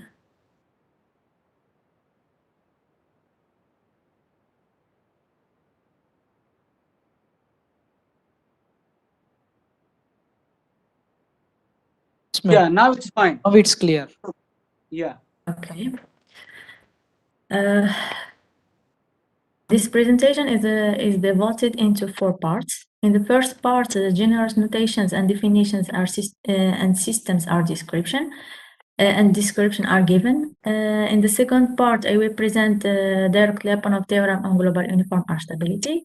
In the third one, I will introduce the converse Lyapunov theorem on global uniform R stability. And the last one is the Ash linearized stability of nonlinear systems. So I start by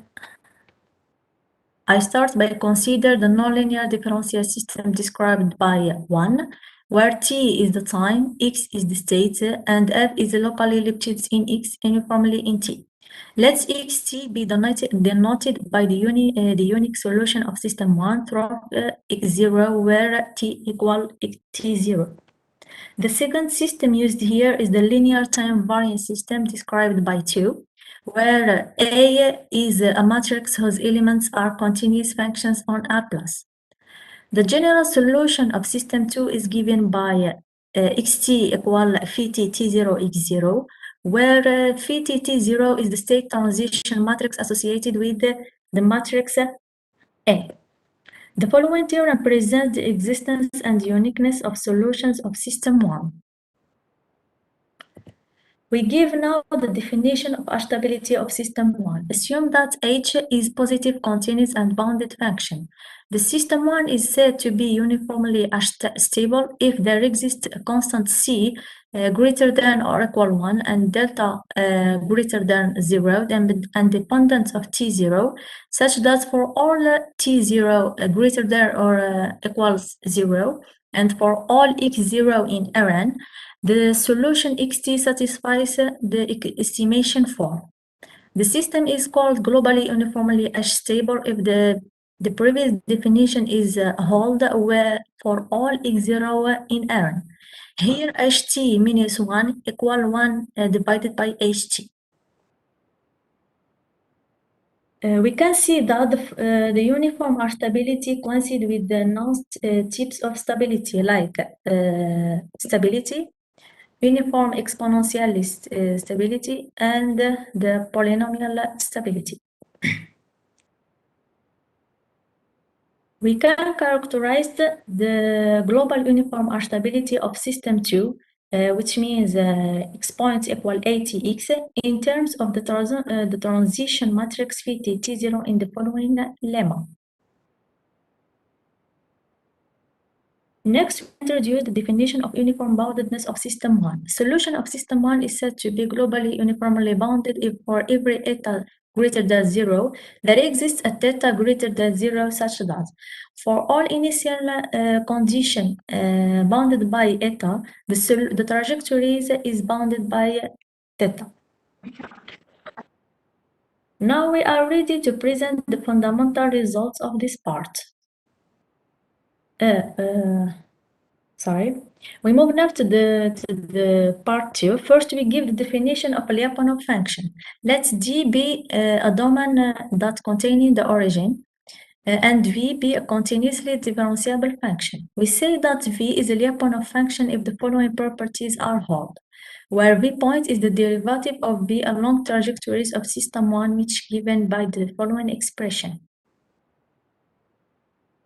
Now we are ready to present the fundamental results of this part. Suppose that H is a positive bounded continuous and decreasing function, and H prime exists and continues on apples. Moreover, suppose there exists constants and the function V satisfying the following properties. Then the system 1 is globally uniformly bounded. The following example illustrates the obtained result. We consider the scalar equation 5 and we set V equal x power 2. Then the hypothesis of the theorem 2 are held. Then the global uniform boundedness of system 5 is satisfied. This is the trajectory of the system.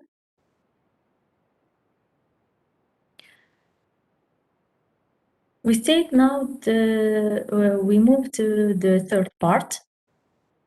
Before that we give this hypothesis.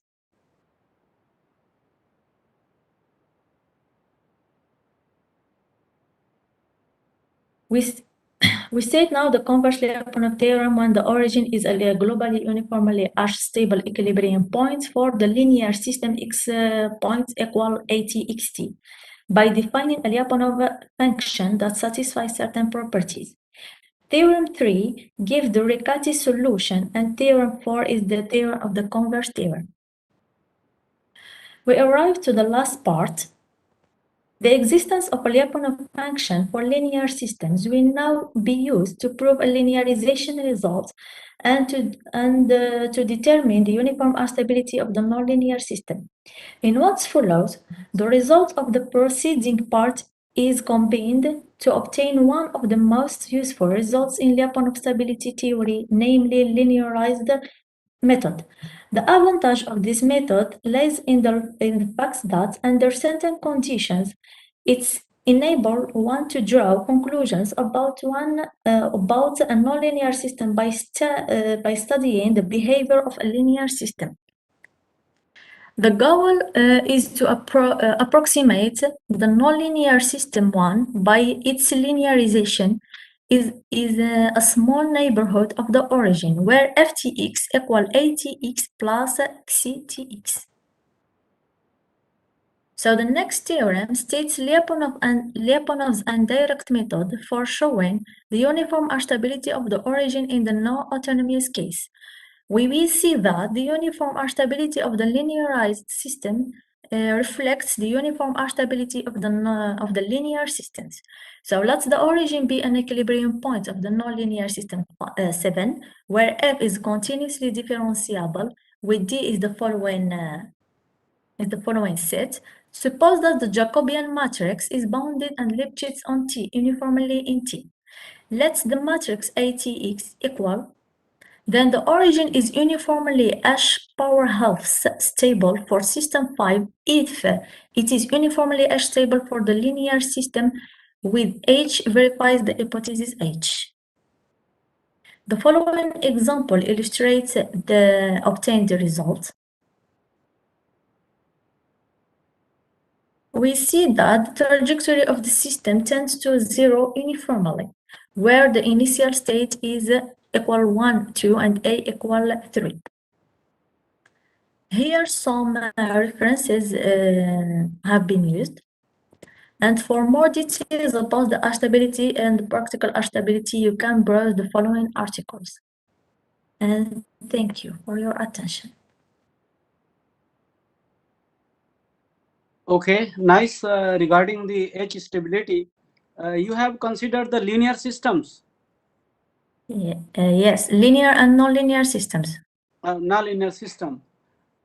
Yes. And there is one thing. Yes. You have considered the uniformly H stability, there is one phenomena in the dynamical system, that is the asymptotically stability. Practically stability? Asymptotically. Asymptotically, yes. Yes, yes. Is a particular case of stability. Yeah, but do you have some connection with the H stability? I don't understand, sorry. No. Asymptotic stability and the H stability. Is there any Yes. connection? Asymptotic stability and H stability? Yes. Asymptotic stability is a particular case from H stability. So you are getting by the particular case of H. Yes. Okay, it's good. Any comments from the audience? Sir, Yes. Someone asked. Someone wants. Hello. Any comments from the participants? no questions, sir. Okay, no comments. Then let us thank you very much to Avir for her presentation. Thank you very much. Thank you. Sir, here small announcement. Yes. Oh, sir.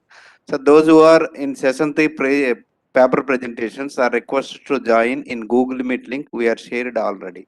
Those who are in paper presentation from 6:30 to 7:30 p.m. in chat box, and we are shared in groups also. Okay. Thank you, sir. So what about this session? This is already over? Sir, it will continue, sir. Okay. There is parallel session. There is a panel session. So I have a list. It is related to this particular session. No, sir. That is separated list, sir. Sir, Sahu sir, actually BS Chaudhary sir session is parallel session is continuing. Your session is no disturbance. Just it is a Okay. announcement. So this is just announcement. Yes, sir. Thank you. There is no changes in your schedule. Okay. So maybe we can ask to some next participant. Next, Manal. Yes. Sir, please open your video and share your PPT and maintain 5 minutes time. Please cooperate with me. Okay. Thank you.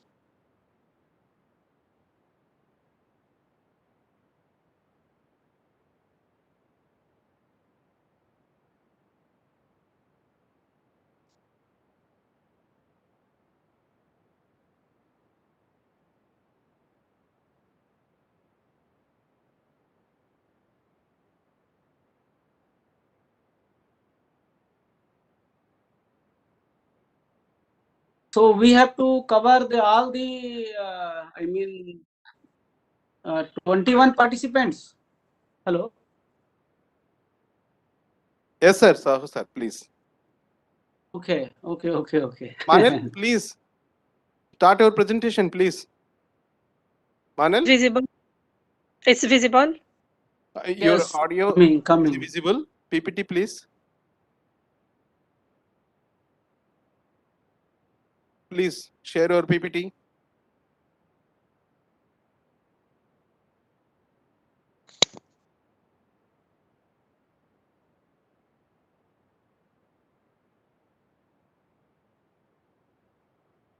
Manal, your PPT is not visible.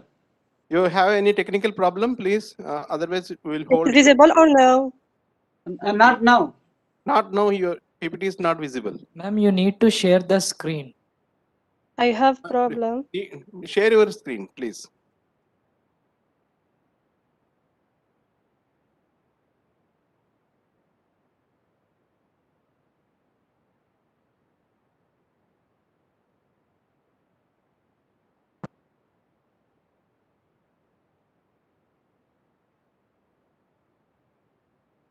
Oh, I can't. I have problem. Okay, you solve your problem. We will come later. We would like to go for the next participant. After solving, then we will be thinking about your presentation. Please, next participant, Avni Ahmad Chowki. Are you there in the group? So I am here. Oh, very good. please open your video and share your PPT. Yes, Share your PPT. by Google Drive. Hello? Tony? Yes, I have a problem for sharing my PDF. Can I use the camera? No, it is not possible. There is another chance to that you has to share your PPT to direct to us. Then you will show from here. That is only possible. Otherwise, solve your from your laptop or whatever you are using. If you are having difficulty, then please forward your slides to organizer. Okay, sir. It is. I think she is sharing now. Okay, it's good. I will send. Okay, Chowki, I will. please unmute yourself. Manal is sharing. I will send it in your email. Oh, hello. Please once, my dear participants, don't use your mobiles. Mobile is not supporting to you for sharing of your PPTs. If you are using mobiles, it is a difficulty, and time will be killed also. Please use either PCs or laptops. Otherwise, Sorry. There is a problem in my laptops. Don't install WebEx. So I can't, from our side there is no problem, but from your side only it is a problem. Solve your problem and rectify it and inform to us. So Manel, I will. Do you hear me? Sorry. Manel, please share your PPT. Okay. It's my paper visible now. Screen is visible. We are allowing your PPT, but PPT is not showing. Ma'am, please open the presentation now. Yeah. Yes, it is. Yes, ma'am. It's my paper visible.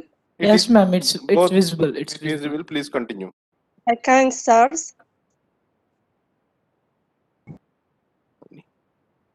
I can start now. It's okay. Fine.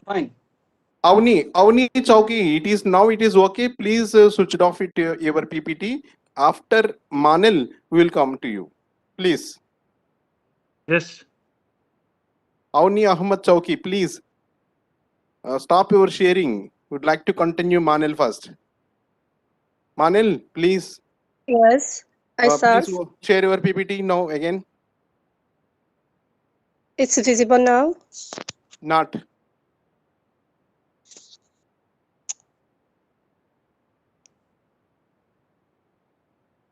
Hello. Ma'am, again you share the screen. It's visible or no? No. Not now.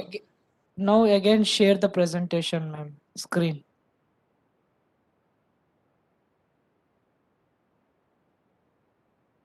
Now. Now it is okay. Please continue. Sahu sir, she is ready. Please. Manil is please. ready.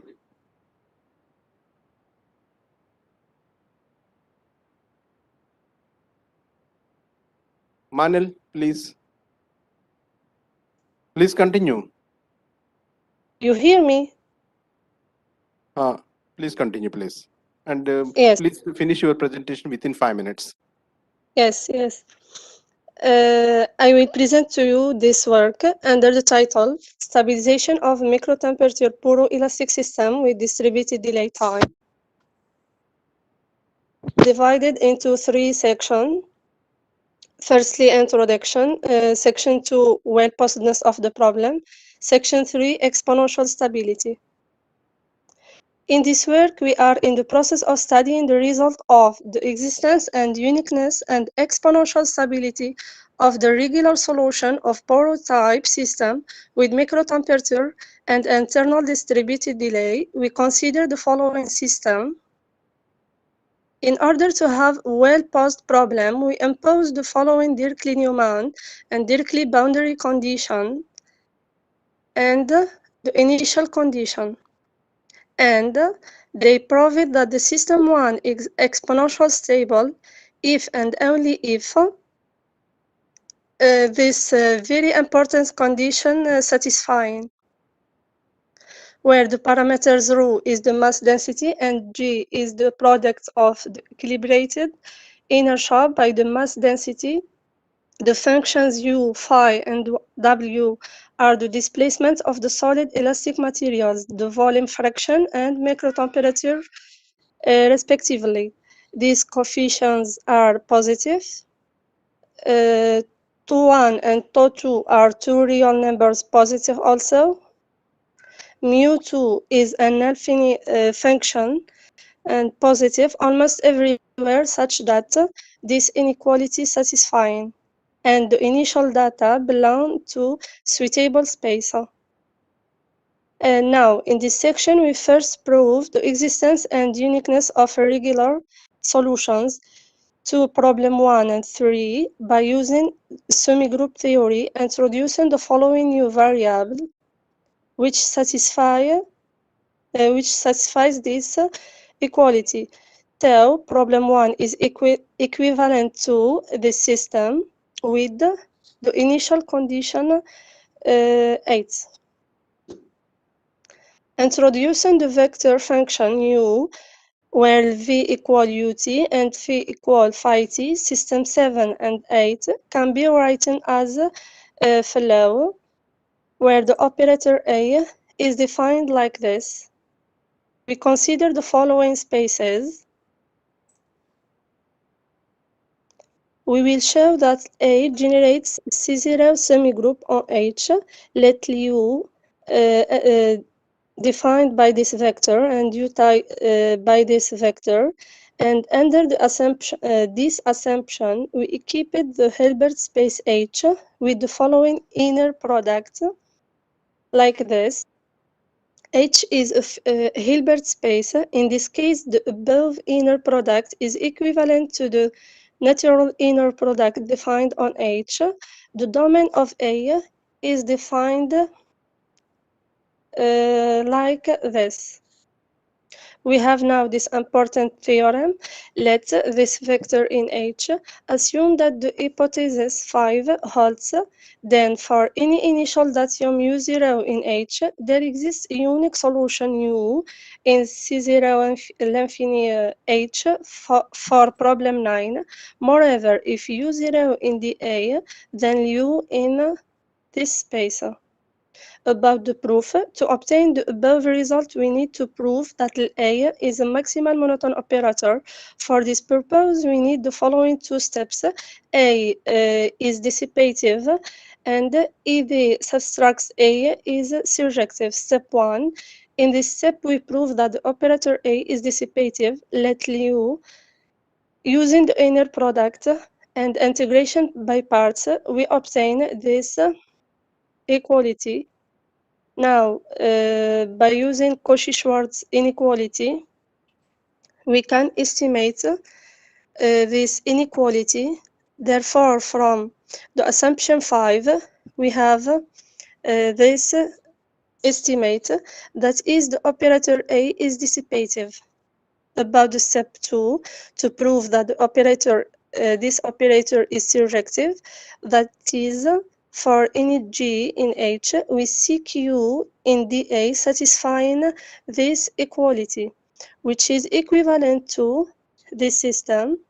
Finally, from equation 1 and 3 in system 13, we conclude V in this space and V and phi in this space, and it's also clear that Z in this space. Hence, there exists a unique solution U in the A such that 13 is satisfied. Therefore, the operator surjective. Consequently, the existence result follows from the Hilly-Shida theorem. Now, about the stability result. In this section, we show that the solution of the system 7 and 8 decays exponentially if and only if this condition satisfying. To achieve our goal, we use the energy method to produce a suitable Lyapunov functional, which leads to an exponential decay result. We can prove that the energy is decreasing. More precisely, we have the following result. Let this vector be the solution of 7 and 8.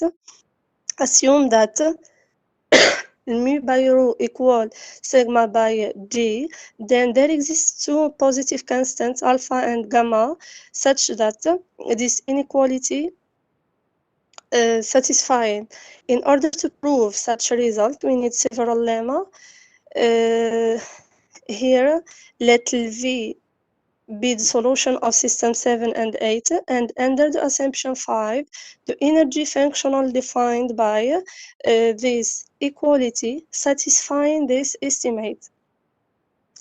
Lemma 2, let this vector the solution of system 7 and 8, then the functional E1 defined like this and satisfying this estimate. The same for the functional E2 satisfying this estimate. We have also functional E3 which satisfying this estimate. The functional also E4 satisfying this estimate. Include the results because you are means near about over the time. Yes, okay. Yeah.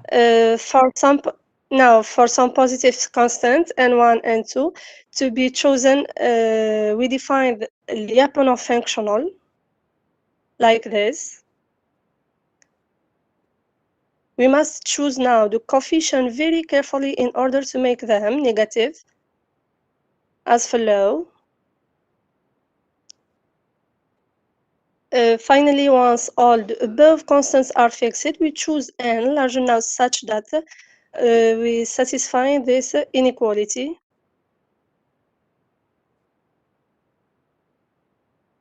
Moreover, we have the following lemma. For n large enough that we have this inequality. Finally, recalling 34, we get this inequality by simple integration, and using this inequality, we complete the proof of theorem 3.1. Here are some references which I used in my work, and thank you so much for your attention. Okay, thank you. I would like to know one thing. What is the dissipative? Hello? Yes. Yes. What is the dissipative operator?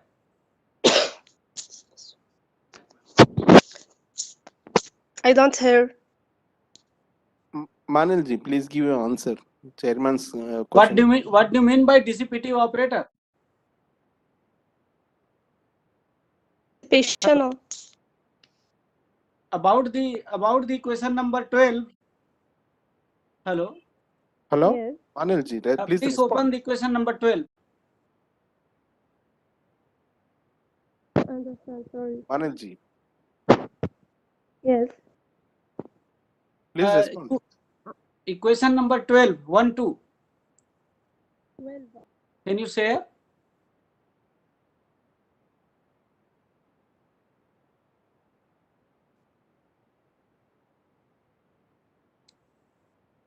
Yes. Just stop. Here, top. You are saying A is maximal monotone operator. Okay. And you are saying at the same time A is dissipative. Hello? Yes. Hello? Are you getting my Manilji. point? Yes. Please give your answer, please. At the same time, how can you consider the monotone operator and dissipative? Dissipative, we prove the dissipative. Your voice is not loudly. Please loudly give your answer. You have proved dissipative. Huh? You hear me? Yes. You have proved the dissipative. Yes. But it is you are already the proof that means you are taking the A is maximal monotone. Yes. So if it is monotone, then how can you take the dissipative? Actually, I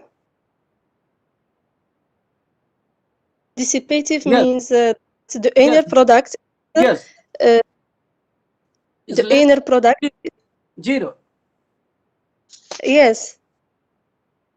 Less than is equal to 0. Yes. Less And than 0. And what about the monotone? Greater than 0? I proved that.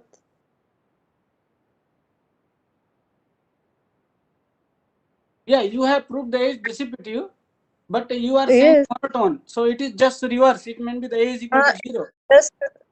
So I please, think that. I please think that it's just a mistake. yeah, please think about the monotonicity. Okay. Yes. Yes. If Okay. it is monotone, then you cannot take the dissipative. If you are taking Yes. monotone and dissipative, means your operator is just 0. Yes. Yes. So I just it is the point for me. Maybe you can think more. Any more the comments from the participants? Yes. So raised if not, then thanks to Thank you. Manal for her presentation, and it is a nice Thank topic. you, Manalji. Okay. Thank you, Manalji. Please Thank you. close your share. Next Yes. participant, Chauke, please. Chauke, are you in line? At the same time, Fine, Mr. Avni Ahmed Chauke, please. Hello. Hello, is this my voice is audible or not? You hear me? Oh, okay, your voice is also audible. Please maintain the time. Within yes, 5 yes, minutes, maintain the please time, please. please maintain the time and please conclude. Only main results only you can show it, please. Thank you. Yes. Can I present? Yes, yes. Yes. I am Awin Ahmed Shawki of University of Sokharas. In this day, I want to present my paper, Common Fixed Point Theorem, in complete metric space with an application in dynamic programming.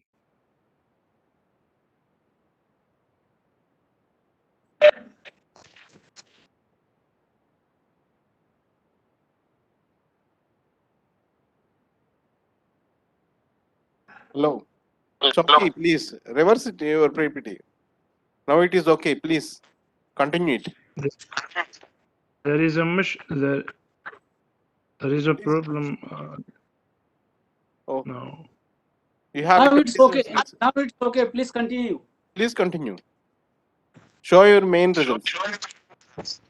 Abstract. The work plane abstract preliminaries, main results, and application. Your voice is in not clear, abstract, please. Your voice this is not paper, clear. yes, Your voice is not clear. I don't hear you. Oh, okay, continue, please. Yes. Okay, please continue. In this paper, we propose a fixed point theorem for two self-mappings in complete metric space. Our theorem generalizes theorem 1 of 20. Suitable examples are provided to illustrate the validity of our results. We apply our theorem to establish the existence of common solutions of a system of two functional equations arising in dynamic programming. Chauketi, please scroll your PPTs. Only first page only visible. Please scroll. What? Only first page only visible. Please. We can see only the first page, not the other page. The picture is visible or no? Only It is first page. visible. Please scroll your PPTs. Go for the second page. Change the slides. Change the page. Slides. Go Next to the page next of slide. Right. Go to the next slide. The next slide's definitions. Next page. Yes. Next We page. can see the starting page only. Begin by definitions and main results and applications. Renault. Yeah, it's okay, but we have to see some more pages. We are able to see only first page. Scroll the page. Yes. Next page. Next page. مسيو هي مش قاعدة تتبدل. ايش تبدل نورمال ها؟ هنا في ولا الإكران قاعدة تبين بدل الصفحة. مش تتبدل الإكران. ايه مشكلة ما كان ما حبش يمشي لي في الاخر معليش. هكا يشوفوا هكا قاعدة تبدله. لا مش قاعدة تتبدل، اخدم بصبعك هكا باك تتبدل ليك، هي قاعد تطفيش من التليفون. ايه هي اخدم بدل بصبعك باك تتبدل. ما حبيتش تبدل، راني بدلت بصح ما بدلتش عندهم هما. هي حتى مشي تبدل عندك. تخدم هاك باك بيديك شغل فوت بيدي باك تتبدل. يعني نفوت بيديا بصح ما هما قالك ما تبانش، دركا تبان ولا ها؟ لا مش قاعدة تبان غير الحاجة الأول. ايه المشاركة وبعد عاود ديرها.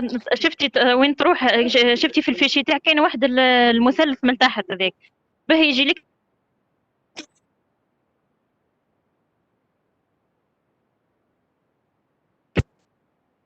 استاذ.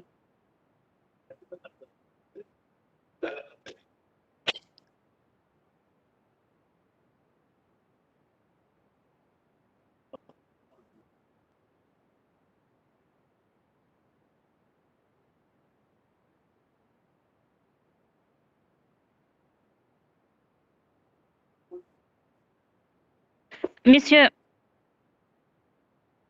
Hello, it's okay. نحيت لا l'écran استاذ باك تبدل. There is a technical problems from our side. We will meet later.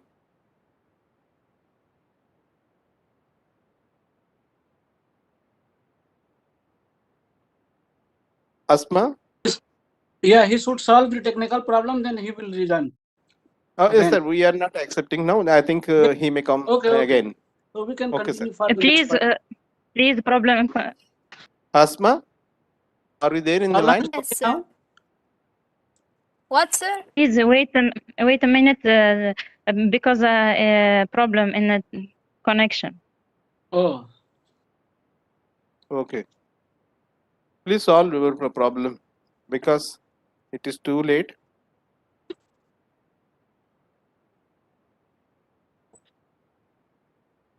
So, okay, solve your problem. We may give it time at the end. It's okay. Hello, We will go Chowki, for the you will next. come back soon. Please solve Oh, your we will problem. come back again at the end. Asma? Sir, please. Sir. Can he send this participate in your email? Maybe, yes, you can ask to organizer. Hello? Hello? Can he send the his PPT? Okay. Okay, send your PPTs to the our conference mail. We will download it. We will share from here. Okay, please close it now. After solving your problem, we will make call you again. Okay. Asma? Okay, please close it, please. Yes, Asma? sir. Yes, I will Asma. start. Okay, Asma, I think you Yes, are sir. on mute. You are in mute. So share your PPT and share your video also. First, Chowki will have to No, sir. Chowki, yeah, I think he may share. He may send mail. Then we will continue. If he but send he will have to within within time within time if he sent, then we will continue. Otherwise, we'll stuck off it. Please, can I partage my his écran? Chowki, please cooperate with me. Oui. You Asma? Asma? Chowki, please unshare your file. Sir, yes, sir. Okay. Asma, please share your PPT.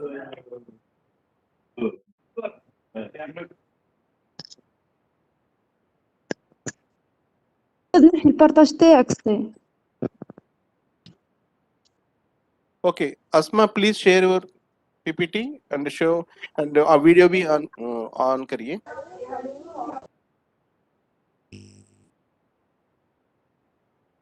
Please, Asma, please respond. Asma?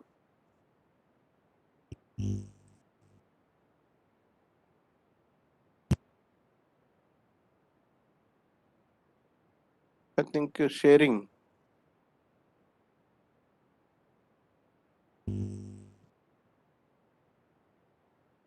Upload.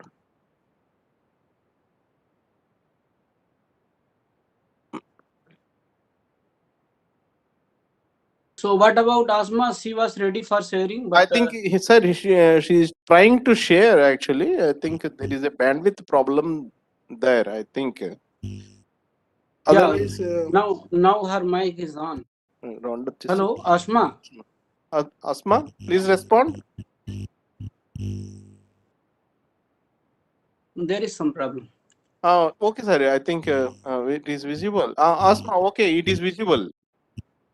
What about your voice? Oh.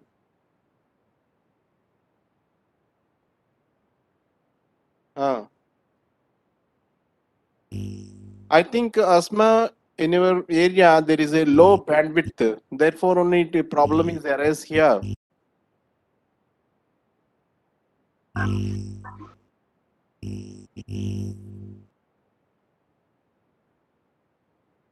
Okay, now Shiri is your PPT is sharing. What about voice? Hello? Give your voice. Asma.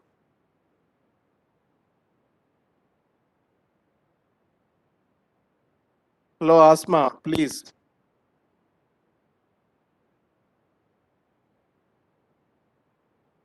Hello. Hello, Asma.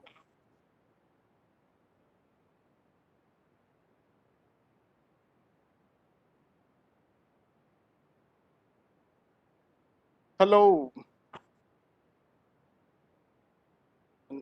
I think Asma, I would like to go for the next participant if you're Belmochi.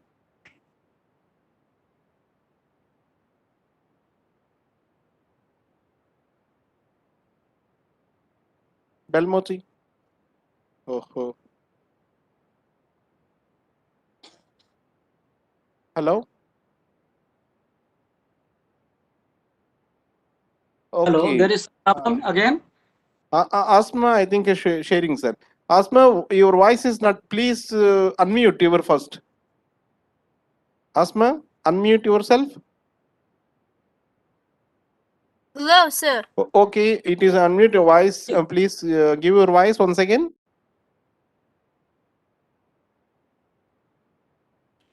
Give your voice, Asma. Do you listen me? Okay, Do you please. listen me? Okay, it is audible also. Please continue. And you have a very less time. Please continue and finish it. Show your main results to chair persons. Give your voice, please continue.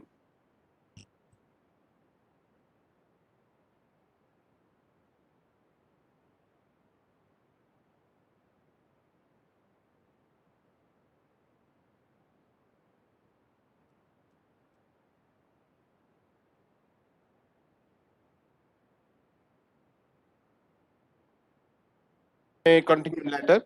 I think it is a problem to in our system. Belmochi, I would like to go for the Belmochi.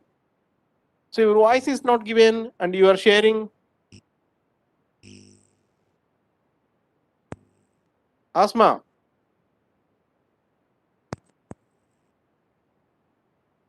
Asma.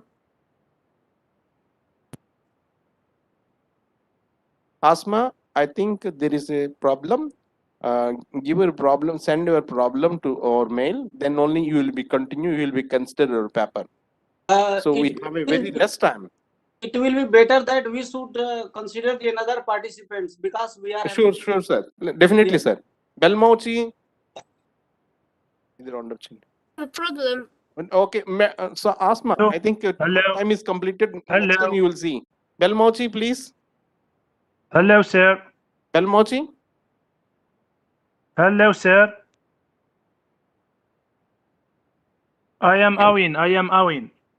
Avni, Yes, yes. Can I share my PDF by PC of Ibtisam? okay, Avni. Okay, are you ready? Yes. Show your PPT first of all.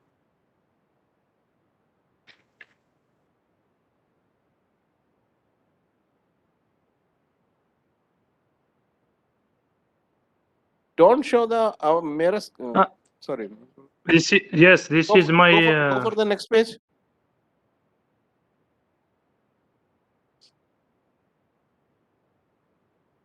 Next page. Next page. It's good. No, it's no. good. Everything it's is good, good. but what about the next page? Next page, Okay. yes. So Yeah, please it's fine, Next fine. page is Now abstract work plane. It's work plane. Okay. Please Yes. continue. Abstract Please preliminaries. start. Please start. Yes. Yes. Main results and applications. Show your main results only, please. Show your main results to chairperson. Main results. Main results. Yes, Ibtisam. please show your main results.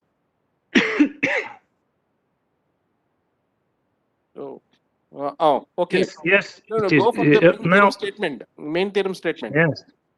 Okay. Yes. Main is it? It is. No. Mr. Chowki, time is very valuable here. Yes. This is.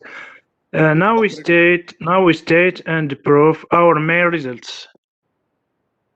Main results in my article 3. Main result. The next lemma plays a crucial role in the proof of our main theorem. Lemma let xd be a metric space and xn a sequence in X such that this inequality is to 1 for all n belongs to n star, where bn equal this fraction. Then xn is a Cauchy sequence. Theorem. Let A and S be two mappings of a complete metric space XD into itself, verifying 2, 4, and 2, 5 for xy in X where satisfy 2, 6, and 2, 7. Another slide, please. If AU equals A square U from sum E in CAS and ASE equal SAE, SAU, then A and S possess at least one common fixed point, Z equal AU, and the Yang sequence converges to Z. In this case, A and S are WPGU, weakly Picard-Yang operator. 2. If Z and W are distinct common fixed point of A and S, so this inequality. Proof in the proof we show that yn is a Cauchy sequence in X. Yn definition in the relation to 8. Using 2, 5 in our theorem, using 2, 5 and 2, 6, 2, 6 and 2, 8, we have 2, 9. Hello. Chowki, yes. Please skip the proof. Yes. Don't show the proof and show the rest of the results. Results. Please omit proof. We go directly to example.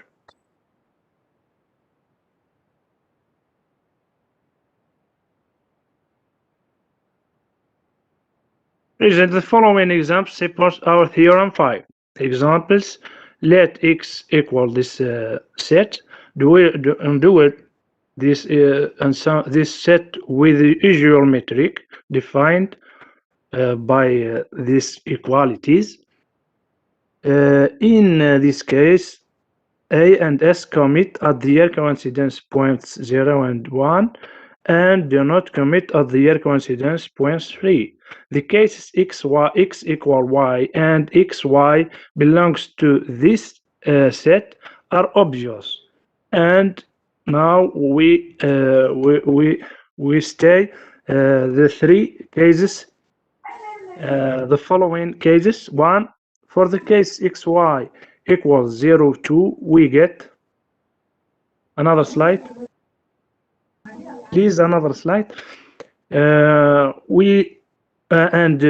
2 and 3. All cases has all the assumptions of theorem 5 hold. Thus, A and S have two common points, 0 and 1, and a coincidence point 3 besides this equality and inequalities. Application in dynamic programming. Let X and Y be Banach spaces. We define this distance between F and J by the sub. It's clear BSD is a complete metric spaces. The basic form of the functional equation in dynamic programming is Fx equal optimum, where x and y denote the state of the decision vectors. Respectively, t denotes the transformation of the process. Fx denotes the optimal return function with the initial state x and optimum respected SIP or ENF. Another slide, please. In this section applying theorem 5, we establish the existence of common solution of the following system of two-functional equations arising in dynamic programming. 3-1, where U and H verified this relation. Another slide. Please conclude. Theorem. Suppose that the following conditions are verified. Yes? Verified C1 and C2 and C3 and C4. Then another slide. Then the system of functional equation 3-1 possesses at least one common solution in BS. In addition, if Z and Y are two distinct solutions of 3-1, therefore the distance between Z and Y is more or equals 1/2. Proof, we find in this slide the proof of our theorem. Avni, please conclude. Please conclude. Your time is over. Yes, we prove the conclusion in the Yes, end next slide. of Next slide. the slide. In the end of the slide. Yes. Okay. No, before. Yes. Did theorem 5. Skip the proof, please. Please skip the proof. Give the proof. Yes. I read Next the proof page, or no? Yes. I read in the proof or no? No need. Go for conclusion. And the end of the proof, please, Ibtisam. There is a result in the end. Yes. D theorem 5, A1 and A2 have at least one common fixed point. Z belongs to BS. Z is a common solution of the system of functional equation 3-1. In addition, if Z and Y are two distinct solutions of 3-1, therefore this distance. This is the result of this theorem. Avni, please conclude yourself. Please, time is over. Yes? Okay. Hello. Oh, okay. Please stay with us, please. Hello. Okay. Hello. Hello. Hello. You have proved the theorem, but you have given the example for the discrete set. X is equal to 1, 2, 3, like this one. Yes, sir. Correct. Hello. This paper, we prove common fixed points theorem for two self-mappings Okay, you prove the fixed in point. complete metric space. Yes. Listen me. In the Yes. you have proved the theorem, and for the example, for main results, you have considered the X, capital X, and capital X has a discrete element 1, 2, 3, 4, 5 only. Why not the some continuous set 0 to 1 or A to B some like interval? Maybe you can try, then your result will be very nice in this way. In my example. Are you getting my point? In my example. Yes. It is discrete. Yes, discrete. Yes. So please, maybe you can change the example. Otherwise, it's okay. Yes. Any comments from the audience? Sir, no raise anybody. For what? Hello. My Yes. example is very clear. No. Yes. Example is very clear. Yes. But you have taken the discrete element 0, 1, 2, 3. It's better that you should consider some interval 0 to 1 or 0 to 3 or some real number or something. Not only 5 element. No, I use the natural numbers. Avni, actually, in example, it one, is two, discrete three. if it is any closed interval. I think that is Sir is giving a suggestions to you. Yeah, much No. better. Much better. No, in this Example. we use only the 4 elements are discrete set. So you may change the discrete set. Okay. Okay. I don't. Okay, you can think, no problem. Okay. It's okay. Okay, Avni, thank you very much. Yes. And if you have some problem, then you can contact me also. Otherwise, you can discuss by email. Okay. Okay. Thank you, sir. Yes. Belmoti, are you in line? Okay. Belmoti? Thank you. Thank you. Very much. Thank you very much. Okay, please close your share. Share your PPT. Belmoti, are you there in line? Chehra? ابتسام. Yes, sir. Okay. Delete. Yes. Chehra, I think Hello. you are inside. Okay, very good. Chehra, Yes. first of all, share your PPT and open your video. And please, I request you to please only strict for 5 minutes only. Show only for your main results and needful definitions only, please. Chehra, please continue. Share your PPT.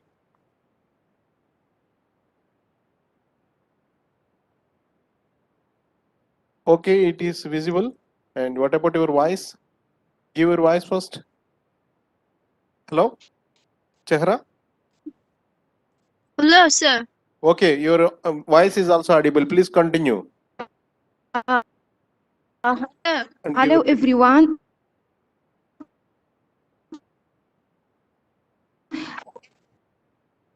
You can.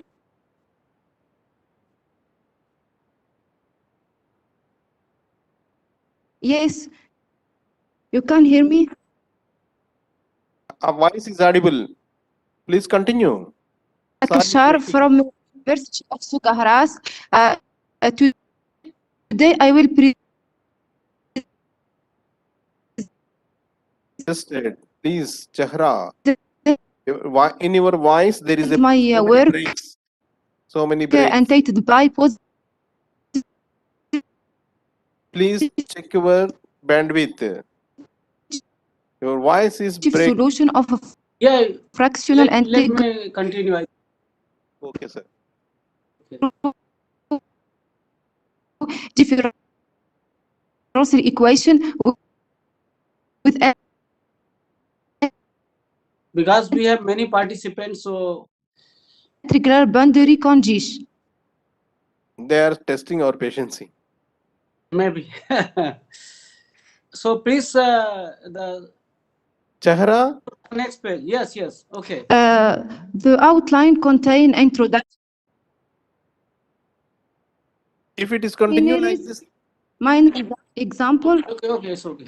and reference. go for main results. And your voice is breakable. Please check your voice and conclude it, and give your main results. Yes, sir. Okay. Okay. Give your conclusions. I mean main results with your good important definitions.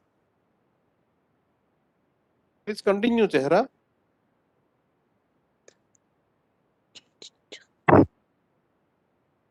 Any technical issue?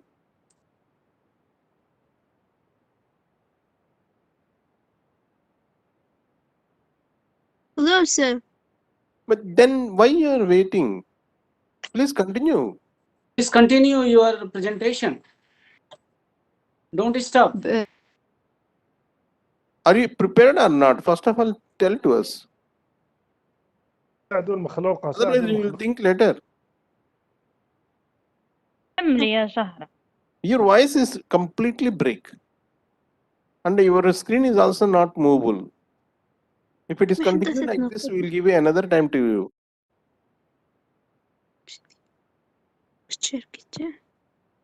Okay. Please continue if possible. Hello. Chehra, شهرة قال كملي يا شهرة. Do you have some difficulty there? Hello. Okay, Chehra, I think in your area it is very difficulty. We will consider your paper later. I request you to Sahu sir. There is a We'll go for the problem next. of With your internet. permission, we'll go for the next one. Yes. Please. Okay, sir. Chaima. Sir. Chaima. Please, problem of connection. No, sir. No, madam. Later, we will think later. Right now, it is not possible. We have so many people are just waiting now. Chaima. Chaima, are you in line? I am here, yes. Can you hear me? Hello? Hello. Chehra, Can you please hear close your share PPT. We are going for the another. We will give a chance to next time. Please, right now, please. Can we see his movement? Maybe she will finish in 2 minutes. Okay, sir. Chehra, can please go to the main result.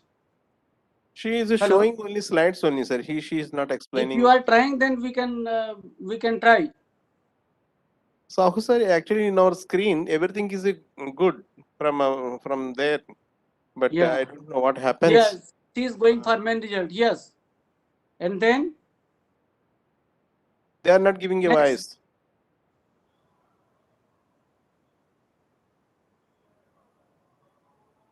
Hello.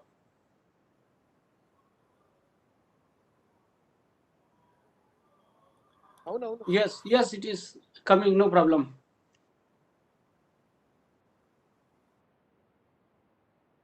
Can you speak something about your presentation? At least give say your name. Are you Chehra or not?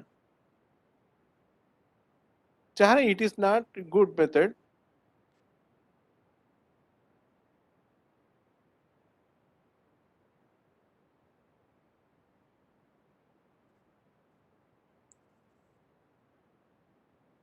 Hello.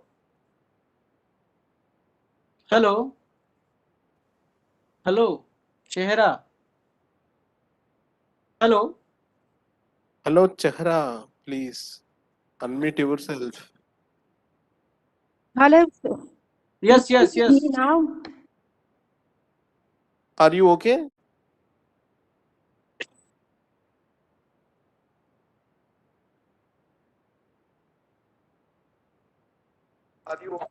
Yes, sir.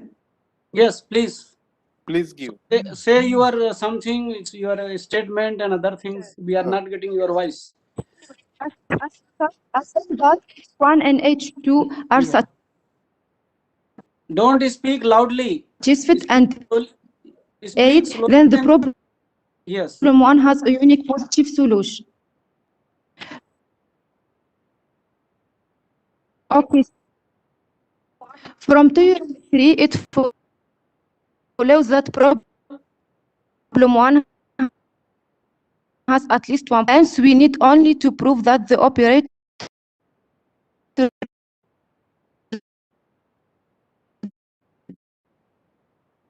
defined in 3 is a contraction.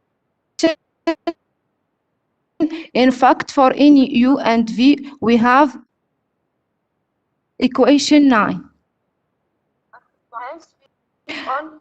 Hence, the operator phi is a contraction mapping by 7. Therefore, by the Banach fixed point theorem, we conclude one has a unique positive solution. Finally, we give an example to illustrate our main result.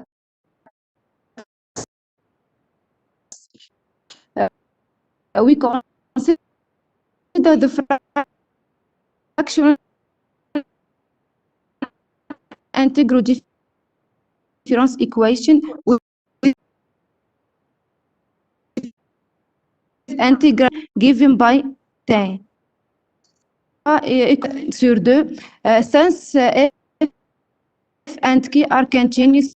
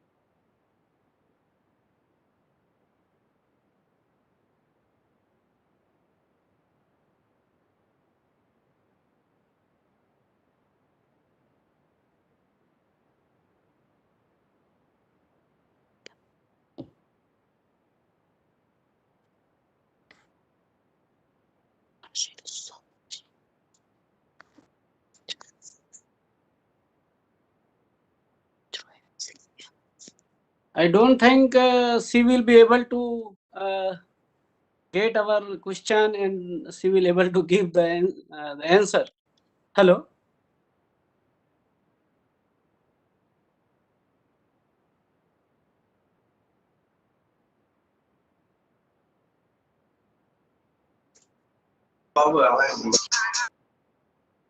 Hello.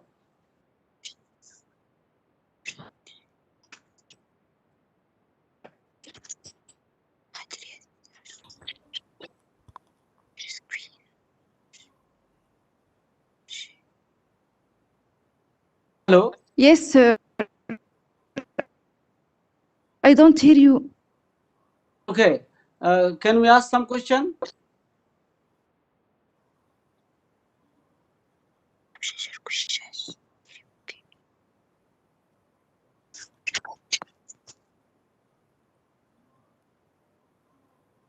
Yeah, this is a problem. But if you are able to listen me, I would like to say one Yes, thing. sir.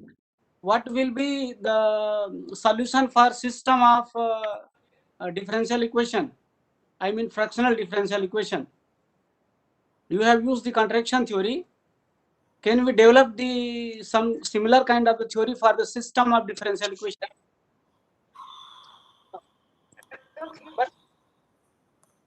Hello.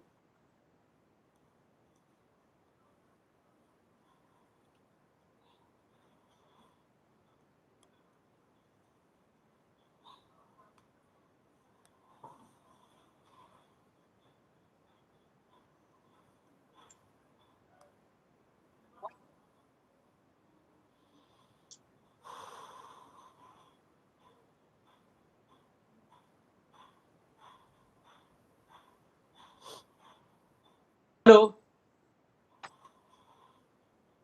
Yeah, and You have Yes, sir. you have used the contraction theory for you are making one operator.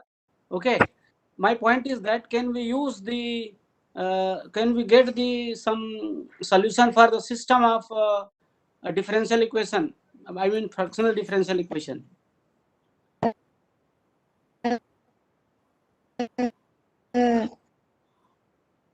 The theorem of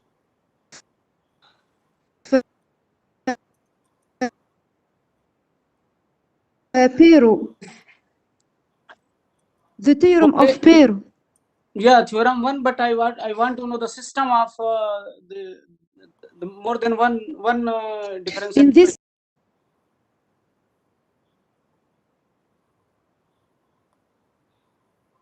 So maybe you should close your presentation because I am not able to hear you, and maybe I am not sure that you are getting my point. So still one can discuss by the participants, and if you want to discuss with me also, you can discuss with mail. Okay, by email, one can discuss. Okay. So please please close your the file which is shared here. Hello. Hello.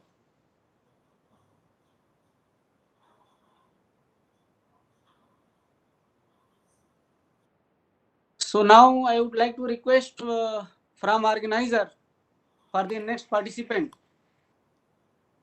Hello.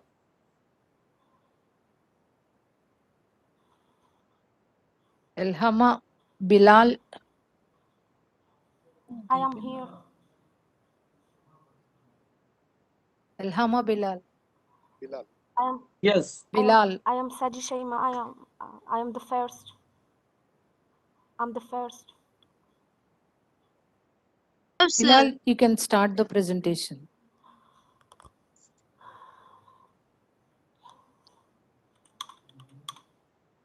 Hakim Lakhal, please stop your presentation.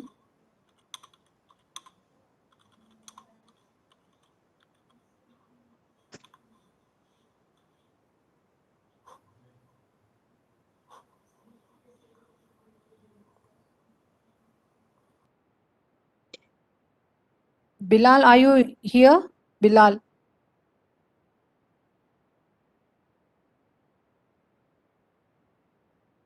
Please just second. Sir, Yes, please.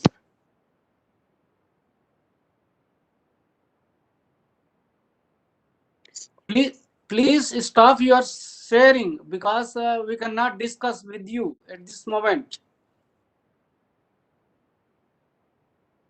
Hakim. Hello. Hello. Please stop your sharing. Yes, yes, yes. Who start your search? Bilal, please, you can start your presentation.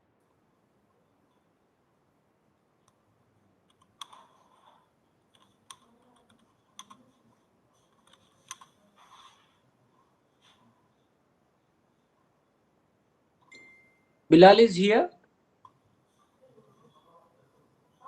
Bilal is not. Second, sir. Just second. Okay, okay, okay, okay.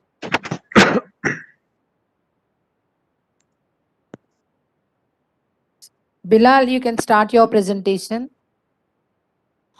You have 5 minutes time. Within 5 minutes, you need to complete.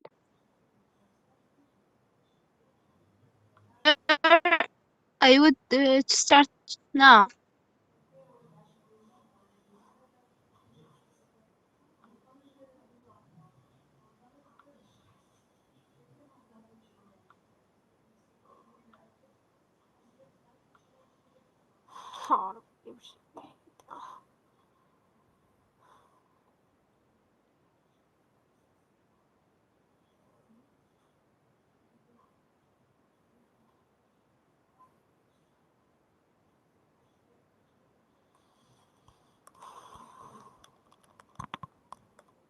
Asma, are you want to present your video?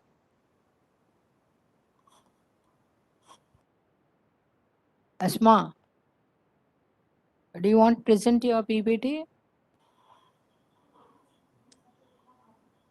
Asma, could you please stop your presentation? The other person is waiting here and they will start the presentation, please. Sir, do you listen to me? Sir? Yes, yes, please. So Bilal is going to present, then after Bilali. Bilal, Sir, you may can present. you hear me? Okay. Can Bilal, you hear please me? present. Asma. Hello, sir. Can you hear me? So from Asma. Hello, Hello. I am Sadi Shaima. Can you hear me? అయిపోయింది చేయమ్మ.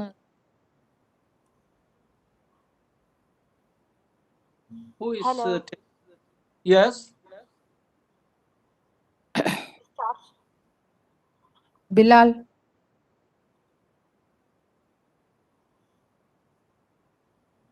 So next, Fatima. Next part, Fatima. Hello. Somebody was telling. Fatima Johra, are you there? Can you hear me? I'm here. Can I start? Yeah, start your PPT. Yeah.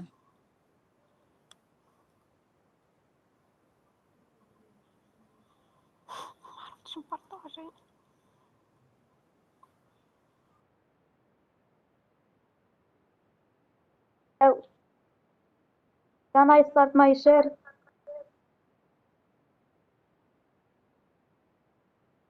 So what is your number? 70 شو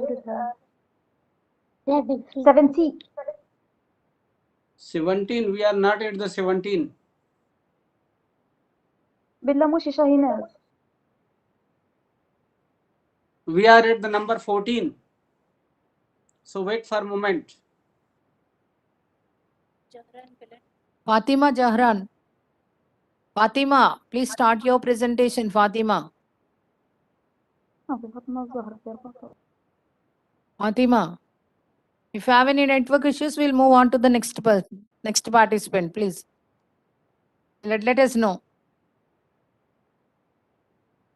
Fatima. Sir, next presentation, sir. Yeah, maybe we can go for the next presentation. Soumya. So one thing we have to consider all those candidates for the repetition, because at the last moment. Yes, sir. So we will go for next candidate. Sir, please. Soumya. Sir. Yes. Sir. My name is Ibtisam Daira, number 17. Can I present now? You may ask to organizer because I cannot say. And wait for a moment because we are about the 14, 15. Then after one candidate, then you are getting the chance. Okay. Okay. Thank you. Okay. Start? Yes. Yes. Soumya. My presentation is visible. Mohammed Kadi. شاطرة بنتي شاطرة. Can I start? Not now, Soumya. not now. Yeah, Not now? Soumya. Ask to You can organizer. start. Go ahead with your presentation, Soumya. Okay, thank you. Good afternoon, ladies and gentlemen. First of all, I will thank the organizers for inviting me here today and for giving me this opportunity to present my work. Soumya, I have please, your screen Please is not share visible. your Please share your PPT. my presentation is not visible. Yes. Yes.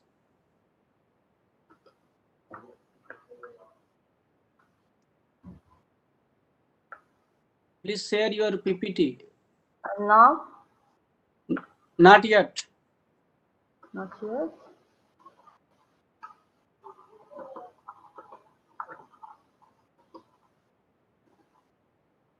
Now?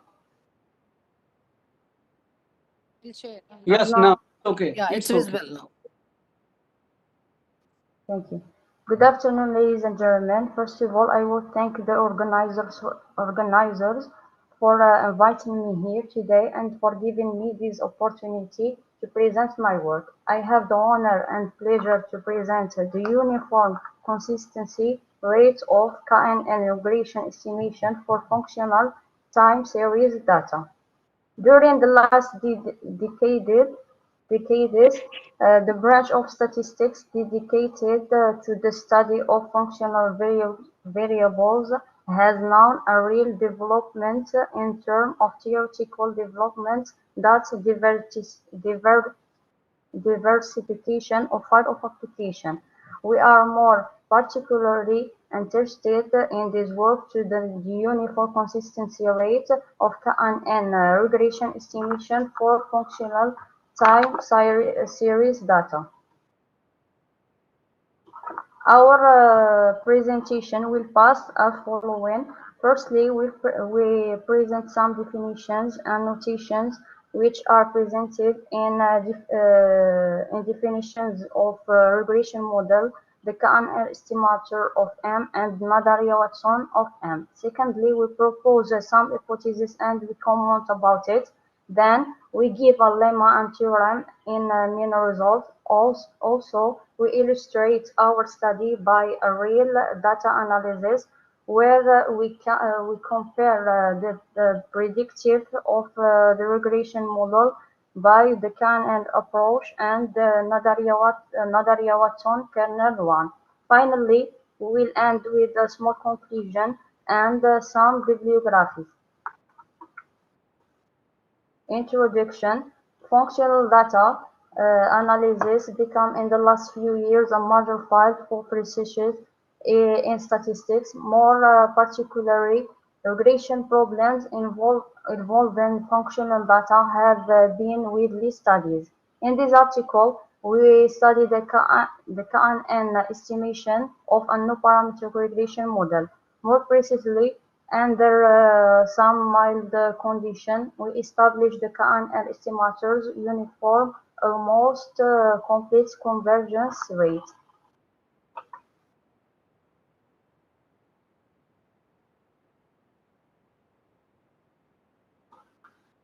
The functional no-parametric regression model is defined as follows. Then, the KNN estimator of M, also writing like that, and the Nadaria-Watson estimator definition is presented as follows.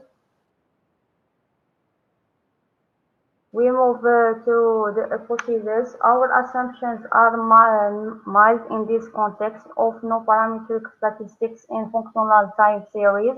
Similar the discussions in Quadraso and View 2013, the condition A1 and A2 and A4 are the quite usual condition on the small ball probability and the regression of non-parametric functional data.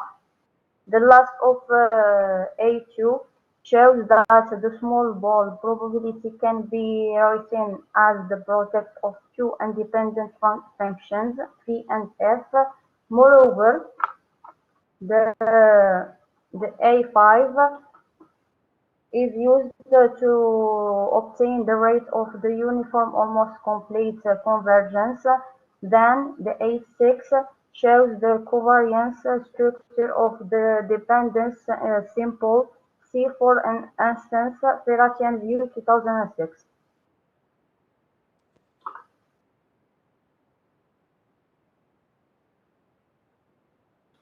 We move to the main result.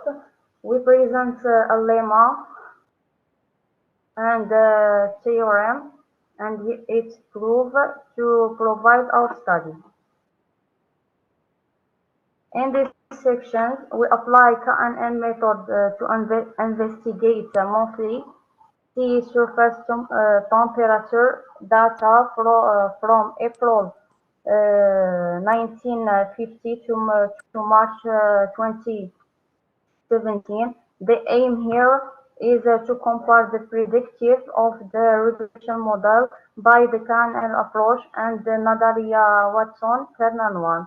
We see that the MSE by KNN method is smaller than that by kernel 1, and the predictive curve by KNN method is closer to the real case than that by the kernel method. Conclusion: we conclude that the KNN method is better than the kernel one because it takes into account the local structure of the data and obtain a better prediction effect even in the case of strong mixing dependent sample. We list in our bibliography some sources that we use in our memory. Thank you for your attention.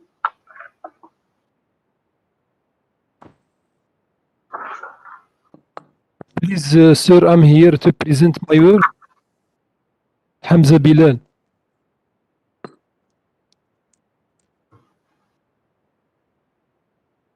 Hello.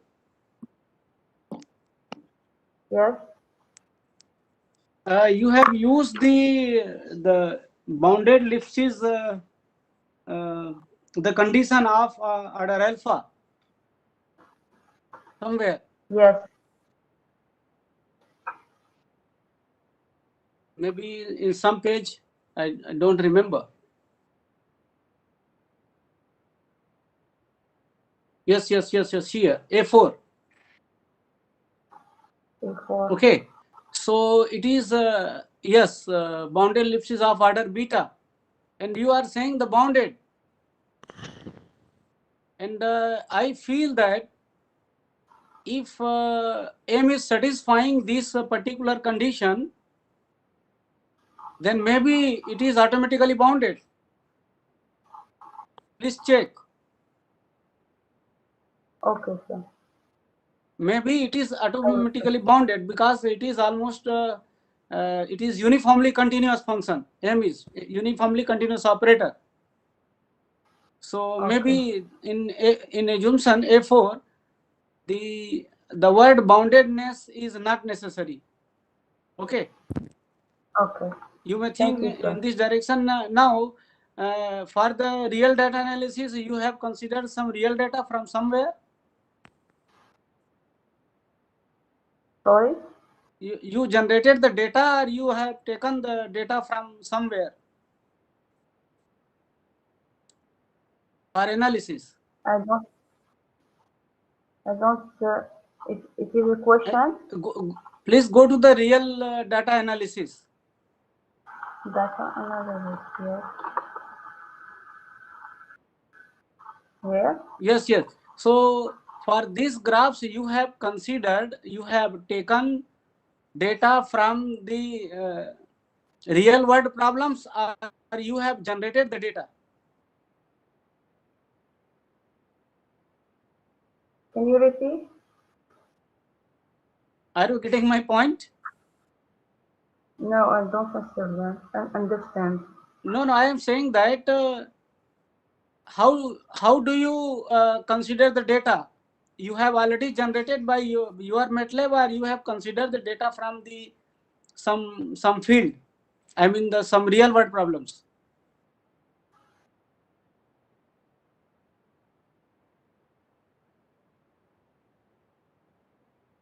Anyway, maybe you can think more. At least boundedness can be condition can be removed. Any more questions from the audience?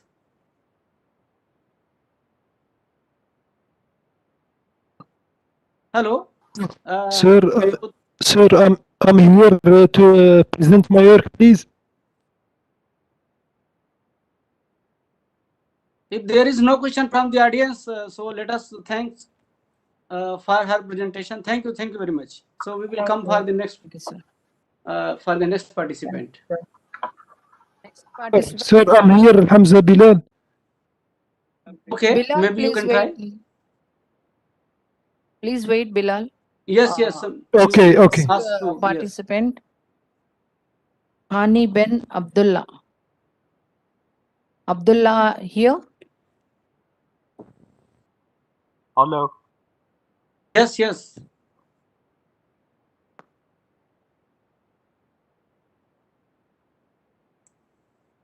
To me?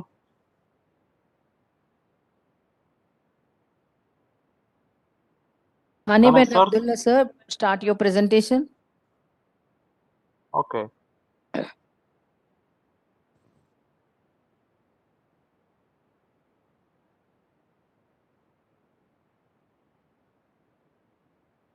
Clear?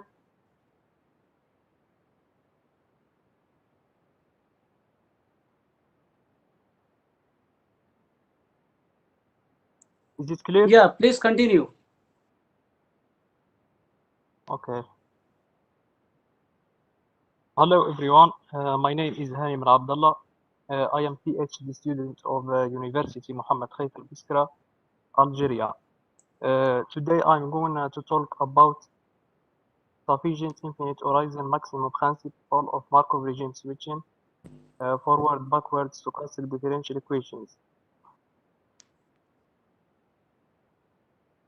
Firstly, I'd like to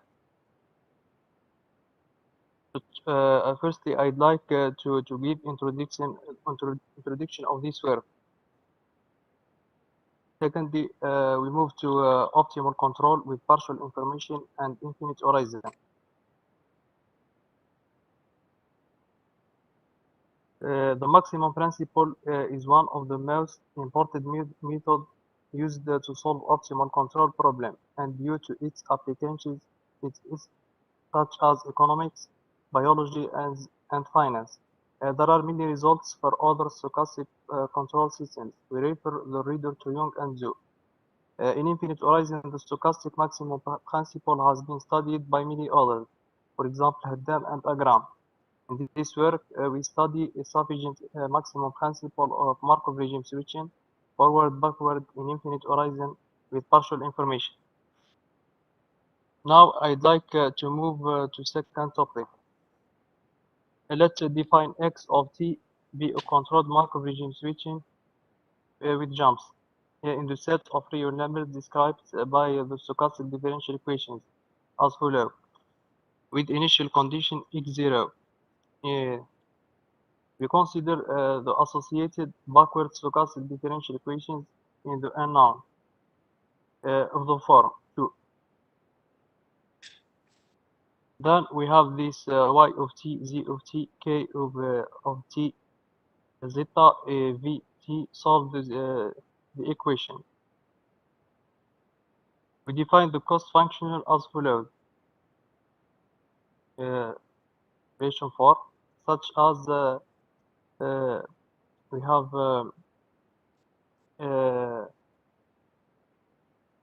the cost function in g. We define the Hamiltonian by the form 5. Next, define the adjoint processes A of t and P of t in infinite horizon associated with the Hamiltonian by the following Markov regime switching forward backward stochastic differential equation. We have the forward stochastic differential equation in the adjoint process A of t is defined as follows with initial condition A0 and the Markov regime switching backward stochastic differential equation relation 7.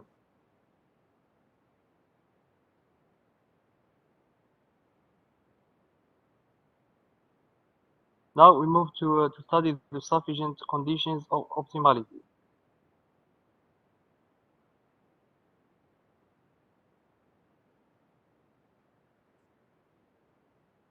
Suppose that an admissible control with corresponding solutions x of t of 1 and u of t z t k t zeta v t of 2. We assume the following conditions hold. We have the condition 1, concavity of Hamiltonian in infinite horizon, and the condition 2, conditional maximum principle, maximization of Hamiltonian.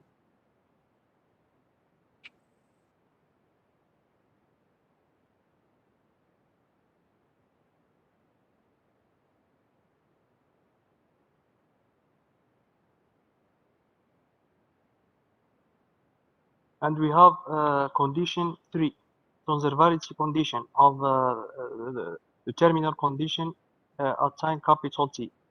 We have limit of expectation P of capital T delta X of T when capital T in infinity is negative, when delta T is the difference between X of capital T and its optimal point, and limit expectation A of capital T delta Y of capital T when T infinity is positive, where Y of T is the difference between Y of capital T and its optimal point.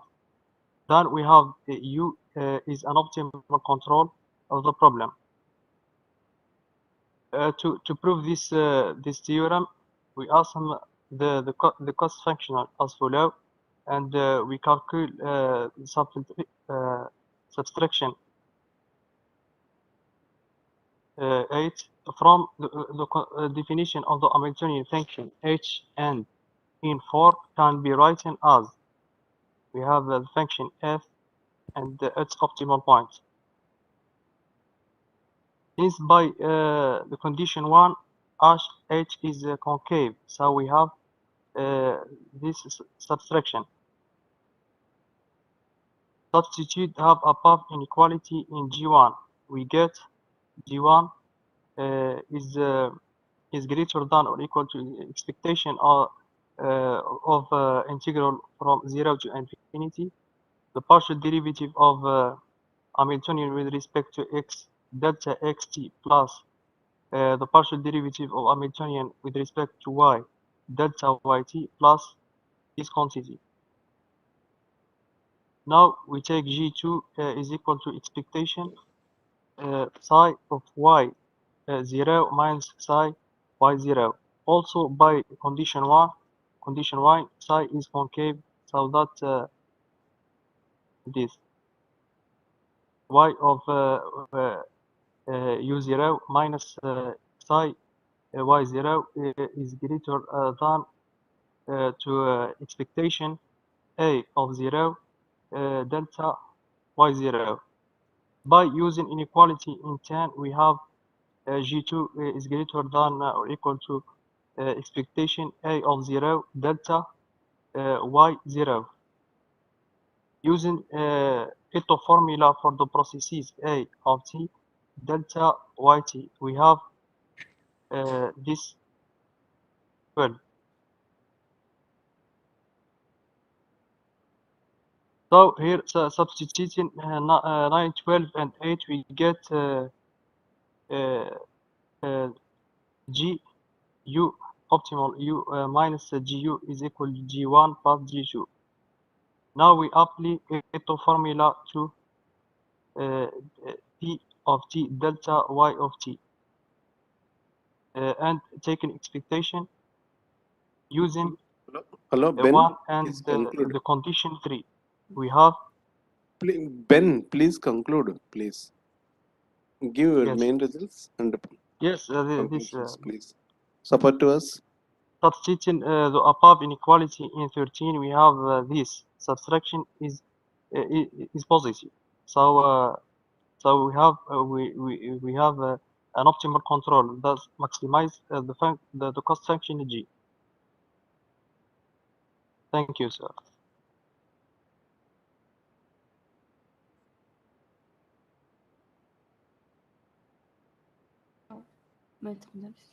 Hello, Aniben. Yes, sir.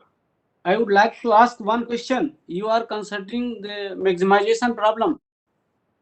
Yes, yes. And by using the concavity, what will be the situation if you consider h is the convex function? Yes. Can we consider the convexity here? No, it's concave. No, but if we consider convex, then what will be the problem?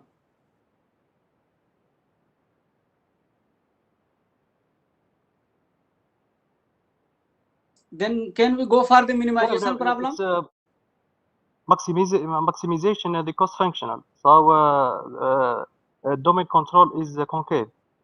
Okay. That's why. So here we cannot use. So we cannot use the minimization problem here.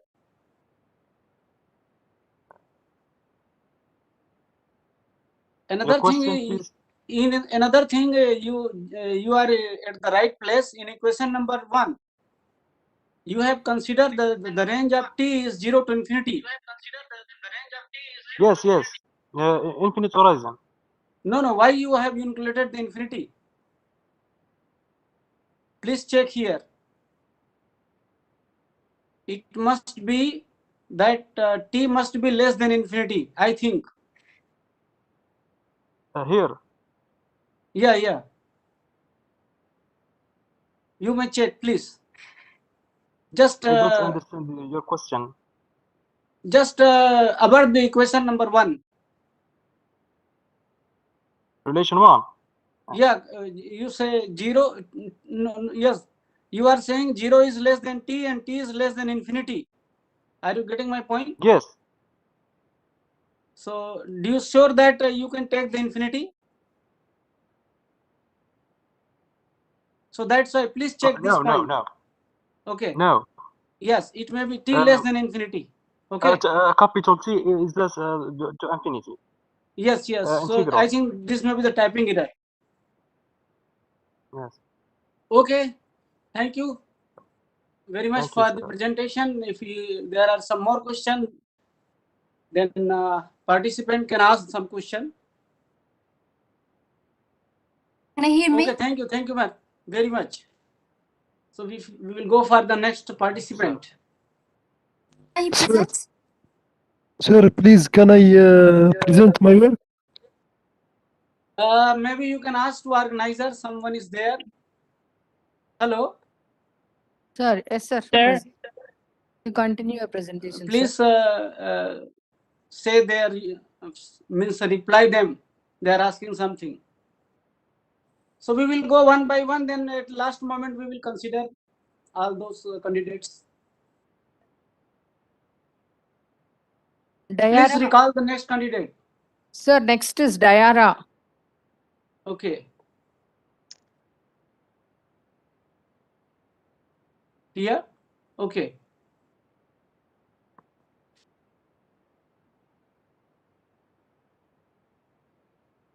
Good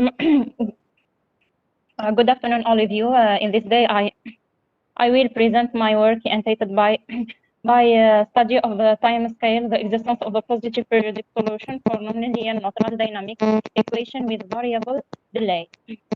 We introduce by presentation of planner, abstract K-works, introduction, notion, and results preliminary analysis of positive periodic solution and reference. Abstract the purpose of this paper is to use Krasnodar-Sofia theorem to prove the existence of a positive periodic solution on the scale of the nonlinear equation with variable delay. We invented the equation to construct a sum of contraction and compact mapping which suitable for amplifying the Krasnodar fixed point. The result obtained they extend the work of the Raful and Arjoni and Judy. Next, K-works, positive periodic solution on linear neutral dynamic equation, fixed point theorem, and time scale. Next, in 1988, Stephen Hager introduced the theory of the time scale, measure and Shan means of the uniformly discrete and continuous field. Since Hager introduced work, they has been significant growing the theory of the dynamic equation on time scale governing a variety of different problems. We considered the following nonlinear natural dynamic equation with a variable delay. Equation 1. Next. Together, this paper, we assume that 2 and E12 is strictly increasing to such the function x is well defined. Our purpose of this there is to Krasnodębski fixed point theorem to show the existence of the positive periodic solution on time scale the equation 1 to each our discrete, and we have to transform a1 into integrate equation. We write as a sum and two mapping, one contraction and the other is compact. Other has we use the Krasnodębski fixed point to show the existence of a positive periodic solution for equation. Next.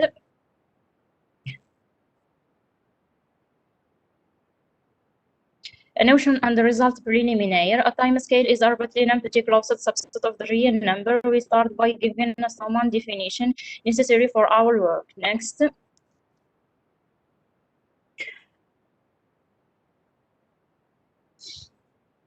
Definition of a greeniness function and the measure function on time scale.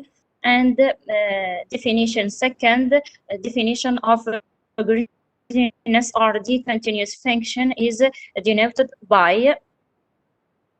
Next.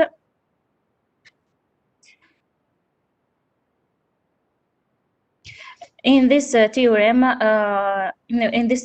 we see of all property of exponential function in time scale property 1, 2, 3, 4, and 7. In this lemma, we understand the exponential function on time scale between 0 and 1. Next. A theorem of a Krasnodębski fixed point. Let M in bounded convex numpty subset of the Banach space. Suppose that phi and psi map in M into B such that condition 1, 2, 3 to map in our large contraction and the other compact. Next. Existence of the positive periodic solution of in this lemma, the function x is the W periodic solution of 3, 1, and only if x and the W periodic solution of the equation in this equation where the greeniness function g equal this equality. Next.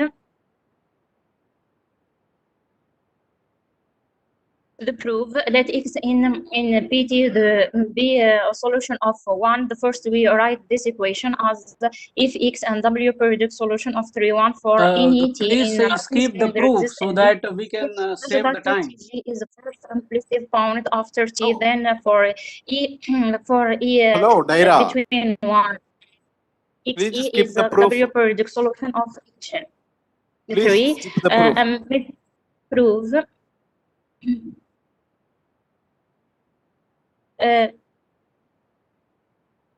one to apply theorem 2 4 we need to define the Banach space B a closed convex subset D of B and constraint to map in one contraction and other is compact. So B Daira, please positive skip the proof. constantly express this equality where A B are defined by a phi and this equality. This in this section we obtain the existence of a positive periodic solution of 1, 1. Next. In this lemma, A defined in 3 10 suppose that for contraction and who a map in M defined D for B is a compact. Next. Hello. In lemma 2, suppose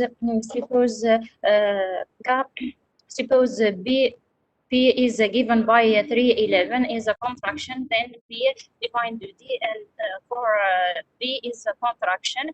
In theorem 2, suppose that 3, 3 and 3, 5 and 3 and this condition, the equation 1, 1 a positive T periodic solution solution X is is subset D.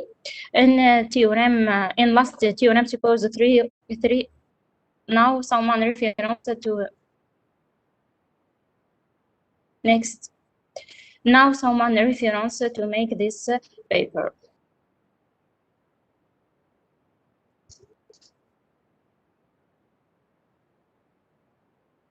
And thank you for your attention. Any question, you can find me at this email. Thank you. Ask the question or I will have to send by email. Thanks, sir. So no, Okay. any other questions? I have one comment. No, Hello. Sir. Sir, Hello, please. hello, sir. I have one comment and then another comment later on. First, that you do not have the any numerical the example in support of your result. Yes, sir. Yes, sir. I am also observed. Hello. Hello. Saira. Daira. Please respond. Daira. Hello. Are you getting my point? Daira, please respond. Hello. Sir. Hello. Daira, please respond. Hello, Okay. sir. Sir, Yes, please. yes. There is no single numerical example in support of your the theorem. Okay. What? And the second one, What? there is yes. You want to say something? I can't hear you. Can you repeat, please? Yes. You have not given the numerical example in support of your main results. Is it true?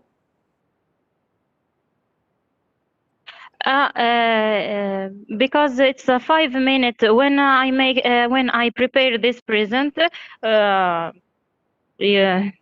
5 minutes. I Okay, don't. okay. Means you are having example. And please check the Karonowski theorem. You have not considered the closeness condition. In the theorem statement, you have considered bounded and convex. So please check the closeness condition will be there. Okay. Okay, sir. Okay. Okay. Rest is fine. Rest is fine, and you are having the numerical example. Then there is no problem. Okay. So next participant, Kaula. Yes, yes, yes. Thank you very much. Hello, sir. Give me a chance, please. Yes. Kaula, please. My Kaula, number. are you there in the screen? Kaula. Hello. Kaula, please open your video. Chaima, Sir, not Chaima. yes.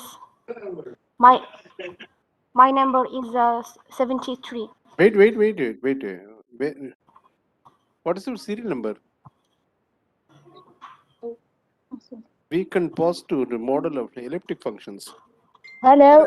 Sir, 1 minute. Yeah, yes, please. Chaima, I think, sir, please serial number 12 name is adjusted. Sahu, sir. Please continue. Sir, so what do you want? Chaima Sadi Hakim. Yes, I am here. But Yes, I am somebody here. is already shared, so I hope that after this presentation Yes, sir. we may recall. Belmochi. Okay, Belmochi. Yes, yes. Because they have shared. Belmochi. Hello, everybody.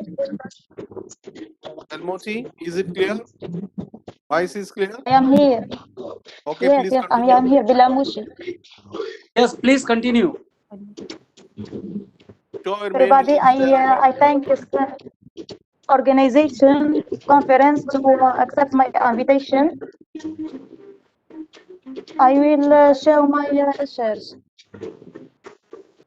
University الشهيد حمال أخضر الواد Faculty of Exact Science Mathematics Department Team Weak and Positive Solution for Non-Local Elliptic Problem.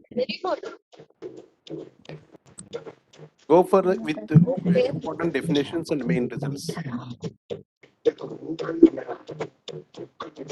We are under the existence of a non-trivial weak solution to this problem one, such that omega be a bounded domain in real number puissant exponent and P inclusion this interval 1, 2, and let X is be an times n matrix defined almost everywhere in omega. And M defined this is a continuous function which satisfies the equation star where alpha is a real number satisfying the following case. The equation to start, and f is a function defined on omega times real number n, such that x to f is measurable for all t includes real number r, and f is continuous on r. For an example, x includes omega and f not equal 0, and satisfy f the equation number 2. Equation number 2 means the f is less than h. It's mean bounded. This expanded from problem 1 play an importance role in physics and applied mathematics. For instance, if P equal 1 and is a previous container of bacteria, the solution E can be the density of bacteria within this container. Theorem. Suppose the equation 2 start hold, then the problem 1 has a non-trivial solution. Proof. We use an approximate problem for a parameter epsilon greater than 0 to prove the existence of a non-trivial solution under the assumption mentioned above by passing to the limits in those approximated problem as epsilon goes to 0. We consider the following approximated problem. Is the equation number 3, where epsilon is a positive real number and epsilon equal t plus epsilon for all t includes 0 plus infinity. Note that the problem 3 has a non-trivial solution. E epsilon includes l'espace h and 0 since epsilon satisfy this condition. Please skip the When plus 3 equal epsilon in 3 and using 2 and holders inequality and this equality 4, we obtain this inequality. If P and alpha satisfy this equation 5, we obtain this inequality exploiting holders inequality and taken into account that minus P alpha greater than 0, we have this inequality, and noting that 1 minus P alpha greater than 0, we get this equation, which yields this equation. Hello, please skip the proof. Please conclude it. Your time is over. Please skip the proof. Yes, I go ahead. Then since 1 plus 1 P alpha greater than 0, now due to equation 6 and the compact embedding of H10 into L2, we can find a subsequence EK and E includes H10 such that Equation 7, 8, 9 is satisfied. By 2 and 7, the continuity of the F and the Lipsig dominant convergence theorem, we have equation number 10. Then letting K to plus l'infinity in 3 and using equation 8, 9, 10 and equation 11, the continuity of M, we see that U satisfies this. Finally, so U is a non-trivial solution to 1 since F not equal 0. Theorem, if the frontier is a smooth boundary, i.e. the matrix includes this space and F includes this space for some alpha includes the interval 0 and F greater than 0 in omega times. The problem has one has a positive classical solution. Please This is conclude. references. Thank you. Continue. Thank you for listening.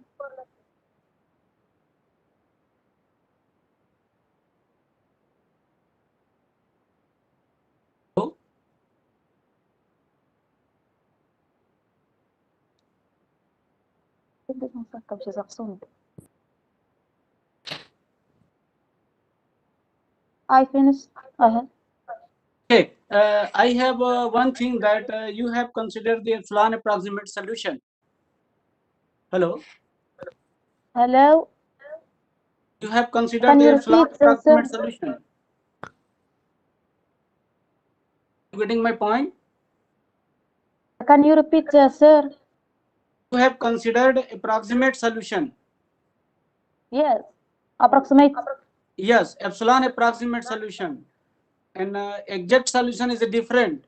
So, what will be the stability of your solution? The solution exact is not here. Exact is not here. Yes. But what will be the situation if epsilon is tending to 0? I don't understand. We consider this some situation that epsilon is tending to 0 for the exact solution. So I am asking about this such stability. Maybe you can think about this one. This is also one issue when we consider the epsilon approximate problem. I mean, epsilon approximate solution. Yes, yes. Epsilon is go to 0. Yeah, then there is some changing on the solution. The solution exact not here. I will obtain the approximated solution. Yes, that's why I am saying that what will be the connection between approximating solution and the exact solution? There may be possibility for the connection. So you can think also Maybe this direction. I don't study the stability and. Yeah. That's why I am saying that you can try to study the stability also. Okay. Okay. Okay. Thank you very much. Thank you, sir. Next participant. Can I start, please? Chaima, Yes. are you ready Yes. to? Yes, I am here. Please. Okay, please share your PPT and or video also. Please, sir, I'm Hamza Bilal, number 75. Can I complete? No, wait Can I a see few my minutes after screen? this. We will consider. Can I see my screen? Yeah, Your please screen is continue. not. I think it is ready to share. Actually, No, not it is visible now. It is here. It's okay. It is Voice is visible? clear. Yeah. It is. Yes. Hello, everyone. Firstly, I will No, thank wait. the organization. PPT. Please show your PPT. What? In my screen, it is okay. Sir, PPT is visible to you? Yeah. Is it visible? Okay, please continue. And it is starting for sharing for the others. Okay, sir. Yes, I start. If screen PPT is visible, then okay. Yes. Hello everyone. Firstly, I would thank the organization of the conference for accepting my work to be a part in your conference. Let me now present myself. I am Sadi Shema. I am PhD student at University of 20 August 1955, Skikda from Algeria. I will present my work to you under the title Existence Results for Nonlinear Fractional Elliptic Problem. My work consists of introduction, shoulder fixed point theorem, presentation of problem, main result, and finally we have a conclusion. Firstly, I start with the introduction. In recent years, fixed point theory has fascinated many researchers since 1922. There exists a vast literature on the topic field, and this is very active field of research at present. Fixed point theorems are very important tool for proving the existence of the solution to various mathematical model, integral and partial equation, variational inequality, etc. It can be applied to, for example, variational inequalities, optimization, and approximation theory. Recently, the fractional operation has a variety of definition, among which following definition as an integral in the sense of the Cauchy principal value on this real space. The following definition we give as the definition of the fractional operation, where U in the Schwarz space. Now we consider the following fractional space for S in the open interval 0,1 by Hs of Ln defined as follow, and Hs0 of omega is a completion of indefinitely function with compact support. If omega is a bounded Lipschitz open set, we have Hs0 of omega defined as follow. Secondly, we have a Schroeder fixed point theorem. The Schroeder fixed point theorem is an extension of a Brouwer fixed point theorem to topological vector space which may be of infinite dimension, and it is particularly useful for proving the existence of a solution to nonlinear partial differential equation, and it is also applicable in the fractional case. The following definition we give as a definition of the compact map.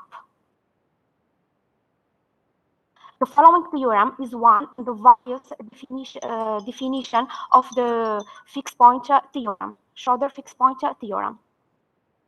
In the third part, we have presentation of problem. In this work, we study the existence of fixed solution in the fractional Sobolev space for the following semilinear fractional elliptic problem involving fractional operation. We have the problem 3.1, where omega subset Rn is a bounded open set with a Lipschitz boundary with the following condition. Under some assumption on the semilinear term, we establish the existence result, and we use the application of Schroeder fixed point theorem. In the fourth part, we have main result. Now we give some assumption for using to prove the existence of fixed solution. We have f from omega times r into r are satisfying the characteristic condition, and the following assumption. H1 means f satisfy the Grau hypothesis with alpha in the closed interval 0,1. H2 means f satisfy the Cini hypothesis. The following theorem is main result. Thanks to assumption H1 and H2, the problem 3.1 has fixed solution U in Hs0 of omega. Secondly, we consider the map T by T from L2 of omega into Hs0 of omega by TLU equal V, where V is a solution of the following linear problem for 1 for U in L2 of omega. The following lemma we give as the existence and inequence of the linear problem for 1 thanks to assumption H1. We observe that the problem 3.1 is equivalent to the following fixed point problem for 2. Now we give several auxiliary lemma about the condition of the fixed point theorem. We have lemma 1, thanks to assumption H1 and H2, the map T from the ball BR into the ball BR. We have lemma 2, thanks to assumption H1, T is continuous from L2 of omega into L2 of omega. We have lemma 3, thanks to assumption H1, this set is relatively compact in L2 of omega. We have proof of the main result. From the result of the lemma 1, 2, and 3, we can apply the Schroeder fixed point theorem, which proves the main result. We finish my work with conclusion. The Schroeder fixed point theorem is an efficient and robust tool for solving nonlinear partial differential equation. This is some references when we use in this work. And thank you for your attention. Okay, thank you, Chima. I would like to ask one thing. Yes. You have nicely constructed the result. by using the Sauder theorem. Are you getting my point? Which page? You have established results, existence results, yes, by using the Sauder theorem. Yes, I use the theorem is a Schroeder fixed point theorem. Okay. So there is a solution of the system, some equation. Okay. Elliptic equation. Now point is that sometimes it is very difficult to calculate the solution. If it is exists, then how can we approximate numerically? Yes, firstly, can you think about this kind of situation? I don't understand. I am asking about the numerical solution because you are having the analytical solution. A numerical solution? Yes. How can we get the numerical solution of such problems? I don't study the numerical solution in this work. So you are going in the good direction, but you may think also the numerical aspect of your results. Yes. So this is the new aspect for you. Otherwise, there is everything is okay. Thank you very much. Thank you. Maybe someone can ask the question. You have considered the. I would like to point out one thing. You have considered the very nice condition that the omega is open and Lipschitz. Yes. But yes. just presented by the last participant. Yes, omega is a bonded open set with a Lipschitz boundary. Yes. In this condition should be also there in the last presenter, because I was ready to ask the question about the Lipschitz boundary. She has not considered, so she should also assume if she is listening. Lipschitz boundary, we give. Yes. Lipschitz. Lipschitz, yes. Your condition is okay. She has not considered the Lipschitz boundary. Lipschitz boundary. In the last one. Not for unbounded. You, not for you. What? The presented by before. The unbounded compact. The unbounded compact, when we use the map T, is relatively compact this set. Okay, it's okay. Thank you very much. Thank you. So try for computational aspect. Okay, thank you, sir. Bilal, are you ready? Yes, I'm ready. Please share your video and PPT also.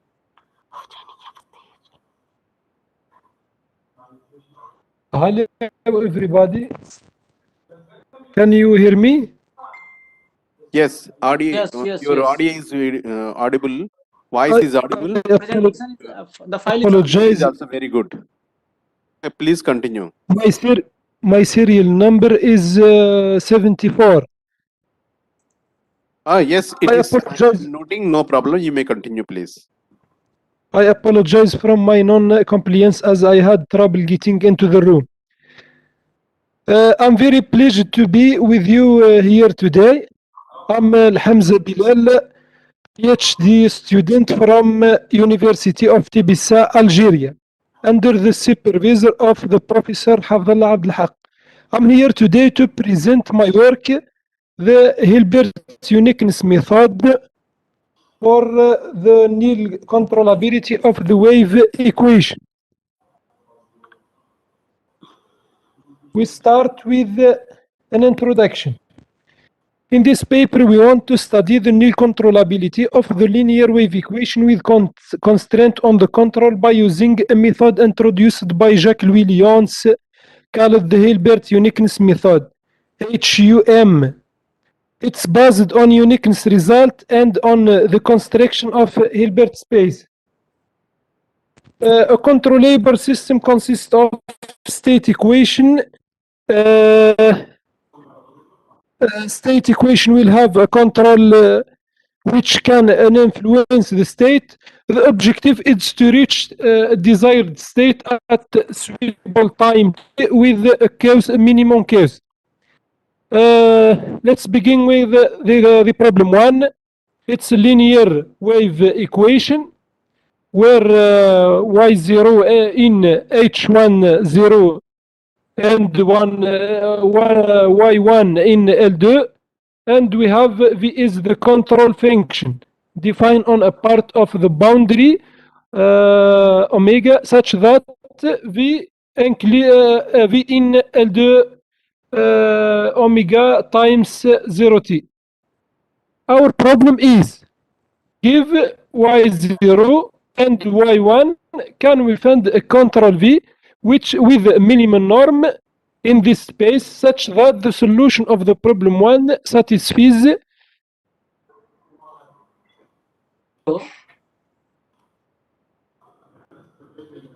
Bilal. Bilal,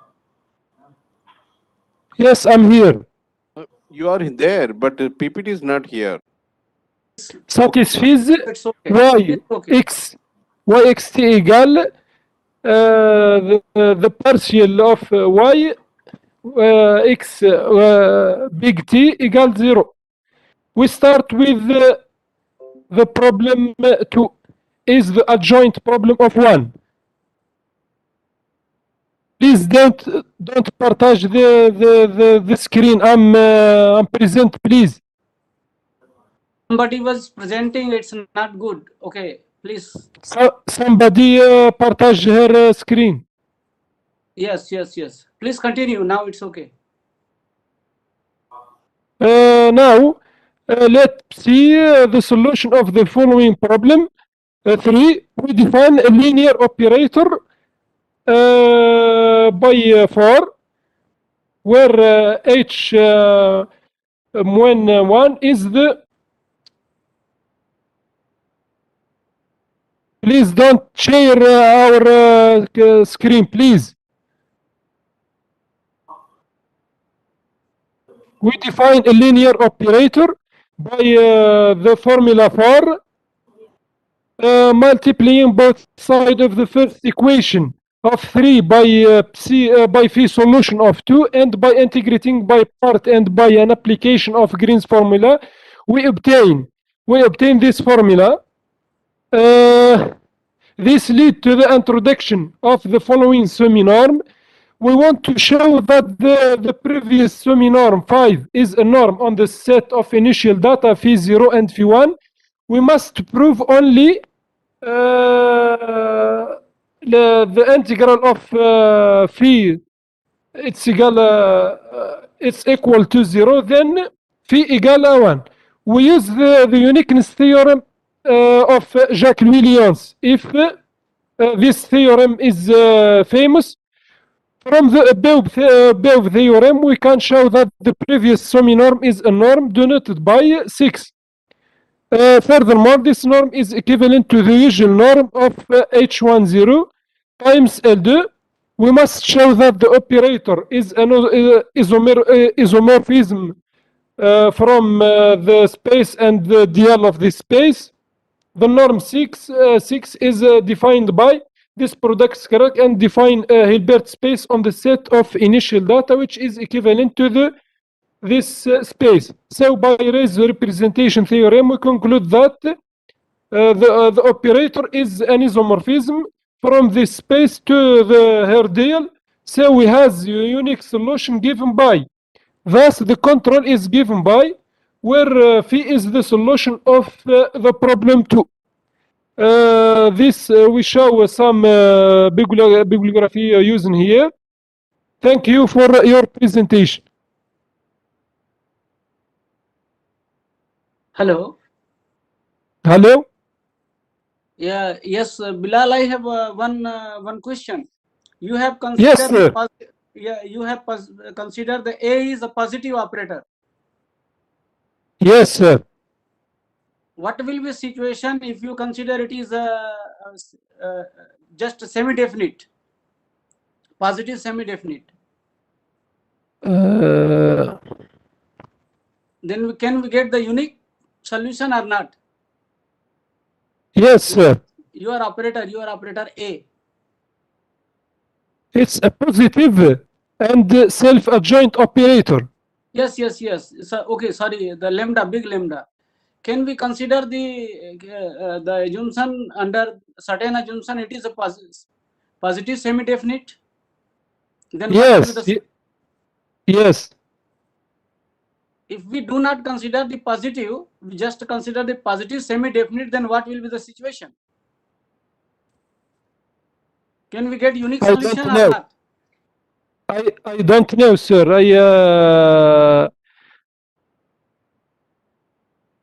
Sir, I want to say that is it possible to relax the condition?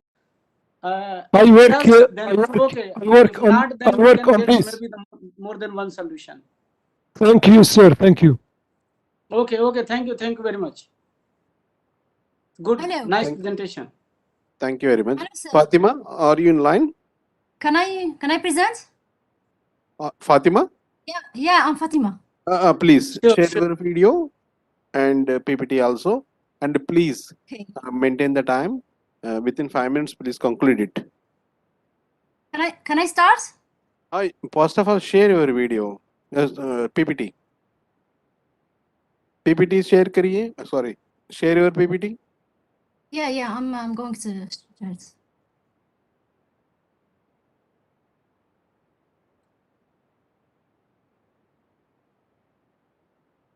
Yes, please continue. Yes, fine. Is it visible? Yes. Start? Yes, please. Start. We are waiting. Hello, everyone. Thank you for accepting me in this conference. The main objective of this works is the optimal conception and investment problem for the black scores type financial markets on the investment interval. One of the principal questions in mathematical finance is the optimal investment conception problem for continuous time market models by applying results from stochastic control theory. Explicit solutions have been obtained for some special cases. See Caracas and the Shreve, Korn, and the references theorem. In three are considered the optimal investment conception problem with the uniform risk limits throughout the investment horizon for power utility functions. In this paper, we investigate the optimal investment conception problem for exponential utility functions over the whole investment horizon 0t, using a new approach called Martingale method of convex duality. We find all optimal solutions in explicit form. Now I would start with the presentation of the model of the financial market. We consider a black scores type financial market consisting of one riskless bond and several risky stocks on interval 0t in the form, where R of t is the risk-free rate processes, mu of t is the vector of stock, sigma of t is the matrix of stock volatilities. W of t is standard Brownian motion. Then we have the martingales given by theta of t measurable processes. Z0 of t, the density of P0 compared to P on filtration, such as P0 is the martingale measure to P on Ft. Then we give some useful definitions to build our portfolio, the conception and portfolio processes. This theorem represents existence of a portfolio process such that the pain CP is admissible. In this section, we have developed the properties of the utility functions that we consider, and we have also defined the convex dual of utility function. This lemma represents the convex dual properties of the utility functions. We move now to the optimization problem. We consider the problem whose elements of control are the admissible conception and the portfolio process in AX. Find an optimal pair CP admissible for the problem of maximizing expected total utility from both conception and terminal wealth. In this work, we choose the function u1, u2 are 1 minus expo minus x, and we find the function x of y with this assumption. After calculation, the optimal terminal wealth and the optimal conception are given explicitly by formula 2.12 and 2.13. And this theorem ensures the existence of couple CP admissible for our problem. And for the value function V, we have the following corollary. Now we have all these ingredients to state our main results: value function and the optimal terminal wealth and the optimal conception.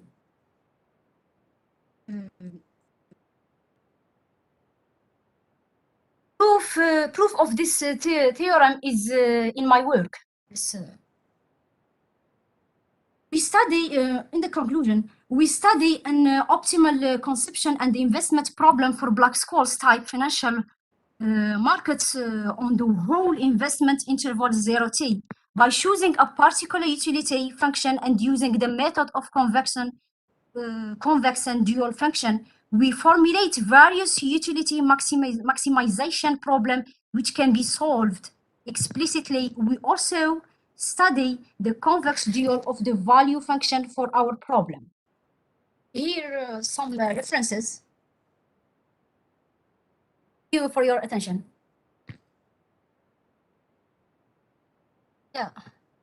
I'm Thank finished. you. Thank you for presentation. One thing is that you have considered and you are saying the optimal solution are in explicit form. Okay.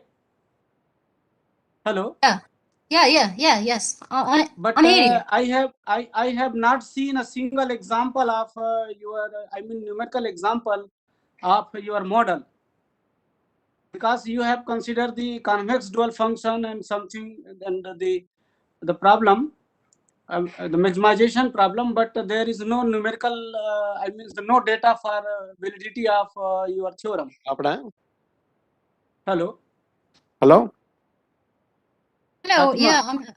Fatima, I'm hearing you. respond. Yes, sir. At least one numerical the example should be there, maybe the from the real world, or you can consider by some synthetic example so that you can test your assumptions. Example, the function are the function u1, u2 are 1 minus expo minus x. This is my application. Yeah, at the last of the theorem, you should give at least one example so that we can test that our assumptions and our theorems are correct. If it is not here, then maybe you can include it. Otherwise, it's in my work. It's not here, maybe. Yeah. Otherwise, it is nice things for the optimization theory. Thank you very much. Yes. You're welcome. Thank you. Sir, can I call for next participant? Sure. Thank you, sir. Kaula Merjong, are you in line? Hello. Merjong. Hello. Kaula, please, Kaula. Final call for Kaula. Okay, Kaula. Can you speak, Please respond. Can I speak, please? Hello, Kaula. Okay, please respond. Give your voice first. Oh, okay, please. Share your video. Okay, sir. Please share your video and PPT also, please. And maintain for timing 5 minutes, please. At least you. Kaula, please share your PPT. Okay, very good. So, how many participants are there? Sir, Sahu Now, sir, this is the fourth one, last four one. After this, only three. According to my oh, knowledge, one is absent. I think okay. so. Last three, please. Please Last, so consider. this is the last three. So we have two more. Last fourth one is presenting now. Okay, After okay, that, the okay. three presentations are printing here to 19, Okay, 20, okay, okay, 21. okay. I think so. So 21 is maybe absent. they should contribute. They should just present Sure, the sir. main work. Okay, sir. Please Can I continue. present? Kaula, you give Can I your voice. present? Please unmute Yes, yourself. please continue. Continue. Please continue. It is Hello, visible. nice to meet you. My Yes, name yes. is Marzouk Khawla. I am PhD student in Al Arabi Tbilisi University of Algeria. So, I will present Kaula, my 1 minute, research 1 minute, title. please. Your voice is very low, and please increase your voice. And addition to that, in your PPT, 41 slides are there. Don't take that much of time. Give your important definitions and main results, and go for the conclusions. Please maintain this at least for us. Give your voice. Please continue. I don't stand. Voice is very low. Give your voice with in front of mic. I don't hear me. Hello. Hello. Your You voice can is hear not me? completely audible. If you have a Yes. technical problem, Anyway, we can try. We okay, sir. can try. Actually, Sahu sir, actually here in my screen, due to low bandwidth, it is mentioned here. I think a final call. I would like to ask to the Kaula. Please rectify your bandwidth. She is trying. Hello. Okay, please try. Can you Hello. continue? Yes. Okay, please continue. No problem. Continue. Please continue. I will present my research titled Deformed Complex Polynomials Property of its application in some problems. Focus on the main results, please. Go for main results, Work please. plan introduction, some property of Okay, work unit plan is polynomials. please keep it that slides. Go for main results with the definitions. One domination harmonic oscillator, some property of complex Hermite polynomials, integral relation of complex Hermite polynomials, research problem. Introduction. In this paper, we study the one domination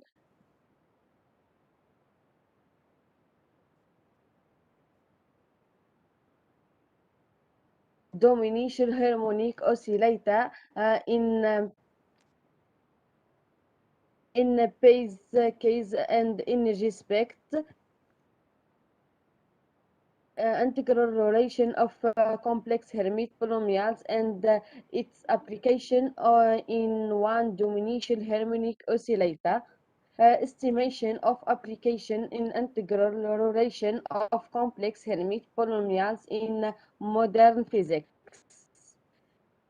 Some property of Hermite polynomials. Second, third equation suivant, flowing. Some property hermetic and integral relation.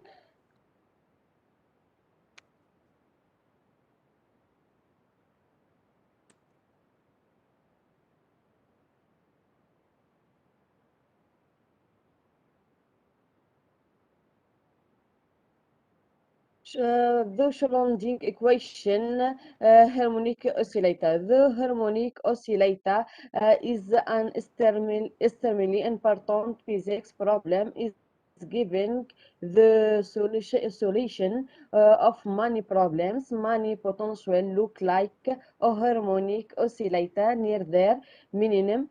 This is the first no constant potential for which we will solve the Schrödinger equation. The harmonic oscillator reference one is given by configuration by x, equation 1, 2, configuration by question 3-4. Surrounding equation, the solution, proper value. The solution of the surrounding equation for the first for energy state give the normalized wave functions at left. These functions are plotted at left in the above illustration. The property of finding the oscillator at any given value of x is the square of the wave function, and this square are shown at right above.